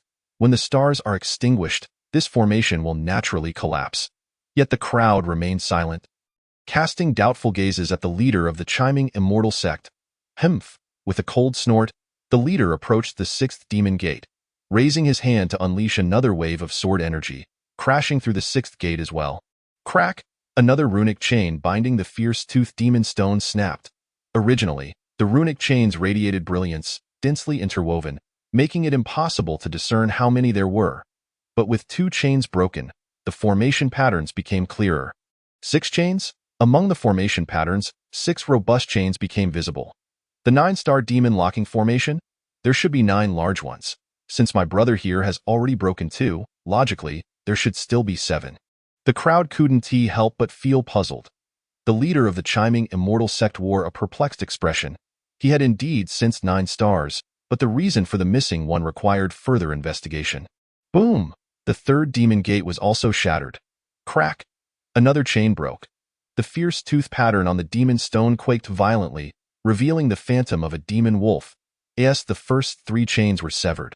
The crowd gradually began to trust the leader's deductions, shifting their attacks away from the runic chains to assault the demon gates instead. Since the barriers of the 1st, 6th, and 9th gates had been breached, the leader could easily break through the stargates. However, the remaining gates had yet to be targeted, and their barriers still stood. Thus, they needed to destroy the barriers before they could dismantle the stargates, which would undoubtedly take considerable time. A look of surprise crossed Wang Han's face. To him, every demon gate bore a barrier. Yet when he entered through the 5th gate, he encountered no such hindrance and was directly teleported inside. Something was amiss. While he was deep in thought, Zhao Kuo called upon Jose, indicating for Wang Han to attack the 5th demon gate. However, Wang Han grasped his arm, shaking his head, signaling that he should not proceed. Zhao Kuo paused, his eyes flickering, yet he refrained from questioning, remaining rooted in place. Whoosh! At that moment, 2 elite members of the Iron Blood Corps flew towards the 5th demon gate. Boom! As their attacks struck the demon gate, a bizarre scene unfolded. With a few loud thuds, the ground trembled slightly beneath their feet, suddenly giving way, and 100 wind holes erupted. The 2 were momentarily stunned, just as they attempted to evade. A barrage of sword lights shot forth from the wind holes. Whoosh! Before they could react, the sword lights pierced through beneath their feet and shot out from above. Thud! As the sword lights faded, the 2 were left riddled with wounds, blood gushing forth as their bodies were utterly destroyed. Hiss! This shocking transformation drew gasps from the crowd, causing everyone to halt their assault on the demon gate. Zhao Kuo was particularly alarmed. Had Wang Han not stopped him earlier, he might very well have been pierced by the sword lights as well. He cast a grateful glance at Wang Han. Yet his mind was filled with questions regarding how Wang Han had discerned the oddity of the fifth demon gate. After a brief silence, the vice-captain of the Wolf Fang stepped forward. Sneering, the first, sixth, and ninth gates show no signs of disturbance, yet the other demon gates remain unaffected despite being attacked. What's the deal with this fifth gate? His gaze turned to the leader of the Chiming Immortal sect. Only a few experts from the Chiming Immortal sect were familiar with formations. This sect was renowned for its mastery of formations, and it was said that their protective array was an ancient marvel. Having defended against many formidable foes throughout its millennia-long history, mastery of formations was a compulsory subject for every disciple of the Chiming sect. The leader of the Chiming sect narrowed his eyes. The 9-star demon locking formation is missing 1 star. This fifth gate is likely the missing star. Quit the suspense. Explain clearly. Yuan Hua interjected impatiently, eager to obtain the treasure rather than engage in theoretical discussions about formations. The others echoed his sentiments, urging, just tell us how to breach the formation. A chuckle escaped the leader of Chiming as he spoke leisurely. With 1 star missing, this formation transforms from a seal to a slaughter. If my conjecture is correct, when the 8 gates are breached, it will undoubtedly trigger the slaughter gate. The transmission power of the formation will also be disabled, and at regular intervals, it will activate the prohibition against hidden arrows. Trapping us here, in simpler terms, the treasure may be retrieved, but it cannot be taken away. 8 gates broken, 5 gates sealed. The slaughter formation commences. The leader of Chiming furrowed his brow. Were it not for his own inclusion in this predicament, he would not utter such words. He would rather see these individuals perish, leaving him unchallenged in his pursuit of treasure. Yet, for the sake of his own safety, he could not allow them to act recklessly. Chapter 68. Breaking the formation. You mean to say that the treasure is unattainable? To acquire it will trigger the slaughter formation. The crowd narrowed their eyes. Indeed. While the treasure is alluring, one must have the means to obtain it. The voice of the Chiming leader dripped with coldness. Some among them voiced their skepticism. Perhaps it is merely a coincidence. The fifth gate possesses no intricacies. Those 2 merely triggered the mechanism. Haha, if you doubt it, feel free to assault the fifth gate. The Chiming leader scoffed, dismissing the individual. The expressions among the crowd fluctuated between uncertainty and apprehension. Suddenly, a chilling voice echoed, do not heed this fool's nonsense. The 9-star slaughter formation is limited in its power. A few among you may perish, but total annihilation is impossible. Trust me, tear apart the rune chains and seize the treasure. Who was that? The voice had made its second appearance. It was the same voice that had urged them to break the formation earlier. Who could it be? The voice was elusive, its origin untraceable. The crowd exchanged wary glances, suspicion growing amongst them. This voice must belong to someone within the hidden chamber, likely one of their own. The Chiming leader's countenance darkened. Who dares to play tricks here? Step forth. Ha, treasure, treasure. The voice erupted into laughter before falling silent. Faced with such a bizarre voice, the crowd remained on high alert, none daring to act impulsively. Wang Han clutched his pocket, inwardly cursing the Tengu spirit. This voice undeniably belonged to that wretched creature. After a prolonged silence, no one dared to break the formation or depart. Till last, someone scoffed, I've seen my fair share of storms. A mere formation cannot deter me. With that, the individual unleashed their power against the demon gate. With the first strike initiated, a second soon followed. Yuan Hua summoned flames from his palm, launching another assault on the demon gate. He had come solely for the treasure. The potential casualties of the slaughter formation mattered little to him, as he believed his strength would suffice for self-preservation. Witnessing Yuan Hua's actions, the vice-captain of the Wolf Fang Brigade could no longer remain idle. He turned and joined the assault on the demon gate. Humph! The crowd hesitated momentarily, but the allure of the treasure proved too great, prompting them to strike the demon gate while consciously avoiding the fifth gate. Seeing that events were spiraling beyond his control, the Chiming leader felt a twinge of reluctance to withdraw. His knowledge of the 9-star slaughter formation was limited to ancient texts, and its true power remained uncertain. Weighing his options, he ultimately rejoined the assault on the Demon Gate. With a resounding rumble, the power of prohibition over the Demon Gate began to wane. Among the crowd, Wang Han frowned, sensing that the Tengu beast's repeated provocations were intended to release the ferocious spirit. Presently, the crowd remained unaware of the fierce spirit sealed within the demon stone. Even he would have been oblivious had it not been for the reminder from the little black fox. What connection lay between the Tengu beast's skin and the demon stone spirit? Wang Han's expression shifted between contemplation and unease. He then surveyed the status of the 6 factions. The Tianding faction, including himself, comprised 6 individuals: Yuan Hua, Gao Shang, Zhou Zhe, Zhao Qua, and Yi Qingqing. The Chiming Immortal sect had 5 members, with the leader at the 7th level of the Death Realm and the remaining 4 comprising 2 at the 6th level and 2 at the 5th. The Innate Demon sect had 3 individuals: a tall man, Wei Tu, and Feng Zhuang. The Wolf Fang Brigade boasted 7 members, with the vice captain at the 8th level, 1 at the 7th, 2 at the 6th, and 4 at the 5th. The Blade Edge Brigade had 3 members, 1 at the 6th and 2 at the 5th. As for the Iron Blood Brigade, 2 members had recently perished, leaving only one who now observed the crowd attacking the prohibition. His expression shifting as he turned and vanished into the 5th Demon Gate, teleporting away. This individual was decisive. Upon realizing his faction's diminished strength and the improbability of contending for the treasure, he chose to withdraw. Thus, each of the 5 factions targeted a Demon Gate. With a resounding crash, the Tianding faction breached the 4th Demon Gate, shattering the transmission power and severing the 4th rune chain. Moments later, the Tianding faction succeeded, while the Wolf Fang Brigade and the Chiming members shattered the 1st and 2nd Demon Gates as well. As 2 more rune chains crumbled, only 7 or 8 chains remained. The Innate Demon sect targeted the 7th Gate, while the Blade Edge Brigade's 3 members assaulted the 8th Gate. The Tianding faction, Wolf Fang Brigade, and the Chiming members merely observed, exhibiting no intention of intervening. All 3 factions awaited the destruction of the 7th and 8th Demon Gates, eager for the opportunity to claim the treasure once the seals were lifted. They also heightened their defenses in anticipation of the Slaughter Formation's activation. None in the crowd dared to depart prematurely, seemingly entranced by the treasure, unwilling to relent without a struggle. With a thunderous roar, the 3 formidable figures of the Innate Demon sect shattered the 7th Gate. Causing the 7th rune chain to collapse, only one remained. The crowd's breaths quickened. As the Demon Stone continued to be assaulted, the spectral form of the Demon Wolf solidified further, revealing the outline of a purple-gold chest.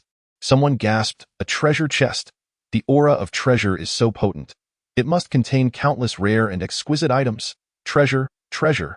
The crowd's eyes gleamed with greed, yet their vigilance heightened.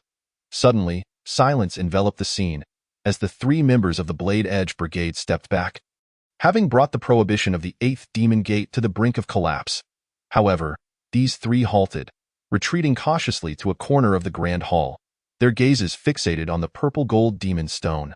They feared becoming the unwitting initiators of the Slaughter Formation, and thus refrained from further attacks. You 3 have yet to breach the prohibition. Why have you stopped?"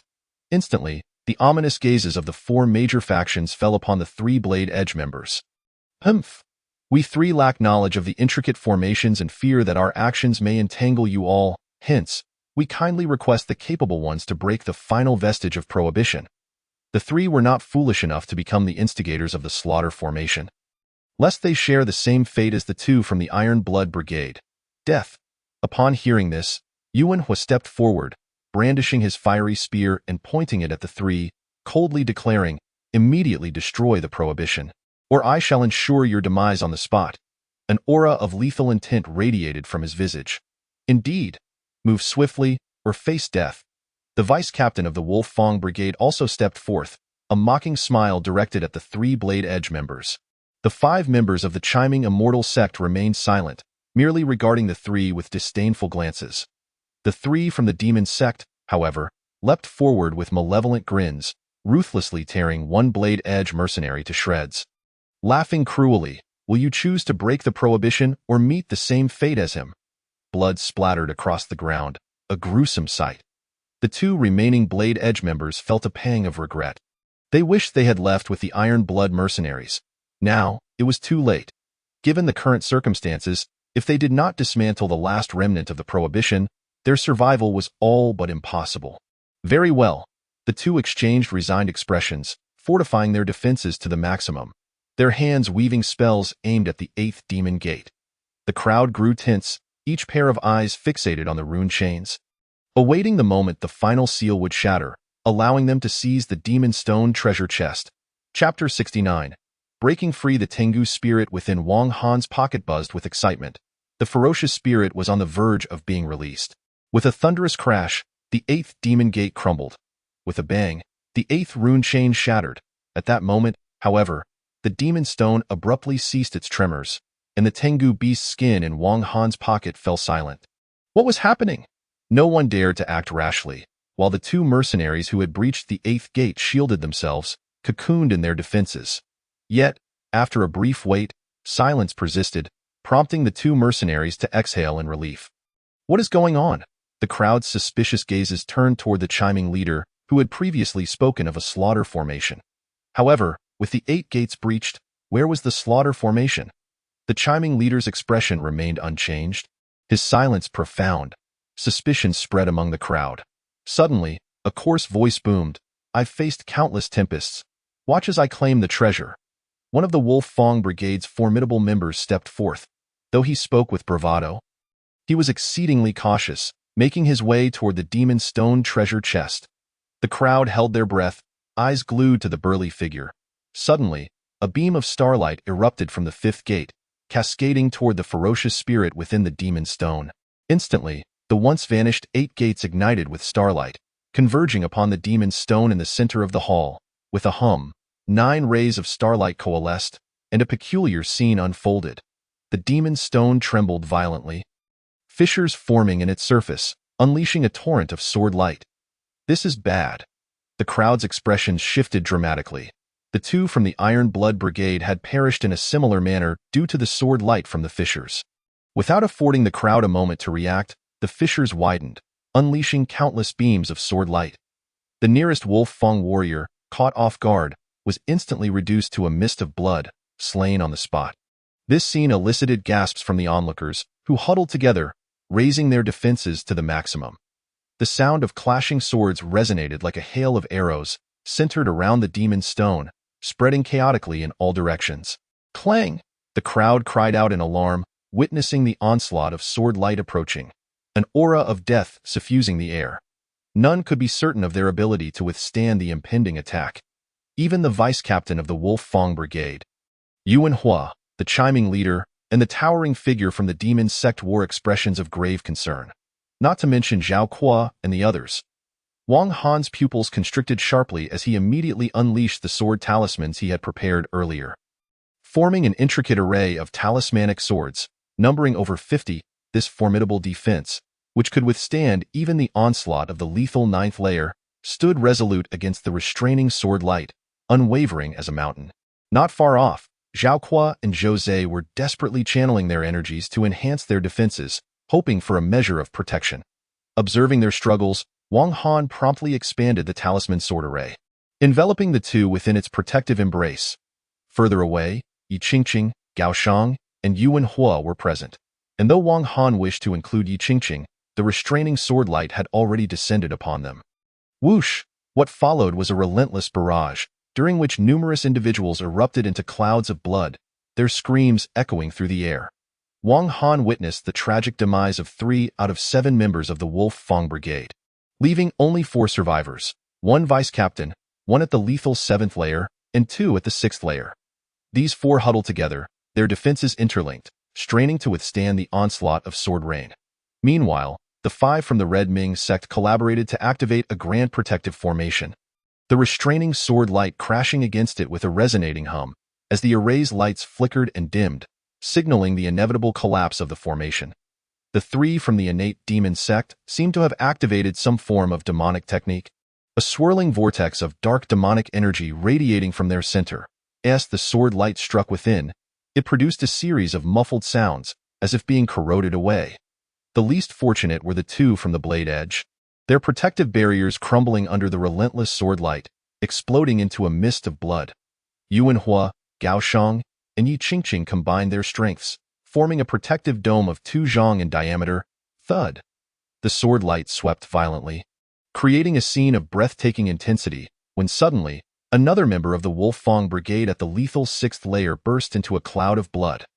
This spectacle caused Zhao Kuo and Zhou Zhe to feel a jolt of realization, as they reflected on their own dire situation. Despite the overwhelming ferocity of the sword light, the talisman sword array remained steadfast, a testament to Wang Han's protective power. Given the limited strength of the two, it would be exceedingly difficult to fend off the sword light's lethal assault. They cast grateful glances toward Wang Han, astonished that despite his mere status at the lethal 3rd layer, his protective capabilities surpassed those of everyone else, prompting a profound reevaluation of Wang Han's prowess. Wang Shidi, your talisman sword array is truly remarkable. Wang Han's expression remained grave as he merely nodded in acknowledgement. With each successive casualty, the oppressive weight of the sword light began to wane. And at last, the final beam of sword light shattered, restoring silence to the arena. Yet, none dared to grow complacent or covet the treasures within, instead focusing intently on their defenses, for the previous onslaught had left many protections severely compromised. With only Wang Han's position remaining immovable, the array of 50 talisman swords providing astonishing resilience.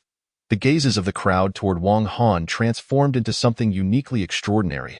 Before anyone could utter a word, a thunderous boom resonated. Crack! The starlight at the 9 gates position extinguished in an instant, along with the transmission power that vanished. However, a cyan pillar of light suddenly materialized in the center of the grand hall, emanating immense transmission energy that caused the ground to collapse violently. Simultaneously, the demon stones erupted, and a gray figure darted forth, clutching a purple gold treasure chest, laughing maniacally. At last, I am free. 16 years. 16 years. This gray figure took on a wolf-like form. The very creature known as the fierce Fang demon spirit, as described by the little black fox. Its aura fluctuated wildly, lacking a corporeal body, existing merely as a shadow, yet it radiated an intensely ferocious demonic energy. Roughly at the level of the lethal 7th or 8th layer. 16 years. The crowd's expressions shifted dramatically as they quickly deduced the identity of this gray shadow. Fierce Fang demon spirit? You survived? In response, the gray shadow erupted into laughter. 16 years ago, I was besieged by 3 puny beings, and my physical form was destroyed. Fortunately, I mastered the soul transference technique, barely preserving my essence. Little did I know, a brat from the Red Ming sect lay in wait within my secret palace, using the 9-star demon lock array to imprison my essence, seeking to seize my treasures, but he vastly underestimated my strength. After a fierce battle, I slew that brat, but in his dying moments, he activated the 9-star demon lock array in full T that time. I was gravely weakened and inadvertently trapped here. Yet, after 16 years of arduous effort, I have managed to twist a part of the 9-star demon lock array into a killing formation, specifically the 5th gate. But that alone is insufficient for me to break free. Just as luck would have it, a youngling stumbled into this place. Its gaze fell upon the imposing figure from the demon sect. Yes, you, kid, you entered here, and subsequently, I harnessed the power of the formation to send you out. Certain that you would return, dragging many others along. At that time, I shall utilize your strength to shatter the 9-star demon lock array. Ha ha ha. Chapter 70. Fierce Fang Demon Spirit. With the uproarious laughter of the fierce Fang Demon Spirit, a look of realization dawned upon the faces of the crowd, only to be quickly replaced by cold smirks. Humph. What does it matter if you've escaped in your current state? Hand over the treasures, and perhaps you'll die a swift death. The crowd's expressions first turned frantic, then they regained composure, stepping forward, one by one, to corner the demon spirit. Faced with their pressure, the fierce Fang demon spirit remained unperturbed. Chuckling to itself, suddenly, it vanished in a flash, and from the collapsed ground, layers of blood-red mist surged forth.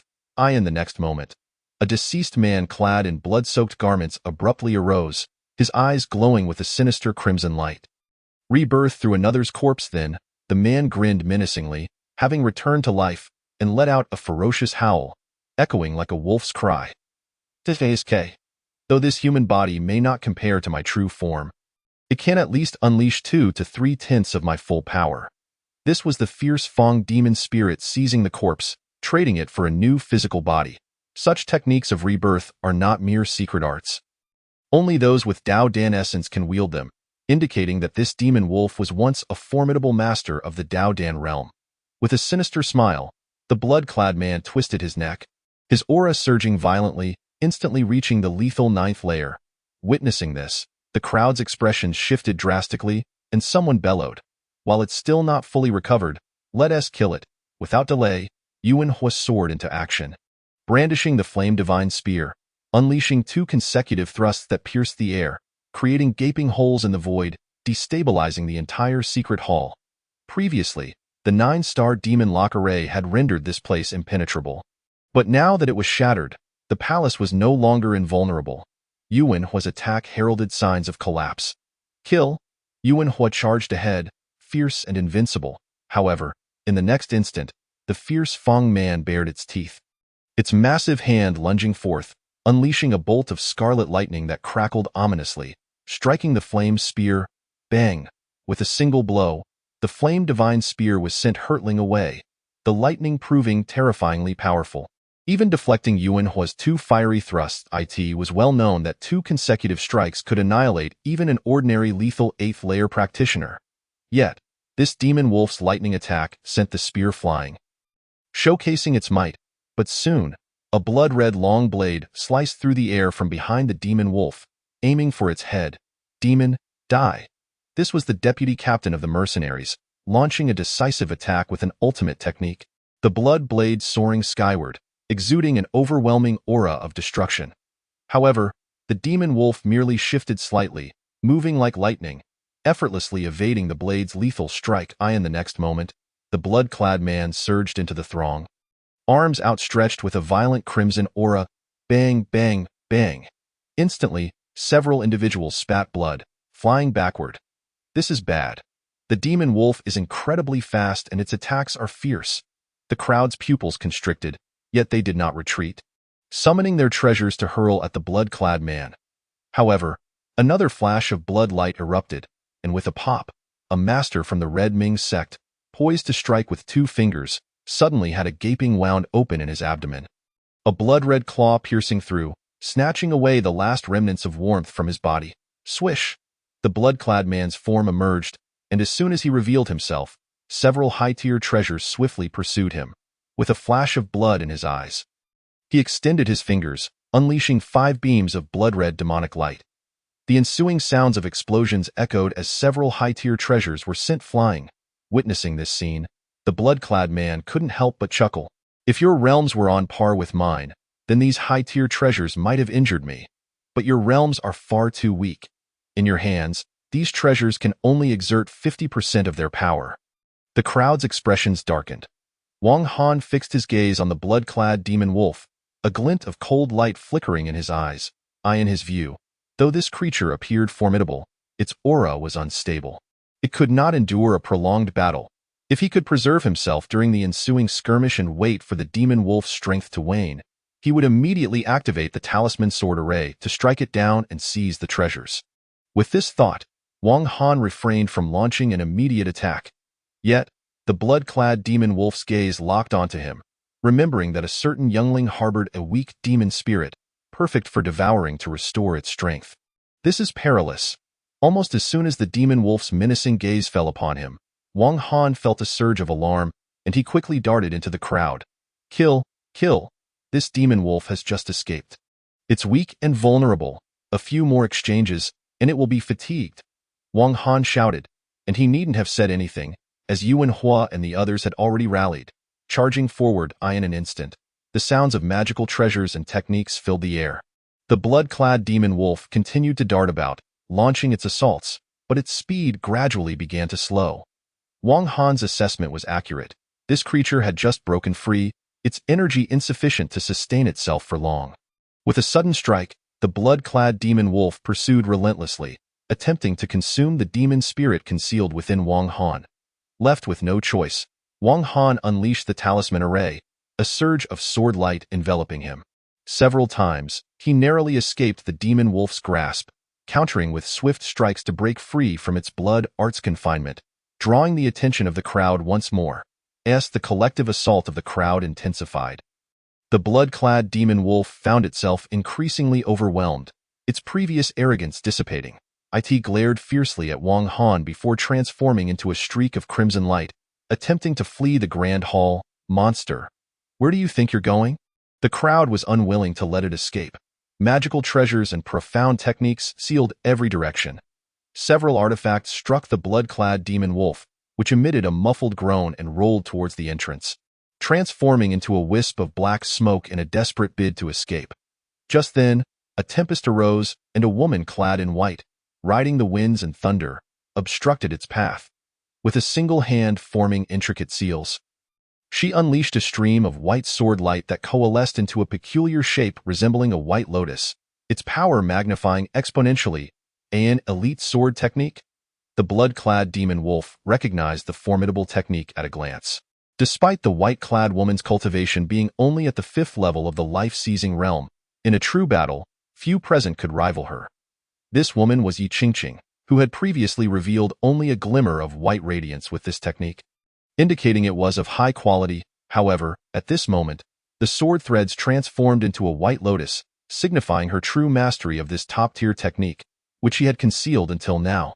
Slash, accompanied by Yi Qingqing's crisp command. The white lotus sword energy descended fiercely, locking onto the blood-clad demon wolf and leaving it no avenue for evasion. Not good. The demon wolf's pupils contracted as it clapped its massive hand against the void, unleashing layers of blood energy that transformed into dozens of blades, producing a clanging sound as they formed. This manifestation of vital energy was a technique understood only by those who had reached the 10th level of the life-seizing realm.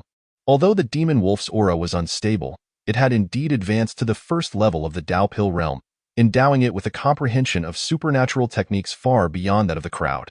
Soon, the blood blade swords collided with the white lotus sword light, and instantly, the blood energy overwhelmed the white lotus. Witnessing this scene, Yi Qingqing's expression changed. Her cultivation was too low to unleash the full potency of this technique. Realizing she was outmatched, she swiftly retreated. In that moment, the crowd surged forward once more, unleashing a barrage of magical treasures and profound techniques towards the blood-clad demon wolf at the shattered entrance. The sound of thunderous explosions reverberating, filled with lethal intent. Boom! The entrance was immediately breached. Amidst the swirling wolf smoke, the blood-clad demon wolf let out a wretched CRYT hit. The crowd's expressions brightened with joy as they rushed towards the broken entrance, surrounding it, yet none dared to advance, their gazes fixed intently on the dissipating wolf smoke. Is it dead? Even a half-step Daopil expert would be brought to their knees by such a multitude of magical treasures and profound techniques. However, the cunning demon wolf left them in doubt about its demise.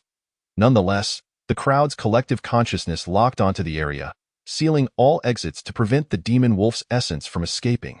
As the smoke cleared, a purple gold chest emerged. Upon sighting this chest, the crowd struggled to restrain their impulses to seize it, yet the uncertainty of the demon wolf's fate kept them cautious. The purple gold chest was fully revealed, the very treasure they had fought so fiercely for. On the ground lay a blood-soaked skin, resembling a wolf, which was the sole skin of the demon wolf, appearing thin and flat, akin to plastic. This demon wolf had only recently escaped its confinement. Now, having borrowed a corpse to be reborn, it could only exert 1/10 or 1/12 of its full power. As Wang Han had stated, it was an exterior strength with a hollow core. And after enduring the relentless assaults from numerous experts within the hall, it was already in a state of utter despair. With Yi Qingqing's white lotus sword technique having blocked its escape, the onslaught from the crowd had come crashing down, leaving it on the brink of death. Seeing this scene, the crowd initially froze in shock, but then erupted into wild laughter. This creature's physical body has been destroyed, and its soul is on the verge of extinction. It's finished. Without hesitation, they surged towards the purple gold chest, eager to claim the demon's treasure. Wang Han activated the talisman array and joined the fray, recognizing this once-in-a-lifetime opportunity as the crucial moment to seize the treasure. However, he did not seek to be the first, instead trailing behind Yuan Hua, who had risen to prominence. It's mine. The treasure belongs to me. Along the way, the deputy leader of the Wolf Fong Brigade lunged forward, grasping for the purple gold chest. With a thunderous crash, he unleashed the Wolf Fong Great Handprint, a superior technique he had cultivated to the third layer. Unleashing a furious and brutal aura that "Ha ha, the treasure is mine," he bellowed, but his laughter quickly turned to shock. As his great hand approached the purple gold chest, a long spear of flame shot in from the opposite direction, crashing into his hand with a resounding boom, sending it flying, while the spear itself reverberated, recoiling several yards. "Humph! In my presence, you dare to act recklessly, mere deputy mercenary." Yuanhua's robes billowed as he had just struck the wolf Fang's hand away. With a cold chuckle, his blazing spear split into three, hurtling towards the purple gold treasure. At the same time, several members of the Red Ming immortal sect also made their move, summoning a golden mirror above their heads. An elite treasure requiring several individuals to activate. The mirror buzzed as it reflected a golden Buddha figure, radiating auspicious light and aiming directly at the purple gold chest, enveloping it in a golden aura. With a resounding hum, the chest lifted from the ground and soared towards the members of Red Ming. "How dare you!" At this sight, the other three factions sprang into action, launching attacks against the members of the Red Ming sect. Bang! The power of the mirror artifact was interrupted, causing the purple gold chest to plummet back to its original position. Three members of the primordial demon sect rushed forward, but en route, experts from the Wolf Fang Brigade unleashed a barrage of attacks against them. Amidst the thunderous cacophony, the three were momentarily halted. Wei Tu unleashed the Blood Raven sword, while Feng Zhuang produced a pitch-black Great Seal, both of which were high-tier artifacts. Yet, as soon as these two artifacts took flight, they exploded with a series of booms, leaving only a fragment of the Blood Raven sword back in Wei Tu's hand. He couldn't help but shout, "My Blood Raven sword!" The towering figure leading the primordial demon sect let out a low growl. Heavenly demon technique, a peculiar scene unfolded before them. The man's arm extended suddenly, stretching a full 2 yards, directly grasping the purple gold chest. "Not good. This guy's technique is incredibly strange," the crowd gasped in astonishment, realizing the purple gold chest was on the brink of being pocketed by the towering figure. Just then, the demon wolf's blood skin on the ground quivered violently, and suddenly, a crimson beam shot forth, sweeping towards the towering man's massive hand. In the next moment, a chilling scream erupted from the towering figure as his arm was half severed, instantly contorting his expression in agony, his eyes turning red, and his hair bristling. The blood wolf's skin on the ground swelled, resembling a balloon. This was the waning essence of the demon wolf. "The treasure is mine. No one shall take it." The essence struggled to rise, casting a malevolent glare at the crowd before transforming into a wisp of black smoke. However, already weakened by its previous exertion, this black smoke appeared exceedingly thin, ready to dissipate at any moment. Buzzing, it enveloped the purple gold chest, trembling as it made its way towards the corridor. But before it could travel halfway, a white lotus sword light shot in like a bolt of lightning, striking the black smoke with a resounding thud. The smoke shattered immediately. The essence of the demon wolf let out a piercing wail as its soul fragmented, half of its form severed. Not far away, Yi Qingqing, with the winds and thunder swirling beneath her, wore a fierce expression as she had just cleaved half of the demon's essence. Each time she intervened, her actions proved pivotal. She had previously sealed the demon wolf's path and now had severed its escape once more. You, the essence of the demon wolf, in a state of agony, extended a feeble, indistinct claw towards Yi Qingqing, filled with malice. Yi Qingqing remained expressionless, and with a swift motion, she unleashed another sword strike. Bang! Just as the demon wolf's essence appeared on the verge of annihilation, an unexpected turn of events transpired.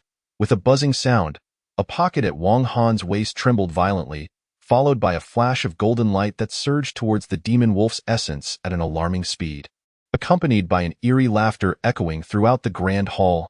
"Heh heh! You little wolf spirit, your energy is exhausted, and you can no longer resist my devouring. I have finally re-emerged." As this sinister laughter rang out, the expression of fear deepened on the demon wolf's essence. It had sensed the presence of a weak demon spirit concealed within Wang Han. Now, this spirit was seizing the opportunity to strike while the iron was hot. "I have only just escaped. I refuse to be resigned." An overwhelming aura of resentment and malice surged from the black smoke, as if it were ready to self-destruct. Yet, the golden light had already surged forth, engulfing the black smoke in an instant. Following that, the White Lotus sword light also descended upon it, bang. The sword light struck the golden radiance, yet contrary to expectations, the anticipated shattering of the golden light did not occur. Instead, a layer of crimson golden brilliance erupted from the surface of the golden light, sending the White Lotus sword light flying with a resounding thud. Witnessing this spectacle, Yi Qingqing's brows furrowed as her jade hand quickly formed seals, causing the sword light to swell violently, preparing for a second assault. Chapter 72. The celestial dog's possession, however, the golden light began to morph, howling as it expanded and contracted, taking on a shape resembling that of a wolf, yet also reminiscent of a dog. This was the celestial dog. Heh. Anyone who dares to move shall meet their end. Once the creature fully took shape, it erupted into a cackle, exuding an air of superiority as if looking down upon all beneath it. Though merely a spirit, its thin exterior concealed a formidable soul, emanating a pressure that sent shivers down the spines of those present. This sudden turn of events left the crowd momentarily stunned. Before they collectively turned their gaze towards Wang Han, did this malevolent spirit emerge from your pocket? Despite the earlier chaos, some had noticed that the golden spirit had burst forth from Wang Han's pouch. Faced with the questioning stares of the crowd, Wang Han could only offer a wry smile. Wang Shidi, what is this spirit? Zhao Kuo and Jose gazed at Wang Han, their expressions filled with disbelief. Wang Han shrugged his shoulders, exclaiming, I have no idea what kind of existence it is. Upon hearing this, the crowd shifted their gaze to the fierce spirit of the Tengu. Regardless of what you are, how dare you make a ruckus here? Prepare to meet your demise. Accompanied by a series of low growls, the magical artifacts unleashed their powers once more, treating it as though the ferocious wolf spirit had resurrected. If they had managed to slay it once, they could certainly do so again. Impudence. The Tengu spirit roared with fury. A venerable deity of the sacrificial altar, a figure capable of instilling fear across heaven and earth. It was not something that these mere ants could contend with, even in its weakened state. In an instant, it transformed into a beam of golden light. Boom, boom, boom.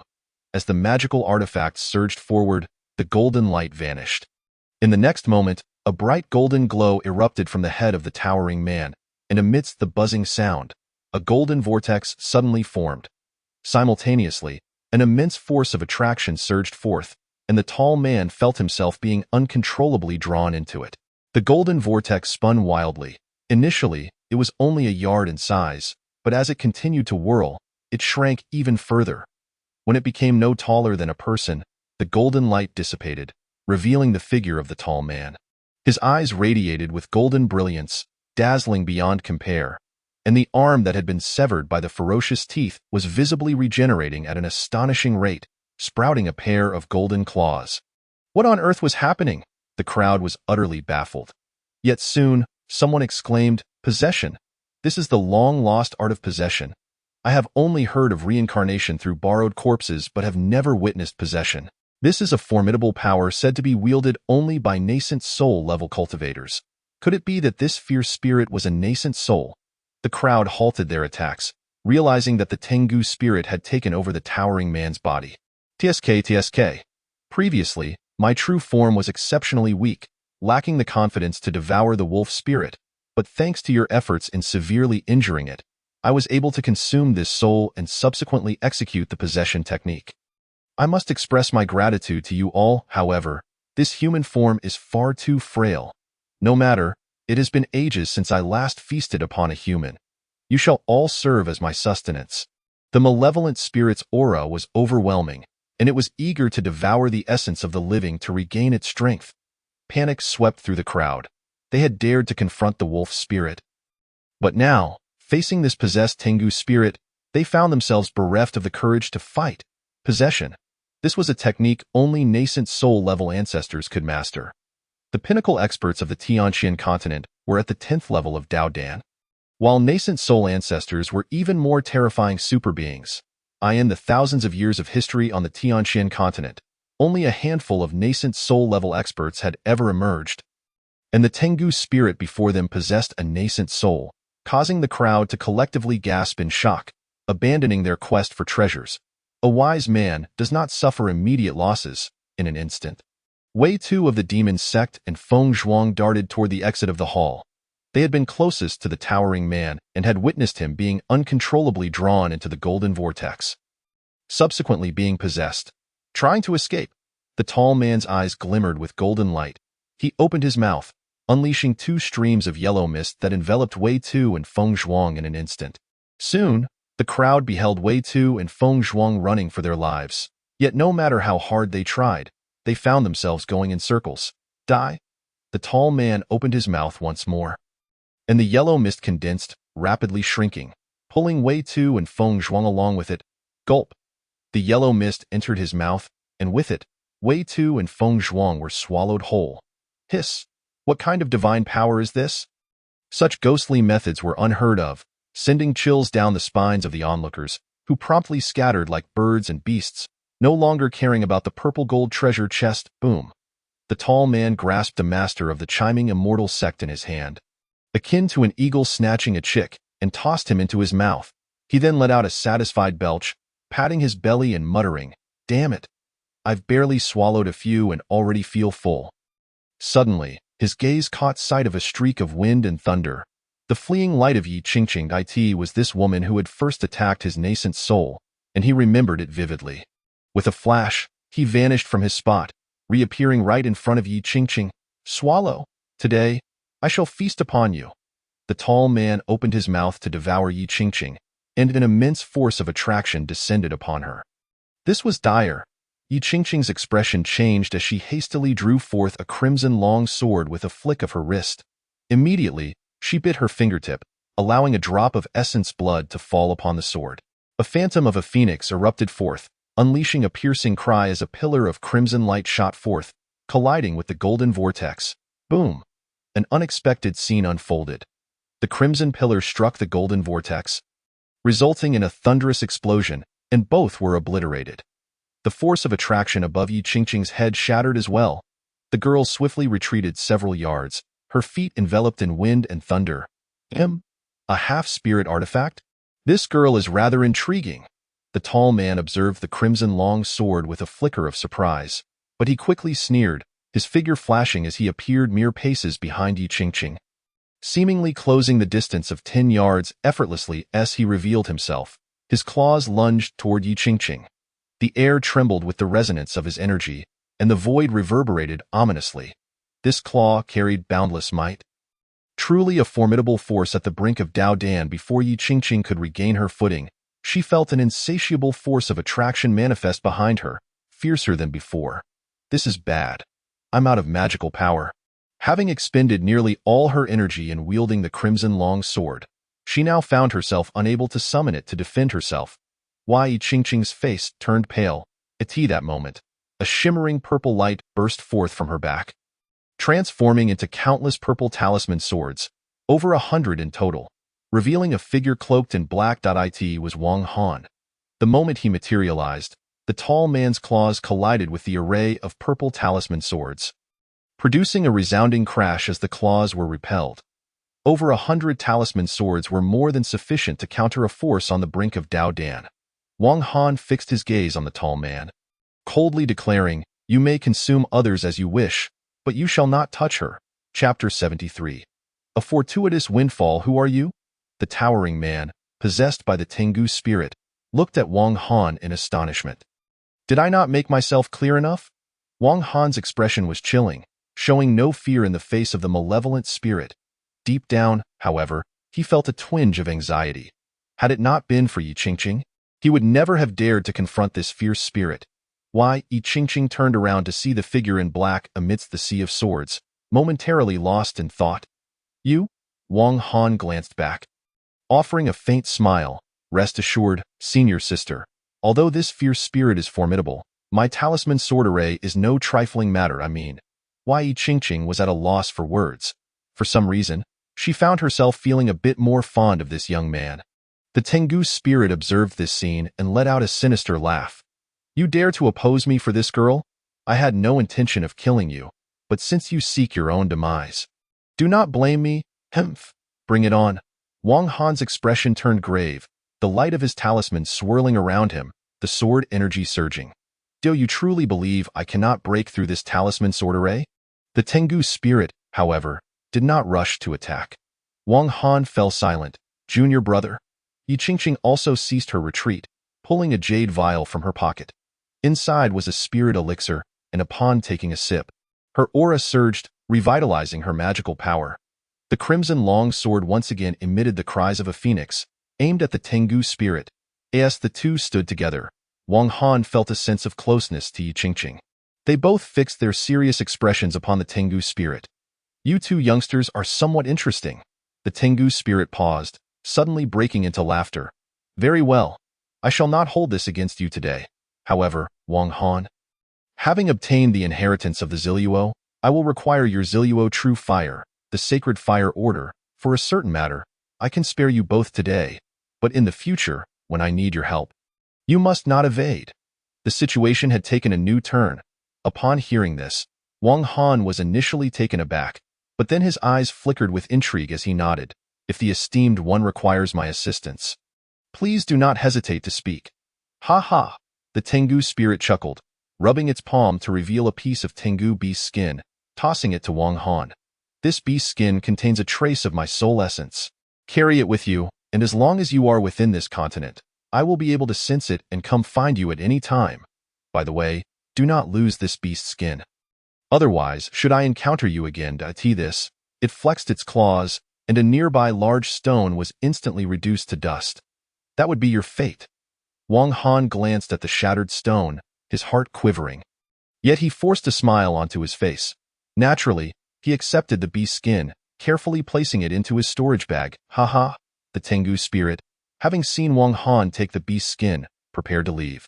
Yet Wang Han called out, Senior, with such vast powers, what is your relationship with the Ziluo true monarch? The Tengu spirit paused, a sly grin appearing on its face. It's nothing much. Merely a partnership. After saying this, it paid Wang Han no further mind and eagerly pursued the fleeing crowd. On the ground lay a purple gold treasure chest that it had left behind. Senior, what of this treasure? Wang Han's gaze fell upon the purple gold chest. Feeling a surge of desire, the Tengu spirit flew a distance away, letting out a maniacal laugh. These scraps are yours to keep. Mine. Wang Han's expression brightened with joy. Such a perilous situation had been effortlessly resolved. Moreover, he had seized the fierce tooth treasure. However, the celestial dog's malevolent spirit indicated that it would require the Ziluo true fire, the holy fire order, which was a matter for the future. At the very least, prior to this, Dowden had not been qualified to cultivate the Ziluo true fire. It seemed that the ambitions of this celestial dog's spirit would take quite some time to unfold. Yi Qingqing's gaze was fixed upon him, her face adorned with astonishment, as she had not anticipated her junior brother possessed such capabilities. Wang Han picked up the purple gold treasure chest from the ground. By this time, everyone had fled, leaving only him and Yi Qingqing. This indeed spared him a great deal of trouble. Had others caught sight of the treasure, it could have led to a fierce battle. Such a treasure was a splendid find. He thought it prudent to open it and see if there were any items that his senior sister might require. Feel free to take anything you need, Wang Han said with a cheerful smile. A hint of amusement graced Yi Qingqing's face as she shook her head. This is left for you by the celestial dog spirit. I have no need for it. When his senior sister smiled, she looked truly enchanting. This was the first time Wang Han had seen Yi Qingqing smile. Usually, she maintained a cold demeanor. This was indeed sincere, for when she smiled, she resembled a snow lotus blooming upon an icy mountain. A celestial being from the heavens, however, Yi Qingqing quickly concealed her smile, reverting to her previous frigid expression. Do not presume that by rescuing me, there exists any possibility between us. That is utterly impossible. The distance between us is not merely physical. Without waiting for Wang Han to respond, Yi Qingqing vanished in a flash of wind and thunder, darting into the corridor. Wang Han stroked his chin, pondering, was it merely a matter of distance? Shortly thereafter, he too dared not linger and, with a flash of white light beneath his feet, hastened away. This expedition to Wolf Fong Mountain had not been in vain. Not only had he acquired the fierce tooth treasure, but the distance between the two of them had also considerably narrowed. The corridor was silent, devoid of any figures. Earlier, when the celestial dog's spirit had pursued them, The others had fled in panic, almost wishing for 2 extra legs to escape. Deep within Wolf Fong, a streak of azure light suddenly surged forth, racing towards the depths of the mountain. After a considerable time, the azure light descended amidst the towering peaks. Within a 1,000-mile radius, the mountains clustered together, marking the heart of the mountain range, where the demonic energy was exceedingly thick, and formidable monsters lurked, some possessing a deadly strength of 7 or 8 levels. The azure light proceeded with utmost caution, evading monsters and delving deeper into the mountains. Soon, a cacophony of clanging sounds erupted, and before long, a humble cave dwelling took shape. The azure light flickered slightly before vanishing within. Inside the cave, the azure light gradually dissipated, revealing a young man clad in black. It was none other than Wang Han. Upon manifesting, he waved his hand, setting up an alarm formation, and then sat cross-legged on the ground. Retrieving the purple gold box, the fierce tooth treasure, gazing at the box, Wang Han's face was alight with anticipation. This treasure, accumulated over years of conflict by the fierce-toothed demonic wolf, while regarded as worthless scrap by the celestial dog spirit, was indeed a genuine treasure in Wang Han's eyes. The treasure chest was opened. As it was tipped over, a cascade of brilliance erupted forth, filling the cave with a radiant glow, primarily composed of magical tools, talismans, crystals, and various materials, while not a single medicinal pill was in sight. This was not surprising, as monsters had an insatiable appetite for medicinal pills. Even a creature as large as the fierce-toothed demonic wolf would consume any pills it acquired during its raids, leaving none behind. Upon inspecting the entirety of the pouch, Wang Han discovered several secret technique tomes, among which was a Diyin Ju concerning consciousness-related techniques. His expression shifted to one of astonishment as he probed within, soon revealing a glimmer of joy upon his face. As the name suggests, activating magical artifacts requires the power of consciousness. The stronger the consciousness, the greater the number of artifacts one can control. To illustrate, a master at the 3rd or 4th level of life and death, having cultivated a top-tier consciousness technique, could possess a consciousness far exceeding that of peers, even reaching the Daodan level, allowing them to control over 100 high-tier magical artifacts, potentially crushing a master at the 1st or 2nd level of Daodan. This has been recorded throughout the ages. Although the Diyin Ju was not a top-secret technique, it was nonetheless one of the more esteemed mysterious offensive techniques, comprising 3 tiers. Mastering the 1st tier would enhance one's consciousness by at least 30%, while mastering the 2nd tier would yield an increase of at least 70%. Completing all 3 tiers would elevate the consciousness by 3 minor realms. For Wang Han at this stage, such a mysterious offensive technique was truly coveted. His pouch contained dozens of magical artifacts. With sufficient consciousness, he could simultaneously activate them, providing immense support. The recently acquired treasures also included over a dozen high-tier magical artifacts, making this newfound power a substantial asset for future confrontations. However, these artifacts had yet to undergo refinement and required such processes to become usable. With this in mind, Wang Han pointed with 2 fingers, summoning forth a high-tier magical artifact, an ornate flower basket, which bore no offensive capability, intended for the collection of magical artifacts. He had researched this artifact when he obtained the Ziluo relics. A magical artifact for collecting other magical artifacts was indeed an intriguing concept. 3 days later, Wang Han pointed with 2 fingers, and a flower basket floated before him. With a swift motion, a spiritual decree struck the basket, immediately causing a layer of multicolored brilliance to erupt from within. He aimed it at the nearby purple gold treasure chest, and with a resonant hum, the chest was drawn into the basket in an astonishing display. This all transpired in the blink of an eye, leaving even Wang Han momentarily stunned. Subsequently, he attempted to release other magical artifacts. The basket quivered slightly and promptly absorbed them. What a marvelous treasure! Wang Han exclaimed with delight, taking some time to stow the flower basket away. With magical artifacts flying out one after another, the cave was soon filled with radiant light. Wang Han's gaze sharpened as he continuously issued spiritual decrees, commencing the ritual refinement of the artifacts. By the time he had completed the refinement of these artifacts, over 6 months had passed. Yet Wang Han was not inclined to exit his seclusion. He continued to delve into the Diyin Ju. The 1st tier of this consciousness mantra was not particularly difficult to cultivate. After another 6 months, a glint of brilliance flickered in Wang Han's eyes. As he could perceive the conditions within a 500-mile radius, before entering seclusion, his consciousness had only encompassed a 300-mile range. With the completion of the first tier, it expanded directly to 500 miles. This discovery filled Wang Han with elation. One must not underestimate this mere 200 miles. It equated to the ability to control an additional high-tier magical artifact. With his current magical power, he could only activate one high-tier artifact, but now he could simultaneously control two. And with the Jade Pendant to restore his magical power, the risk of depletion was nearly non-existent. This allowed him to steadily wield two high-tier magical artifacts in combat. Yet, this was still insufficient. A peculiar light glimmered in Wang Han's eyes. He was not satisfied with merely controlling two artifacts in battle. He plunged back into his contemplation of the Daiyanju. Through a year of refining magical artifacts and practicing secret techniques, his innate magical power had increased by a staggering 70 to 80%. Time flew by like an arrow, and before he knew it, 3 years had passed.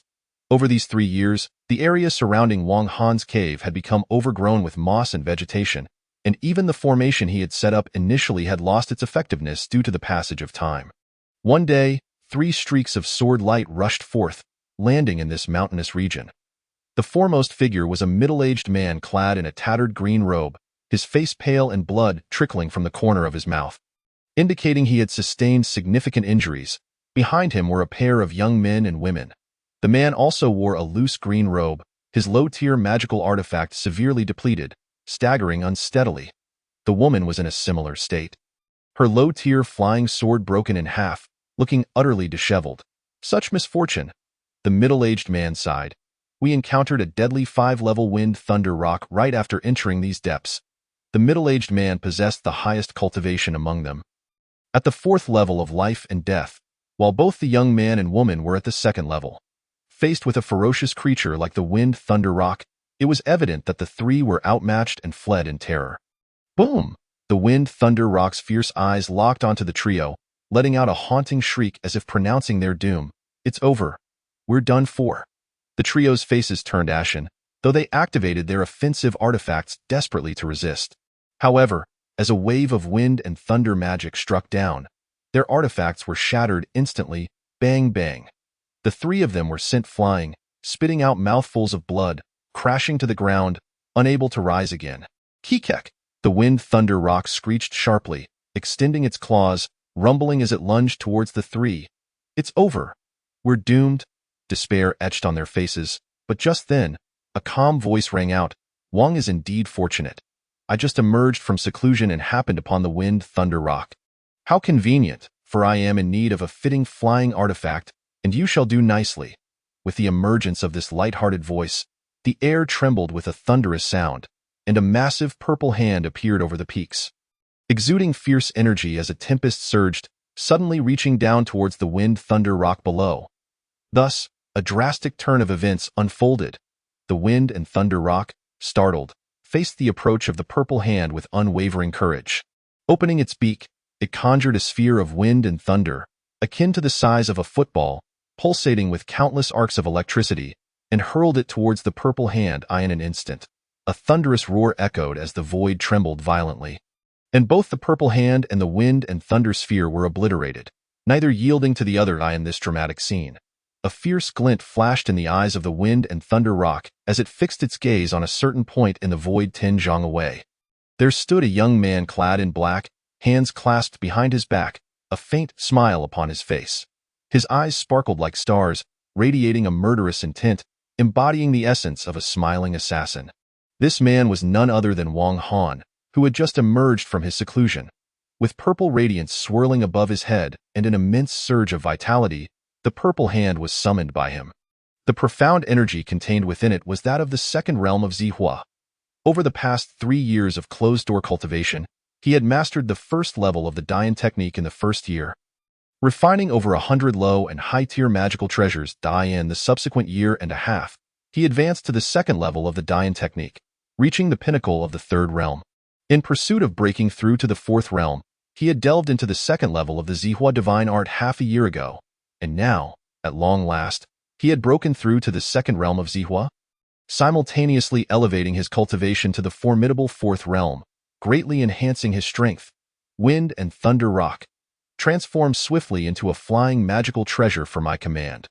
Otherwise, I shall annihilate your corporeal form and erase your spirit, and still be able to forge a flying treasure. Though the results may be somewhat inferior, it matters little to me, Wang Han declared coldly. Perhaps understanding Wang Han's words, the Wind and Thunder Rock let out a strange cry. Filled with fury, and its wings flashed with countless arcs of electricity as it charged towards Wang Han. In its view, while human techniques were formidable, its own realm was merely the fourth level. Thus, it deemed him no match. You insolent boy! How dare you act so recklessly? It was well aware of the might of its wind and thunder demon art, capable of slaying even those at the sixth level of the fourth realm, let alone this insignificant fourth level. Wang Han was fully aware that this beast would not submit easily.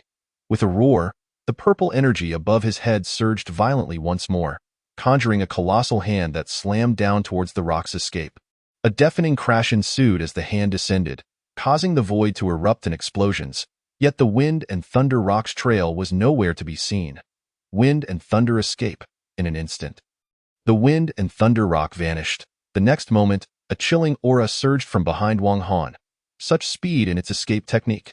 Wang Han's pupils contracted, but he did not turn around. His consciousness expanded rapidly, and with a sudden shake of his pouch, a flash of golden light emerged, revealing a golden bell that swiftly enlarged to a size of roughly 10 feet, emanating the aura of a high-tier magical treasure. With a resonant hum, it enveloped Wang Han in a protective golden glow. The Wind and Thunder escape collided with the bell, producing a cacophony of slicing sounds as cracks appeared on its surface. Although the bell was powerful, it was evidently inferior when facing the Wind and Thunder's cutting force, and it seemed imminent that it would shatter within moments. At that moment, Wang Han turned around, a glint of killing intent flashing in his eyes. Raising his hand, he unleashed 4 beams of magical light, each transforming into high-tier treasures: a long sword, 2 flying swords, and a 3-foot green peak. The 4 treasures flashed and struck towards the Wind and Thunder escape, followed by a series of explosive sounds as the escape technique showed signs of splitting apart. Humph! No matter how strong your Wind and Thunder demon art is, you shall not escape my grasp today, Wang Han declared, spreading his fingers as another 10 sword talismans flickered into existence. From all directions, the talismans surged forth, their light coalescing into a barrier that sealed off the surrounding void to prevent the Wind and Thunder Rock from fleeing. Below, the middle-aged man, Lu Ping, and the young woman initially felt a sense of relief, grateful that this sudden appearance of a man had drawn the Wind and Thunder Rock's attention. However, they soon stood in stunned silence. The middle-aged man remarked, "This esteemed brother has summoned so many high-tier treasures at once. From the aura, he seems to be at the same realm as me, merely the 4th level, yet I can only wield 1 high-tier treasure at most. What immense power of consciousness and magical energy he possesses." Lu Ping and the young woman gazed at the figure shrouded in purple light, enviously exclaiming, "Such monstrous talent is rare among the 3 sects. Judging by his aura, he does not seem to belong to the demon sect. He must be a prodigy of the Chiming Immortal sect or our Tiandang sect. Yet, I have never seen this person before. He must be a master of the Chiming Immortal sect. The Chiming Immortal sect is in direct conflict with our Tiandang sect, especially in this upcoming 3 sects hunt, which is ostensibly a hunt for 100,000 great demons, but is, in reality, a battle of life and death among the disciples of the 3 sections. Who knows how many of our sect's disciples have perished at the hands of chiming masters, and how many chiming disciples have been slain by our sect's experts. If this man is indeed a master of the Chiming Immortal sect, he will not spare the 3 of us after he slays the Wind and Thunder Rock. While he is engaged in a fierce battle with the Wind and Thunder Rock, we should seize the opportunity to escape." The 3 exchanged glances and quietly began to retreat. However, during their retreat, a hint of suspicion flickered across Lu Ping's face as he scrutinized the figure of the purple light, uncertainly stating, "This person seems to be an expert of our Tiandang sect." The middle-aged man and the young woman halted, turning to look at Lu Ping. At that moment, Wang Han had already gained the upper hand, summoning the 4 treasures. The Wind and Thunder Rock continued to unleash its wind and thunder, yet as the 4 treasures bombarded it, its demon art was relentlessly extinguished. Initially, The creature held onto a sliver of hope, attempting to find an opportunity to flee, but with each breakout attempt, it was met with a barrage of sword talismans sealing its escape. No matter how ferocious it found itself trapped within this confined space, unable to break free. It seemed that the demise of this demon was merely a matter of time. Below, Lu Ping was in shock. Having recognized the figure in purple light, yet he hesitated to believe it. This person appeared to be Brother Wong. The middle-aged man and the young woman exchanged puzzled glances. Brother Wong, who is that? Lu Ping trembled violently, pinching himself hard, confirming that he was not dreaming. Staring at the figure cloaked in purple light, his expression morphed into one of utter astonishment, leaving him speechless. Brother Wong, who is that? The middle-aged man and the young woman noticed Lu Ping's complete daze, their curiosity intensifying. At that moment, the battle was nearing its conclusion. The wind and thunder escape of the Wind and Thunder Rock had diminished significantly, and much of its fur had shed. Despite its formidable wind and thunder demon art at the 5th level, it was being suppressed by a youth whose cultivation was still beneath its own, leaving it with no room to retaliate. This was utterly terrifying. In its years of experience, it had never encountered such an odd occurrence. Fear and unease spread across the demon's face. Had it known that humans could be this powerful, it would have fled long ago. Wind and Thunder Rock, do not hesitate to yield. Wang Han's eyes glowed fiercely. Should this creature remain obstinate, he would have no choice but to obliterate its spirit. However, that would likely result in a treasure that possessed speed, but lacked the true essence of the Wind and Thunder escape. Such a fate would be extremely detrimental to the future enhancement of the treasure. Although Wang Han was not well versed in the crafting of magical artifacts, he understood that the more sentient the artifact was, the greater its chances of promotion. With reluctance, the Wind and Thunder Rock realized that should it transform into a treasure, it would lose its freedom, forever serving a detestable human. Yet if it did not comply with the other's demands, it feared for its very existence. It was not ready to perish just yet. A buzzing sound emanated as the rock's mouth twisted, engaging in dialogue with Wang Han. It was unclear what agreement was reached. But the previously agitated Wind and Thunder Rock gradually calmed down, and then, with a tremor, it shrank to a length of 7 feet, and with a flash of wind and thunder escape, transformed into a pair of delicate wings made of wind and thunder essence. Excellent! Wang Han's face lit up with joy as he bit his fingertip, letting a drop of blood flow forth, which he pressed into the wings while reciting the incantation. This was the blood recognition ceremony. Soon, the wind and thunder wings flashed and merged into Wang Han's body, accompanied by a chant of demonic script. His physical form underwent a transformation. His ribs slightly expanded, and suddenly, a resounding roar of wind and thunder erupted, sprouting a pair of wings adorned with flickering arcs of electricity, a marvel to behold. Chapter 76. The Wind and Thunder Wings. With a flick of his form, Wang Han vanished without a trace, leaving the middle-aged man, Lu Ping, and the young woman in a state of utter shock. This Brother Wang had subdued the Wind and Thunder Rock and forged the Wind and Thunder Wings. This was undoubtedly a high-tier treasure, and even rarer than ordinary top-tier magical artifacts. Impressive, truly impressive.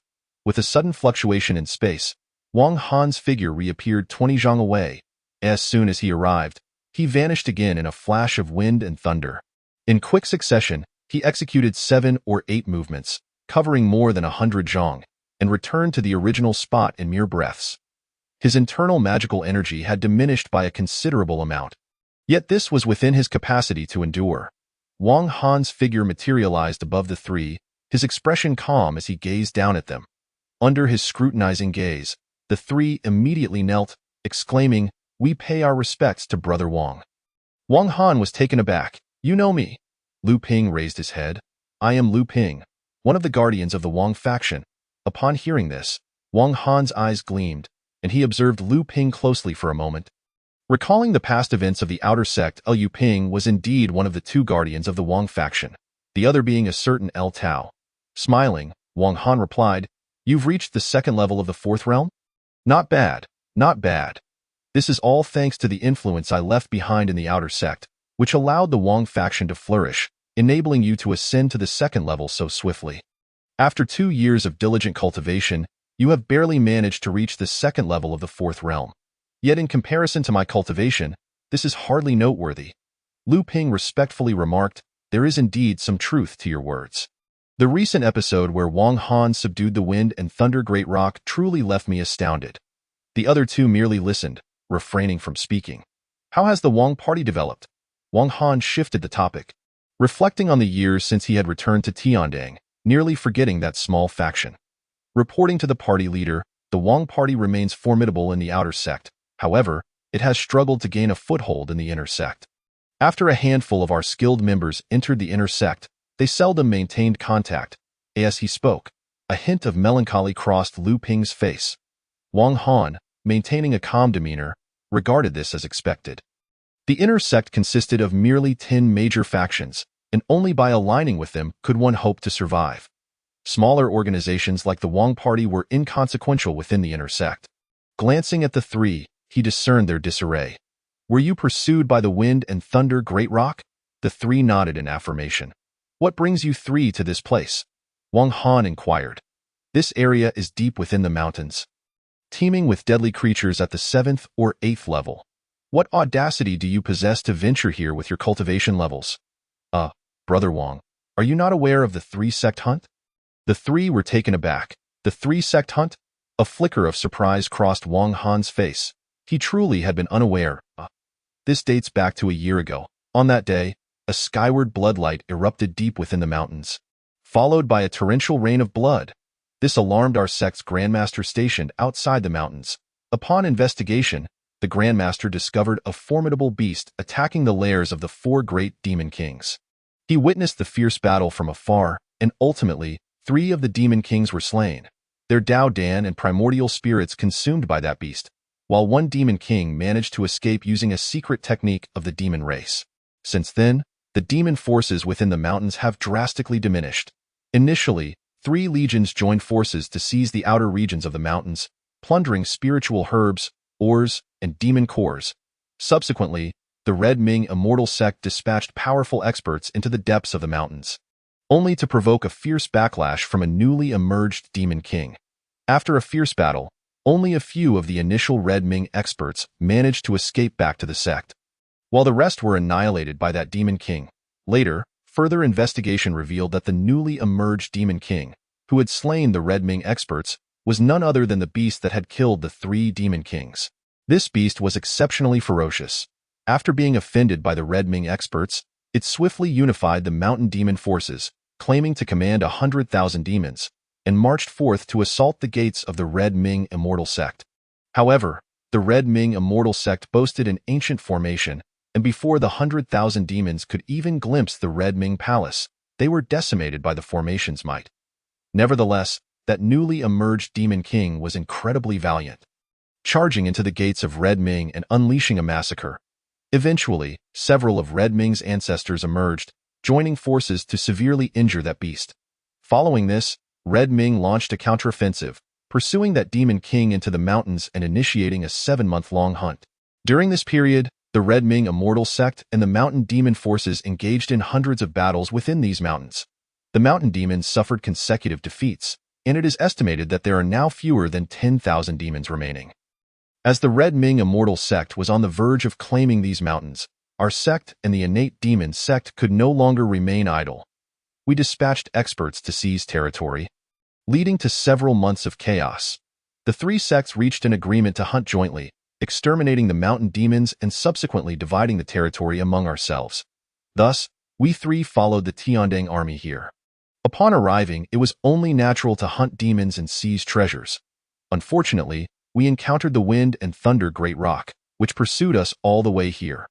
Had it not been for Brother Wang's intervention, our lives would surely have been forfeit. As he recounted this, the faces of the 3 reflected their relief at having survived. Upon hearing this, Wang Han was taken aback.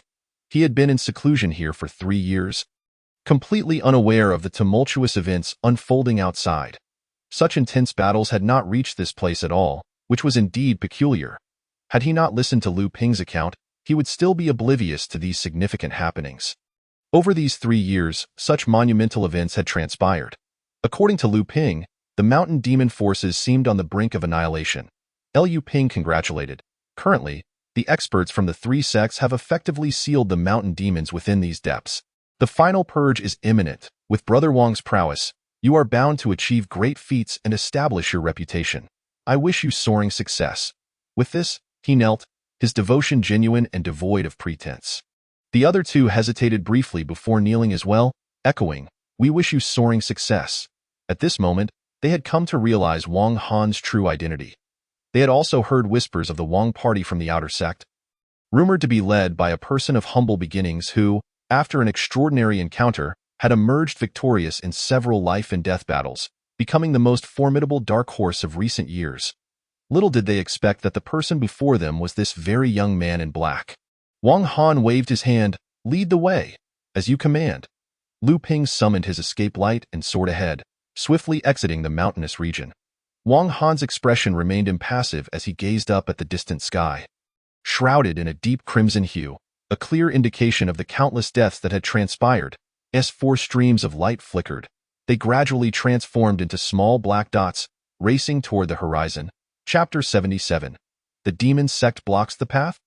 Since the experts of the three sects invaded the mountains, the atmosphere of bloodshed intensified day by day, transforming the area into a veritable hell on earth. Wang Han flew onward, witnessing nothing but the remnants of destruction. Suddenly, from the mountainous terrain ahead, the sounds of combat reached his ears.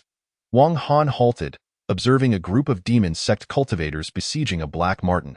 This marten, measuring 6 zhang in length, emanated a fierce aura at the 7th or 8th level.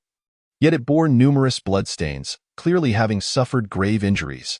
Its once golden wings were now drenched in blood, rendering it a pitiful sight.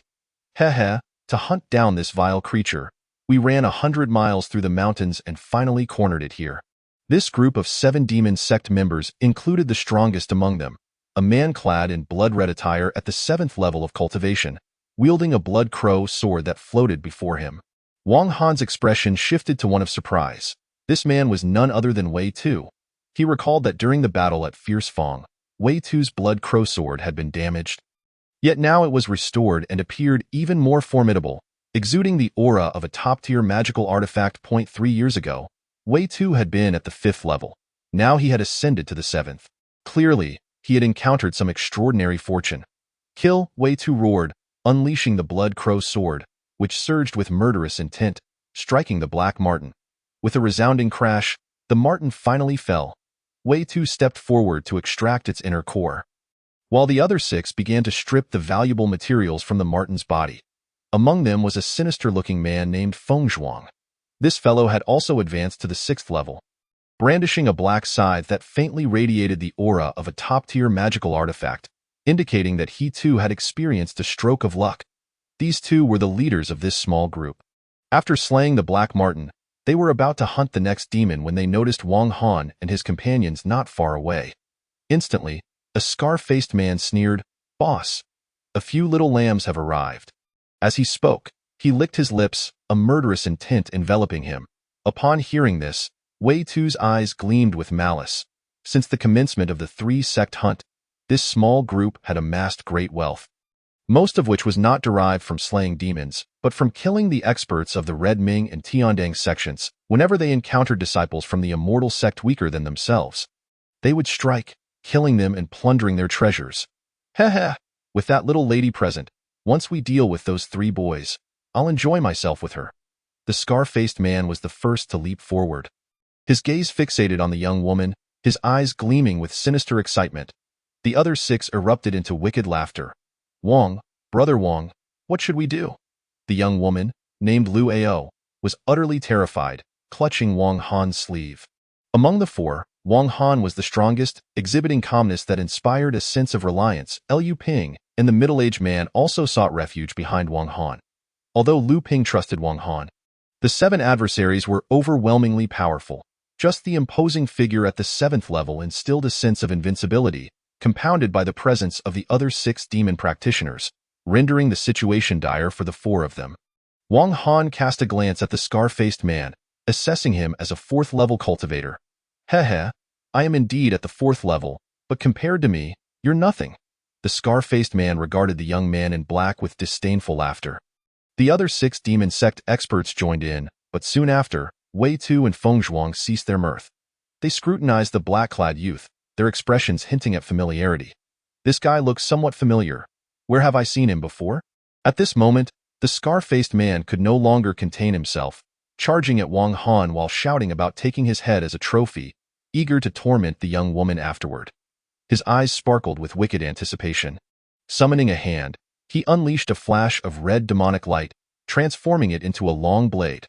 A low-tier demonic technique he had mastered to a high level over the years, surpassing the capabilities of ordinary superior techniques. With this strike, the long blade roared to life. Heh, this illusionary blade technique has reached its 6th level, with a total of 7 levels. Currently, its power rivals that of superior techniques at the 3rd or 4th level. That kid is merely at the 4th level. He won't be able to withstand 3 of my strikes. The 4 masters of the demonic sect chuckled with sinister delight, casting their dark spells to seal off the void in all directions, ensuring that these plump prey could not escape, particularly the woman, who possessed a modicum of beauty. However, in the next moment, the smirks on their faces abruptly vanished. Wang Han merely flicked his finger, and a burst of violet light flashed briefly, striking with a resounding thud against the long blade. Instantly, the blade vibrated violently and was sent hurtling back, unable to withstand even a single attack. Simultaneously, the scarred man's technique was shattered, causing him to spew forth blood. His eyes wide with disbelief. Observing the calm demeanor of the young man in black, it was evident he had not exerted his full strength in an instant. The scarred man silently cursed his misfortune. The arrogance he once held faded, and he turned to flee towards Wei Tu and Feng Zhuang. Yet, mid-escape, another burst of violet light shot forth, piercing through the scarred man's chest, obliterating his corporeal form. Who, then, is truly the Lamb? Wang Han coldly declared, stepping forward to seize a storage bag from the faint aura of blood, the remnants of the scarred man's possessions, which he deemed necessary to collect. He then fixed his gaze on the remaining 6, his eyes glinting with murderous intent. This scene brought a wave of joy to Lu Ping and his companions. In contrast, the demonic sect members' pupils constricted, particularly Wei Tu, who had previously clashed with Wang Han and had experienced the might of that violet light spell. He immediately recognized Wang Han and squinted, saying, "It has been 3 years, and your mystical powers have significantly improved." Wang Han replied with a cold smile, "And Wei brother, you and Feng brother have also made great strides in your dark arts." "Haha, my dark arts cannot compare to your mystical spell," Wei Tu retorted, his fixation on Wang Han's mysterious technique evident. "You are simply out of luck today, encountering me. Hand over your cultivated techniques and the secrets of your talisman swords, and I shall spare your life. Otherwise, you shall die." This man still vividly remembered the talisman sword formation Wang Han unleashed during the siege of the ferocious Fangya demon wolf, a technique of immense power, and he yearned for both his techniques and secrets. Feng Zhuang also recognized Wang Han, sneering, "Brat, obediently surrender all your treasures, leave that woman behind, and then get lost." "I believe it is you who should be leaving," Wang Han retorted, fixing his gaze on Feng Zhuang, his murderous intent intensifying. He then slapped the air, causing the void to tremble, and the violet light surged, boom, boom, boom, for successive sounds echoed. While Wei Tu and Feng Zhuang remained unharmed, the other 4 masters of the demonic sect were violently obliterated by the violet true energy, their bodies bursting apart. "You all shall perish." Wang Han's chilling voice reverberated across the area, imbued with a palpable aura of slaughter. Wei Tu and Feng Zhuang's pupils constricted, their earlier bravado evaporating in an instant. In a flash, Wei Tu brandished his blood crow sword, unleashing a torrent of malevolent energy, while Feng Zhuang swung his black sickle, manifesting a rectangular formation of dark true energy. Their combined assault met Wang Han's violet hand. Boom! After a series of explosive sounds, the blood crow sword and the black sickle gained the upper hand. Wei Tu and Feng Zhuang's expressions brightened. "Haha, brat, your mystical power may be formidable, but our treasures are not to be trifled with. And our realms far exceed yours. Prepare to die, for I will ensure your techniques are glorified." Wei Tu howled, unleashing waves of energy as the blood crow sword surged with sinister power. Feng Zhuang also swung his sickle, conjuring a long, black blade of light that condensed fiercely, altering the very essence of the world. Watching this unfold, Lu Ping and his companions could not help but feel a sense of dread for Wang Han. Yet, Wang Han narrowed his eyes, remaining unfazed. He struck his storage bag, and with a flick of his fingers, 2 flying swords, a long blade, and a 3-foot green peak emerged, radiating brilliance as they surged forth to meet the blood crow sword and the black sickle. Himph! With another cold snort, the winds and lightning erupted behind him, and in an instant, Wang Han vanished from sight. At the same moment, Wei Tu and Feng Zhuang squinted, unleashing their consciousness to search. Whoosh! Wang Han reappeared. Instantly behind Feng Zhuang, and with a powerful slap, Feng Zhuang felt a surge of terror wash over him. He quickly countered with a sinister energy hand, but it was immediately shattered. Boom! The violet hand obliterated the dark energy hand. Ah! Feng Zhuang let out a wretched scream. His arm nearly severed. He gritted his teeth against the pain, attempting to channel his magic, but it was too late. With a swift thrust, the violet hand pierced through his back, tearing through his chest and shattering his corporeal form as the chilling aura of death enveloped him. Struggling, Feng Zhuang turned his head to see Wang Han's indifferent face and the stormy wings behind him. Such speed!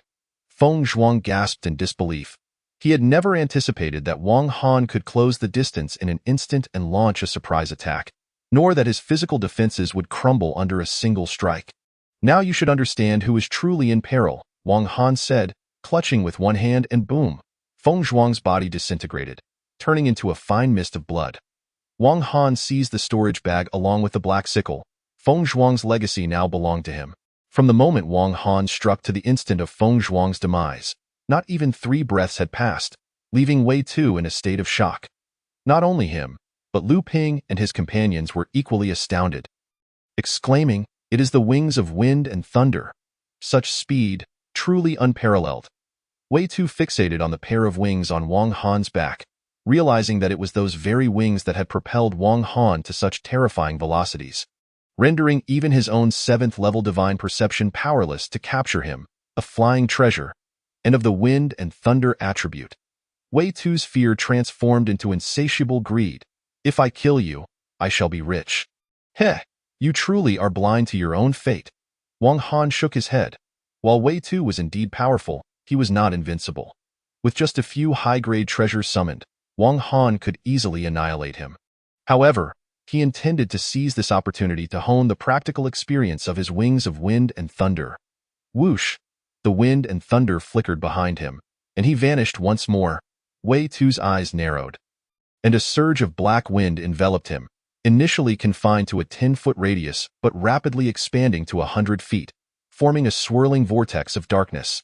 Within this tempest, Wei Tu's laughter echoed. "Brat, your speed may be swift, but within this cyclone, it will be severely hampered." Indeed, as Wang Han drew near, he was met with the blocking black wind, followed by the sound of slicing. The wind and thunder attribute unleashed its might, swiftly dissipating the black wind.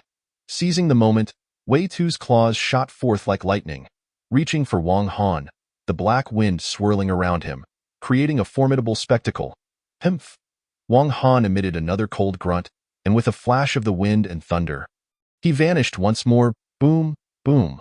Wei Tu's claws grasped at nothingness. The next moment, the black wind around Wei Tu trembled violently as a massive violet handprint appeared above him, crashing down with a thunderous roar, obliterating his protective black wind. "Not good," Wei Tu shouted, his claws coming together, unleashing a barrage of black rays that shot upward. Boom! Boom! Boom! The air trembled as Wang Han's figure emerged from the wind and thunder, his violet light fracturing before him. "Die!" Wei Tu's consciousness locked onto Wang Han, and he raised his claws once more, unleashing another storm of black rays aimed at Wang Han. He was utterly convinced that this time, Wang Han would be trapped with no means of escape. Yet he was mistaken. Wang Han's figure flickered, and he vanished again. Simultaneously, Wei Tu felt the void above him solidify, followed by a purple palm descending from the sky, crashing down with devastating force, shattering the black wind barrier and striking his head. Boom! Blood oozed from his skull as his head buzzed with the shock of a concussion. Wang Han's strike had rendered Wei Tu dazed. Boom! Wang Han delivered another blow, and Wei Tu's head exploded like a smashed watermelon. Wang Han swiftly grasped the storage bag and, with a single hand, crushed Wei Tu's corporeal form into dust before seizing the Blood Crow sword, his eyes gleaming with intensity. Thus, all 7 members of the demonic sect perished. From Wang Han's first strike to the demise of the 7, barely 30 breaths had elapsed. A 4th-level killer had slain a 7th level, a 6th level, 2 4th levels, and 3 3rd levels, all within 30 breaths. Such a feat would be hard to believe if spoken of. Yet Wang Han had truly accomplished it. Liu Ping and his companions stood in stunned silence, gazing up at the figure clad in black, as though they were witnessing a new revelation of the young man before them. The 3 individuals remained utterly astonished. The recent skirmish lasted merely 20 breaths. Yet Wang Han, possessing the formidable prowess of the 4th realm of life and death, managed to vanquish a group of formidable masters from the demon sect, an occurrence that is simply beyond comprehension.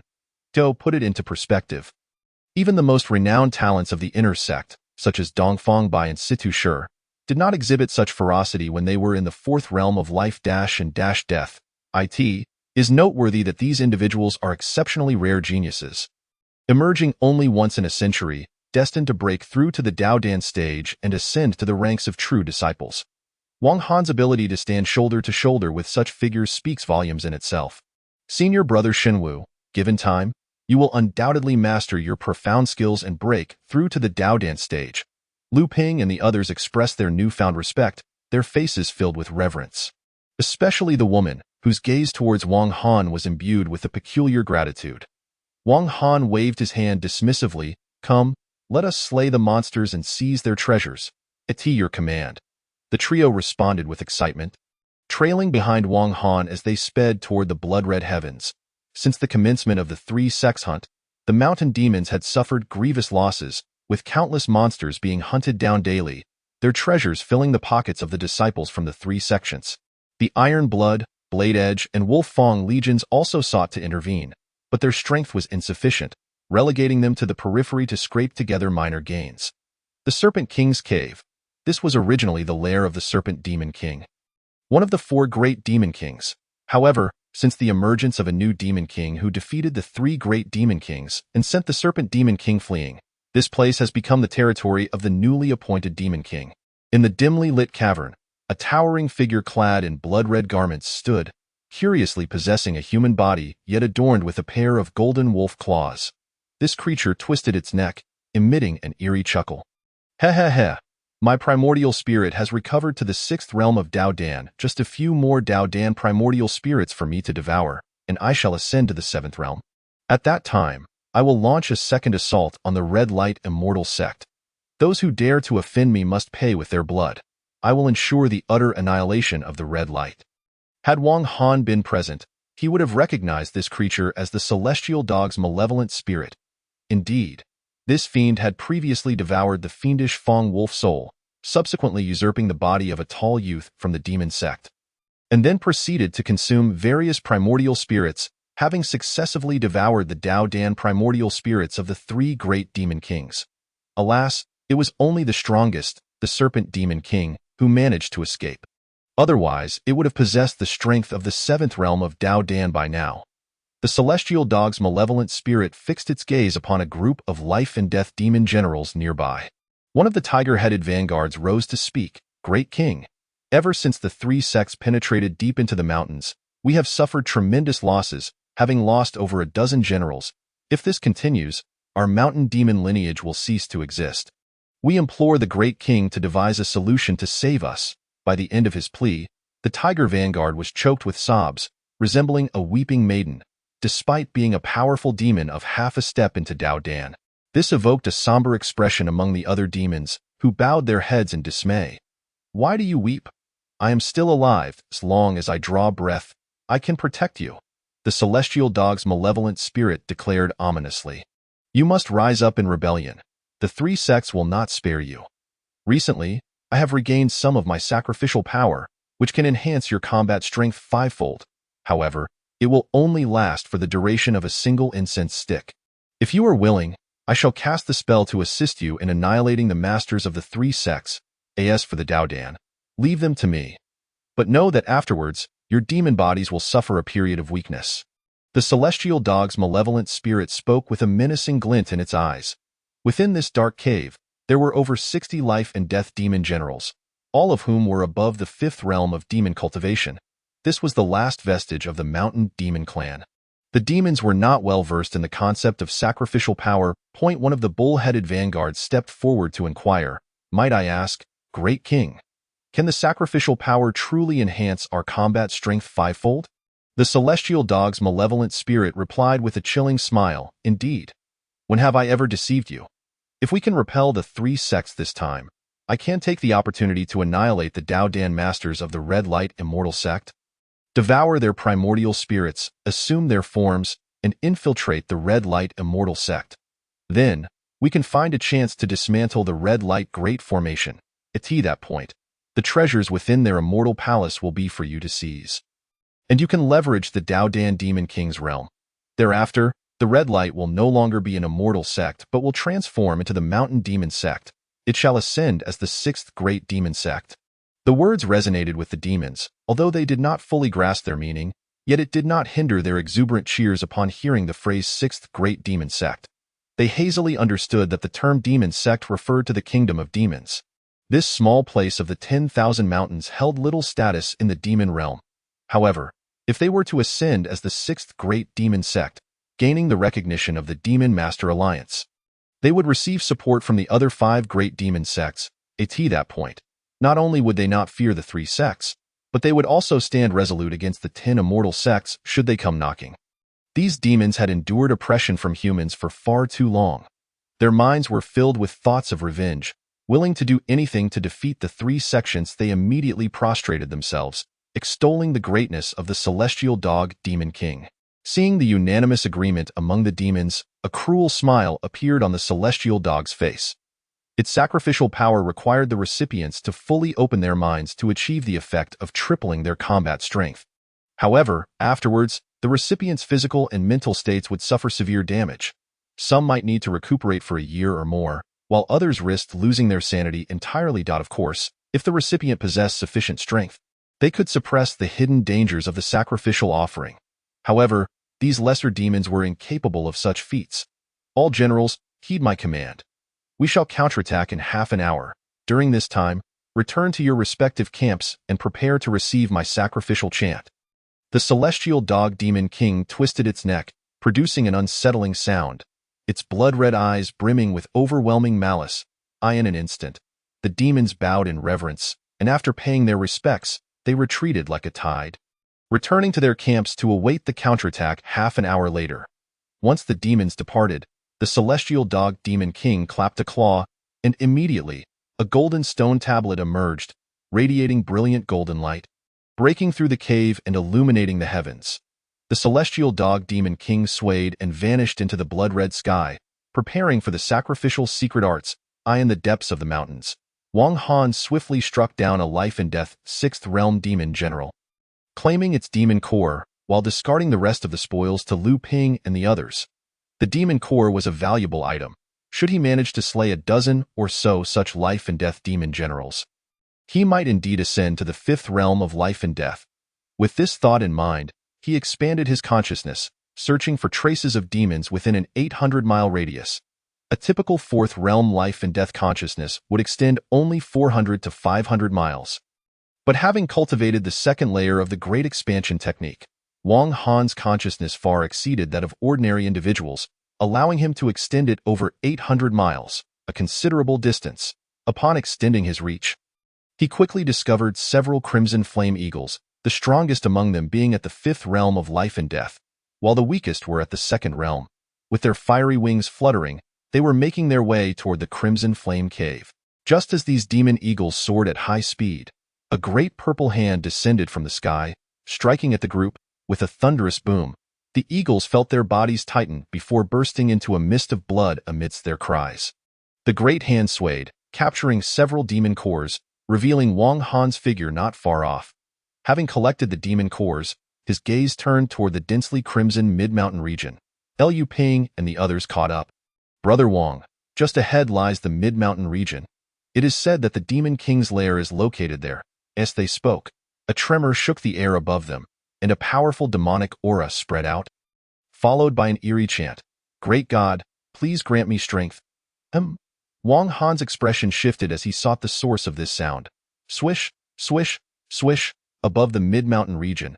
Over 100 figures emerged, all masters from the three sects, each smeared with demon blood and exuding a murderous aura. What is this chant? This could be a sinister spell cast by the Demon King. The crowd exchanged solemn glances, retreating in unison. Swish, swish, swish, in the sky. 6 figures emerged, emanating the aura of Dao Dan, 2 each from the red light, skyward, and primordial sections. These 6 gazed intently toward the Serpent King's cave. One man in a celestial robe spoke. This dog demon sorcery is treacherous. Its chant must be aimed at us. This individual was a forefather from the Red Light Immortal sect, having once battled the celestial dog Demon King and possessing some understanding of its peculiarities. The other 5 also wore cautious expressions. The celestial dog had single-handedly slain the 3 great demon kings and driven the serpent demon king into retreat, having breached the formidable red light formation. Each of these feats was astonishing in its own right. Faced with such a terrifying being, even 6 of them combined dared not act recklessly. However, after a brief wait, the chant ceased, and the earth returned to tranquility. Swish! Wang Han and the 3 rushed into the mid-mountain region, their figures darting past several groups from the Skyward sect. Wang Han soon spotted Zhaoqua and Jose among one of the groups. Zhaoqua and Jose belonged to the New Talent faction, led by Li Tianyi, one of the top 10 geniuses of the inner sect. As Wang Han approached the New Talent faction, Zhaoqua and Jose spotted him simultaneously, while Li Hongyi followed closely behind Li Tianyi. They were a pair of siblings, with Li Tianyi doting on his younger sister, protecting her throughout the hunt. Whenever they encountered ferocious beasts, he would take on the fight while ensuring all the spoils went to Li Hongyi to assist her in enhancing her cultivation. Wang Han observed that Li Hongyi had grown taller, her aura deep into the 3rd realm of life and death, and a faint demonic energy enveloped her, indicating she had consumed a fair number of demon cores. Wang Han, it's been a while, Li Hongyi exclaimed, her face lighting up as she greeted him. Hee. Wang Han surveyed Li Hongyi with a grin. Junior sister, your cultivation has greatly improved. Congratulations. Senior brother, please do not mock me. You have already reached the 4th realm of life and death, Li Hongyi replied enviously. Zhaoqua and Jose clapped Wang Han on the shoulder. We haven't seen you for 3 years. Where have you been hiding? Wang Han was on the verge of responding when several members of Li's faction, supporting Li Tianyi, approached. Li Tianyi, with a long face and an exceedingly slender physique, donned a long green robe draped casually over his shoulders, exuding an unpretentious demeanor akin to that of a neighborly older brother. I have long admired the esteemed reputation of senior brother Li. Wang Han hurriedly paid his respects, discreetly assessing Li Tianyi. Though this individual exhibited no fluctuations of vital energy, he emanated an aura of profound inscrutability, embodying the mastery of contained breath. It was as if he appeared to be an ordinary mortal. Yet within him resided a formidable expert on the verge of transcending into the realm of Dao Dan. Indeed, Li Tianyi was such a person. I often hear Zhaoqua and Jose speak of your remarkable prowess. Junior brother Wang, having met you today, it is indeed as they say, it is rare for someone of your age to attain the 4th realm of life and death. Even in my youth, I was far inferior to you, Li Tianyi remarked while scrutinizing Wang Han. The new faction members also appraised Wang Han, but they were unfamiliar with him and had never witnessed his prowess firsthand. Their expressions reflected a hint of astonishment, markedly different from the warmth shown by Zhaoqua and Jose. Had they known that Wang Han had recently vanquished Wei Tu and Feng Zhuang along with their 7 companions, they would have surely reacted differently. After exchanging pleasantries, Li Tianyi inquired, Are you here alone, junior brother Wang? Wang Han nodded. Senior brother Wang, join our New Talent faction. My elder brother is exceptionally righteous and will not treat you poorly. Though we may have started late, our development has been rapid, boasting 32 members to date. Moreover, my brother is on the cusp of breaking through to Dao Dan, Li Hongyi chimed in with a cheerful smile. Zhaoqua and Jose also chuckled. In this hunting expedition, among the 3 sects competing, our faction has sent experts to seize resources, and the larger benefits have all been claimed by the 10 factions. It would be unwise for junior brother Wang not to join a faction. Wang Han glanced around, noting the presence of various factions, and specifically sought the figure of Yi Qingqing. Unfortunately, she was not participating in this battle. He learned from Zhaoqua that since the last confrontation with the fierce Feng, Yi Qingqing had entered seclusion and had yet to emerge. As for joining the new talent faction, he thought little of it and ultimately agreed. He had gotten along well with Zhao Kuo, Zhou Zhe, and Li Hongyi, and out of respect for their earnest invitation, he felt it would be impolite to decline. Haha, with Junior Brother Wang's addition, our new talent faction gains yet another prodigious talent. At that moment, a few derisive voices echoed nearby. Just a mere fourth realm of life and death. Look at how delighted you all are. It's truly been ages since you've received a new member. Perhaps it's time for the new talent faction to disband to avoid further embarrassment. The remarks came from several figures clad in golden robes not far away. Upon hearing these words, the onlookers furrowed their brows. Their gazes fixed intently on the golden-robed individuals. Zhao Kuo turned to Wang Han and explained, "These fellows are members of the Golden Sword faction. Their leader, Jin Sheng, is a sworn enemy of our senior brother Li Tianyi. During this hunting expedition, there have been numerous conflicts between our factions," he added. "As we advance into the central mountain region, we must remain vigilant not only against the ambushes of the Qiming and the innate sects, but also against the treachery of the Golden Sword faction." Wang Han cast a glance at the few individuals and nodded, then turned to inquire about the central mountain region. Meanwhile, Lu Ping and the others had also joined the new talent faction due to Wang Han's influence, which greatly delighted them. Initially, their qualifications did not merit membership in the new talent faction, but they had benefited from Wang Han's reputation. This incident deepened their gratitude towards him. Chapter 81. The Battle of the Great Mountains, Part 1. The members of the Golden Sword faction. Seeing that the new talent faction ignored them, were about to hurl another round of mockery when a peculiar chant echoed once more. At the same time, a surge of demonic energy erupted from all directions. Several life and death demon generals knelt upon the ground, raising their heads in prayer, while seeds of willpower fell from above, transforming into a torrent of sacrificial demonic energy that coursed into the bodies of the demons, producing cracking sounds as their physiques underwent a transformation, growing fivefold in strength. With a thunderous roar, pairs of ferocious eyes glimmered with murderous intent, and amidst resounding howls, colossal demons surged forth at astonishing speed, plunging the central mountain region into chaos. The largest among them, a black tiger of mountainous proportions, radiated an oppressive aura that shattered the very ground beneath its paws, causing rocks to splinter and the surrounding space to collapse. Generating immense tremors, "Humans, get out!" With a thunderous clamor, thousands of demons poured forth, encircling the entire central mountain region. The boundless demonic energy churned violently as the Tengu Demon King chanted loudly, his voice echoing through the blood-red sky, commanding attack. Before the experts from the three sects could react, the colossal mountains suddenly crumbled, and monstrous demons, their eyes ablaze, charged forward. Soon, screams echoed as the three sects suffered heavy losses. Those demons unleashed an unstoppable momentum, appearing as if they had gone mad, with the black giant tiger being the most ferocious, exuding the aura of Dao Dan with a deafening roar. It instilled terror in all. "The mountain demon clan is counterattacking," someone shouted. Instantly, the experts of the three sects activated their profound techniques and magical treasures, but the onslaught of the demons was relentless, akin to a torrential flood. Dozens of lesser beings below the fifth realm of life and death were crushed mercilessly. In response to this sudden counterattack from the demon clan, the three sects acted swiftly arranging their formations. "Line up!" The ancestral master of the Qiming immortal sect bellowed, waving his hand as layers of azure light spread across the sky, exuding tremendous pressure, forming an invisible net that ensnared hundreds of experts from the Qiming immortal sect as they charged toward the mountain demons. With a resounding crash, several demons were sent flying. Yet new ones quickly swarmed in, their shrieks and roars drowning out the cries of the Qiming members. The expressions of the two ancestral masters from Qiming turned grim as they prepared to cleanse the demons. But at that moment, a golden beam of light shot forth from the blood-red sky, hurtling directly towards them. The two masters' faces changed drastically as they immediately activated the Qiming immortal decision and shouted towards the heavens. "Tengu Demon King, it hides within the blood sky. Let us combine our strength to slay it."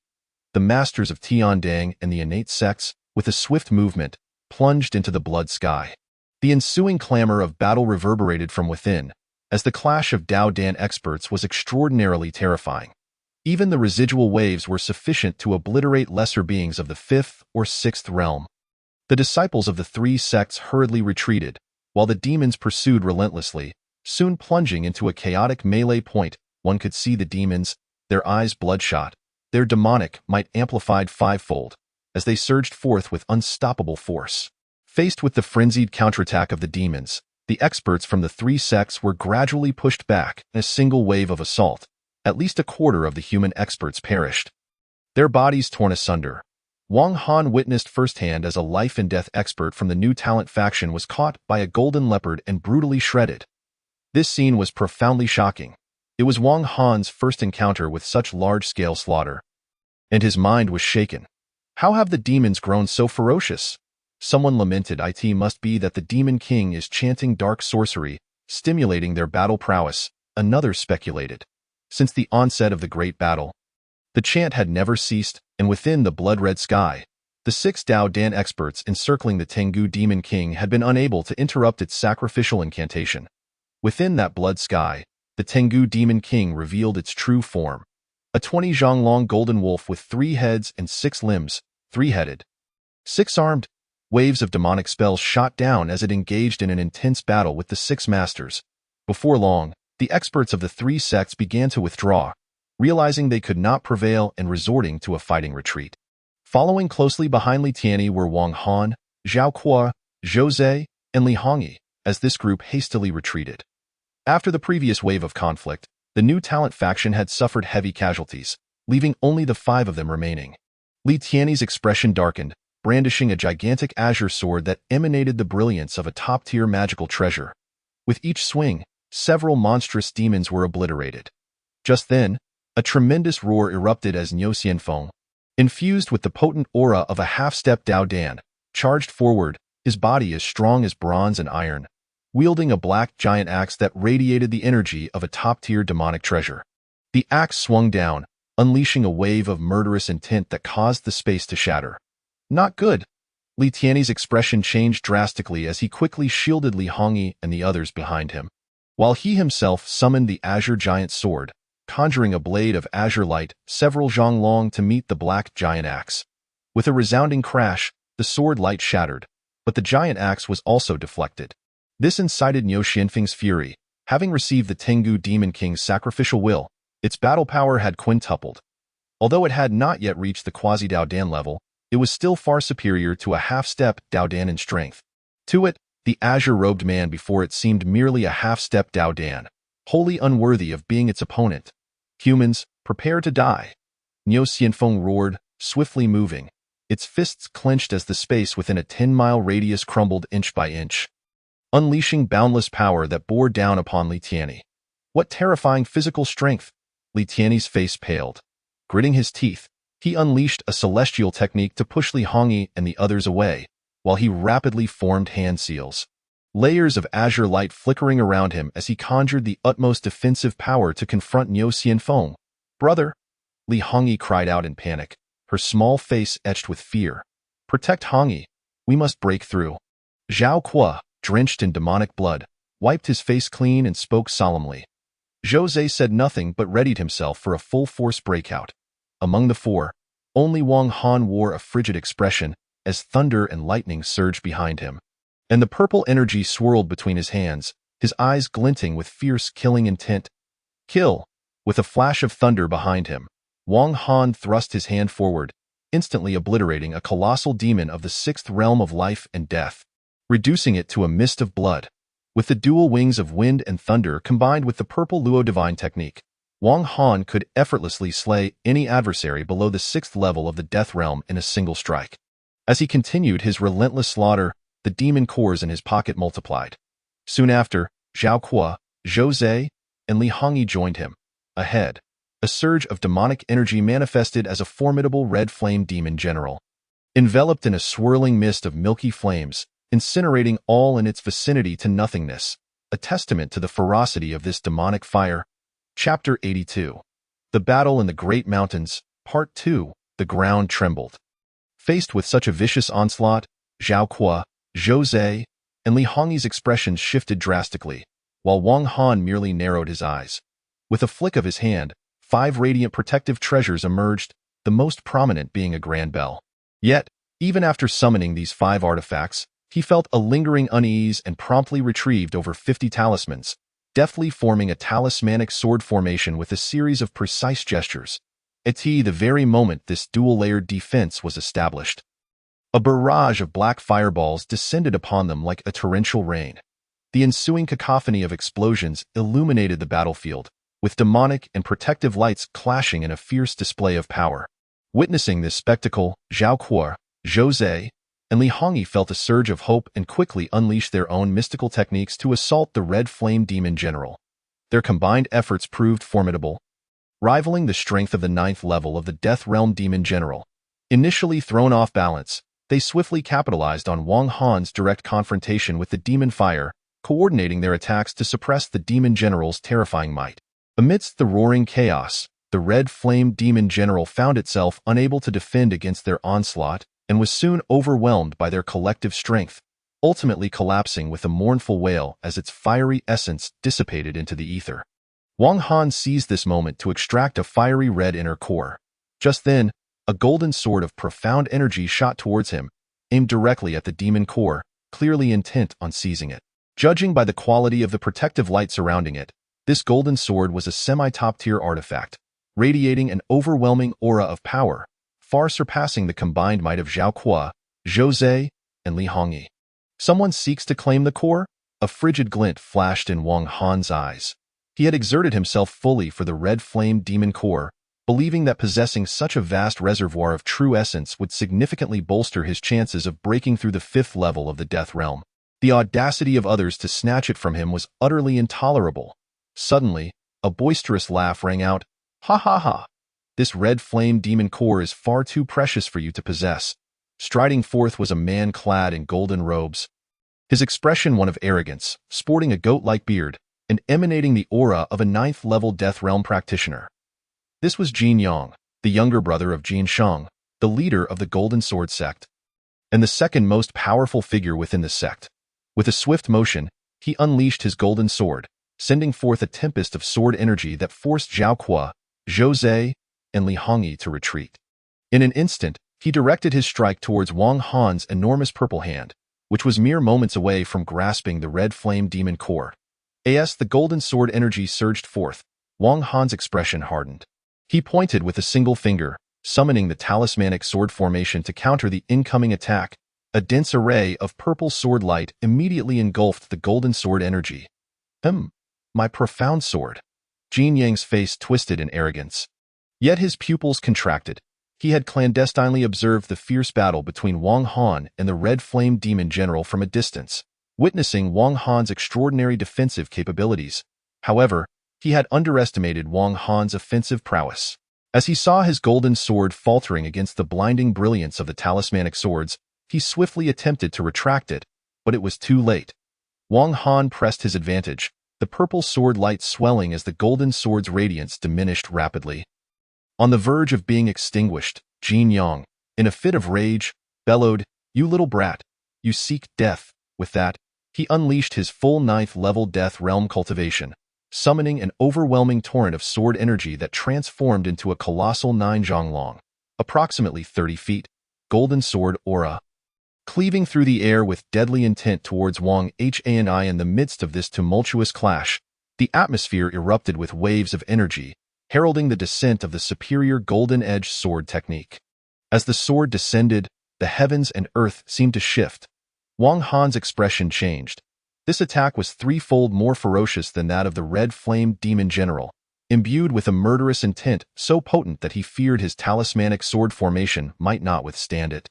In a moment of urgency, Wang Han flicked his sleeve, summoning 5 more high-tier artifacts, all geared for offensive combat, which transformed into 5 beams of lethal light that surged towards the 9 long golden sword aura.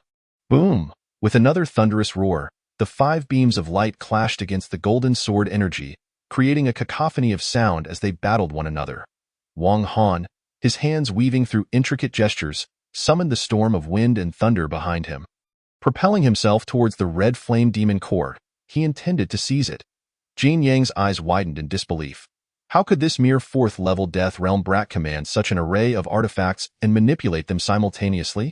There was a colossal secret hidden within him. Once he captured this boy, he would force him to divulge it. With a shriek, Jin Yang clasped his hands together, unleashing over 10 golden sword lights from his body, his innate golden-edged swords, each imbued with extraordinary power. Upon their emergence, they sped towards Wang Han's wind and thunder escape. Brother Wang, Zhao Kuo and Jose suddenly appeared before Wang Han, invoking their artifacts to counter the onslaught of 10 golden swords. With their timely intervention, Wang Han snatched the red flame demon core, and in a flash of wind and thunder, he reappeared behind Li Hongyi. Without waiting for her to utter a word, he enveloped her in his arms and shouted to Zhao Kuo and Jose, "Elders, do not linger." After their brief skirmish, Wang Han had gauged Jin Yang's formidable prowess. If they continued to fight, he would have no choice but to unleash a torrent of talismanic swords. However, such an escalation would lead to a significant confrontation. And given the chaotic battlefield, drawing attention to themselves could invite a swarm of demons. They needed to escape before it was too late. Jin Yang, audacious as ever, chose to pursue the demon core rather than flee for his life. "Brother, take Hongyi and go." Zhao Kuo and Jose were not Jin Yang's match, but they could certainly delay him for a few breaths. Understood. Wang Han did not waste words. His dual wings of wind and thunder flickered once more, propelling him at incredible speed into the throng of demons. Li Hongyi, held in Wang Han's embrace, inhaled his unique scent, a blush creeping across her cheeks. This was the first time she had been so close to a man, her heart racing like a startled deer. Yet, amidst the carnage of the battlefield, her subtle transformation appeared trivial. Wang Han's focus remained solely on their escape, oblivious to the girl's flustered demeanor. As the first rays of twilight descended, the chaos of battle began to wane. Yet, the elite forces of the three sects had suffered grievous losses, leaving them unable to retaliate, consumed with thoughts of self-preservation. Even the 6 formidable warriors besieging the celestial dog demon king fled in disarray, unable to vanquish their foe. Meanwhile, the celestial dog demon king relentlessly pursued the 2 Daodan experts wielding the red bright immortal technique, refusing to relent. The hunting expedition of the 3 sects came to a dismal conclusion. Chapter 83. The retreat from the great mountains. The experts of the 3 sects could scarcely fathom that what began as a jubilant and grand hunting expedition would culminate in utter defeat. Although not all their forces were present, they had dispatched an elite contingent of over 800 warriors, all of whom were above the Death Realm. This formidable assembly could have easily obliterated 3 major battalions. Yet now, more than half of these elite forces lay slaughtered, their morale shattered. A catastrophic defeat. A catastrophic defeat. Someone cried out as they fled in haste. These abominable beasts have increased their combat prowess 5-fold. A middle-aged man at the 6th level of the Death Realm had barely finished speaking when a dark red claw tore through his chest, obliterating his body in an instant. Wang Han, cradling Li Hongyi, executed a series of wind and thunder escapes, finally breaking free from the encirclement. Hearing the gruesome sounds of battle behind him, his face paled. This fierce confrontation had drained him significantly. The recovery power of his jade pendant could scarcely keep up with such expenditure of spiritual energy. At that moment, his internal energy had dwindled to less than 30%, and as he glanced at the blood-soaked horizon, his heart grew heavy with foreboding. Just then, a sound of breaking air pierced through the chaos. It was Li Tianyi, bursting forth with a thunderous shout, "Quickly, take Hongyi and flee." Wang Han nodded resolutely, and with another flick of his wind and thunder wings, he vanished deep into the mountains. Behind him, Li Tianyi's face was etched with icy resolve as 6 massive demons charged towards him with ferocious roars, eyeing a certain location on the outskirts of the great mountains. Accompanied by a crack of thunder, Wang Han's figure emerged, his complexion increasingly pallid as he held Li Hongyi in his arms. "My spiritual energy is depleted. I need a place to recuperate." Without waiting for Li Hongyi to respond, Wang Han descended into a shadowy valley, surveying his surroundings. Enormous black stones and ominous trees exuded a chilling aura. He then unleashed his flying sword to carve out a cave, beckoning Li Hongyi to enter. "Brother Wang, can you put me down now?" Li Hongyi murmured shyly, lowering her head. Wang Han suddenly realized he was still embracing Li Hongyi in the rush. He had not noticed her presence. now, inhaling her unique fragrance. He felt a momentary daze, but he quickly set her down. Raising his hand, he summoned over 100 talismanic swords, embedding them into the surrounding rocks. I shall meditate for half an hour. Wang Han fixed Li Hongyi with a gaze before settling into a cross-legged position, producing several high-grade crystal stones as he began to cultivate. Inside the cave, Li Hongyi stole glances at Wang Han, who was immersed in his meditative state, a faint blush returning to her cheeks. Once again, the young girl couldn't help but recall her first encounter with Wang Han, the scene of purchasing the blood essence of a tiger's bone, that time. Wang Han had merely reached the 5th level of qi refinement. Yet now he had astonishingly ascended to the 4th level of life and death, his divine abilities and magical powers far surpassing those of his peers. Even Zhao Kuo and Zhou Zhe would not stand a chance against him. A smile involuntarily graced the corners of the girl's lips. Unbeknownst to her, her heart fluttered, and her gaze towards Wang Han was tinged with a hint of something unusual. I wonder if Brother Wang has someone special in mind. She thought shyly. Inside the cave, a profound silence enveloped the space, broken only by the soft sound of the girl's breathing. Not far from their location, a band of iron-blooded mercenaries, numbering 13, was led by a youth clad in blood-red garments. This individual bore resemblance to the third son killed by Wang Han during their deadly confrontation. Indeed, he was the second son of the Iron Blood Brigade, the elder brother of the third son. At the 4th level of life and death, he was flanked by 2 blood-red elders, both at the 7th level of life and death.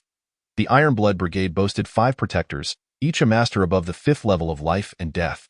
And these 2 blood-red elders were among them. They followed the second son, their eyes glinting with a sinister light, while the remaining mercenaries wore expressions of treachery. Second son, including that brat from earlier. 6 have already perished at our ambush. The experts from the 3 sects are not as formidable as they seem, cackled a mercenary with a sharp face. Indeed, all 6 were heavily injured when they came. A short while ago, our scouts reported that the disciples of the 3 sects suffered a crushing defeat at the hands of the monsters. Now, they are in complete disarray. We lie in wait here, ready to strike. Each one of these disciples is like a plump fish. Taking one down is worth a month's worth of our earnings. Another chimed in. Exactly, typically, the 3 sects look down upon us mercenaries and prevent us from entering the deep mountains. Their current plight at the hands of the monsters is truly deserved, however. A voice of concern emerged, but speaking of which, these monsters are undeniably fierce. If they could defeat such a powerful assembly as the experts from the 3 sects, might they seize this opportunity to storm the outskirts of the mountains and reclaim their lost territories? No. Although the monsters have repelled the experts from the 3 sects, they too have suffered significant injuries and pose no immediate threat to the outer regions. As the discussion unfolded, a scout rushed in with news. Second son, I have spotted a man and a woman near the Great Stone Mountain.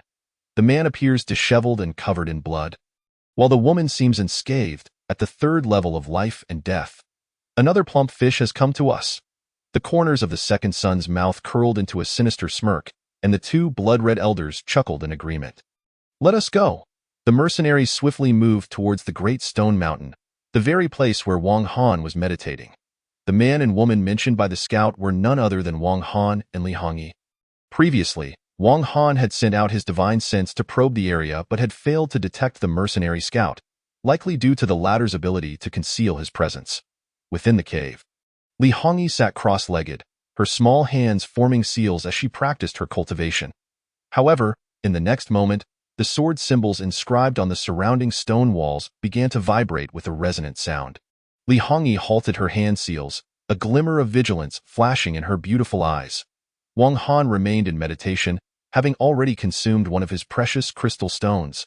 Outside the cave, swish, swish, swish, figures darted through the air. Encircling the black stone cave, the mercenary scout announced, "This is the place. I personally witnessed that man and woman enter this cave." The second son nodded, extending his divine sense, only to have it repelled almost immediately. A look of surprise crossed his face as he quickly deduced that there were experts within the cave. Yet, recalling the scout's earlier report of the man's injuries, his surprise morphed into a chilling murderous intent.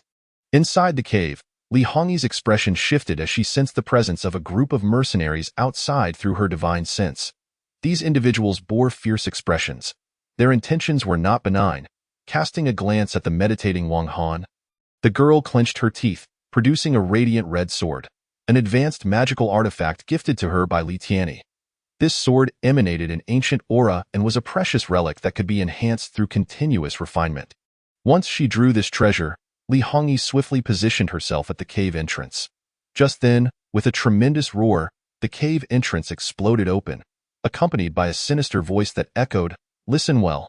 We seek only treasure and wish to avoid unnecessary bloodshed. Hand over all valuables, and do not resist foolishly, lest you suffer grievous harm. You scoundrels, who are you?" "I am Li Hongyi, the younger sister of the esteemed leader of the newcomer faction, Li Tianyi. If you know what's good for you, you'd best retreat," Li Hongyi declared, her demeanor outwardly fierce, though her heart raced with anxiety, her beautiful eyes warily fixed on the mercenaries. "Oh, this little girl is quite a catch." The mercenaries erupted into laughter at Li Hongyi's bold proclamation. "No matter if you are a newcomer or from the Heavenly Dangers sect, once you step onto my turf, you must abide by my rules. Second son, what do you think? This little girl." The mercenaries' eyes gleamed with wicked intent, fixated on Li Hongyi as if they wished to devour her whole. Faced with their lecherous gazes, Li Hongyi's complexion turned pale.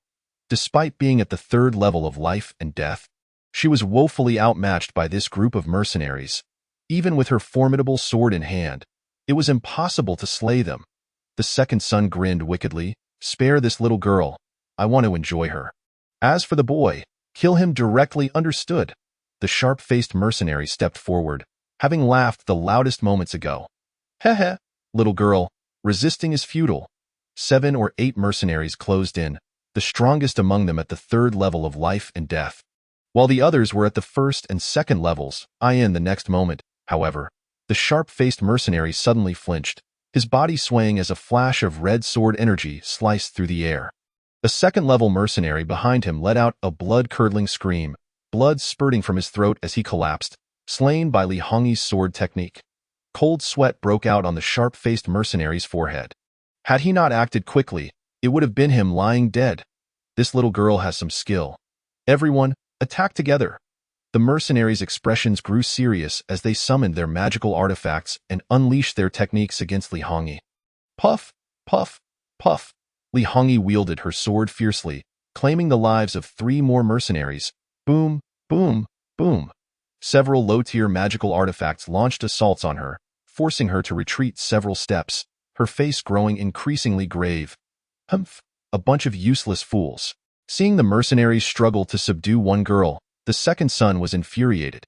He raised his hand, and immediately, a massive hand of blood energy materialized, crashing towards Li Hongyi. The air roared with the force of this attack. A manifestation of the supreme technique known as Iron Blood Decision, it was domineering, ruthless, and possessed immense lethality. Confronted with this brutal strike, Li Hongyi's expression darkened. She swung her sword, unleashing a blade of sword light that cleaved through the air. Puff! The sword light collided with the hand of blood energy, and unexpectedly, the sword's power proved more formidable, slicing through the blood energy with a flicker. Ugh! The second son grunted, blood oozing from his palm. Wounded by the sword light, his fury intensified. "You wretched girl! How dare you injure me? Once I capture you, I will indulge myself. Then, I will hand you over to my subordinates. You will learn what it means to be a woman." "Beast, die!" Li Hongyi was enraged. No one had ever dared to insult her. With a flash, another beam of sword light shot towards the second son. "Young master, allow me to deal with this girl." Before the second son could react, one of the blood-red elders moved with a swift motion, striking out with a palm. Instantly, waves of energy erupted, overwhelming the sword light, and the violent wind struck Li Hongyi, sending her flying 3 or 4 zhong, causing her to spit out a mouthful of blood. "It's the 7th level of life and death." Li Hongyi glared bitterly at the blood-red elder. She had witnessed Wang Han effortlessly slay monsters at the 7th level. Yet here she was, unable to withstand a single strike from the elder, realizing the vast chasm between her and Wang Han. Reflecting on their initial encounter, when their strengths had been closely matched, she now felt a deep sense of despair at the disparity that had developed in just 2 short years. A bitter taste filled her heart, and a wave of disappointment washed over her. leaving her feeling profoundly disheartened. "Heh heh, little girl, are you spitting blood now?" The mercenaries approached Li Hongyi, their laughter echoing as they advanced menacingly. Yet, they were cautious. Although she had been wounded by the protector, her sword still exuded a formidable aura. The second son's expression softened slightly, though the pain in his palm made him exceedingly irritable. His gaze fell greedily upon the sword. "I want the girl. And I want that sword too." He licked his lips, a sinister smile forming. Li Hongyi's face turned as pale as death. She could scarcely bear to contemplate the fate that awaited her in the hands of these mercenaries. Gritting her teeth, she looked towards the meditating Wang Han. "Brother Wang. Heh heh, little girl, just wait for your ascent into the heavens." A few small mercenaries extended their devilish claws towards Li Hongyi. At that moment, an unexpected turn of events occurred. Several small mercenaries suddenly lost control over their bodies, soaring into the air as if an invisible force had taken hold of them. What is happening? As they ascended, they felt an overwhelming, terrifying pressure bearing down on them. Boom, boom. In no time, they exploded into a mist of blood, leaving only the sharp-faced mercenary alive, his expression one of sheer agony as if something were constricting his throat. "Young master, save me," he pleaded. The second son narrowed his eyes, fixating on the black-clad youth seated in meditation. Unbeknownst to him, Wang Han had opened his eyes, a chilling expression etched upon his face as he raised one hand. Purple light swirling around him. The invisible force was the oppressive might of the purple Luo divine technique. What a powerful fluctuation of profound energy! The two elder men clad in blood-red garments also fixed their gaze upon the young man in black. With a swift motion of his fingers, Wang Han summoned the small, sharp-featured mercenary, who floated over and seized the young man's neck. A sinister smile crept across his lips, his eyes brimming with a bloodthirsty killing intent. "Master, spare me!"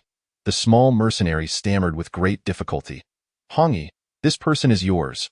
Wang Han shot a glance at the mercenary before casually tossing him to Li Hongyi, simultaneously channeling a stream of purple profound energy into the girl. Instantly, she felt a surge of strength return, leaping up with her battle sword, which she plunged into the mercenary's thigh with a sharp thrust. Blood gushed forth, and the mercenary let out a wretched scream. "Auntie, spare me! Spare me!" Throughout the ordeal, the two blood-clad elders and the second young master remained silent, their focus unwavering on the young man in black. He appeared merely at the fourth level of life and death. Yet he could effortlessly crush 5 or 6 individuals at the second or third level of life and death with sheer momentum. This was no simple feat. A prodigious genius. Wang Han stood, a mocking smile on his lips as he addressed the trio. "Are you 3 here seeking death?"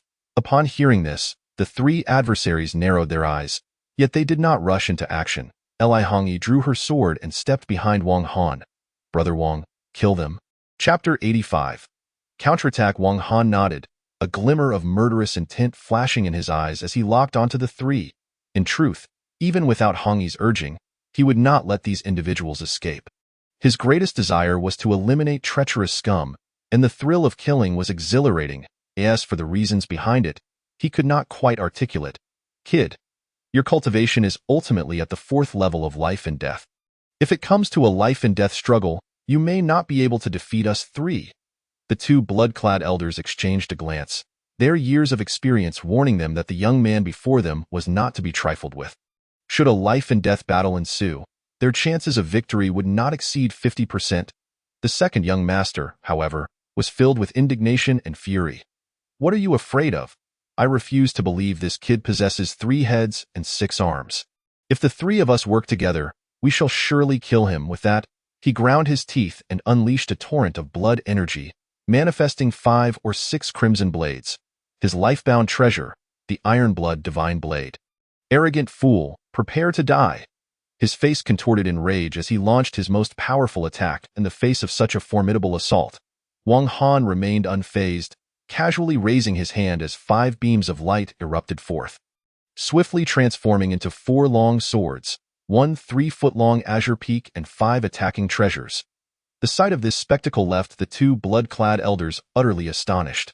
With their 7th level of life and death cultivation, they could barely command 3 high-tier treasures, yet this young man unleashed 5 with a single gesture.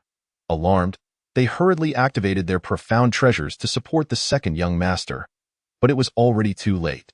Whoosh! In the blink of an eye, 5 treasures pierced through the air, shattering the iron blood blades in succession. The second young master spat blood repeatedly, his body erupting violently.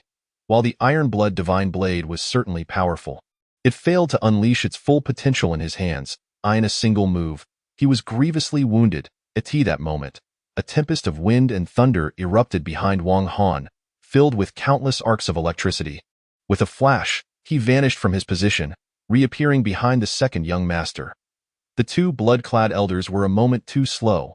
Witnessing their young master in peril, they shouted urgently, "He is the second young master of the Iron Blood Wolves. If you kill him, the Iron Blood Legion will not spare you." Wang Han's hand shot out, and the protective barrier surrounding the second young master shattered with a crackling sound, lifting him as though he were a mere chick. Turning to glare at the 2 elders, he coldly declared, "Perhaps you are unaware that I also killed your third young master." As he spoke, he crushed the second young master into a mist of blood. The second young master did not even have time to utter a final word before meeting his demise. Upon witnessing the second young master's gruesome end, the 2 elders were filled with rage. "How shall we report back to the commander? You claim to have killed the third young master as well?" The 2 elders roared, their expressions twisted with fury. "Indeed. Do not fret, soon you too shall join him in the underworld." Wang Han sneered, and with a flicker of his treasures, he charged at the 2 elders, while behind him, the tempest of wind and thunder once again flickered, vanishing from sight. "This kid is incredibly fast." The 2 elders were both shocked and furious, hastily activating their defenses. What followed was a relentless barrage from Wang Han, who moved like a specter, continuously assaulting their defenses with his treasures. The 2 elders possessed numerous defensive methods, and after several exchanges, though their barriers had been significantly compromised, they still struggled to hold on. A hint of pallor crossed Wang Han's face. Having been interrupted while meditating, he had only regained 50% of his energy. And after this bout of combat, he was nearly depleted. Even the power of his treasures was waning, a detail not lost on the 2 elders' perceptive eyes. With a roar, they unleashed a torrent of blood energy that enveloped the brilliance of Wang Han's treasures in an instant. Hungrily devouring their essence, it appeared that relying solely on his treasures would not suffice to defeat these 2. Wang Han inwardly lamented the unfortunate turn of events. If only he had sufficient energy, he could summon a 6th high-tier treasure and continuously wear down their defenses with his wind and thunder escape technique. However, given his current state of energy deficiency, prolonged combat was not an option. At this juncture, he could only resort to summoning his talisman swords and forcefully strike them down. Bang!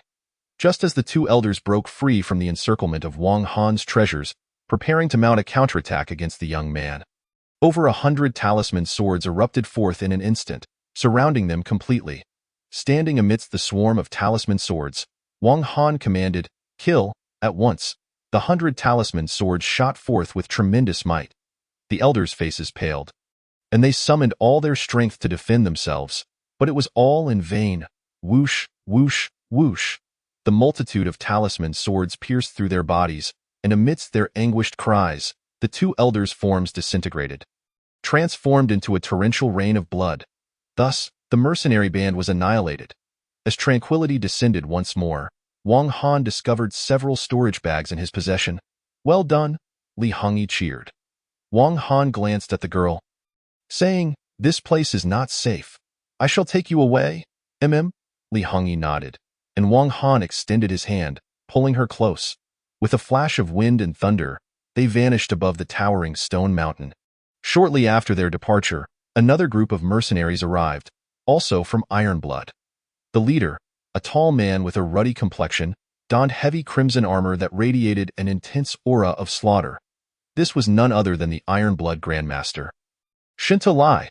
Having heard the sounds of battle, he came to investigate, and upon surveying the scene, he found unmistakable signs of conflict.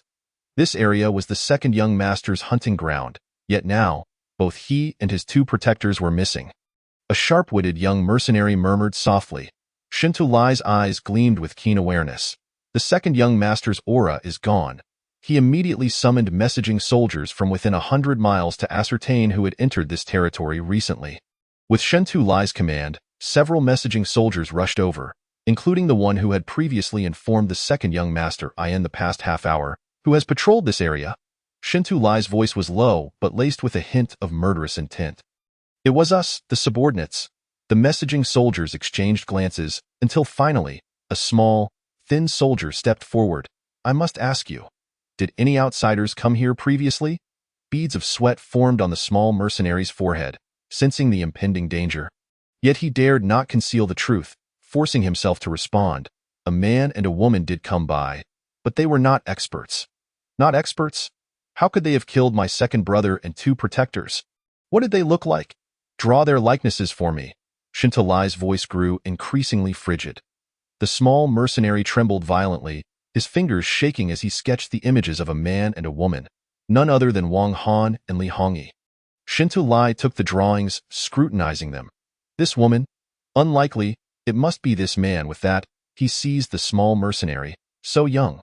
Are you certain you didn't make a mistake? The small mercenary's voice quivered with fear. No mistake, it's definitely them. Is that so? Then you can die. Shentu Lai's hand crushed the small mercenary's throat, leaving him lifeless, then with a cold expression declared, upon sighting the individuals depicted in these images, inform me immediately. Any delays will be met with dire consequences. As he spoke, he crushed the small mercenary's body to pieces. The remaining mercenaries were filled with dread, cautiously nodding, fearful of incurring the wrath of this grandmaster. Chapter 86. Return to the sect 2 days later. Within a dense forest at the foot of Tiandang Sect Mountain, a tempest of wind and thunder surged, revealing Wang Han's figure, with Li Hongyi following closely behind. After 2 days and nights of travel, they had finally returned to Tiandang Sect. Gazing upon the majestic pavilions and towers, both felt an indescribable weight in their hearts, uncertain of the safety of Li Tianyi and the others.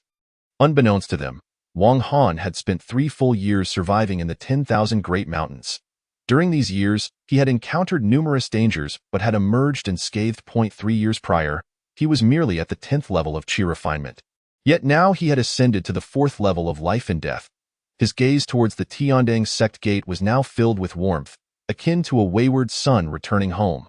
This was the place that nurtured Wang Han's growth. And unbeknownst to him, he had developed a sense of belonging to this sect. Brother Wang, I owe you my gratitude this time, Li Hongyi whispered. Wang Han smiled faintly. The recent disturbances in the mountains must be reported to the sect without delay. With that, he took a step forward, vanishing into the depths of the forest. Li Hongyi watched Wang Han's retreating figure, biting her lip before following closely behind. Within the white mist barrier leading to the servants' mountain, Wang Han called out, Tiandang disciple Wang Han returns to the mountain. Tiandang disciple Li Hongyi returns to the mountain. As the 2 men shouted, the misty array began to writhe wildly. Soon, 2 figures emerged from within, one clad in gray, the other in white. Upon seeing these 2, a flicker of astonishment flashed across Wang Han's face. He recognized them both. One was Du Kong, who had introduced him to the outer sect, and the other was Lu Shixiang, who guarded the mountain path leading from the outer sect to the inner sect. It had been 5 years since their last meeting, and both had already reached the 5th level of the Death Realm. A realm higher than Wang Han's own. Du Kong and Lu Biao glanced at the man and woman amidst the mist, and then said, present your identity tokens. When Wang Han and Li Hongyi left Tiandang Sect, they were still disciples of the outer sect, and their identity tokens reflected that. After they handed over their tokens, Du Kong and Lu Biao scrutinized them closely, confirming that the tokens contained the unique prohibitive seals of Tiandang Sect.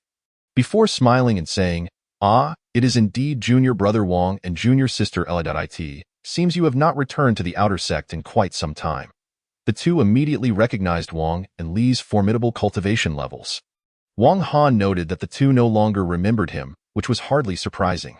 Stationed at the mountain gate, they encountered countless faces daily and could not possibly remember them all. Indeed, we have just returned from the 10,000 Great Mountains. And it has been 3 years since we last left. The 10,000 Great Mountains. Du Kong and Lu Biao exchanged glances, their expressions shifting to one of surprise. We heard that the monsters there were counterattacking.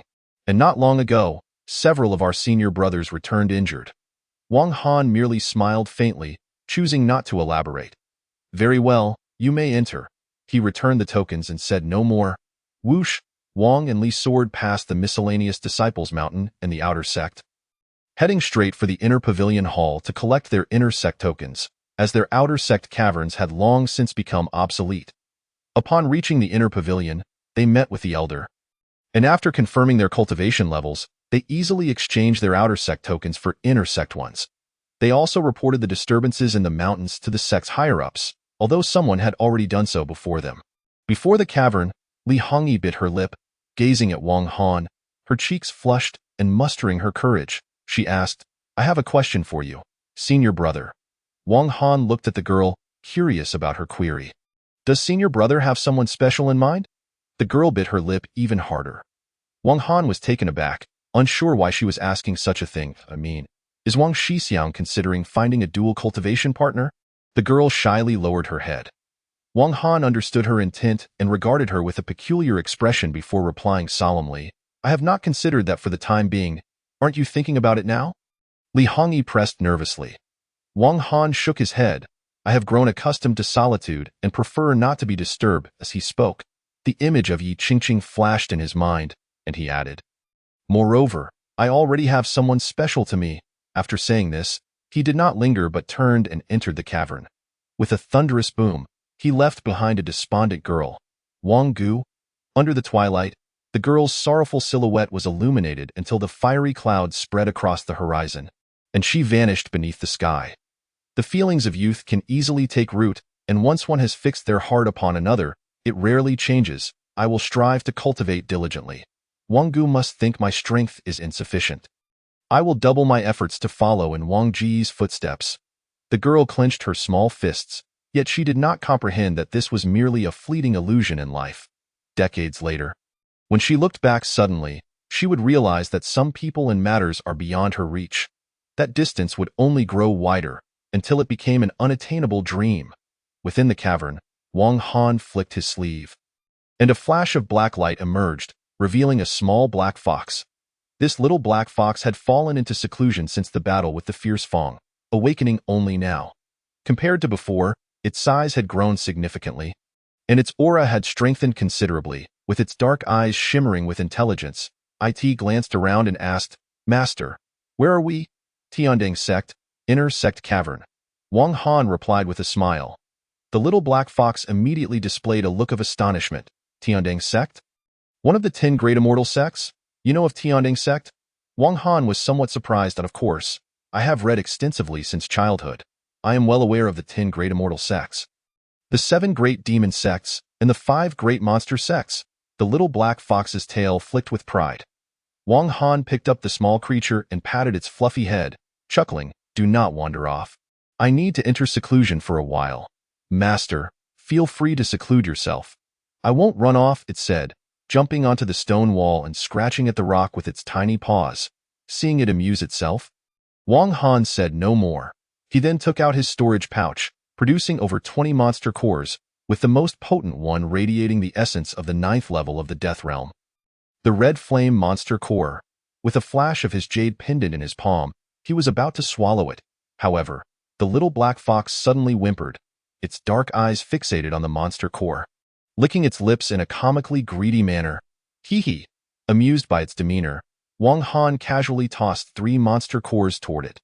The little black fox eagerly caught them, slowly bringing them to its mouth, appearing torn between wanting to eat them and holding back. Wang Han laughed heartily and tossed 3 more cores. The little black fox caught them and nodded its small head, finally swallowing one before mimicking Wang Han's seated posture, breathing in and out as if in meditation. Such a little creature. Wang Han shook his head, then inhaled deeply, swallowing the remaining monster cores in one go, transforming them into a torrent of primal energy to refine. Chapter 87. The 5th level of death. The cavern regained its tranquility. News of the 3 sects' defeat in the central mountain region swiftly spread across the southwestern lands and reached the ears of the Immortal Alliance. The 8 immortal sects, 6 demon sects, and 5 monster sects all turned their attention toward this event. The Righteous Sect, Taiji Immortal Sect, even dispatched envoys to Tiandang and Chiming, inquiring about the situation. However, by the time these envoys arrived, the mountain monsters had mysteriously vanished, as if evaporated overnight. Even the Tengu Demon King was nowhere to be found. No one knew that at this moment, the Tengu Demon King had infiltrated the chiming immortal sect, preparing for a grand conspiracy. The mountain monsters subsequently faded into obscurity, and the interests of the 10,000 great mountains were divided. In the aftermath of the battle, the chiming immortal sect suffered the greatest losses, prompting its higher-ups to demand that resources be allocated to them in half. The remainder was to be divided between Tiandang and the Xintian sects, which incited furious outrage from both Tiandang and the Xintian sects. Particularly for the rapidly rising Tiandang sect, they had long harbored ambitions to engage in a grand conflict with the chiming immortal sect, and this served as the perfect pretext to continually bolster their forces in the 10,000 great mountains and seas territory. The Xintian demon sect maintained neutrality, choosing not to contest the vast resources deep within the mountains, but instead began clearing the 3 major legions from the mountain periphery, attempting to claim the outer regions for themselves. These 3 legions were exceptionally cunning, never engaging directly with the Xintian demon sect. After several months, many mid-level experts from the Xintian demon sect fell in battle. Faced with such circumstances, the Xintian demon sect grew enraged. They dispatched Dao Dan experts to suppress the mountain periphery, and warfare erupted daily. On a certain day, a resounding boom echoed from the cavern where Wang Han resided, followed by 2 beams of precious light soaring skyward. Accompanied by intense violet energy, amidst the thunderous noise, the spectacle was nothing short of grand. Shortly afterward, a violet figure burst forth from the cavern, slapping the void with a single hand, manifesting a violet handprint that exploded with a resounding bang. The surrounding space erupted violently within a 100-mile radius, unleashing a cataclysmic force. The 3rd level of the purple Ruo divine art had finally been perfected. The violet light shimmered, revealing Wang Han's figure.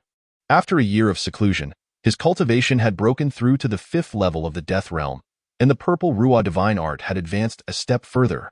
The purple Ruo handprint, emblematic of the 3rd level of the purple Ruo divine art, unleashed devastating power upon activation.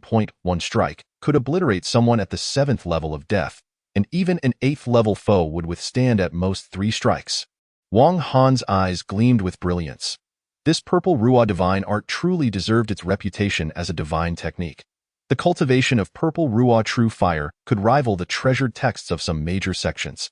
With further advancement, if he were to consume the holy fire token, he could refine it into the Shura Emperor fire, which would be unparalleled in the Tianxian continent. With such a formidable technique at his disposal, Wang Han brimmed with confidence, convinced he would one day attain great renown. Such commotion naturally drew the attention of certain individuals within the inner sect. Whoosh! A middle-aged man in white robes soared out, exuding no discernible energy fluctuations yet radiating an unfathomable aura. This man was none other than Dongfeng Bai, the leader of the Dongfeng party among the 10 great factions. Your hand technique is quite formidable, Dongfeng Bai remarked with a serene smile, exuding an aura of approachability. Wang Han did not recognize this individual and clasped his fists, asking, "May I inquire your name, senior brother?" Whoosh! 2 more figures flew out. The first was clad in thunderous armor, with bolts of lightning surging around him, towering like a thunder god. This man was Yu Wenlei of the Crown Prince Party, reputed for practicing a top-tier thunder technique, second only to Dongfeng Bai in fame. However, he was not the leader of the Crown Prince Party. That title belonged to Yu Wanzhao, who wielded the great 5 elements qi and surpassed even top-tier techniques.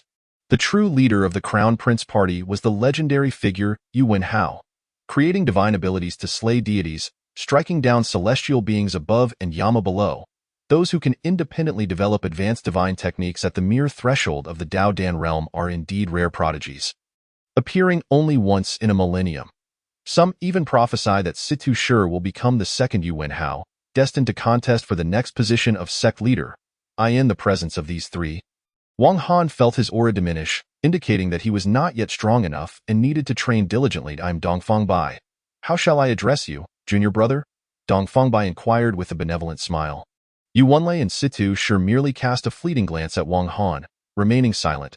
Wang Han replied, "You may call me Wang Shidi." Upon uttering these words, he was secretly astounded. The seemingly approachable middle-aged man was none other than the illustrious Dongfeng Bai. A name he had heard spoken of many times. It was said that he began cultivating at 8, achieved life-taking prowess at 12, and reached the threshold of Dao Dan at 28. Yet he had stagnated there for over a decade.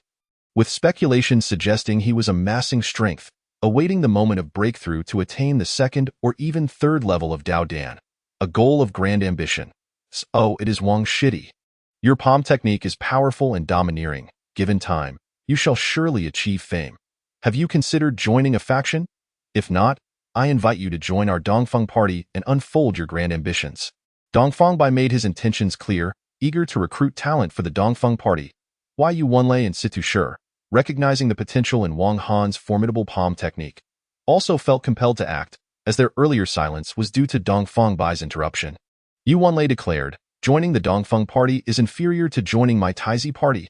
In Tianying sect, the Taizi party is the foremost faction, and no lesser groups dare to compare.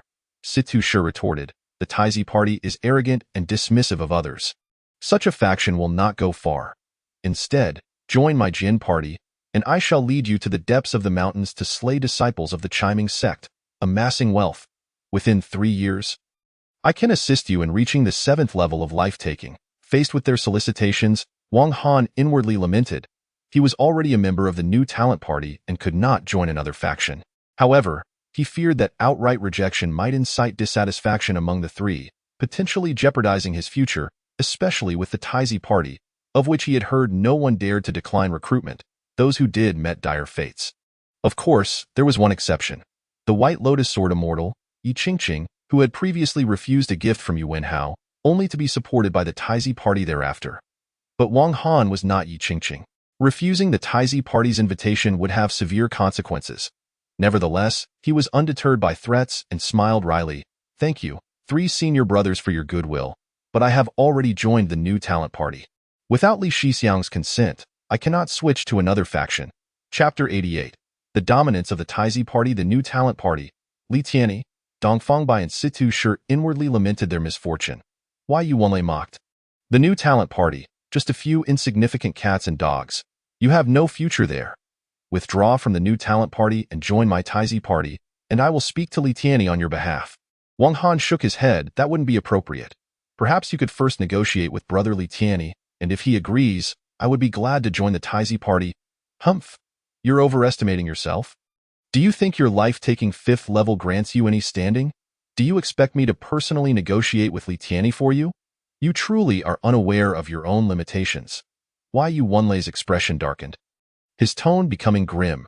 Suddenly, another expert from the Taizi party emerged, engulfed in flames. It was Yu Wenhua, who had previously encountered Wang Han during the fiery Fang battle. Wang Han, Brother Lei speaks to you out of respect. Yet you dare to show him disrespect. Allow me to teach you a lesson and demonstrate that the Taizi party is not to be trifled with. Yu Wenhua sneered coldly. His cultivation had reached the 8th level of life-taking, and the blazing spear beneath his feet shimmered with a deeper intensity, indicating he had refined his artifact considerably over the years. Yu Wenhua remembered Wang Han, which was quite unusual for someone of his stature. As he seldom paid attention to disciples below the life-taking 5th level, he recalled Wang Han's impressive display of the talisman sword formation during their last encounter, which had left a lasting impression on him. This time, he sought to teach Wang Han a lesson, likely with the ulterior motive of seizing the talisman sword's secret technique. Otherwise, given his status, he would not deign to engage with the mere life-taking 5th level disciple. Yu Wenhua? How fortuitous, for I remember you as well. It seems you have not forgotten me, which is commendable. Thus, I shall make your demise swift. With intentions to seize, Yu Wenhua would not hold back nor waste words. He swiftly raised a hand, channeling his blazing essence, and instantly, 8 fiery serpents coalesced in the air, each exuding the ferocity of a life-taking 7th level. Together, they formed a terrifying spectacle, capable of instilling dread even in 9th level experts. Observers hidden in the shadows gasped, Brother Hua is serious this time. That Wang kid is as good as dead. Even Dongfeng Bai and Situ Shi shook their heads. Had Wang Han accepted their invitations, they could have intervened to assist him. However, having already declined their offers, his fate was no longer their concern. It was a pity that yet another potential genius was on the brink of being extinguished in its infancy. As the two lamented, an unexpected scene unfolded. Wang Han raised a hand, summoning waves of purple light, and suddenly, 9 palm prints materialized in the air, striking with incredible speed and ferocity. They resounded with a series of explosive thuds. The 8 fiery serpents charging forth were instantly shattered, their fierce flames unable to withstand the onslaught of the purple palm prince. One palm shot directly toward Yuanhua's core, causing the air to tremble with immense destructive force. This was the purple grand palm. What is happening? The onlookers blinked in disbelief, rubbing their eyes, yet the scene remained unchanged, the purple palm print still advancing toward Yuanhua. Even Yuanlei's expression shifted dramatically. He was well aware of the power of Yuanhua's fiery essence, having cultivated it to the 4th layer. Though it was not as powerful as his own heavenly gang thunder technique, it was still formidable. Yet at this moment, the fiery essence was being shattered by the purple palm print. Yuanhua was an 8th level life taker, while that Wang kid was merely at the 5th level. The disparity between them was 3 minor realms, a significant gap. Yet, the fiery essence was being suppressed, indicating that Wang Han's cultivation was likely far more terrifying than merely top tier, perhaps even on par with the Grand 5 Elements essence of Taizi leader Yuan Zhao. Now, not only was Yuanhua intrigued, but Yuanlei's greed was also piqued. However, as vice party leader, he found it inappropriate to strike down a mere 5th-level disciple and resolved to wait until Yuanhua dealt with Wang Han before claiming the essence for himself. Boom!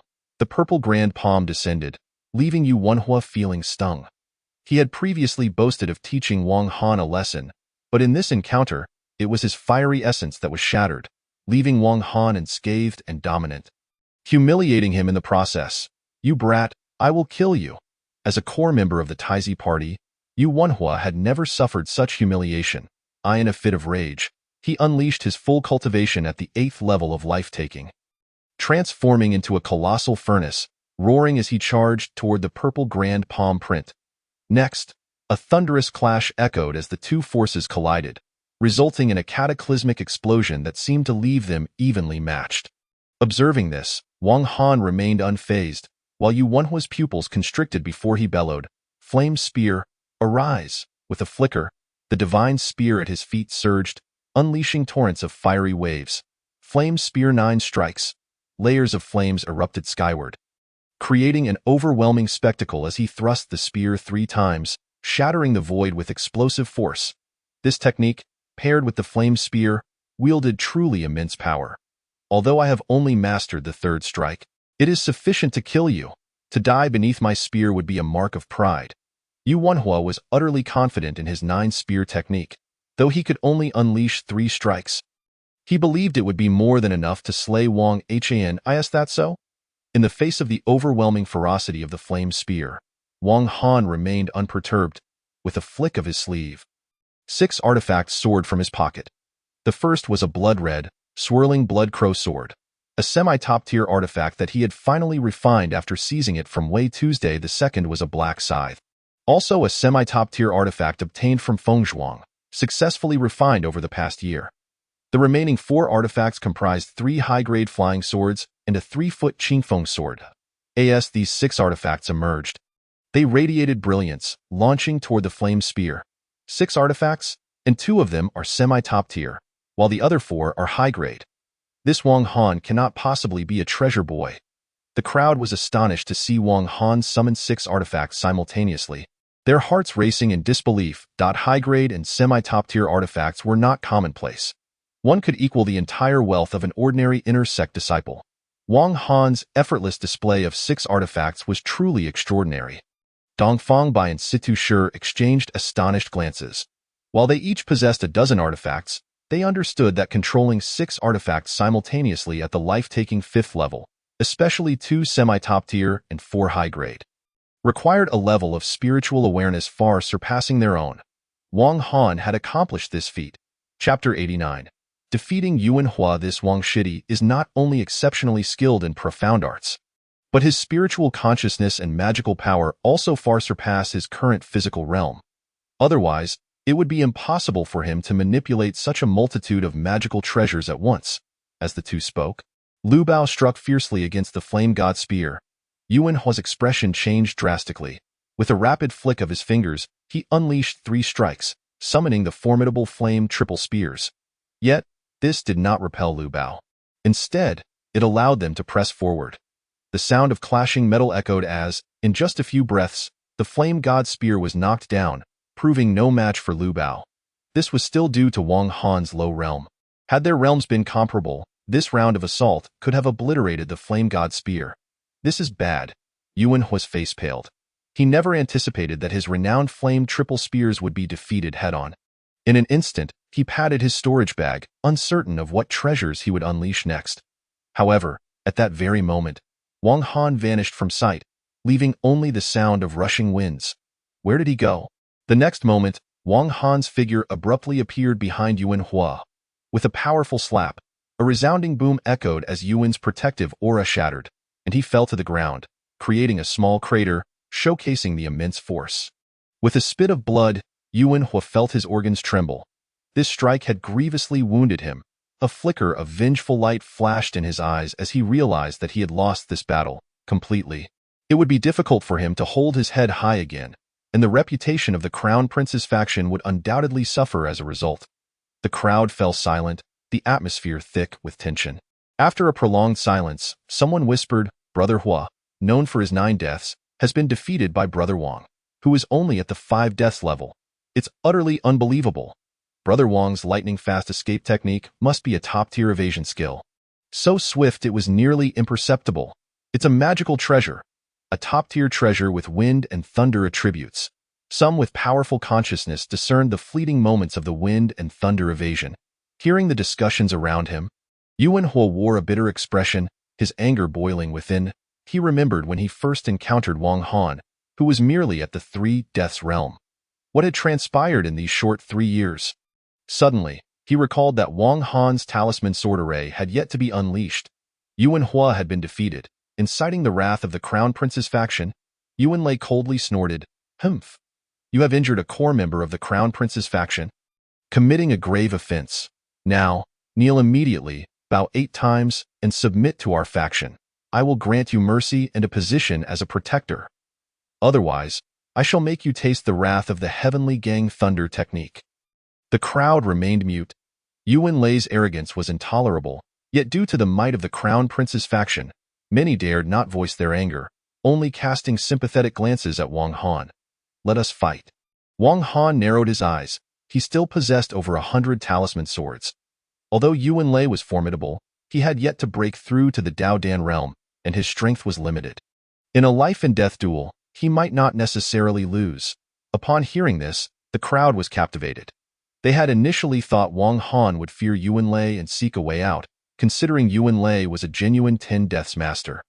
A powerful figure who had transcended to divine powers, far beyond Yuan Hua's level. Yet, Wang Han boldly pressed forward, unafraid of Yuan Lei.at that moment. An indescribable aura enveloped Wang Han, imbuing him with an unusual charm. Yuan Lei was equally taken aback by Wang Han's audacity. As the vice leader of the Crown Prince's faction, he was used to being surrounded by followers, commanding authority, and in this territory, no one dared to defy him. Today, however, was an exception. Prepare to die. With a low growl, his robe crackled with lightning, the garment itself being a semi-top-tier magical treasure with formidable defensive properties. Crossing his hands, the world shifted in color as winds and thunder surged. A cataclysmic disaster forming, with massive bolts of lightning cascading forth, laden with untold destructive power. Heavenly Gang Thunder technique. With this initial strike, Yuan Lei revealed a killing move, putting Wang Han in peril. The disparity between them was too great. Had Wang Han been at the 10 deaths realm, he might have stood a chance, but he was only at the 5 deaths. While the crowd admired Wang Han's courage, they deeply understood Yuan Lei's might. Wang Han's expression grew increasingly grave. Yuan Lei's Heavenly Gang Thunder technique was overwhelmingly powerful, its lethality beyond comprehension. Relying solely on the Ziluo divine skill and Lu Bao would be insufficient for defense. And even with the wind and thunder evasion, he would likely fall prey to the overwhelming control of the lightning. He could only summon his talisman swords. With a clenched jaw, he reached for his pocket, ready to unleash his talisman swords. At that moment, however, an elderly voice thundered, "In the inner sect's sacred ground, life and death battles are forbidden. Engage in life and death combat at the life and death platform." As this voice resonated, an elder clad in a green robe appeared beneath the thunderclouds. The elder merely raised a hand, and the ferocity of the Heavenly Gang Thunder technique instantaneously dissipated, as if it had never existed. "Master Qing Xian, someone exclaimed in astonishment. Yuan Lei's technique was disrupted, igniting his fury, but upon recognizing the elder, he suppressed his anger. It was indeed Master Qingxian. Qingxian, the supreme elder, of equal rank with the leader of Tiandang, a seasoned expert of the Daodan Fifth Heaven, a superlative master. Even the true leader of the Crown Prince's faction, Yuan Hao, treated this elder with utmost respect, let alone Yuan Lei. Greetings, Master. The crowd immediately bowed, and Wang Han followed suit. Master Qingxian regarded their behavior with approval, then approached Wang Han and inquired, "What is your name, young man?" Wang Han did not dare be negligent and promptly responded, "Disciple Wang Han. Quite bold, with exceptional talent, but be cautious not to reveal your brilliance too openly. That is not always advantageous. Youngsters ought to remain humble," Master Qingxian advised earnestly. Turning to the crowd, he declared, "In the depths of the 10,000 great mountains, our sect is engaged in battle with the chiming sect. While you lot are preoccupied with brawling here, you truly bring shame to our Tianzong. You should immediately head to the mountains to slay enemies, not engage in this ruckus." "Understood, Master." The crowd complied. They weren't disinclined to fight in the mountains. They had simply returned after sustaining injuries. At this moment, their wounds had not yet healed. "Humph. Tomorrow, do not let me see you causing a disturbance here again," Master Qingxian proclaimed, hands clasped behind his back. Stepping onto the clouds and departing. Following this brief interlude, Yuan Lei lost interest in confronting Wang Han, growling, "Defying the Crown Prince's faction leads to dire consequences. Wang Han, you had best pray that you have a high-ranking individual to aid you in your troubles." With that, he departed, taking the injured Yuan Hua with him. Wang Han furrowed his brow slightly, yet he felt little fear. With the treasures in his pocket, it wouldn't be so simple for someone below the Dao Dan realm to kill him. It was entirely possible that he could turn the tables. He then pondered the words Master Qingxian had uttered before leaving. In the depths of the mountains, two sects are engaged in battle. Chapter 90. The situation in the mountains at that moment, a figure in red robes flew forth. Wang Han recognized him as El Tao, one of the higher-ups in the Wang faction. Having undergone training over the past few years, El Tao had reached the Three Deaths realm. Previously, he had refrained from appearing amidst the crowd, but now that the throng had dispersed, he dared to show himself. "Brother Wang, it's me, El Tao, from the Wang faction." This individual seemed anxious that Wang Han might not remember him, hastily introducing himself. "Oh, El Tao, you've reached the Three Deaths realm. Impressive." Wang Han nodded in acknowledgement. "This is all thanks to the resources Brother Wang left in the outer sect, allowing me to swiftly break through to the Death realm. Over these years, I've encountered some fortuitous events and barely managed to reach the Three Death, and why cultivation is nowhere near your level.